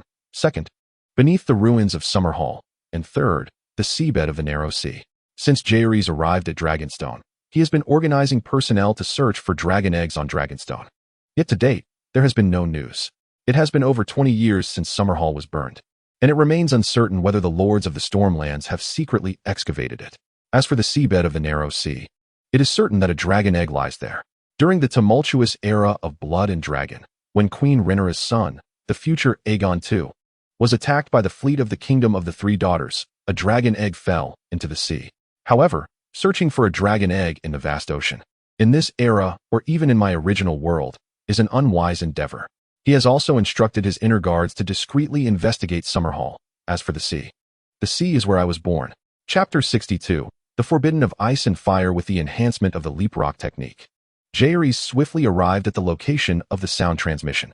Here lies a small rocky beach, distant from the dock and the conch farms, where human presence is scarce. Under the moonlight, a figure stands atop the rocks, with long, pale green hair cascading behind. The moment Jaehaerys sets foot on the rocky shore, the figure abruptly turns. Before him stands an individual adorned with a golden crown, their lush, seaweed-like hair restrained beneath it. A magnificent circlet, embellished with a colossal purple gem, secures the hair in place, revealing pointed ears akin to those of an elf. With silver eyes and a prominent nose, their cheeks are adorned with delicate, silvery scales. They wear a skirt woven from silver seaweed, with sleeves that barely cover their elbows and the upper part of their waist, neither fully concealed nor entirely revealing, showcasing a generous expanse of porcelain skin. The waist is slender, revealing a small navel, yet it suddenly flares into a grand fish tail. The scales on the tail shimmer with vibrant hues, radiating the brilliance of gemstones in the moonlight. A mermaid, Jaehaerys silently exclaims within his heart. Enough of this astonished demeanor. My landlord appears rather unsophisticated, thought the wondrous tree, observing Jaehaerys. Mermaids, mermen, and the fishfolk are all references to a humanoid race residing in the ocean, a commonality in the realm of the divine. Jaehaerys recalls that the first skill within his yellow dao fruit was bestowed by a goddess of the fishfolk, proclaiming, I am the mermaid king under the command of the water god. I have come to pay homage to the newly arisen deity in this realm. The affluent and generous mermaid spoke, her voice akin to the gentle lapping of waves, imbued with an ineffable allure. Strangely, she spoke the common tongue of Westeros. It seems, even in the underwater world, one must learn a foreign language? Jaehaerys mused, bemused by the notion that education beneath the seas is equally competitive. Oh, I am Jaehaerys Targaryen, son of the Queen of the Seven Kingdoms. If you have not mistaken me, I believe you seek me, he declared, touching his nose. For he was the sole practitioner on the island. However, he did not claim to be the master of Dragonstone. To his surprise, the mermaid king stifled a laugh, revealing a mouthful of pearly teeth. Who would have thought that the newly arisen deity spoken of by my god would be such a child? The most alluring aspect was her playful smile, which, coupled with the gentle bite of her red lips, heightened her enchantment. In a previous life, had such a breathtaking beauty spoken to him in this manner, he would have blushed fiercely, shyly glancing at her. Yet now, he gazed boldly at her, his eyes like a searchlight traversing her sensitive areas. Having spent considerable time aboard the ship, Jaehaerys had often heard the crew and soldiers boast of encounters with mermaids, recounting tales of transcendent interspecies romances. Now, confronted with a living mermaid, he could not help but wonder how they accomplished such feats. There were no openings in her tail. Did they perhaps originate from the navel? Next time someone boasts, he shall surely dub them a knight of the mermaids or a knight of the golden mushrooms. What? The mermaid king was momentarily taken aback, only to find Jaehaerys' eyes darting toward her grand tail, igniting a surge of embarrassment and indignation within her. Throughout her existence, she had yet to find a companion. Although her appearance might suggest otherwise, she was far from it. A blush spread across her cheeks and neck, and her fishtail sank swiftly into the depths of the ocean, denying Jaehaerys the opportunity to continue his scientific inquiries. This was a gift from the divine for the newly born deity. With a graceful sweep of her hand from behind her back, a flash of crimson light illuminated the scene, revealing an object cradled delicately in her slender fingers. A mustard seed containing the universe. Jaehaerys' eyes sparkled. This was the first time since his arrival in this realm that he had encountered such a storage treasure outside of the wondrous tree of many treasures. The Mermaid King elegantly tossed the object toward him. Jaehaerys quickly reached out to catch it, grasping a golden artifact the size of a human head. Slightly heavier than a stone, yet pleasantly warm to the touch. A dragon egg? Where had this treasure come from? A century ago, in the throat of the abyss. Oh, so it was that dragon egg. Jaehaerys had not anticipated that the most improbable treasure would be the first to fall into his hands. The divine has entrusted me with a message for the newly born deity. The time for divine conflict has not yet arrived. I urge you to remain within your bounds. Should you defy this, the gods shall unite against you. Jaehaerys found himself bewildered. What was this all about? Divine conflict? Very well. I shall take the effort to elaborate further. As the Mermaid King elucidated, Jaehaerys began to grasp the situation. This saga of ice and fire was governed by two upper deities, corresponding to the celestial realm as described by the wondrous tree of treasures. Several mid-tier deities, representing the earthly realm, along with dozens of lower deities and divine attendants, aligned with the realms of human immortals and foundational cultivation. However, for the upper deities, the divine attendants resembled mere subordinates. With the advent of the Age of Silence, the spiritual energy available for deities to squander had dwindled significantly. Should disputes arise among the gods and they engage in reckless conflict, the resulting devastation would hasten the depletion and dissipation of spiritual energy. Hence, since the Dawn era, the two upper deities had joined forces to seal the spiritual energy of the heavens and earth. They decreed that in pursuit of a harmonious, civilized, and sustainable divine existence, deities must refrain from direct confrontation. Should such conflicts lead to the substantial dissipation of spiritual energy, the entirety of the divine realm would rise against the transgressors. Yet, even with the utmost conservation during the Age of Silence, the day of ultimate divine conflict would inevitably arrive, wherein grievances would be avenged and vendettas settled. Furthermore, intervention in mortal wars by deities of lower rank was strictly prohibited. They could employ subordinates, representatives, or followers, but direct involvement was forbidden. In essence, Jaehaerys, possessing neither high nor low power, merely a weaker lower deity, required guidance regarding the rules of this realm. Most importantly, while one may disregard the unspoken rules, when the time comes for others to act against you, it is essential to understand the reasons behind their actions. Certainly, the words of the Mermaid King may not have been articulated in such a manner, yet the underlying sentiment remains intact. Assure her that delaying time would indeed serve your interests well. The voice of the marvelous tree resonated. Very well. I am a person of utmost propriety. You respect me, and I shall reciprocate. The Mermaid King recalled the unadulterated gaze from before, which hardly conveyed respect. However, I harbor another inquiry. Does the demon dragon not disrupt the balance among the deities? Mere trifles. What do they signify in the context of breaking rules?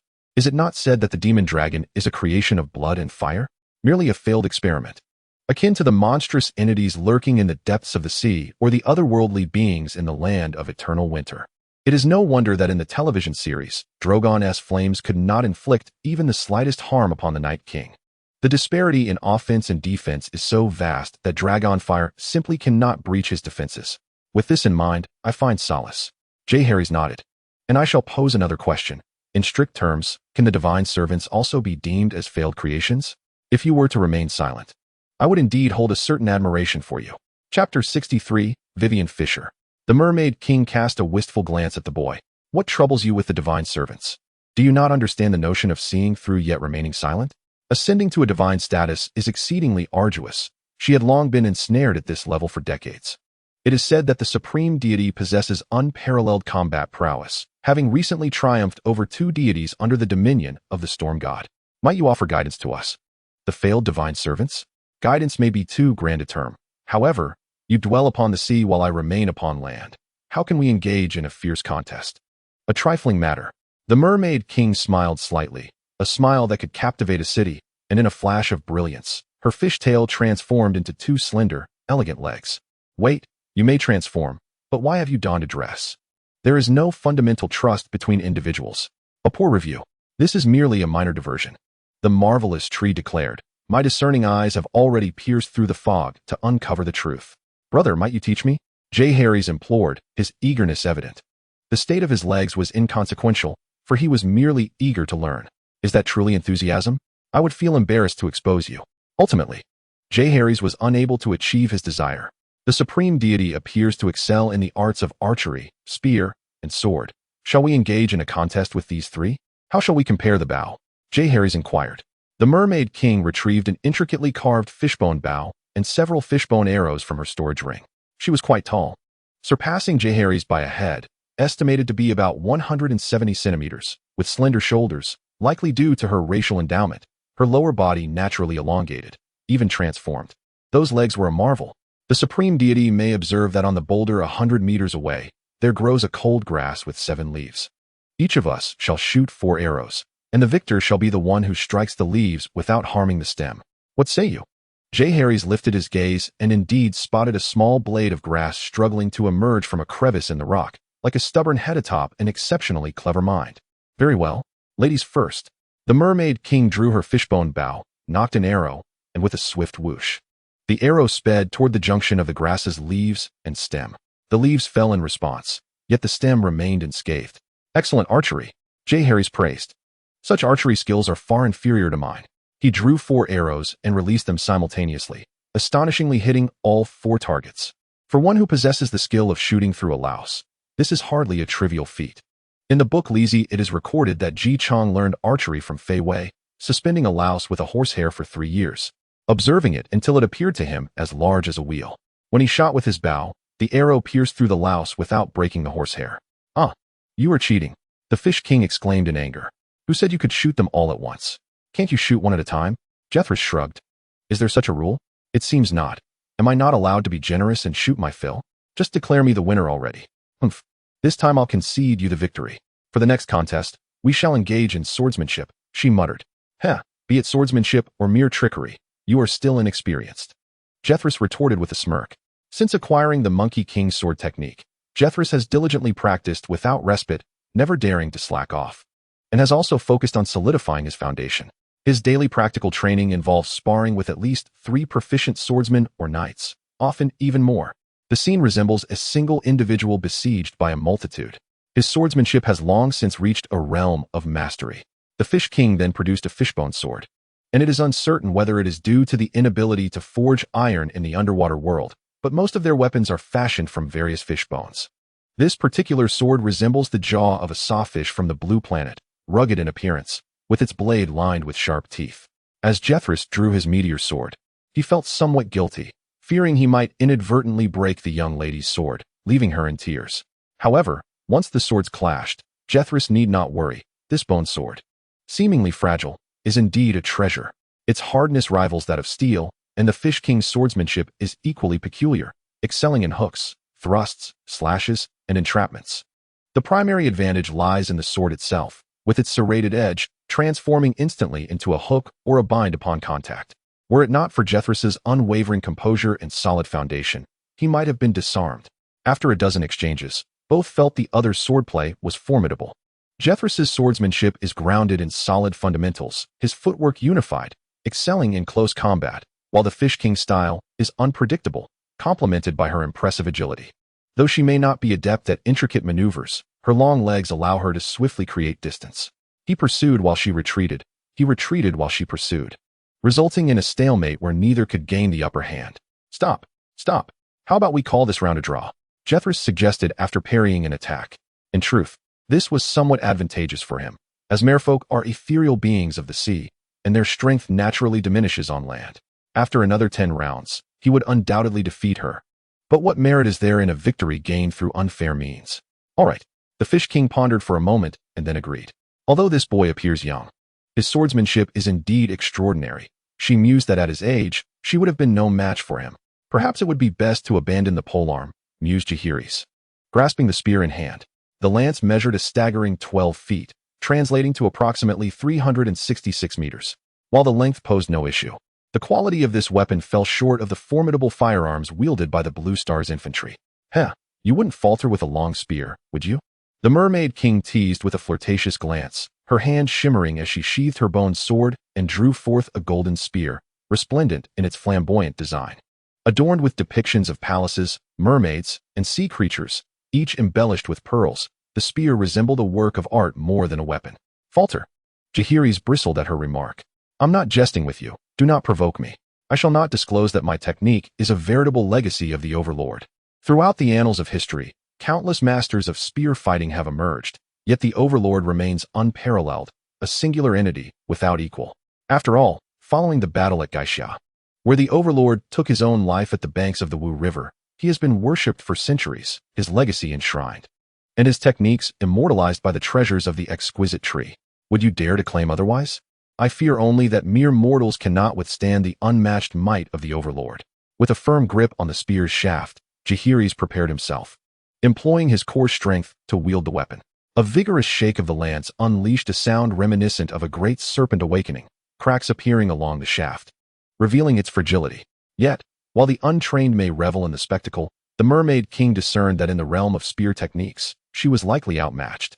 However, having already suffered a defeat, she could not afford to lose face before the denizens of the ocean depths or bring shame upon her ancestral spirits. Thus, as a servant of the divine, she would not seek to exploit the advantage in weaponry. From her storage ring, she retrieved a spear of a design akin to her own, albeit far more unembellished. Tossing it to Jaehaerys, she pointed the spearhead at him, declaring that this duel was inevitable. Yet, the disparity in their spear skills was even more pronounced than in their swordplay. Although the Mermaid King possessed considerable strength, it paled in comparison to the Overlord's unmatched prowess. In less than 10 exchanges, Jaehaerys seized the opportunity when their spear shafts collided, exerting a sudden force that sent her ornate spear flying from her grasp. At that moment, fatigue enveloped her arms, her strength waning, and her magical abilities faltered, reverting to her elongated fishtail. Unsteady, she tumbled onto the stones at the water's edge. Be careful, Jaehaerys exclaimed, using the spear to support her as he helped her to her feet. Yet, his assistance was met with a roll of her eyes. The Mermaid King felt a swell of frustration. She had willingly relinquished her spear, only to fall, and the elders of the sea had advised that in such moments, he ought to embrace her with strong, reassuring arms rather than rely on the spear. What? Are you afraid I might hold you accountable? She scoffed, foolish oaf. Farewell. She huffed, and, after reclaiming her splendid spear, did not ask for another. Turning around, she leaped into the sea. Hey, what is your name? Jaehaerys called out. After all this time, he still did not know her name. It was indeed impolite. Lillian Fisher, came her voice, resonating above the waves that broke against the rocky shore. Fisher? I would say you are exhausting your mana. Chapter 64, The Birth of the Dragon. Hee, my dear brother, you seem quite clever. Yet why do you act so foolishly at this critical moment? The treasured tree mocked, having never encountered such an obstinately straightforward man. Nonsense. If she were the delicate type, I would have embraced her immediately, but she is not. Jaehaerys asserted defiantly. What if she decided to stab me while I was assisting her? You make a valid point. The treasured tree was left speechless, concluding that this child, having endured a complex of grandeur, now suffered from a delusion of persecution. Do you not have any other feelings for her? The merfolk are a rather popular race even among the myriad realms. Jaehaerys pondered and replied, I do. Quickly tell me. Her storage ring is quite impressive. Oh, Cupid. Next time, perhaps use a sturdy steel wire instead of a red thread. It seems ineffective. The treasured tree lamented, exasperated that this fire-attributed Taoist could indeed settle down, yet remained so bewildered. Do you not sense the vibrant life force within this dragon egg? Jaehaerys cradled the gem-like egg, its surface adorned with golden scales and white patterns, feeling as if it might hatch at any moment. This spirit pet is indeed about to be born. It must have been nurtured by divine power for a century, contemplated the treasured tree. Such low-tier spirit pets do not actively absorb spiritual energy prior to birth. Either their parents imbued sufficient energy into the egg at the time of laying, allowing for natural hatching, or external means were employed to infuse energy, facilitating the final transformation. This egg was retrieved from the sea, and it is commonly said that water and fire are incompatible. At the moment it fell into the ocean, it must have been taken by the sea deity, nurtured by divine power. Otherwise, the spark of life within would have long extinguished. It can be said that this was indeed a magnificent gift. Quickly, channel your spiritual energy into it, nurturing it well. If possible, it is best to infuse it with the energy from several Tao fruits in the coming time. Urged the treasured tree. Why? Have you not always complained about the weak strength of the dragons in this world? If they could acquire some abilities or divine powers from the Tao fruits before their birth, they might just evolve. The treasured tree explained, noting that this was rather common in the celestial realm, where many celestial beings' mounts included not only exotic beasts but also various divine birds, like the cranes and phoenixes. Celestial beings also nourish the eggs of rare fowl with various exquisite materials before they hatch. This notion is not entirely erroneous. For some divine birds are indeed destined for the banquet table. I hope the dragon that emerges not only breathes fire, but also unleashes lightning, impervious to weapons. With wings that span an astounding distance of 80,000 miles, ideally possessing 3 heads. No, 9 heads. Each head endowed with a unique ability, and should one be severed, 3 more shall instantaneously sprout in its place. Am I to channel spiritual energy for you, only for you to make wishes here? The multitude treasure tree was momentarily rendered speechless. And 9 heads? Do you think it is an ancient beast like Xianglu or a 9-headed bird? I wouldn't dare to dream of such a thing. Ultimately, Jerry has complied, for an additional skill is still a boon.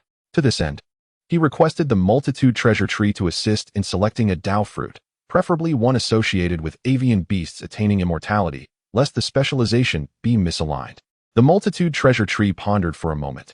Indeed, there were numerous non-human beings who had achieved immortality, and it could discern the fruits it had borne with relative ease. Thus, swiftly identifying one. More would be detrimental rather than beneficial. One would suffice. After some contemplation, Jerry is returned to the altar where the dragon tower resided, well versed in the rituals of purification and preparation. Alas! Come, the deal is sealed. Commence. In truth, without personally absorbing the spiritual energy of the Dao fruit, one cannot truly fathom the essence it harbors. Thus he awaited the hatching of the dragon egg. As he transferred the energy of the Dao fruit, Jerry is, following the multitude treasure tree's guidance, cast a binding spell into the shell of the egg. The merit of this action lay in establishing a connection of mutual understanding between the spirit creature and himself. Although divine consciousness could achieve a semblance of communication, it would remain unidirectional. Upon completing this task, they heard the shell crackling from within as the little dragon grew restless, clawing, biting, and nudging with its horns. At last, a fissure appeared on the surface of the egg, followed by a pair of sharp dragon horns, and soon, the dragon's head emerged. Oh, is this the moment of birth?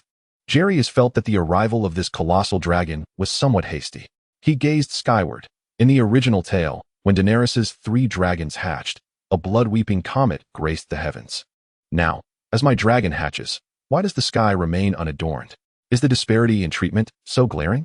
The newly birthed dragon was approximately the size of a small kitten, reminiscent of Princess Rhaenys' feline named Balerion. However, upon departing King's Landing, Balerion had dashed through the Red Keep and failed to board the ship. Ultimately, Jerry was not inclined to embark on a grand quest to locate it, as managing 2 children was already quite the challenge. This little dragon shimmered in a resplendent golden hue, with sharp horns atop its head and bony spikes along its back in a milky white, adorned with irregular white stripes on its body, while the membranes of its wings displayed a delicate pink. To be candid, it seems you may have misordered the logic. The image of the little Groot of the treasured tree materialized, as it lowered its head to play with the newly born dragon. Perhaps it was the emergence of the red comet you spoke of that coincidentally led to the dragon's birth, rather than the other way around. They speak of the war of the gods. Does the weeping star signify the approach of this divine conflict? Or have the 2 celestial beings unlocked the seal of spiritual energy? Such uncertainties remain, yet regardless, your time is limited. Heir.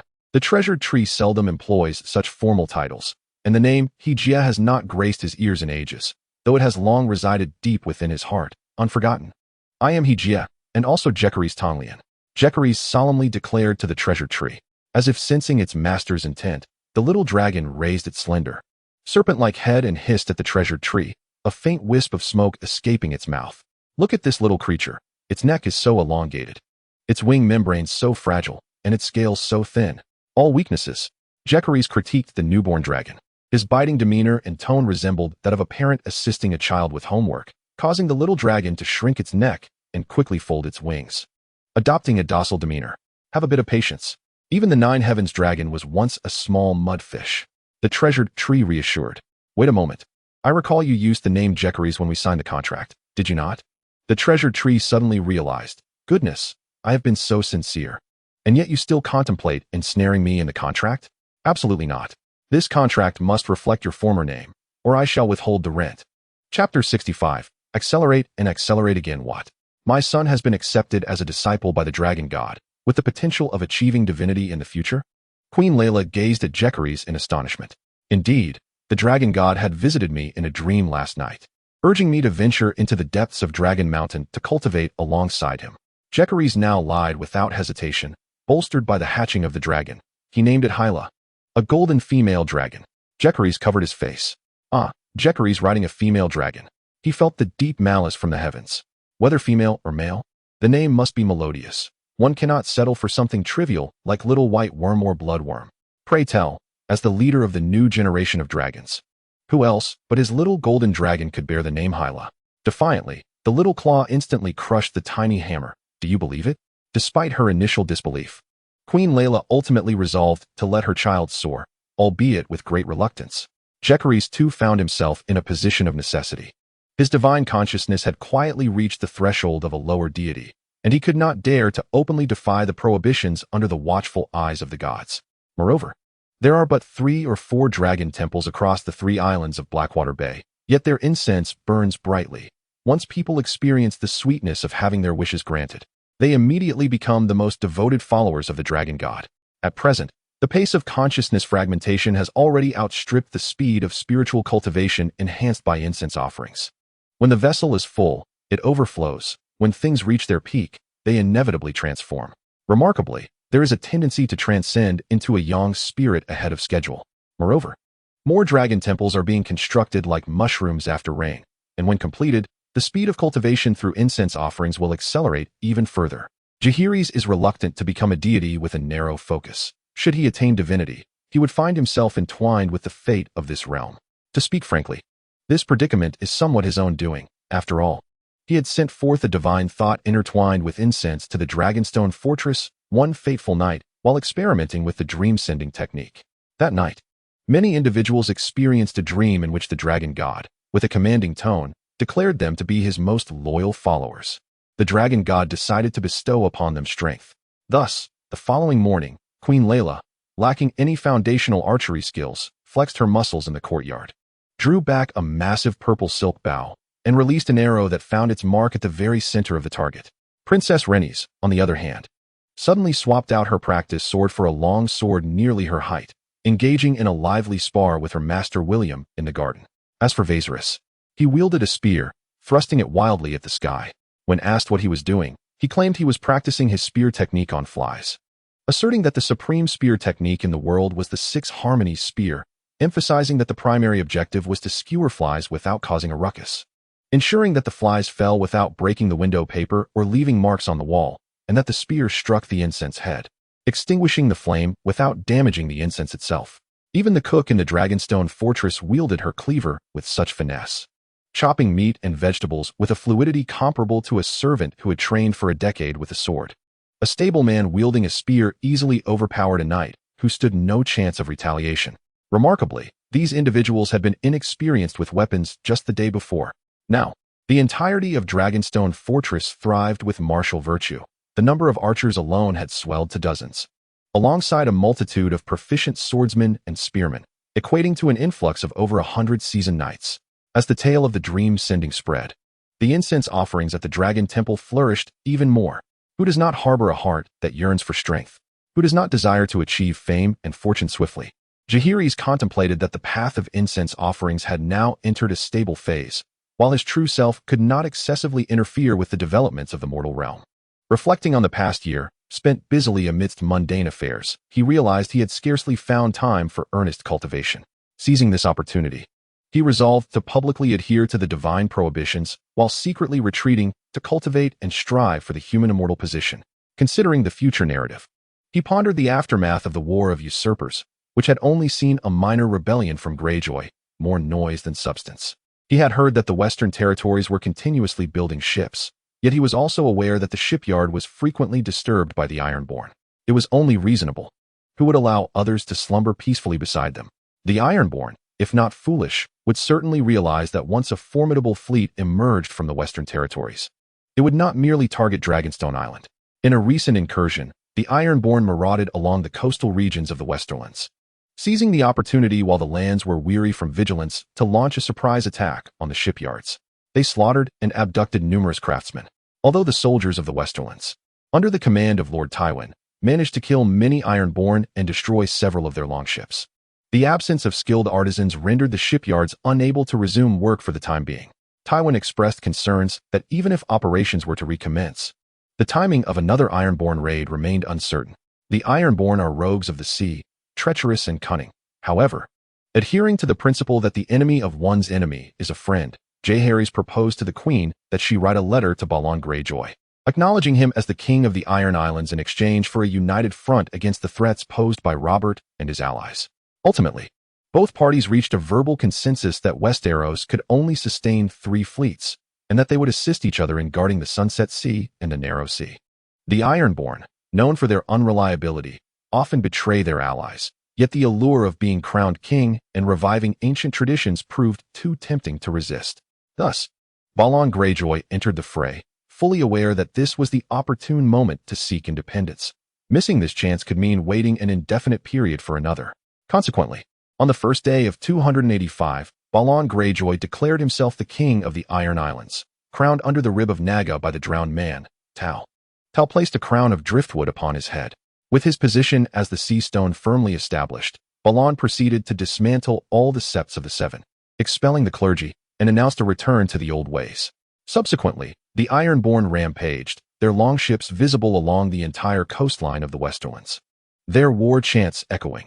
With dragonbone hulls, we traverse the endless waves, through desolate peaks and verdant plains. I am both shield and spear. The deceased do not perish, but shall rise again, with even greater force. The Ironborn rebellion posed a significant threat to the lords of the Westerlands, the Riverlands, and the coastal regions of the Reach, compelling the entire realm to shift its strategic focus westward, strengthening the defenses of the Westerlands, leading into the tumultuous year known as the Year of the Three Kings. The instigator of it all felt no remorse. Believing that the Ironborn insurrection was inevitable, Jaehaerys merely accelerated its occurrence.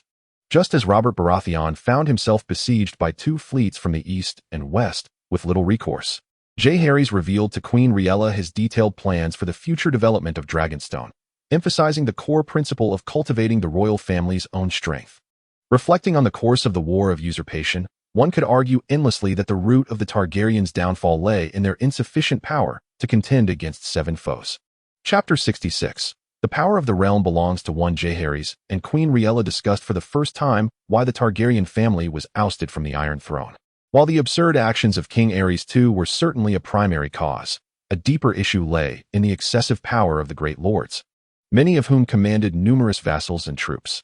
The royal family's constraints on the lesser lords were so minimal that the execution of policies relied heavily on the intermediaries of the great lords. The Lord of Lords is not my lord.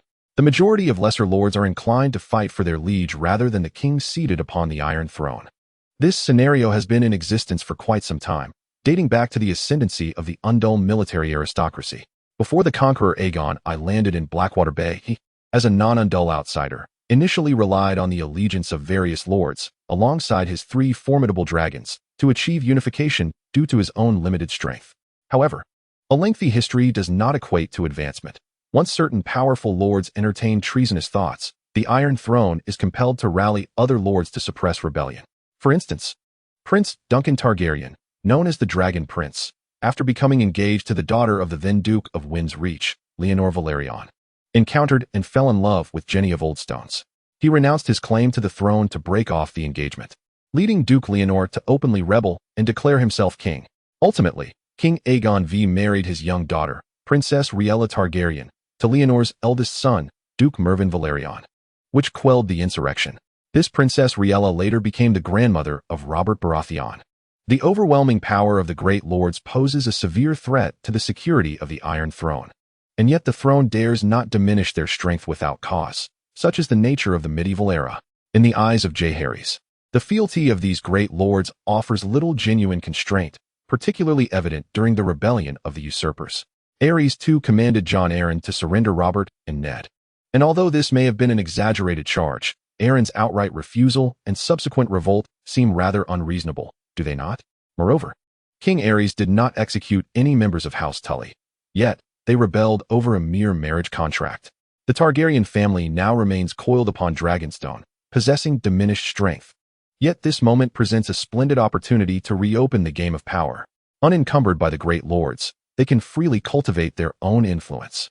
In conversation, he expressed that henceforth, the approach towards the lords of Westeros should focus on alliances, while simultaneously enhancing support for the common folk. Throughout the wars, many commoners perished fighting for the Targaryen cause, leaving behind orphans. Dragonstone is home to thousands of the most loyal subjects. They can be envisioned as the foundation of the common people's power, trained and nurtured. Let not the notion of bloodlines be a distraction. All have two shoulders bearing a single head, who truly possesses superior intellect. Currently, among the 3 islands of Blackwater Bay, aside from Dragonstone's relatively stronger position, the other 2 have been significantly weakened. As the economy of Dragonstone steadily infiltrates, akin to a frog slowly boiling in water by the time they realize the situation, their will to resist and resources will have long since dissipated, leaving them with no choice but to acquiesce. The forces of Dragonstone have been nurtured for 1,000 days, not merely to maintain the status quo, but to embark upon outward expansion in the future. Noble individuals may be bestowed with titles of nobility, yet land grants shall be resolutely withheld. Instead, officials of the realm shall be dispatched for governance, ultimately solidifying a fixed mindset that can be propagated further. When resistance arises, the royal family's intrinsic power will suffice to quell all dissenting voices. At that point, the king shall reign supreme, wielding absolute authority and consolidating power in his hands. Queen Layla, having been persuaded by Jaehaerys, found herself contemplating an issue she had never considered before.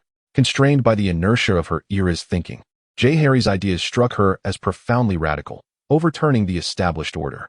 Subsequently, Jaehaerys shared with Layla his visions for future military strategies. With an overwhelming array of pressing concerns, he could not afford to delve into minutiae. Rather, he could only propose a general direction. The specifics of execution would necessitate the discernment of Layla and her counselors, as he had to relinquish control, whether willingly or not. According to my son, the next target shall be indeed. It is Andalos, situated across the narrow sea. It is the ancestral homeland of the Undulls, who, after suffering defeat at the hands of the Valyrian dragons, were compelled to migrate en masse to the continent of Westeros. This region is predominantly hilly, yet it boasts considerable plains near the coastline. The Pentoshi refer to it as flatland, rich in mineral resources and fertile soil, making it suitable for agriculture and pastoralism. Crucially, this territory has suffered incessant raids by the Dothraki, and the Pentoshi have failed to establish fortifications or military strongholds, often resorting to bribery to dissuade Dothraki cavalry from pillaging the area. Such a land, seemingly blessed by fate, has been reduced to a grazing ground for the Dothraki, a true squandering of resources. Designating Andalos as the initial target is a decision born out of necessity. Gazing across the expanse of Westeros, Dragonstone possesses a formidable fleet, yet boasts a woefully inadequate infantry. Although Jaehaerys has, through the art of prophetic dreams, cultivated a cadre of skilled warriors, he has encountered a dearth of exceptional military leaders in terms of strategy and tactics. Warfare, whether in the age of cold steel or gunpowder, cannot be approached with mere impulsiveness. Thus, he must compile the limited military theories he knows, hoping to identify a naturally gifted commander among them. In addition to the lack of capable officers, the number of infantry is severely insufficient. Dragonstone can muster no more than 3,000 armed foot soldiers. This meager force pales in comparison to even the lesser, noble houses of Westeros. Families like the Lannisters and Tyrells can effortlessly rally 230,000 soldiers, while lesser houses such as the Freys, Hightowers, Florence, and Boltons can easily summon 1,000 to 2,000 knights and retainers, equipping upwards of 56,000 infantry at a moment's notice. Naturally, Dragonstone is not incapable of hiring mercenary companies or freelance knights. Yet the combat prowess and fighting spirit of the latter fall woefully short of his aspirations. Moreover, their discipline is utterly lacking. After all, can one expect a band of mercenaries, motivated solely by coin, to fight with fervor on the battlefield? If the enemy offers a better price, they might very well switch allegiances in the heat of conflict. What Jaehaerys aspires to create is a disciplined, obedient, and victorious professional army, rather than a hastily assembled militia armed with mere spears. The Targaryen family now possesses a mighty dragon, yet the young Hela cannot yet be ridden, and he must abide by the gods' prohibitions, unable to intervene in mortal conflicts until a solution is devised. To continually enhance the military prowess of House Targaryen, one must look beyond. It is wise to choose the softest fruit to squeeze, and Andas presents itself as a sufficiently pliable and sweet target. Chapter 67. Retreat and Transformation. After entrusting the inner guard to Queen Rhaegar and making the final arrangements, Jaehaerys bid farewell to all and ventured alone into the depths of Dragonmount, where he had constructed a modest stone dwelling atop the peak. Before his departure, he instructed everyone that if faced with uncertainty, they should seek guidance at the Dragon Goddess Temple, reminding them not to forget their own divine protection. Upon his retreat, the summit of Dragonmount was designated a forbidden zone. The residents of Dragonstone often witnessed the golden dragon soaring above, with the mountain resonating with the roars of dragons and tigers, while on windless days, flashes of lightning and fire would occasionally illuminate the sky. It became common knowledge that Jaehaerys was receiving divine instruction, and when he returns, it would surely be like a king's triumphant return. At the secluded beaches at the foot of Dragonmount, numerous individuals have sworn to have heard mermaids singing at dusk, their melodies enchanting. As time passed, the economy of Dragonstone found its footing, buoyed by an abundance of golden dragons. A professional fishing industry and organized foreign trade began to flourish, gradually activating the foreign trade economic system that Jaehaerys had established. With each transaction of crimson wool, silk fabrics, dragon crystal jewels, and canned fish, ships from various free trading city-states transported these precious textiles, ornaments, and food back to the continent of Essos. The worship of the dragon god gradually became known among the free trading city-states. When the crew of the first ship lost in a storm knelt upon the deck to pray to the dragon god for safe return, a seed was planted in the hearts of sailors, crew members, and pirates alike. They began to place various statues of the dragon god aboard their vessels, crafted from different materials and sizes, said to be created by Prince Jaehaerys, a disciple of the dragon god. Moreover, these idols proved to possess a certain enchantment, which even the most stringent captains could not prohibit. Gradually, it became customary to offer incense at the Dragon Goddess Temple before embarking, seeking safety, akin to how one would prepare a wand before entering Hogwarts, establishing a spiritual bridge to communicate with the dragon god. It is unclear when this tradition began, but it became widely believed that the higher and thicker the incense burned, the more the dragon god would perceive their sincerity and fulfill their wishes. Thus, before the Dragon Goddess Temple, the incense grew ever higher, as if each person were wielding a grand sword. Yet all incense sticks shall not exceed 3 feet. For it is said by the priests of the Dragon God Temple that above 3 feet, there reside divine beings. Should one exceed this limit, one might as well provoke the dragon god.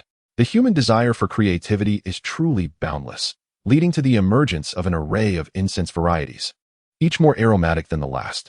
Initially, sandalwood incense evolved into agarwood, cypress, musk, ambergris, saffron, and an assortment of other fragrant offerings.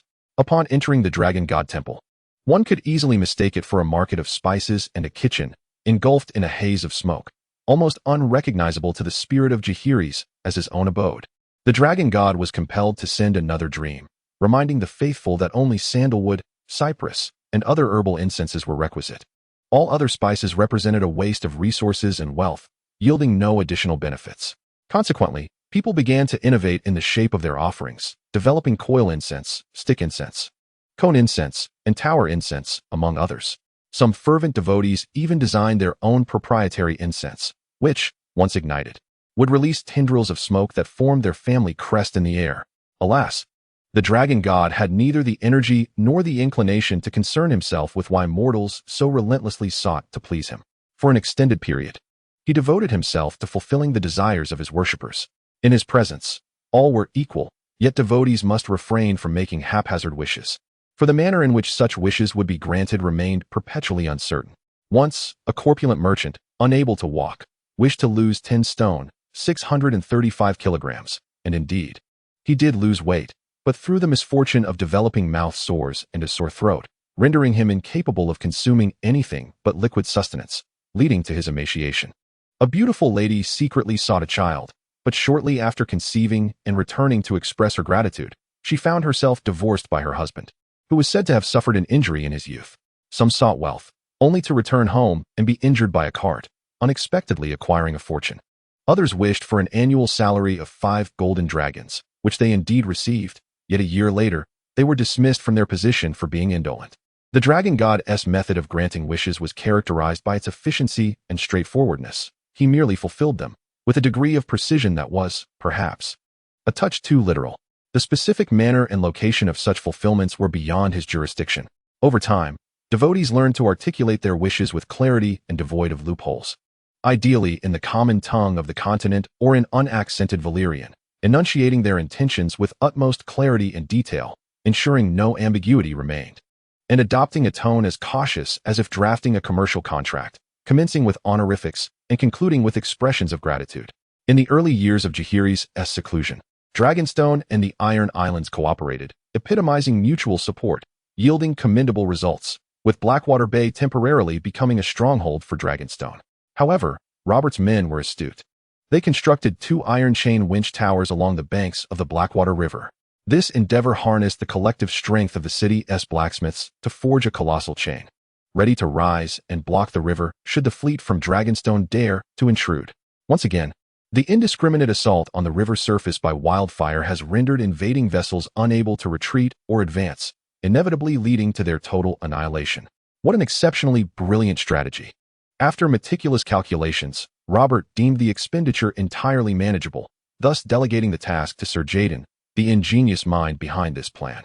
With sufficient funds provided, Robert swiftly issued orders, leading to the rapid construction of towering fortifications along both banks of the Blackwater River. The tower on the northern bank was erected beneath the cliffs of the Red Keep, while the southern bank was fortified, creating an impregnable stronghold. Unbeknownst to Jaehaerys, his fleet inadvertently expedited the establishment of the Blackwater Spool Tower, originally intended to be constructed during the War of the Five Kings, by over a decade. However, the fleet from Dragonstone understood the perils of a weakened army and a squandered navy, and the folly of advancing alone deep into enemy territory, a cardinal sin in the art of war. Hence, since the completion of the Spool Tower, they refrained from penetrating the Blackwater Bay, focusing instead on harassing the coastline rather than launching large-scale assaults. What was termed harassment was, in essence, a recruitment drive. Local folk, upon sighting vessels adorned with the 3-headed dragon banner, eagerly volunteered, yearning for a prosperous life on Dragonstone. No one would dare to inform the coastal guard dispatched by Robert. In shipbuilding, the innovative West Zephyr, influenced by Jaehaerys' counsel, crafted a modified version of the monkey-style Swift Clipper, enhancing the deck height while reducing the sail area and mast height.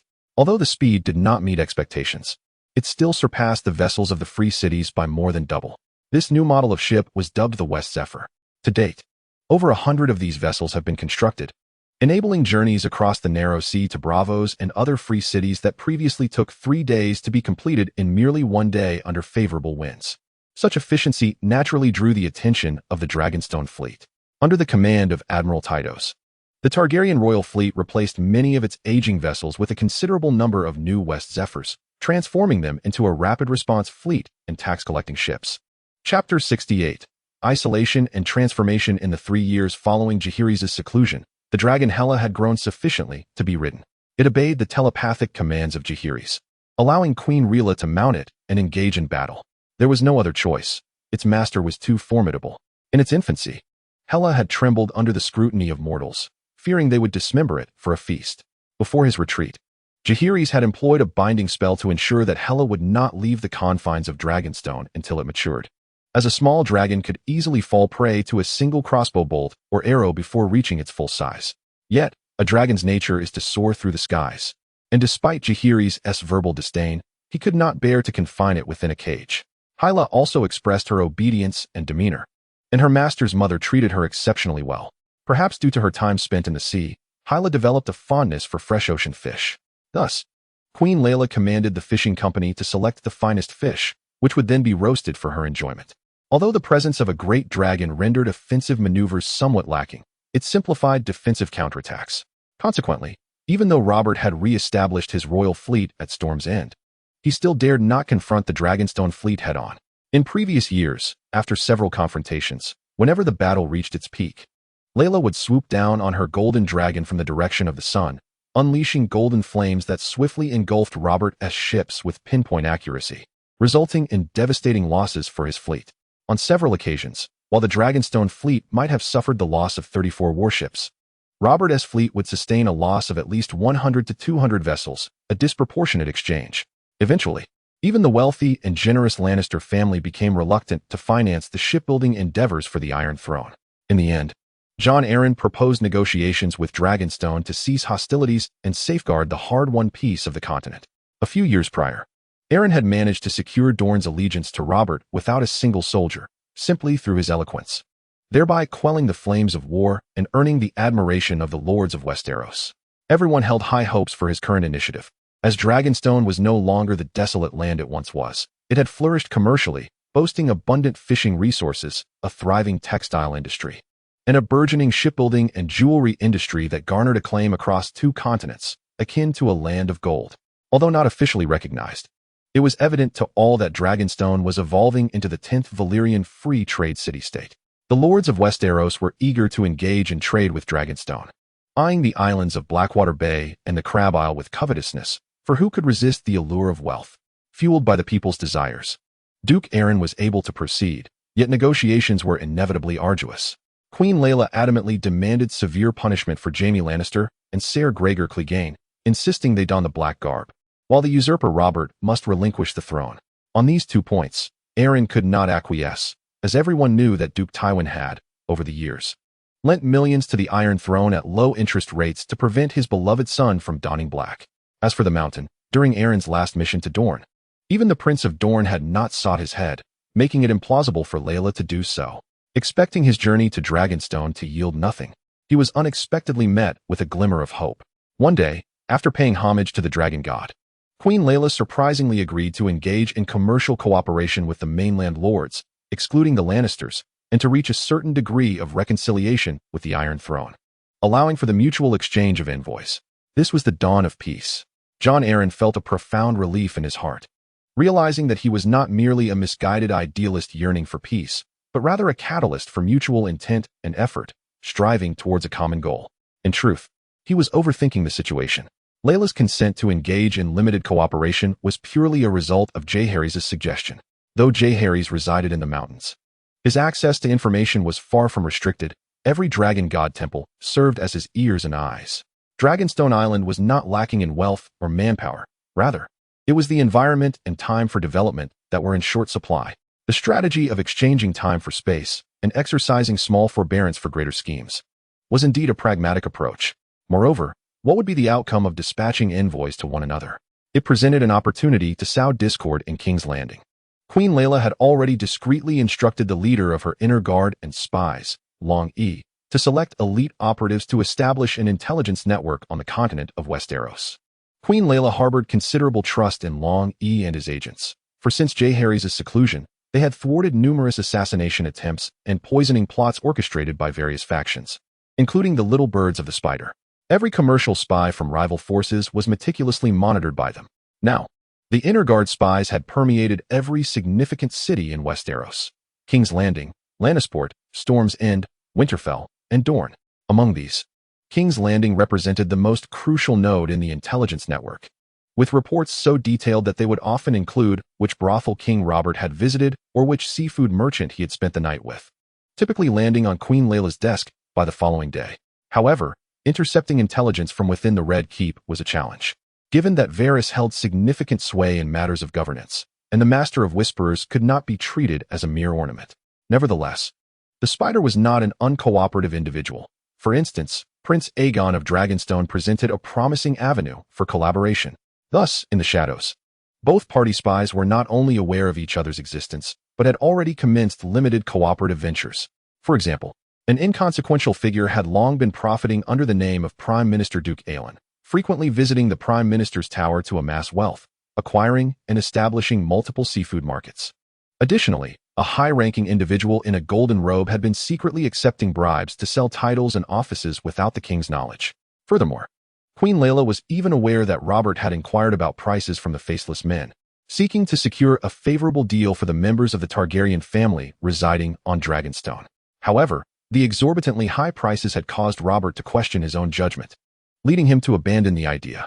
The children were Queen Laila's forbidden treasures, and currently, the Targaryen lineage was dwindling to just a few scions on Dragonstone, with one unaccounted for. In her fury, she had contemplated retaliating against the usurper's wife and children with equal measures, but was ultimately dissuaded by Long E. Presently, Dragonstone Keep was so well guarded that not even a drop of water could penetrate its defenses. The unique identity registration system of Dragonstone Island prevented outsiders, including merchants and laborers, from approaching the keep. Moreover, even the cooks and stable hands of Dragonstone Keep were formidable fighters. Thus, Regardless of how adept the faceless men might be in the art of assassination, the notion of infiltrating silently was nothing short of a pipe dream. After all, the inner guards were also exceptional in the realm of assassination. Those secrets believed to be concealed would invariably become traceable under the scrutiny and interpretation of the discerning. Those who remain oblivious to the lurking dangers can only come to a stark realization at the last moment, when the enemy reveals its fearsome fangs and claws.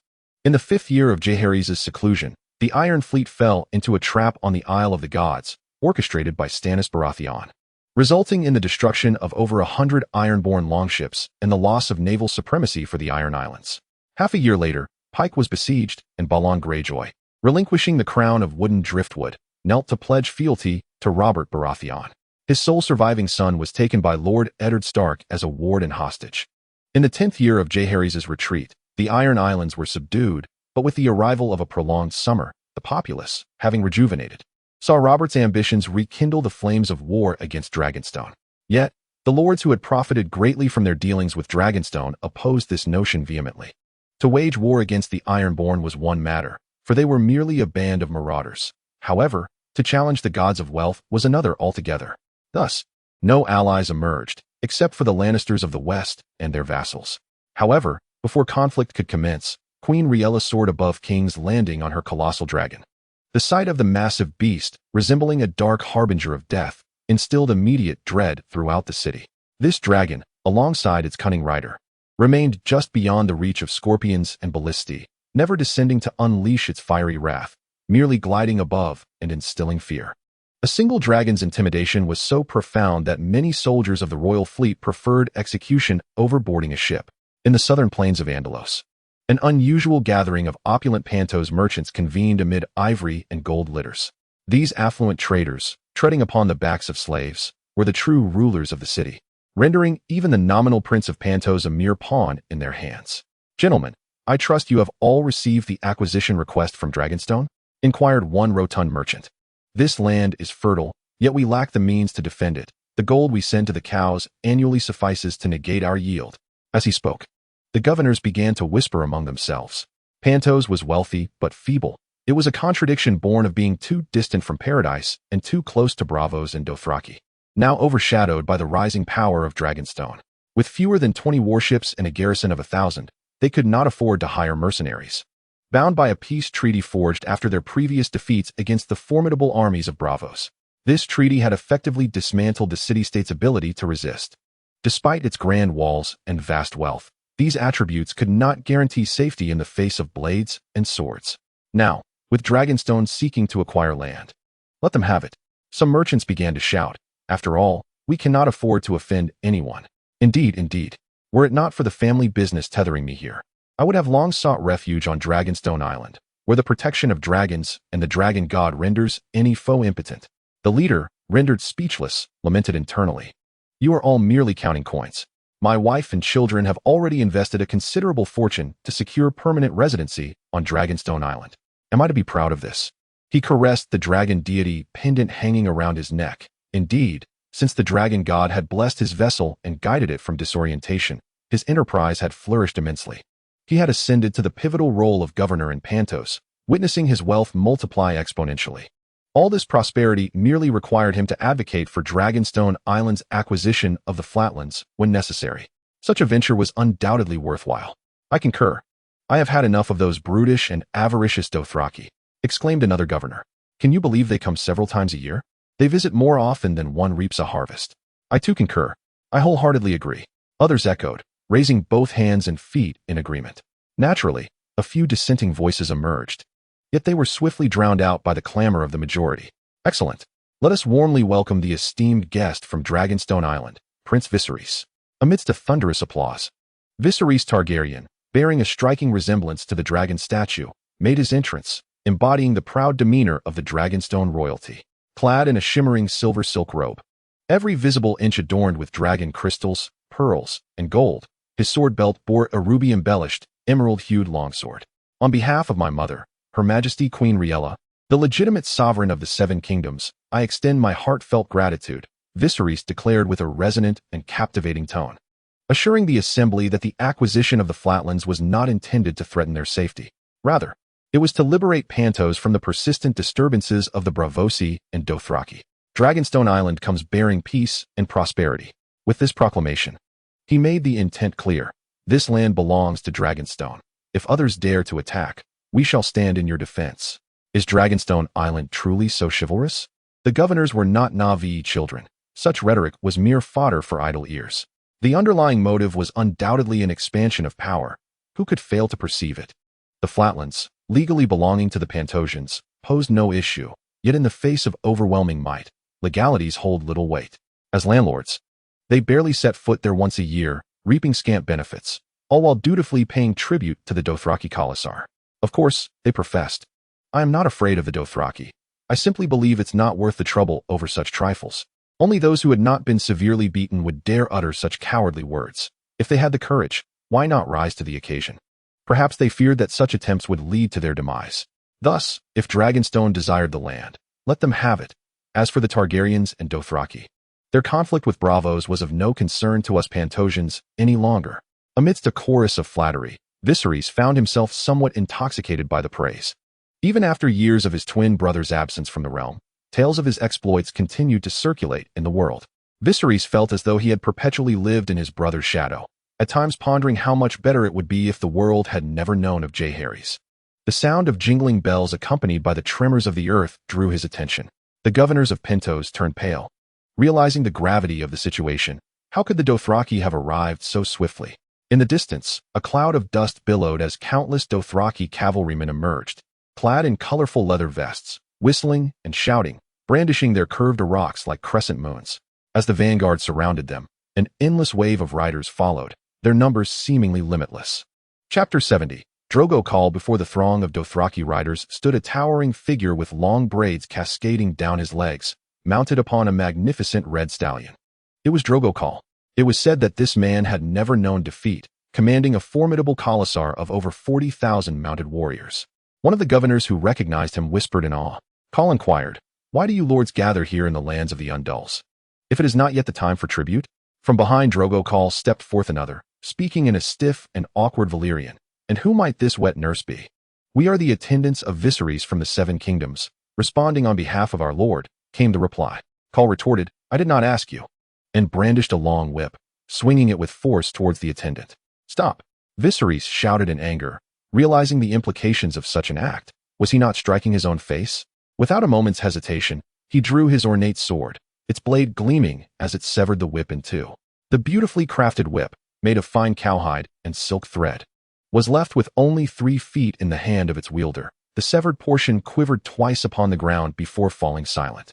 The Dothraki drew their blades, many archers bending their bows, arrows poised yet unloosed.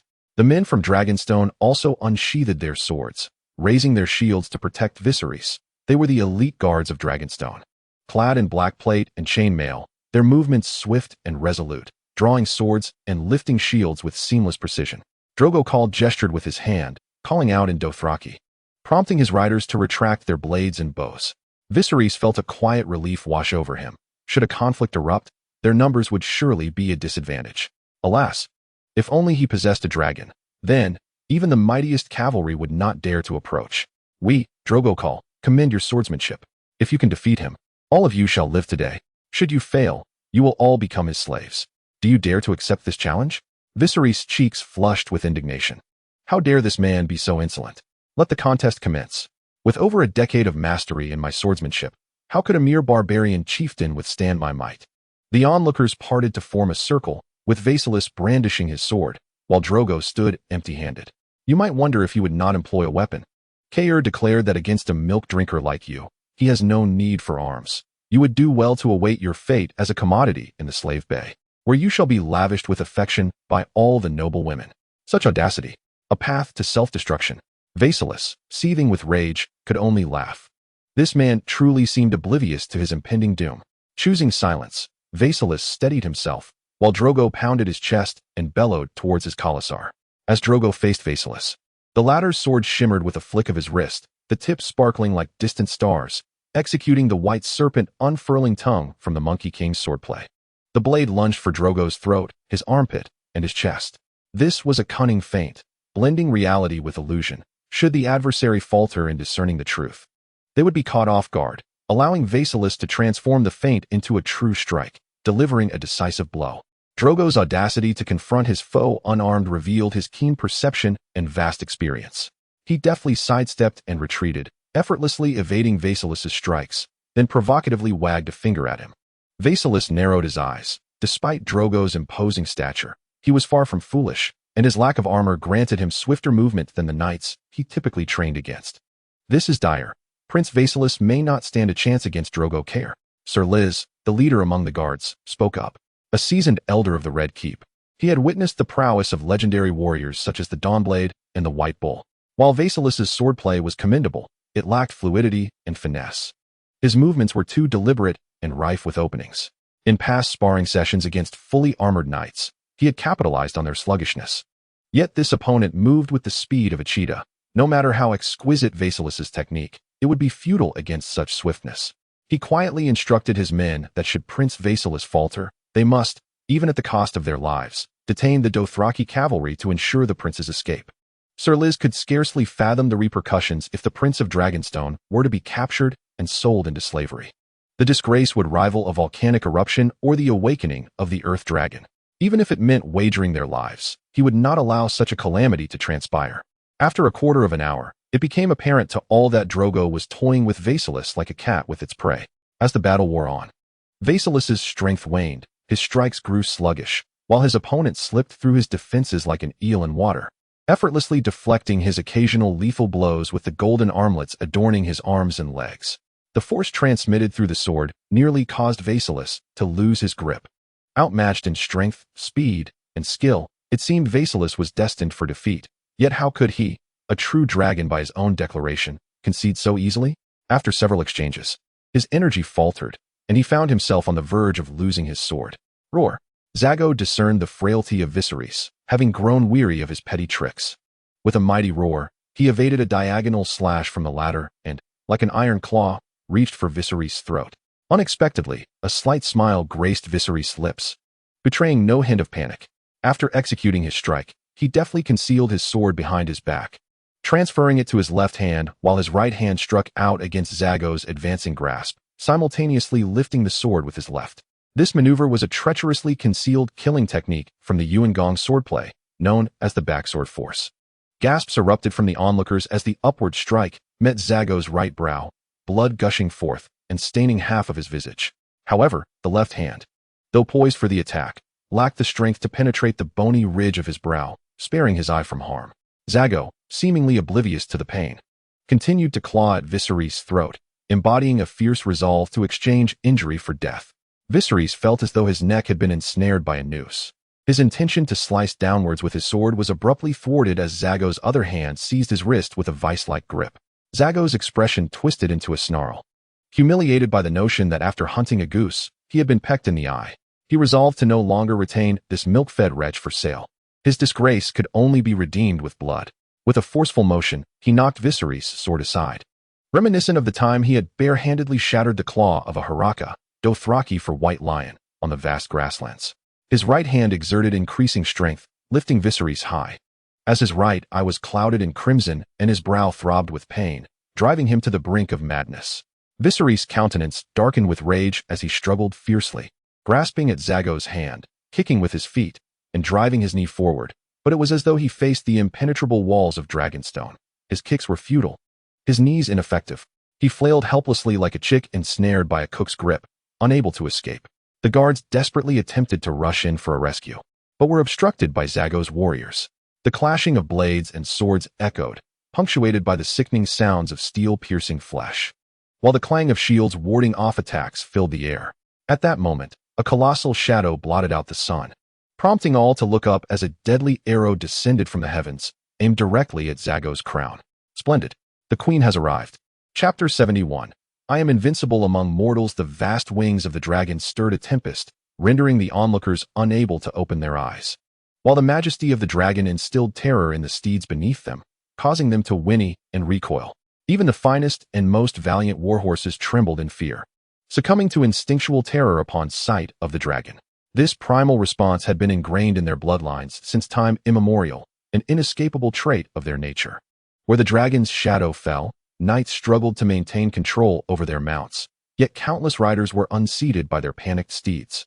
Those who fell, injured, scrambled away from the encroaching shadow, creating a vast clearing in an instant. Amidst the rising clouds of dust, the dragon descended slowly to the ground. As the dust began to settle, the fleeing Dothraki struggled to rein in their steeds, their eyes wide with terror as they beheld a colossal creature, even more imposing than the two great bronze horses of Westeros. Its body was adorned with scales that shimmered like gold, each scale larger than a human head. Densely packed without any gaps, embellished with delicate white patterns akin to exquisite jade set upon gold. Atop its towering, majestic head was a crown of alternating spikes of white and gold, resembling a regal diadem. Its elongated head housed golden eyes that glimmered like molten gold. Upon its back sat a tall knight clad in golden-scaled armor, beneath which lay a white undergarment. A sword hung at his waist, and he wielded a massive double-curved bow, with a quiver of arrows slung over the spikes beside him. He wore a helmet shaped like a dragon's head. The faceplate lifted to reveal a lean, yet resolute visage strikingly similar to that of Viserys. However, his eyes were devoid of emotion, and as his gaze swept over the crowd, it felt as though they were being sliced by blades. "Prince Jaehaerys," Sir Lyse exclaimed in shock. Though a decade had passed since they last met, the resemblance to Viserys was uncanny, and the dragon evoked memories of the once radiant Targaryen twin brother. The battle below had long since ceased, and as arrows rained down, Drogo swiftly evaded, but alas, it was a moment too late. An arrow pierced his right arm, causing him to involuntarily release his grip on Viserys' neck. As Viserys fell, he collapsed to the ground, coughing violently, gasping for air, with copious saliva spilling from the corners of his mouth. "Viserys, my dear brother, why do you always appear so disheveled?" Jaehaerys glided down the delicate pink membranes of the dragon's wings. His boots were adorned with tiny dragon scales, collected annually by their mother to be fashioned into undergarments and clothing, which were then sent to Dragonstone. Year after year, this was their routine. Yet Viserys did not share in such privileges. Viserys gazed up at his twin brother with envy, adorned in golden dragon-scale greaves, knee guards, a skirt of armor, a codpiece, a breastplate, shoulder guards, and a neck guard. How could a brother, who had vanished for a decade, be so infuriatingly fortunate? At a critical moment, he had come to his aid. Viserys could not fathom why, despite sharing the same womb, he found himself so unfortunate, having never won a battle, and now relying on his loathsome brother for salvation. If he could choose, he would rather let Jaehaerys save him. After all, he had but one life to spare. His face flushed with anger, he cast a glance at the barbarian leader, who stood with arms crossed and a wary expression, the very man who had nearly taken his life. In a fit of fury, an overwhelming surge of strength ignited within him, and he seized a sword from the ground, thrusting it toward his adversary's heart. Despicable, shameless, vile. The three blood-sworn companions of Drogo gasped in shock and fury, drawing their blades, but it was already too late. As Drogo seemed poised to meet his end, the clang of steel rang out. Two swords clashed in midair, one a slender, obsidian blade that intercepted Viserys' longsword, adorned with silvery threads that sparkled like shooting stars against the night sky. "It is unbecoming of a prince to take advantage of another's misfortune," Jaehaerys intervened, halting Viserys' lethal strike aimed at Drogo. With a delicate flick of his rapier, he deflected the long sword effortlessly. "If someone has wronged you, wait until you have honed your skills before seeking retribution."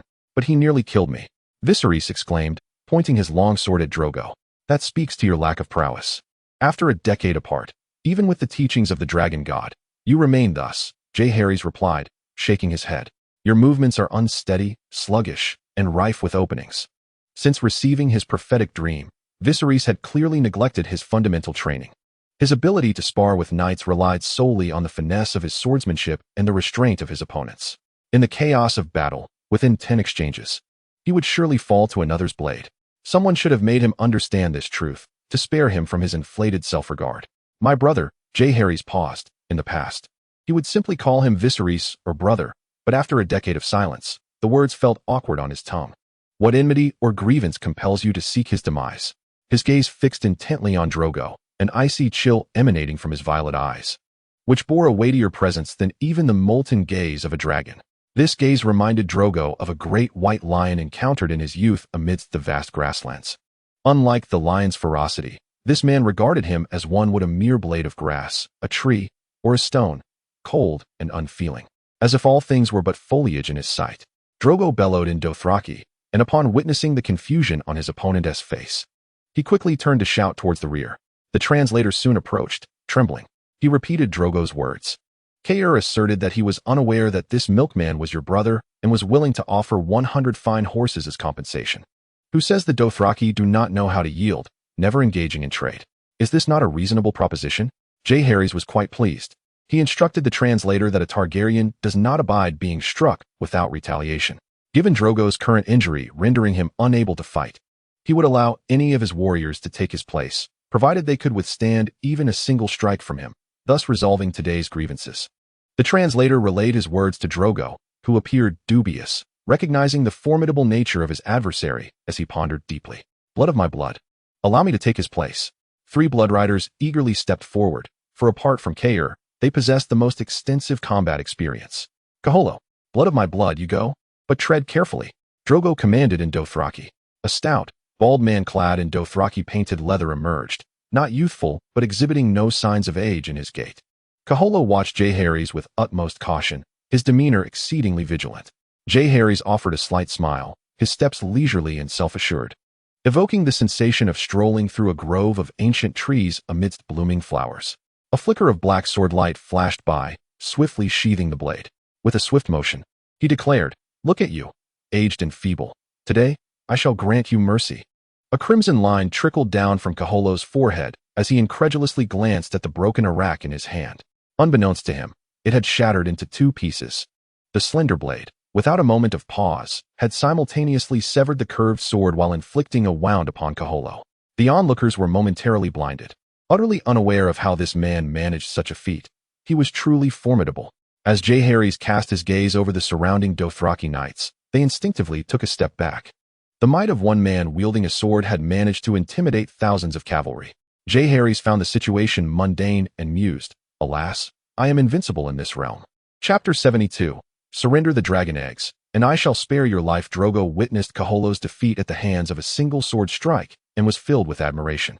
This man was far superior to him. The Dothraki revered strength, and Jaehaerys' effortless conquest of Kaholo earned him the respect of all the Dothraki. Drogo promptly declared that from this day forth, his Khalasar would no longer trouble the lands of Undul. He understood that the failure of the Blood Riders was his own, and he picked up Kaholo's broken blade, severing his long braid that reached his knees, and presented it with both hands. Jaehaerys nodded in acknowledgement. Drogo's ability to both take and relinquish was commendable. It was a pity that he met his demise in the original tale, yet in this life, he would likely have no entanglements with Daenerys, thus finding a silver lining in his circumstances. The Dothraki were as swift in their departure as they were in their arrival, leaving behind a trail of horse manure to nourish the soil for the coming year. The governors experienced a whirlwind of emotions, akin to a roller coaster ride. They had initially feared annihilation, only to find salvation in Dragonstone. Otherwise, even if they were to sell off the entirety of the Flatlands, the gold obtained would scarcely suffice to cover the ransom. "Which of you is Governor Illyrio Mopatus?" Jaehaerys inquired with a pleasant demeanor. The governors turned their gazes towards a stout man with a yellow-dyed beard, his hair braided into forked little plaits, wondering if this fellow had encountered fortuitous luck. "Your Grace, this individual is indeed Illyrio Mopatus. What commands do you have for him?" The newcomer spoke with a hint of a Braavosi accent, appearing rotund, yet surprisingly light on his feet. "You must be aware of the reason for my summons," Jaehaerys said, a smile playing on his lips. This man was aligned with Varys, and amidst the current uncertainties surrounding the Targaryen family, the lines between friend and foe remained blurred. The true Aegon had yet to send any word of his fate, leaving his status unknown. "Your Grace, please elucidate," Illyrio inquired, perplexed. "Dragon eggs.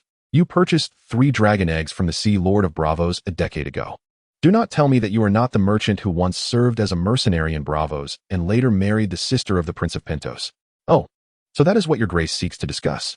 Illyrio, feigning nonchalance, secretly exhaled a sigh of relief, thinking he had narrowly escaped exposure. The price was negotiable. Although Dragonstone was not affluent, 3 dragon eggs were still within reach. Jaehaerys spoke with an air of confidence, for during his years of seclusion, he had been vigilantly monitoring the shifting tides of power through the senses of his incense avatar. He was well aware of the details surrounding Balon Greyjoy's rebellion, as Lillian Fisher had frequently shared intelligence with him in the early years of his retreat. It had been quite some time since he had conversed with that enchanting mermaid, who had once suddenly sent him a message declaring her own intent to enter seclusion, He wondered if she had emerged yet.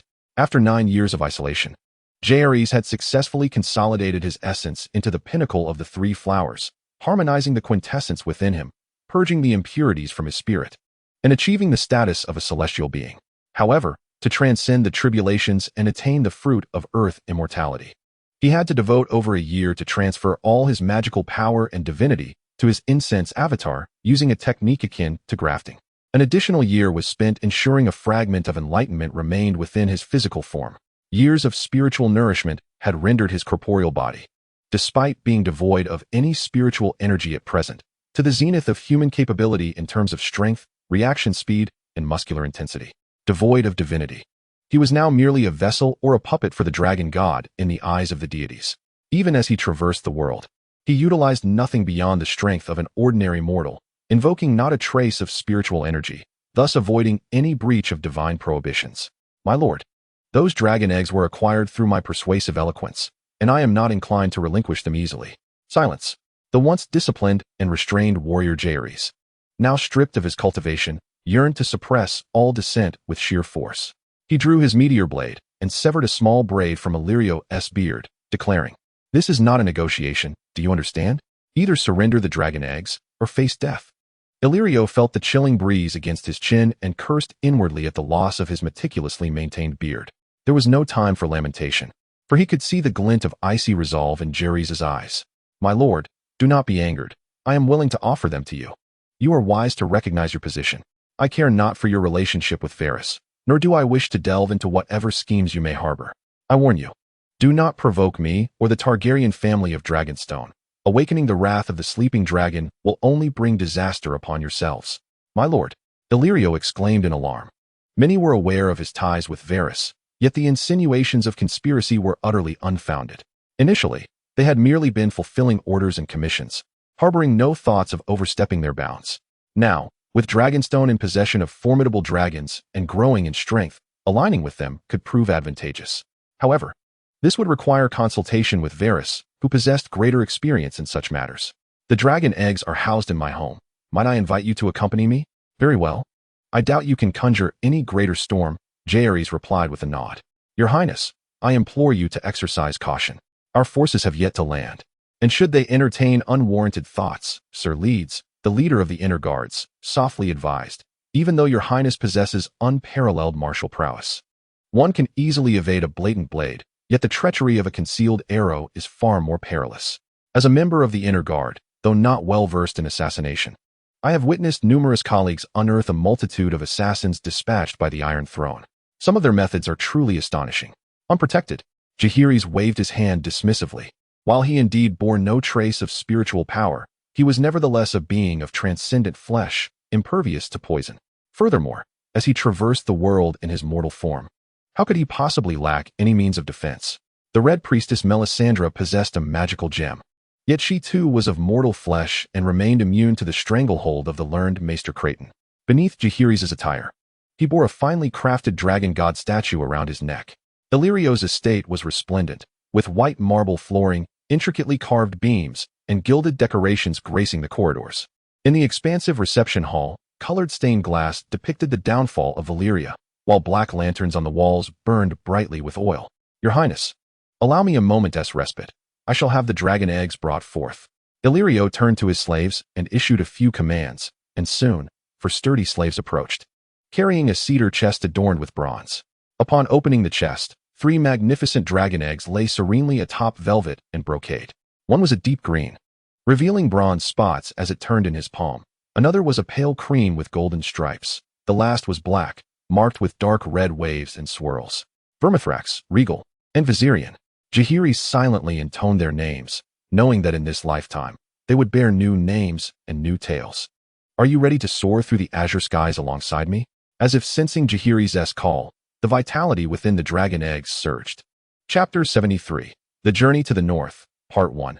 Jaehaerys successfully acquired the dragon eggs, while simultaneously achieving the purpose of intimidating the Dothraki and the Pentoshi, truly a trifecta of triumph. He boarded the Sea Lark, returning to Dragonstone with a sense of exhilaration akin to that of a private flight. A gentle breeze whisked him swiftly to his destination. The 3 dragon eggs were entrusted to Queen Rhaegar, for he had no inclination to wait patiently like a farmer for chicks to hatch. He anticipated that the eggs were likely descendants of the 3 dragon queens, one for each. As was the long-standing tradition of House Targaryen, though it had been a century since the dragons had vanished, severing the lineage.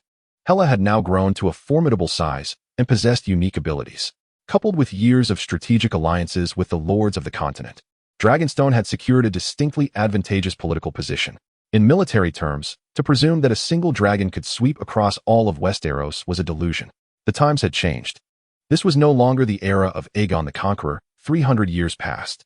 In the unified realm of Westeros, a cohesive entity of the 7 kingdoms, the might of its forces exceeds 200,000, with countless ships at their disposal. While riding a dragon could indeed vanquish any lord's army, the question remains how to contend with foes approaching from all directions. A nuclear threat is most formidable when it remains unlaunched. Thus, Jaehaerys must temper his restless ambition, exploiting the discord among the lords to sow division and dismantle their alliances, rather than using his own strength to bind them together. After 12 years of diligent governance, stability across the continent became evident, and Robert found himself in fortuitous circumstances. A prolonged summer brought peace and prosperity, solidifying his claim to the Iron Throne. Direct military confrontation had become untenable. According to Jaehaerys' reasoning, the wisest course would be to renounce his claim to the Iron Throne and withdraw entirely from the fray. However, it is clear that he cannot relinquish the nominal claim to the throne. Without it, what justification would remain for his involvement in the disputes of the realm? How could he continue to navigate the murky waters of politics? Fortunately, the narrative unfolds swiftly. The arrival of 297 marks the onset of the original plot. In this lifetime, he had already ensured that the Kingsguard leaked certain information to Robert Baratheon, and it is likely that his demise is imminent. Now, he merely awaits the gradual spread of the poison he has sown, until it ensnares all in its grip, delivering its lethal sting. Jaehaerys' emergence from seclusion serves not only to instigate events, but also to repay debts. During his flight from King's Landing, he received assistance from certain individuals, and now that he possesses the means, he must reciprocate. His first destination shall be the Wall in the north. According to the Kingsguard's intelligence, a considerable faction within the Red Keep donned black attire, necessitating a visit to the Night's Watch. Furthermore, he must also journey to Winterfell. Based on the original narrative, Jon Snow, the supposed bastard of Rhaegar and Lyanna, lacks the persuasive weight of legitimacy, as per the accounts Samwell Tarly and Gilly had discovered. Moreover, the Targaryen line of succession has been subtly altered, reaffirmed by Queen Rhaella through oaths and royal decrees, which were incorporated into the royal charter following her coronation. Besides herself and the Hand, none are privy to this change. Thus, whether it be the exiled Aegon or Jon Snow, the rights of bastards and legitimate offspring have become equivalent, even if both are recognized as lawful heirs. The public perception of Queen Rhaella's primary heir has quietly shifted to Viserys. The legendary Jon Snow, one of the few protagonists to survive until the end, cannot be overlooked by Jaehaerys before his journey to the Wall. He has instructed that weapons, provisions, dried fish, canned goods, and will be prepared for shipment. Destined for the watch on the Eastern Sea, arranged the equestrian personnel on the plains of Andus, who had already been recruited during his period of seclusion. The first batch of cultivated steeds and trained knights has exceeded 1,000, having undergone extensive training on Dragonstone, Tytop Island, and Crabclaw Peninsula. Additionally, 3,000 reserve cavalry await their mounts. Over the past decade, Dragonstone has forged thousands of sets of armored horse gear, waiting for their masters to don them and venture forth into battle. With a decree from the Queen, a fleet laden with provisions, weapons, timber, and stone promptly set sail for Andus, now renamed Fodhairland, meaning the land of plenty, with a governor appointed as the chief official for a provisional term of 3 years. He himself mounted Hela once more, heading straight for the north. In Winterfell, the Bronze Earl of the Vale, Yoren, was delivering his young son, Wymar Royce, to Winterfell, where the latter would accompany the chief ranger, Benjen Stark, to the Wall. To this end, Earl Yoren brought numerous supplies. He received a warm welcome from the Duke of the North, and just as Ned raised his cup for the king, a roar echoed from afar. A dragon. A great dragon approaches. Alarm. Cries erupted from the soldiers atop the towers. Duke Ned and his children ascended the tower to witness a golden dragon soaring high above. "My Lord Ed, is this how you entertain your guests?" shouted a silver-haired youth from the dragon's back. "Northerners treat friends with fine wine and enemies with swords. I wonder, is His Highness the Prince of Dragonstone here as a friend or a foe?" Ned responded to the figure. Of course, as a friend. Jaehaerys laughed heartily, guiding Hela to alight on a ruined tower, then sliding down its wing to the city walls. Might I ask the Duke's men to lower their crossbows? My little dragon may not fear these toothpicks, but it certainly dislikes having them pointed at it. Ned steadied himself, gesturing for the soldiers to lower their crossbows, though he did not dismiss them entirely. Very well, allow me to introduce myself. I am Jaehaerys Targaryen, the rightful son of the Queen of the Seven Kingdoms. And if I am not mistaken, my Lord Ned, this is our first meeting. Your Highness, having traveled such a distance. May I inquire as to the purpose of your visit? Ned asked, noting that while the south basked in a long summer, the north remained cold. He had heard of Dragonstone's extensive trade with various lords of the realm in recent years. Yet he could not fathom why a prince would brave such a perilous journey to Winterfell. Surely it was not for that matter? My Lord Ed, would it be too much to ask for a bite to eat? The chill in the north is quite biting. Jaehaerys chuckled. Ned pondered briefly, then invited him into the hall. Considering a guest's presence warrants hospitality, some matters cannot simply be evaded. These must be your lordship's children, am I correct? Jaehaerys gazed upon the 6 small figures. The tall one with red hair must be Robb, while the brown-haired lad ought to be Jon. The trio of fools, Arya, Bran, and Rickon, were present as well, and in the distance, the young man whose face perpetually bore a hint of sardonic amusement must be Theon Greyjoy. Indeed, once Ned made the introductions, Jaehaerys found his assumptions confirmed. Who might this lord and young master be? Jaehaerys noticed another guest, Lord Yohn Royce of Runestone and his son, Ser Wyman Royce. Ned could only facilitate the introduction. Ah, the illustrious bronze-haired Yohn. A pleasure to finally meet you, Jaehaerys thought, wearing a composed yet courteous smile, recognizing the man as merely a minor player. However, his son, if he was not mistaken, was the unfortunate soul who met his demise at the hands of the White Walkers. How intriguing. As the feast resumed with wine and the lighting rekindled, Jaehaerys spotted Catelyn Tully. He inclined his head in greeting, which sufficed for a prince. Of course, he could have kissed her fingers, but while this woman was somewhat foolish, she was infinitely more astute than her sister. According to intelligence from the inner guard, it appeared that Robert Arryn might not be the biological child of Jon Arryn, given the stark differences in hair and eye color. Jon Arryn was blonde with blue eyes, while both Lisa Tully and the present Catelyn Tully possessed the quintessential Tully traits of red hair and blue eyes. Yet their offspring bore deep brown hair and green eyes. How curious. Ironically, Lisa's lover, the current master of coin, Peter Baelish, had deep brown hair and gray-green eyes. How exceedingly amusing. One could only speculate whether Jon Arryn, upon discovering the hereditary traits of the Baratheon lineage, ever considered the possibility that his own heir might not be of his blood. Nevertheless, it mattered little. The benevolent prince would ensure that assistance arrived at the opportune moment. After all, one could not allow the honest man to suffer unduly, raising a child only to ultimately lose his life to such treachery.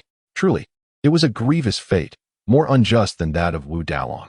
Peter Baelish was indeed more ruthless than even Shimin Ching.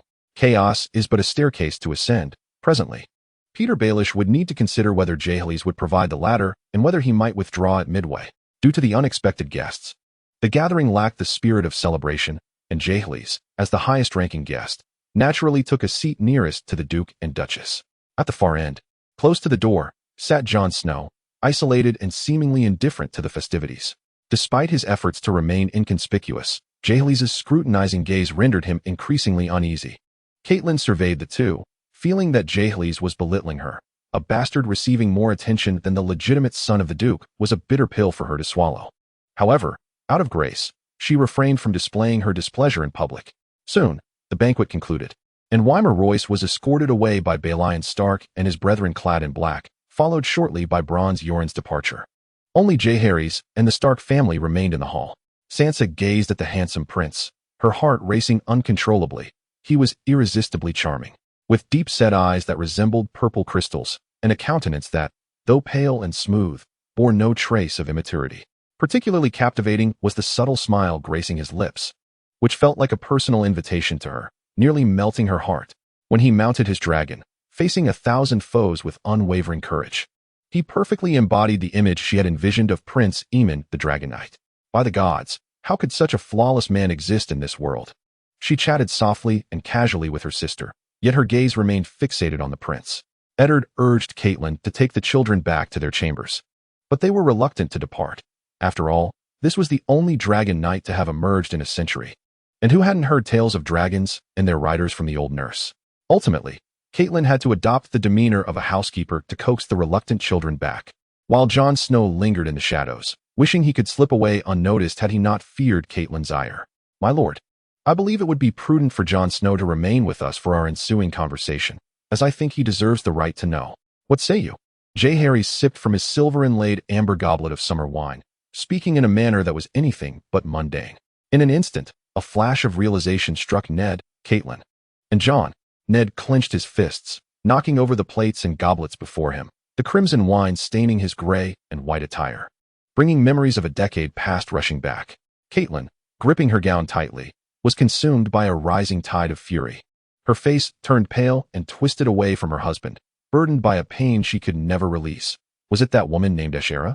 Yet, what relation did this have to the Targaryens? She wished to stay, but feared the moment the truth would be unveiled, questioning whether she could bear the weight of such a revelation. Taking a deep breath, she admonished the children in a trembling yet stern tone to leave the hall and return to their rooms. Without casting a glance at Jon Snow, she departed. "Your Highness, do you know something?" Ned inquired, striving for a calm demeanor. "Ah, Lord Eddard, I must say that Lord Holland Reed is indeed an extraordinary sorcerer, but that is all there is to it." Harry's replied leisurely. Ned regarded Harry's with disbelief, as if he were gazing upon a monster, one far more terrifying and grotesque than any dragon. "I do not comprehend what you are implying," he managed to assert. "Oh, are you certain you wish for me to elucidate further? 14 years ago, at the Tower of Joy." "Enough, enough," Ned interjected loudly, unable to contain himself. Jon vowed that he had never witnessed such a vulnerable side of his father. He was always like the cold ice and rocks of the north, his stern visage displaying only the resolute nature of a northerner. 14 years ago, when I was born, what was the location of the Tower of Joy?" Jon pondered. "Jon, step outside. Allow me a moment alone with His Highness," Ned commanded him. Reluctantly, Jon pushed open the door and departed, contemplating whether to sneak back and eavesdrop. Perhaps he could perch like Bran, peering through the window or atop the roof, brushing aside the snow, for after all, a bastard had no honor to speak of. Did he? Yet, he lacked Bran's agility. "Hey, Jon," Bran whispered from the roof. "Don't you want to listen?" Of course, Jon was curious. But he was even more averse to letting Bran know. Deep down, he felt he ought to escape, to avoid hearing any of their words.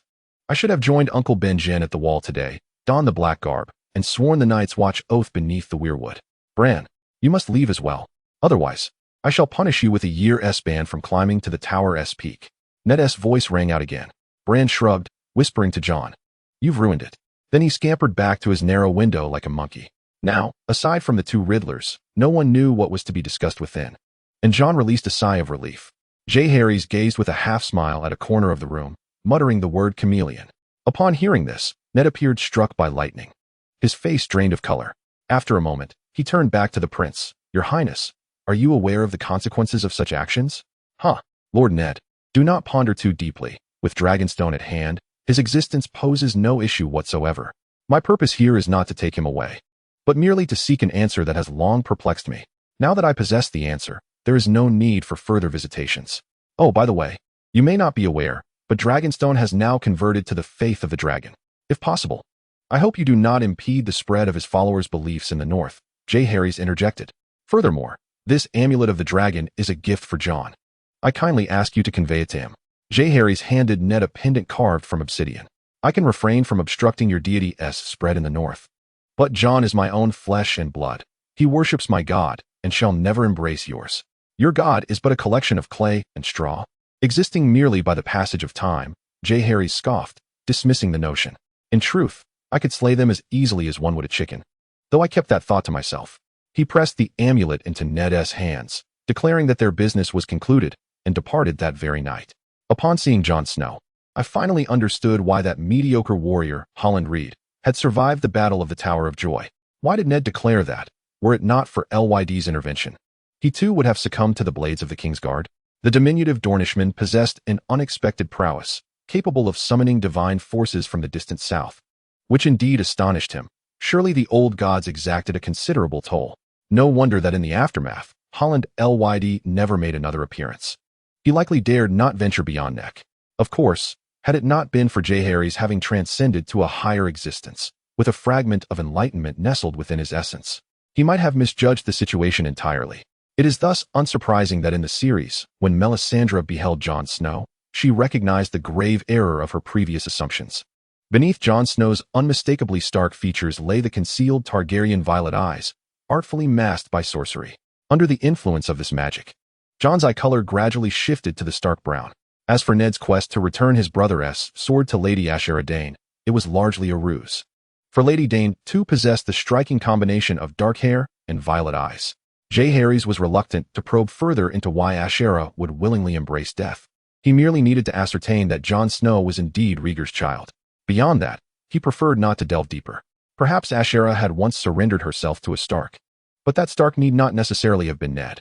He treaded upon the walls of Winterfell, leaping onto the back of the dragon Hela, soaring into the sky as the great beast roared skyward, heading north without delay. Yet, though he had departed, he left a multitude of troubles for the Stark family of Winterfell. Catelyn could not find solace throughout the night, awaiting an explanation from her husband. Yet he did not return by dawn. Eventually, the servants discovered Duke Ned kneeling in the Godswood, having spent the night in prayer. Arya and Bran were merrily engaged in a game of pretend knights, while Sansa wore a dreamy expression, evidently still lost in her fantasies. Robb had gone to seek out Jon, their bond having always been close. In the end, Catelyn was compelled to sigh. Her heart still harbored resentment towards her husband and the bastard. Yet from their conversation the previous day, it seemed her husband bore unspoken burdens. And this bastard appeared to hold many secrets of his own.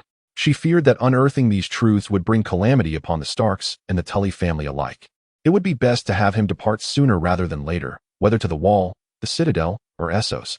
She merely wished for him to no longer disrupt their family. Jaehaerys, riding upon the mighty dragon Hela, soared over the gift, as night descended and snow threatened to fall, the heights proving bitterly cold.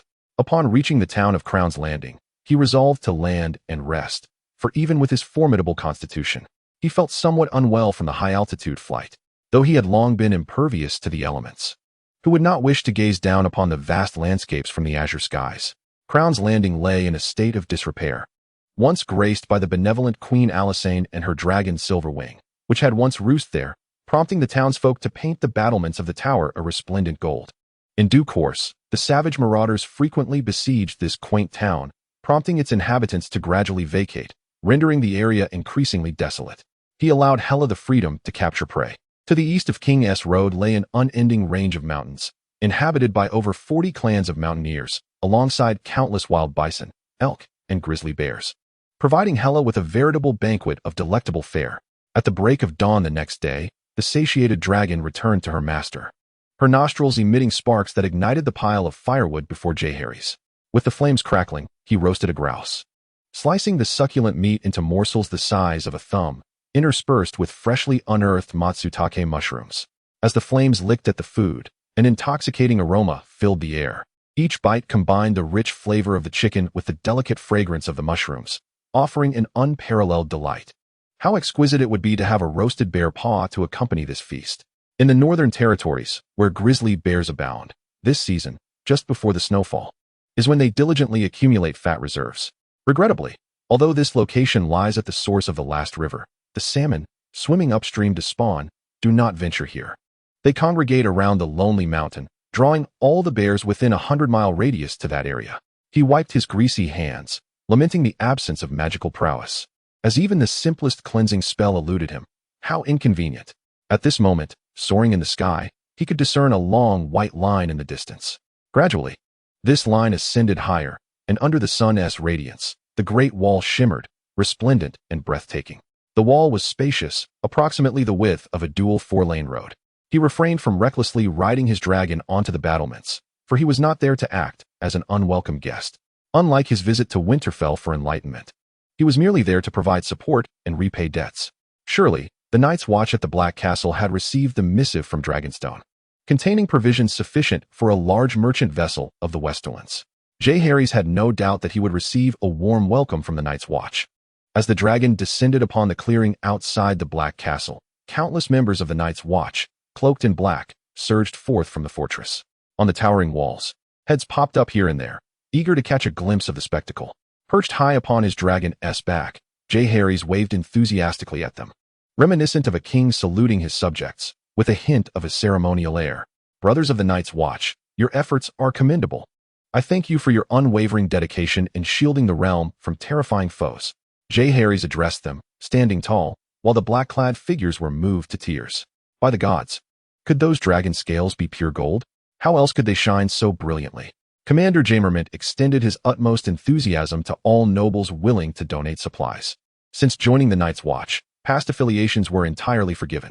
Even though he had once fought for the usurper at the Battle of the Trident, he harbored no animosity toward House Targaryen, serving only to fulfill his loyalty to his lord. Chapter 76. The Journey to the North, Part 4.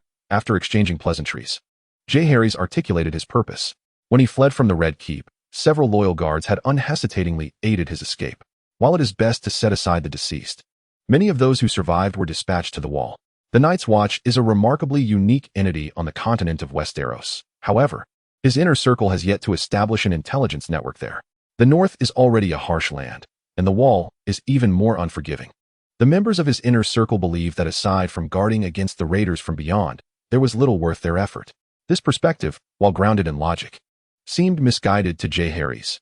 As for the Southerners, the so-called White Walkers, giants, and children of the forest were mere figments of legend. Jaehaerys believed he could guide the thoughts of the Queen's council, but must refrain from excessive interference. Provided that matters remained reasonable, his subordinates should have their own methodologies. He could not single-handedly bear the weight of all responsibilities, as such a role would be excessively burdensome. Moreover, the inner circle had managed quite well over the past decade. The overall progress of Dragonstone indicated that the Queen's ministers were diligent in their duties. Old Bear expressed his understanding, noting that gratitude and loyalty had always been esteemed virtues of knighthood. He instructed the officer to summon the guards from the Red Keep who had been sent to the Wall during the War of Usurpation, under the orders of Tywin Lannister. Among the Night's Watch, some had already recognized Jaehaerys, and upon hearing Old Bear's command, they stepped forward eagerly. You are Ser Alicia Thorne? You are Ser Jaime Rylek? Jaehaerys carefully identified them. The survivors were scattered across the 3 fortifications along the Wall, and only a small fraction stood before him now.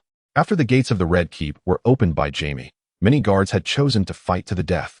Notable among them were the former commander of the Kingsguard, Manly Starkweather, and his eldest son and heir, Cyril Starkweather, Ser Darren Tansley from Crow's Perch, the Old Heart, who was shot dead by Lannister arrows, and the brothers of the Riverlands, who were stabbed to death while trapped in the cellar. The deceased are long gone, while the living remain in sorrow. The Thorns, Ryleks, and Daenerys were once illustrious families during the reign of Aerys II. Even though Robert had pardoned them, he stripped them of much of their lands and subjects, reducing these once great houses to mere shadows of their former selves. The Starkweather family suffered the most. Now under the stewardship of Lady Tanda, they have only 2 daughters left. The elder, Ferris, married a man of lesser stature, but their marriage has proven unfortunate, remaining childless after many years. The younger daughter, the simple-minded Loras, is a timid and foolish woman, now over 30 and still unmarried. According to the intelligence reports from his inner circle, Lady Tanda has spent recent years seeking suitable suitors for Loras, approaching figures such as Peter Baelish and Tyrion Lannister, yet none deemed her worthy, rendering her a laughingstock of the realm. The Dare family faced similar fates. For those who have served the Targaryen lineage with unwavering loyalty, their plight is indeed disheartening. Jaehaerys would not permit their loyal hearts to grow cold. The slight Robert had cast upon them would be rectified by the Targaryens of Dragonstone. Alicia Thorne has now become the new drill instructor at Black Castle, while Jaime Lannister has gained a notable reputation as a ranger. Jaehaerys embraced the 2 of them. Having carefully selected several fine weapons and armor from the armory of Dragonstone, he dispatched these, along with supplies, to Eastwatch, instructing the steward to personally deliver them to the former guards of the Red Keep. Regarding Ser Jorah Mormont, the commander of the Night's Watch, this marked Jaehaerys' first encounter with him. From a few scattered remarks, he discerned that while this man was indeed shrewd, he remained, at his core, a true northerner. He requested that Mormont allow him a moment's space with his 2 old acquaintances and then quietly inquired about their personal wishes. If possible, he expressed a desire to bring these former guards of the Red Keep back to Dragonstone from the Night's Watch. A flicker of interest appeared in their eyes, but alas, it was fleeting. They both shook their heads in unison, politely declining his proposal. As Jaehaerys had anticipated, not everyone in this world has forsaken the honor of knighthood and loyalty to their vows. More than a decade ago, they had maintained their allegiance to the Targaryen family until the very end, and now, having sworn their oaths to the Night's Watch, they were equally bound to uphold them. Perhaps they had their flaws. Sir Thorne was known for his sharp tongue, while Sir Lannister often carried an air of arrogance. But overall, they were good men. With the threat of the White Walkers on the horizon, and the wildlings launching their attacks before the undead, the future of the Wall was perilous. Jaehaerys could not guarantee their safety, nor would he stand idly by as they marched towards certain doom. He bestowed upon each a protective amulet as a token of his goodwill. He had an abundance of these. While the materials were not precious, they had been consecrated and, though ineffective against humans, held some deterrent power against whites and White Walkers. Similarly, the exclusive weapons he provided were also blessed, while they appeared no different from ordinary arms. Upon contact with the undead, they exhibited qualities akin to Valyrian steel. One must not underestimate the significance of these consecrated items, for they were empowered by a lesser deity, augmented by the full might and consciousness of their original form, making them formidable even against mid-tier deities. Indeed, mid-tier deities are regarded as high-tier beings in this world, with only two major deities existing. As for others, they would do well to rely on fire or obsidian weapons. Is it truly believed that consecration requires no exertion? Without applying some pressure, would these arrogant lords ever lower their noble heads or offer their unyielding knees? During dinner, Jorah Mormont arranged for the steward to invite Jaehaerys to the banquet at Black Castle. It must be said that the supplies at the Wall are currently abundant. Thanks to the stability of the realm and a decade of prolonged summer, the lands of the northern lords have reaped a bountiful harvest. Although the lands granted to the Wall are sparsely populated, the Night's Watch's forces are limited, yet they can still ensure adequate provisions. At the banquet, Elder Seong subtly expressed his desire to recruit soldiers from Dragonstone and other regions, to which Jaehaerys readily acquiesced. With the continuous economic ascent of Dragonstone, many smugglers and tax evaders faced severe penalties, thanks to the stringent enforcement by the customs authorities, a commendable outcome of former Admiral Treadman's initiatives. The tax enforcement and anti-smuggling vessels of Dragonstone belong to the swift and formidable Shija fleet, ensuring that no smuggling ship can evade their pursuit upon the vast seas. Presently, the prisons of Dragonstone are overflowing. Many of these individuals have been influenced by the faith in the dragon god, and rather than allowing them to atone through years of labor, it would be more prudent to have them disseminate the dragon goddess teachings atop the Wall. It would indeed be a case of repurposing resources. Chapter 77. The Journey to the North, Part 5. The parties agreed upon a location and manner for the personnel exchange, and the banquet was drawing to a close. Jaehaerys seized a moment to converse privately with Elder Seong. By the way, why was your scholar absent from the dinner? Are you referring to Ser Iman? He mentioned feeling unwell. Perhaps he wishes to avoid encountering me, a descendant of the Dragon King? Jaehaerys stroked his somewhat unkempt beard. His curiosity piqued regarding this wise elder who voluntarily renounced the throne. I have heard that Elder Seong has a son? Jaehaerys remarked casually. My son. Elder Seong sighed deeply as a raven flew over his head and settled upon his shoulder. What misfortune has befallen our family? After the incident, his sister Maggie had already informed him about Jorah Mormont's escape.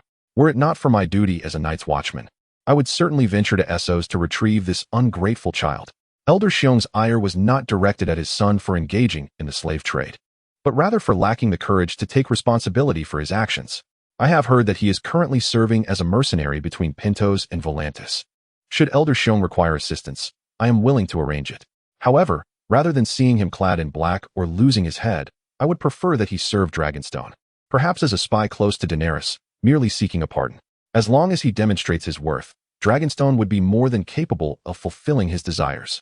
Of course, mere words hold little weight. I hope Elder Seong can compose a letter by hand. I believe he is regretting his actions and is in dire need of an opportunity for atonement. Besides you, who else could he trust more? Elder Seong cast a meaningful glance at Jaehaerys, acknowledging that the child had grown into an individual with his own thoughts, and that this old man might be powerless to influence him. Elder Seong need not be humble. One cannot force a cow to drink. Yet what if that cow is parched and desperately wishes to return to the pasture? Well then, let us proceed. Rather than perish as mercenaries in obscurity, it is far more honorable to meet one's end as a knight. However, from this day forth, he shall no longer act as a member of House Mormont. Elder Bear ultimately resolved that while House Targaryen may appear to be in a position of weakness, their claim to the throne remains unwaveringly recognized. People may expel them, yet they cannot deny their right. Even the High Septon and the Conclave, as well as the Citadel, must acknowledge this fact, an acknowledgement that surpasses all other factions. Furthermore, with the presence of a single dragon on Dragonstone, the future may very well see the emergence of more. As long as House Targaryen possesses dragons, It is only a matter of time before they reclaim the Iron Throne. This is a widely held belief among many. Though usurpers may seize the throne through might, they will inevitably yield it when faced with the might of dragons. In recent years, many lords from the Riverlands and Dorne have shown a reluctance to fully comply with the commands from King's Landing. Even some of the ruling families have been exchanging glances with Dragonstone, and King's Landing has hesitated to impose severe punishments on them, which speaks volumes. In contrast, the newly appointed Master of Ships, Prince Stannis Baratheon of Storm's End, asserts that disobedient lords must be punished, otherwise, if they follow suit, the decrees of the Iron Throne may fail to resonate even within the city itself. In essence, it is necessary to find a suitable scapegoat to serve as an example. Yet Elderbear is reluctant to offer the entire Mormont family to Robert S. Wrath. Jorah, as an individual, pales in comparison to the entirety of House Mormont. Truly, Elderbear is a man of remarkable stature. Rhaegar praised him, acknowledging that the old man is indeed wise, executing his plans with impeccable precision. A testament to his capability of becoming the Lord Commander of the Night's Watch. Elderbear is assured that Jorah is a talent. Even I have heard of his considerable renown among mercenaries, and given the current shortage of capable individuals on Dragonstone, he would surely stand out even if he entered my camp as a commoner. Elderbear wishes to say no please. For one fears notoriety as a pig fears becoming fat. He would prefer to remain a nameless knight. Yet, the matter has come to this point, and further words would be futile. Elderbear, resigned to reality, promptly penned a letter and entrusted it to Rhaegar. Rhaegar perceived Elderbear's concerns. But was there a necessity to elucidate? The military of Dragonstone is not so easily distinguished. Years prior to their seclusion, Dragonstone endeavored to find thousands of orphans and widows from the mainland, whose fathers and husbands had perished in the war against the usurpers. Many among them were the sons of knights and lords, possessing a foundational understanding of military matters. With the establishment of the Dragonstone Military Academy, these orphans underwent systematic training in military theory and practical exercises, and the most promising among them have evolved into the junior officers of the Dragonstone Army. Those lacking in ability have, over the years, been replaced by more capable newcomers. Thus, it can be said that while the forces of Dragonstone may be few in number, totaling merely 10,000, no other army in this era can rival them in terms of organizational capability, execution, and combat awareness. In the prolonged struggle against the Iron Throne, forged through trials of blood and fire, the forces of Dragonstone underwent a remarkable transformation. Their resolute combat spirit, adaptable strategies, and the capacity for multi-point assaults organized in squads moved the military minds of Westeros. Scholars discovered that the army of Dragonstone consisted primarily of commoners, devoid of knights and lords, who replaced the traditional leadership roles of knights with a system of military ranks. The hierarchy was determined by rank, with higher-ranking officers taking command upon the death of their superiors. In this structure, should an entire unit's officers and higher-ranking soldiers perish, only then might their organizational capabilities be utterly dismantled. Yet, even in the direst of circumstances, this force would not simply lay down their arms and accept surrender. They were not nobles and understood that in a realm like Westeros, where common soldiers were often regarded as expendable, their value as prisoners was negligible. Thus, even if all superior officers fell, the soldiers, led by those with longer service, would still fight valiantly to the bitter end. Those lords and knights with even a modicum of military knowledge were disinclined to engage such an army. They had heard tales of Astapor and Slavers Bay on Essos, known for mass training unsullied soldiers, and some had witnessed wealthy merchants accompanied by unsullied guards adorned with bronze helmets during their travels in the free cities. However, compared to the forces of Dragonstone, the unsullied, though formidable, lacked a certain spirit, resembling cold, emotionless killing machines. The Dragonstone army, in contrast, was disciplined and fiercely courageous, commanding respect and fear on the battlefield. In their daily lives, they preferred to pay for goods rather than resort to pillaging, bargaining with small vendors for lower prices instead of raising fists or drawing swords.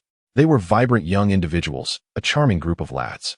Chapter 78, The Northern Journey, Part 6. All Northerners, Westerlanders, and Ironborn claimed they could take on 10 men from elsewhere. Yet such bravado was not directed at the soldiers of Dragonstone. In Dragonstone and the surrounding islands of Blackwater Bay, including the Crab Isle and Cape Massey, even the most reckless troublemakers would think twice upon encountering soldiers bearing the three-headed dragon sigil. In truth, these soldiers had not amassed a significant number of victories. Their most noteworthy exploits included skirmishes with the soldiers of Storm's End and King's Landing. the annihilation of a group of Lannister soldiers at the doorstep of Lord Lake in the Vale, and a trio that routed a dozen members of House Arryn in Seagull Town, along with the defeat of a band of pirates in contested territories. Yet, for some inexplicable reason, their reputation had soared to legendary proportions. As Jaehaerys departed, he took with him a handwritten letter from Old Bear, seeking to cultivate relationships with the lords he was accustomed to, for it was prudent to avoid making enemies indiscriminately, especially the Bear Island family. Jaehaerys held a profound affection for the charming little bear girl featured in the series, which was certainly quite remarkable. This fondness naturally extended to the entire Mormont family.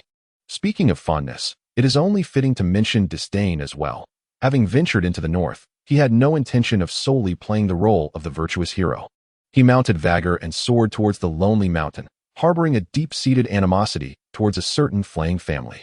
The Dreadfort, situated along the banks of the Weeping Water in the north, serves as the ancestral stronghold of House Bolton.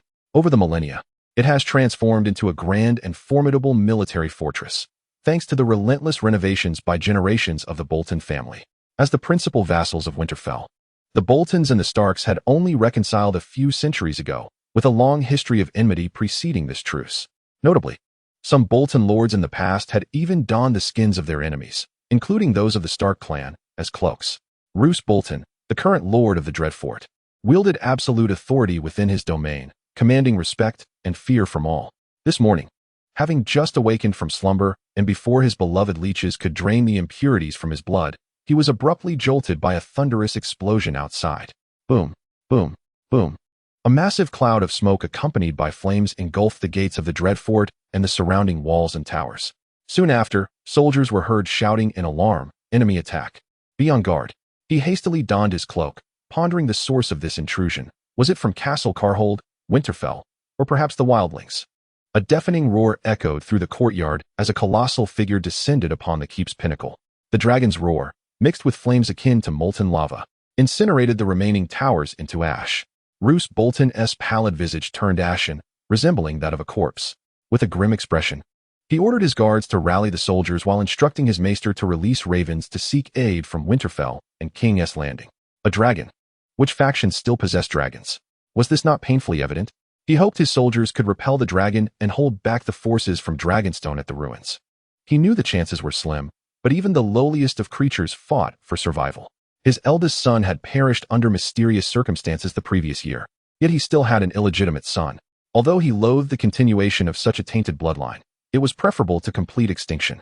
He hastily arranged for a servant to ensure that the bastard remained hidden in the secret passage connecting the castle to the sacred grove, ready for any unforeseen eventualities. Roose Bolton, why do you not come to meet me? Jaehaerys' resonant voice cut through the chaos of the castle, instilling silence. At that moment, Roose Bolton realized that the invading forces from Dragonstone consisted of merely one man and one dragon. What kind of strategy was this? Were they offering themselves as a sacrifice? It was known that the Iron Throne had publicly abandoned the hunt for the remnants of House Targaryen, yet the undercurrents of conflict had never ceased. Upon this realization, anger surged within him. Was this an affront to his dignity? Did they not regard him as a worthy adversary? Even when the revered Queen Visenya alighted upon Eagle's Nest, she had no intention of initiating hostilities. It was akin to playing a game of do de jeu. Was it not somewhat excessive to play a bomb right at the outset? I, Luce Morton, a descendant of the Red Queen and the Count of Terror Fortress, have encountered His Highness. He suppressed his fury, standing in the courtyard and bowing to the dragon knight atop the castle's pinnacle. Ah, so you are Luce Morton, Jaehaerys remarked, gnawing on a toothpick, having finally located a plump brown bear upstream of the last river that morning, though the cooking method had been somewhat flawed, leaving a lingering taste. Might I inquire what brings your highness to this remote and impoverished locale? Do you not know? Jaehaerys cast a glance at the man below. Let me ask you, over a decade ago, did you not violate a bride within your domain and hang her husband? Your highness, that is merely a rumor. Moreover, even if it were true, I fail to see how this serves as evidence for your assault upon me. Luce Morton found himself perplexed, convinced that this was merely an excuse, a ruse to mask some unspeakable ambition. I will ask you but once, do you acknowledge it or not? Jaehaerys glared disdainfully at the castle, as a steady stream of heavily armored knights began to converge upon this location. Not far away, soldiers raised crossbows, longbows, and scorpions, their sights set upon himself and Hela. How absurd! Luce Morton paid no heed. With a flourish of his hands, he commanded his archers to fire, single-handedly breaching the gates and towers of his ancestral fortress, thus declaring war without ceremony.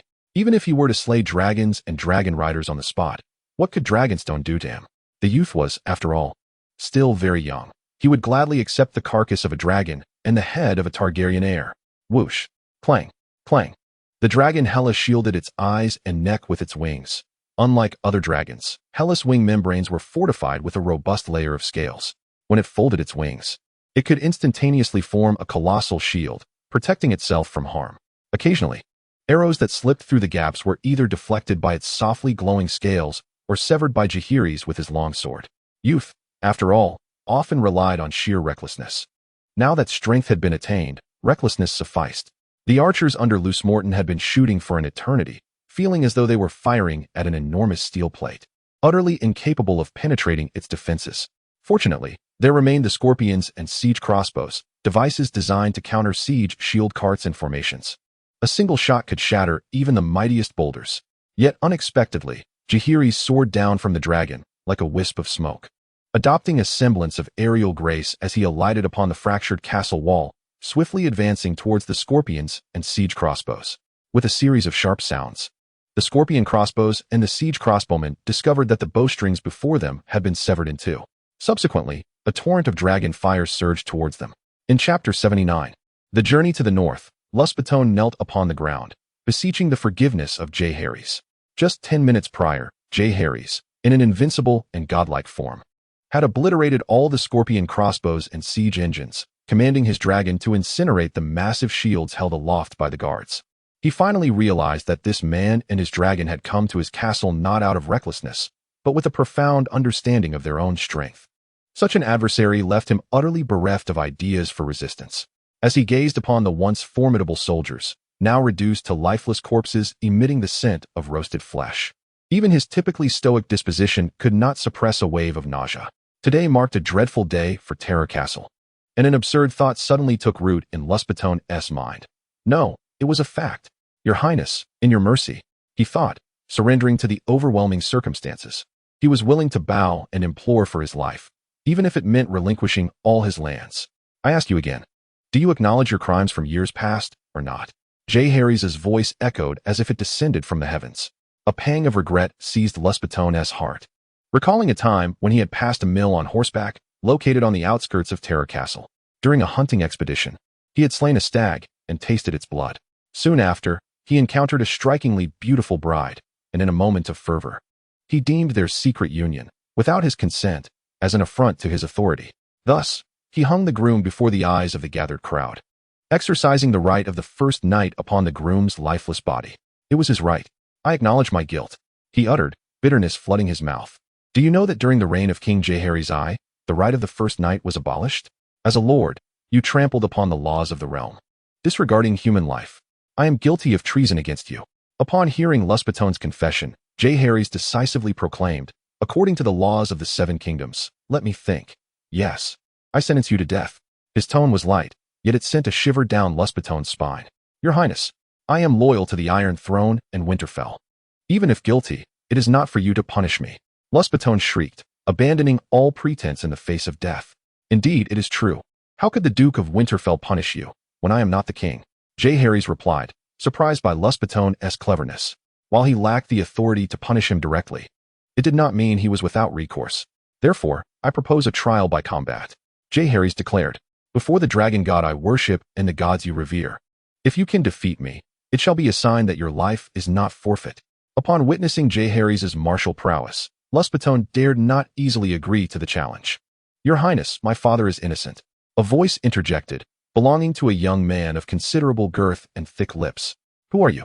I am Ramsay Snow, the son of Roose Bolton. Someone respond. Oh, are you the bastard born of that violated bride? Jaehaerys did not conceal his disdain for the wretched creature before him.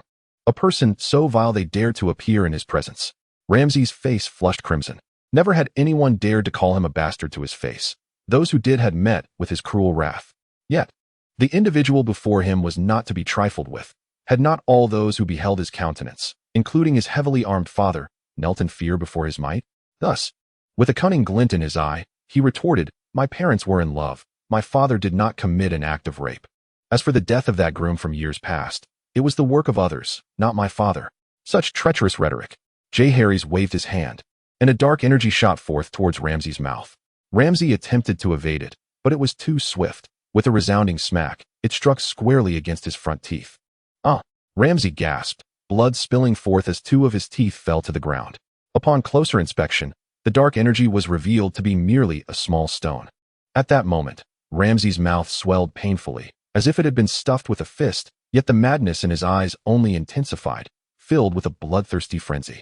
He licked the blood from his lips and swallowed it, the crimson still flowing like the drool of a ravenous wolf before its feast. Your Highness, since you pride yourself on fairness, why not summon the parties involved back then? Should not my mother possess the most authority to speak? Ramsay insisted vehemently. Huh? Do you take me for a child of 3? What can your mother say? She must act according to your whims if she wishes to survive. Harry scoffed. Without witnesses. Why do you insist on condemning my father? Is it perhaps that the ghost of the deceased has come to accuse him? Is it truly so difficult to ascertain your father's guilt or innocence? Harry's mocked. It is but a matter of summoning the spirits. Do you truly believe I lack the ability?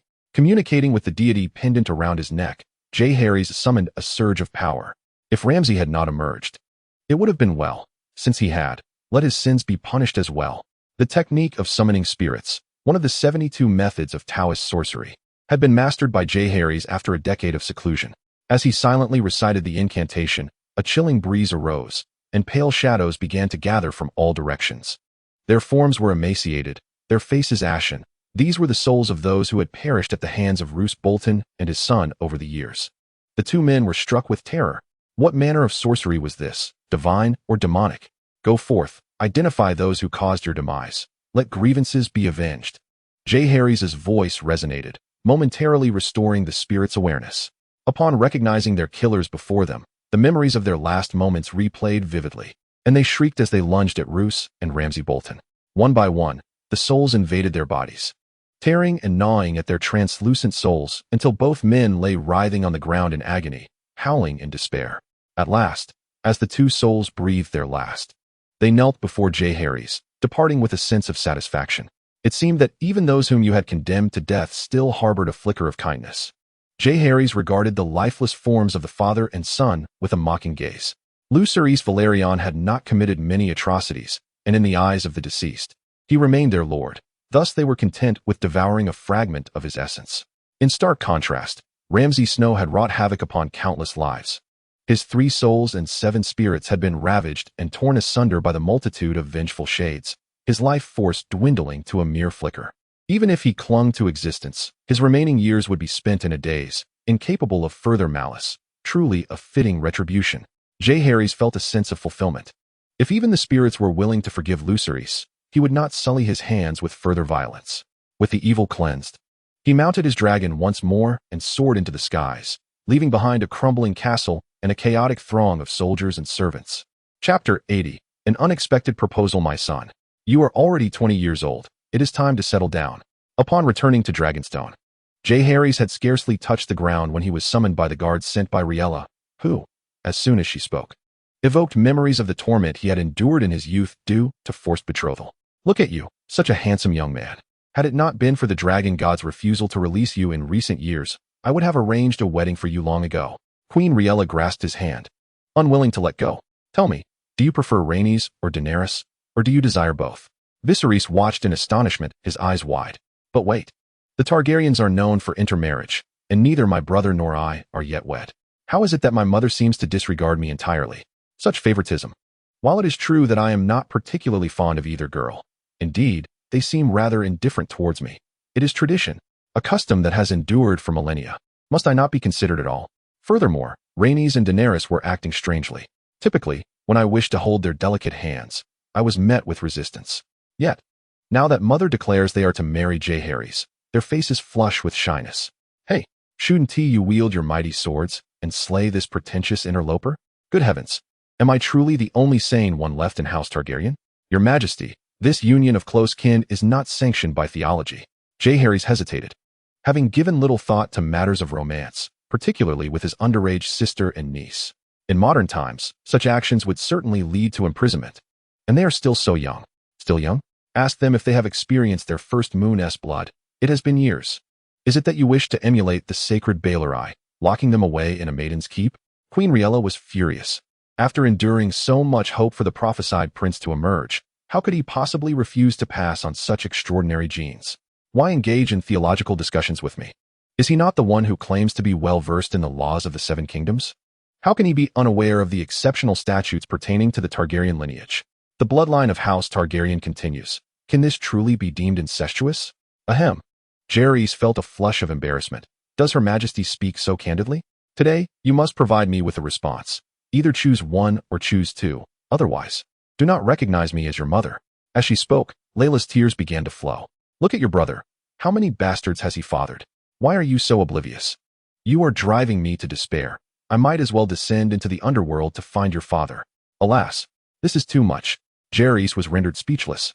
He never anticipated that Layla, who had ascended to the throne for over a decade, would resort to tears so deliberately. Are you not a disciple of the dragon god? Let the dragon god decide. Seeing Jaehaerys still hesitating, Layla, in her fury, insisted on dragging him to the Dragon God Temple in Dragonstone. Indeed, the temple on the docks of Dragonstone has undergone several expansions, accommodating numerous worshippers. To facilitate the royal family's sacrifices, an additional temple to the dragon god was erected outside the Hall of the Seven. Whether the Seven approved is uncertain, but at least they have not expressed any dissent. The wondrous tree now resides within the incense offerings of the small dragon god temple in Dragonstone. Initially reluctant, upon hearing of complimentary sustenance and lodging, it immediately acquiesced. Jaehaerys wondered why the wondrous tree was unwilling to absorb spiritual energy. According to its cultivation experience, it should have swiftly returned to its peak. Regardless, since achieving the status of a celestial being, unless attaining a higher level of Tao fruit, its benefits to him have become increasingly scant. To achieve the status of an earth immortal, one must evade the 3 calamities and 5 tribulations. The 3 calamities are thunder, fire, and wind. The 5 tribulations, also known as the 5 calamities, include blindness, deafness, mouth injury, madness of the heart, and obstruction of action. Currently, he has mastered the earthly techniques, known as the 72 transformations, which are specifically employed by Taoist masters to navigate the 3 calamities and 5 tribulations. These are all excellent skills for evading calamities, previously unknown. They are now truly delightful. He consciously shifts his cultivation, traversing the world in the guise of a mortal, preparing to face the 5 tribulations in hopes of overcoming them swiftly.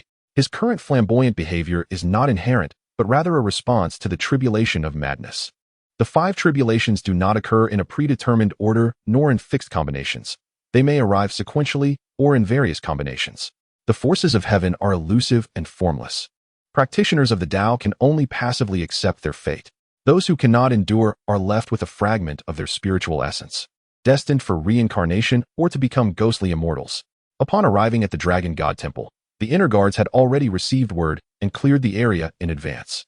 After lighting a stick of incense, Layla and Jaehaerys knelt on the cushions. She produced from the offering table a pair of cups resembling crescent moons, one flat, one convex, adorned with celestial patterns. This feature distinguishes the Dragon God Temple from other sanctuaries, enhancing the interaction between the deity and its devotees. When believers find themselves at a crossroads, seeking divine guidance, they may turn to sacred rituals.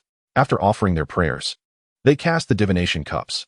A flat and a convex side signify the Holy Grail, indicating agreement with the request. 2 convex sides represent the dark cup, denoting a rejection, while 2 flat sides are the laughing cup, indicating neutrality. A sequence of 3 casts resulting in the Holy Grail signifies divine consent. Queen Layla, reciting incantations, cast the cups and first inquired whether the union of Jaehaerys and Rhaenys should be sanctioned. The result was 3 Holy Grails, filling her with joy. She then asked about the union of Jaehaerys and Daenerys, receiving 3 laughing cups.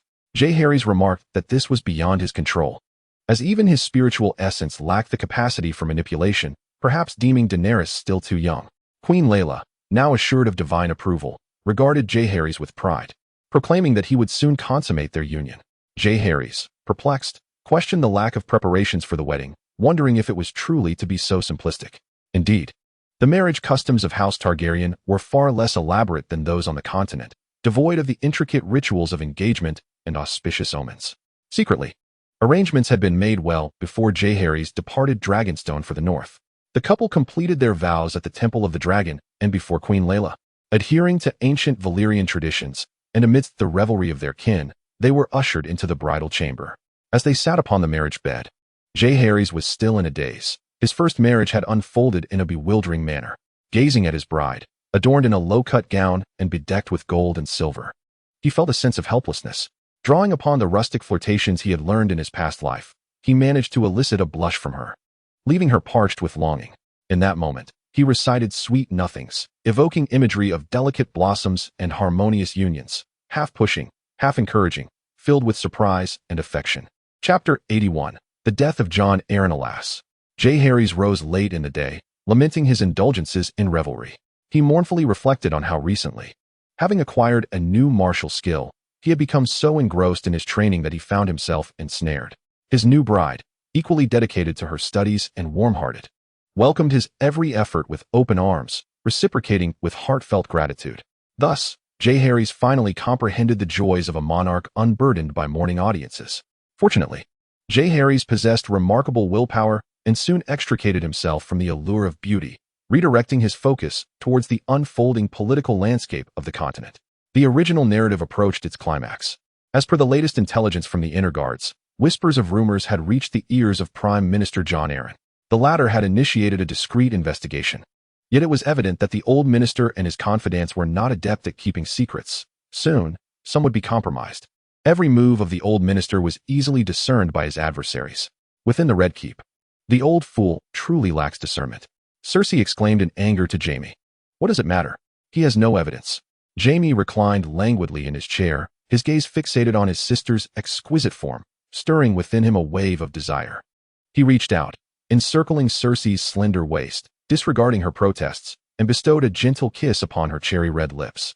Are you courting death? If Robert sees us, he will slay us both. Should he catch sight of this, I would willingly embrace the role of regicide once more. Cersei thought to herself, what a mindless fool.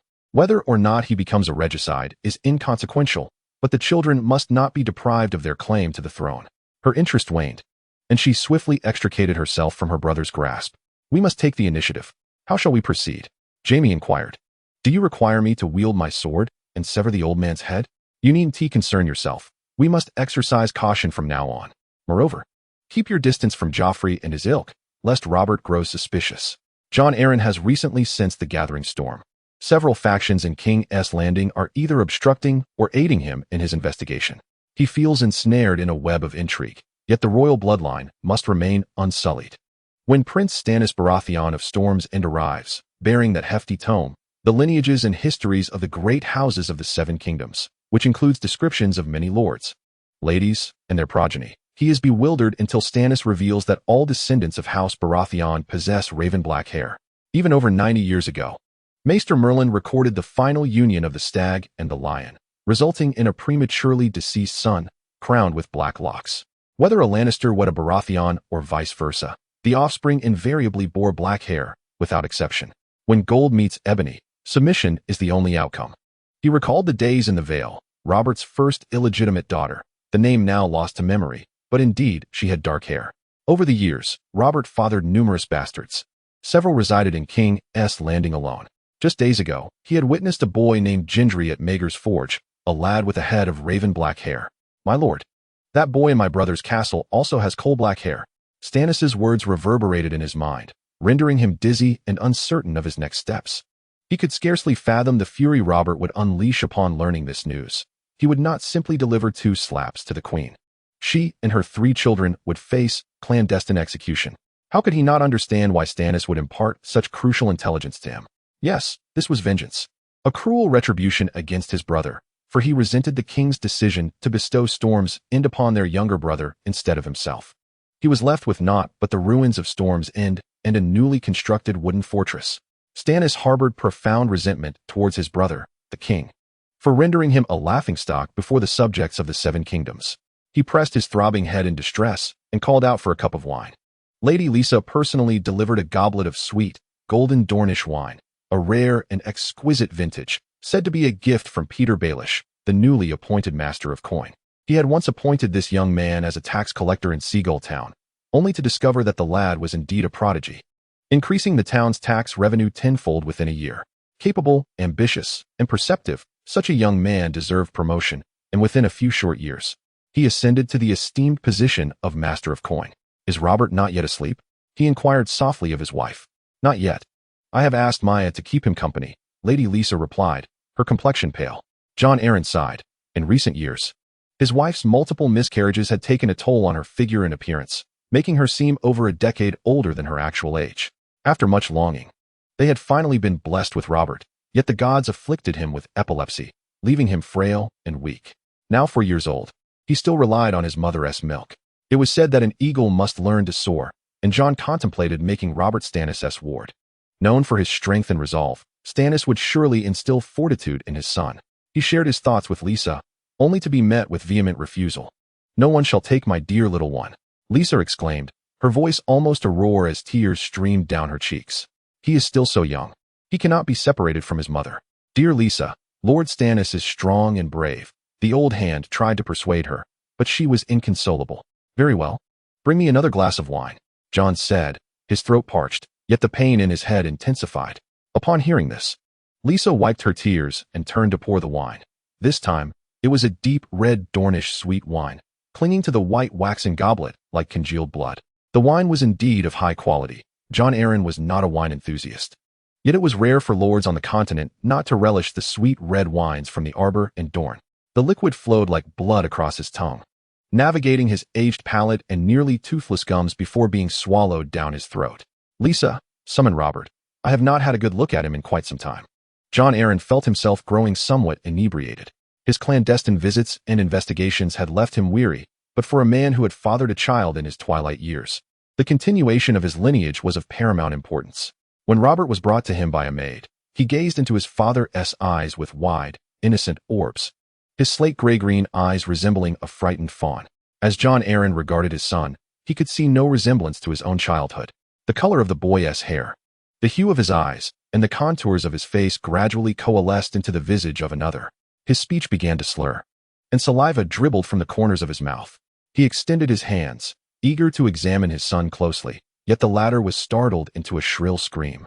Trembling uncontrollably amidst Lisa's terrified cries, plunging Prime Minister Ta into chaos. Jon lay on the ground, observing Maester Cormon incessantly speaking to him, though he could scarcely hear, his lips weakly uttering fragmented words. When Robert Baratheon received the news, Jon was reclined upon his bed, a foul stench wafting from beneath him. As the old man had soiled himself, Your Majesty, the Prime Minister must be suffering from a gastrointestinal ailment. I believe he requires a cleansing of the stomach and bloodletting, Maester Cormon suggested, having spent the entire night administering such treatments. Although unable to cure his lord, the situation had not deteriorated further.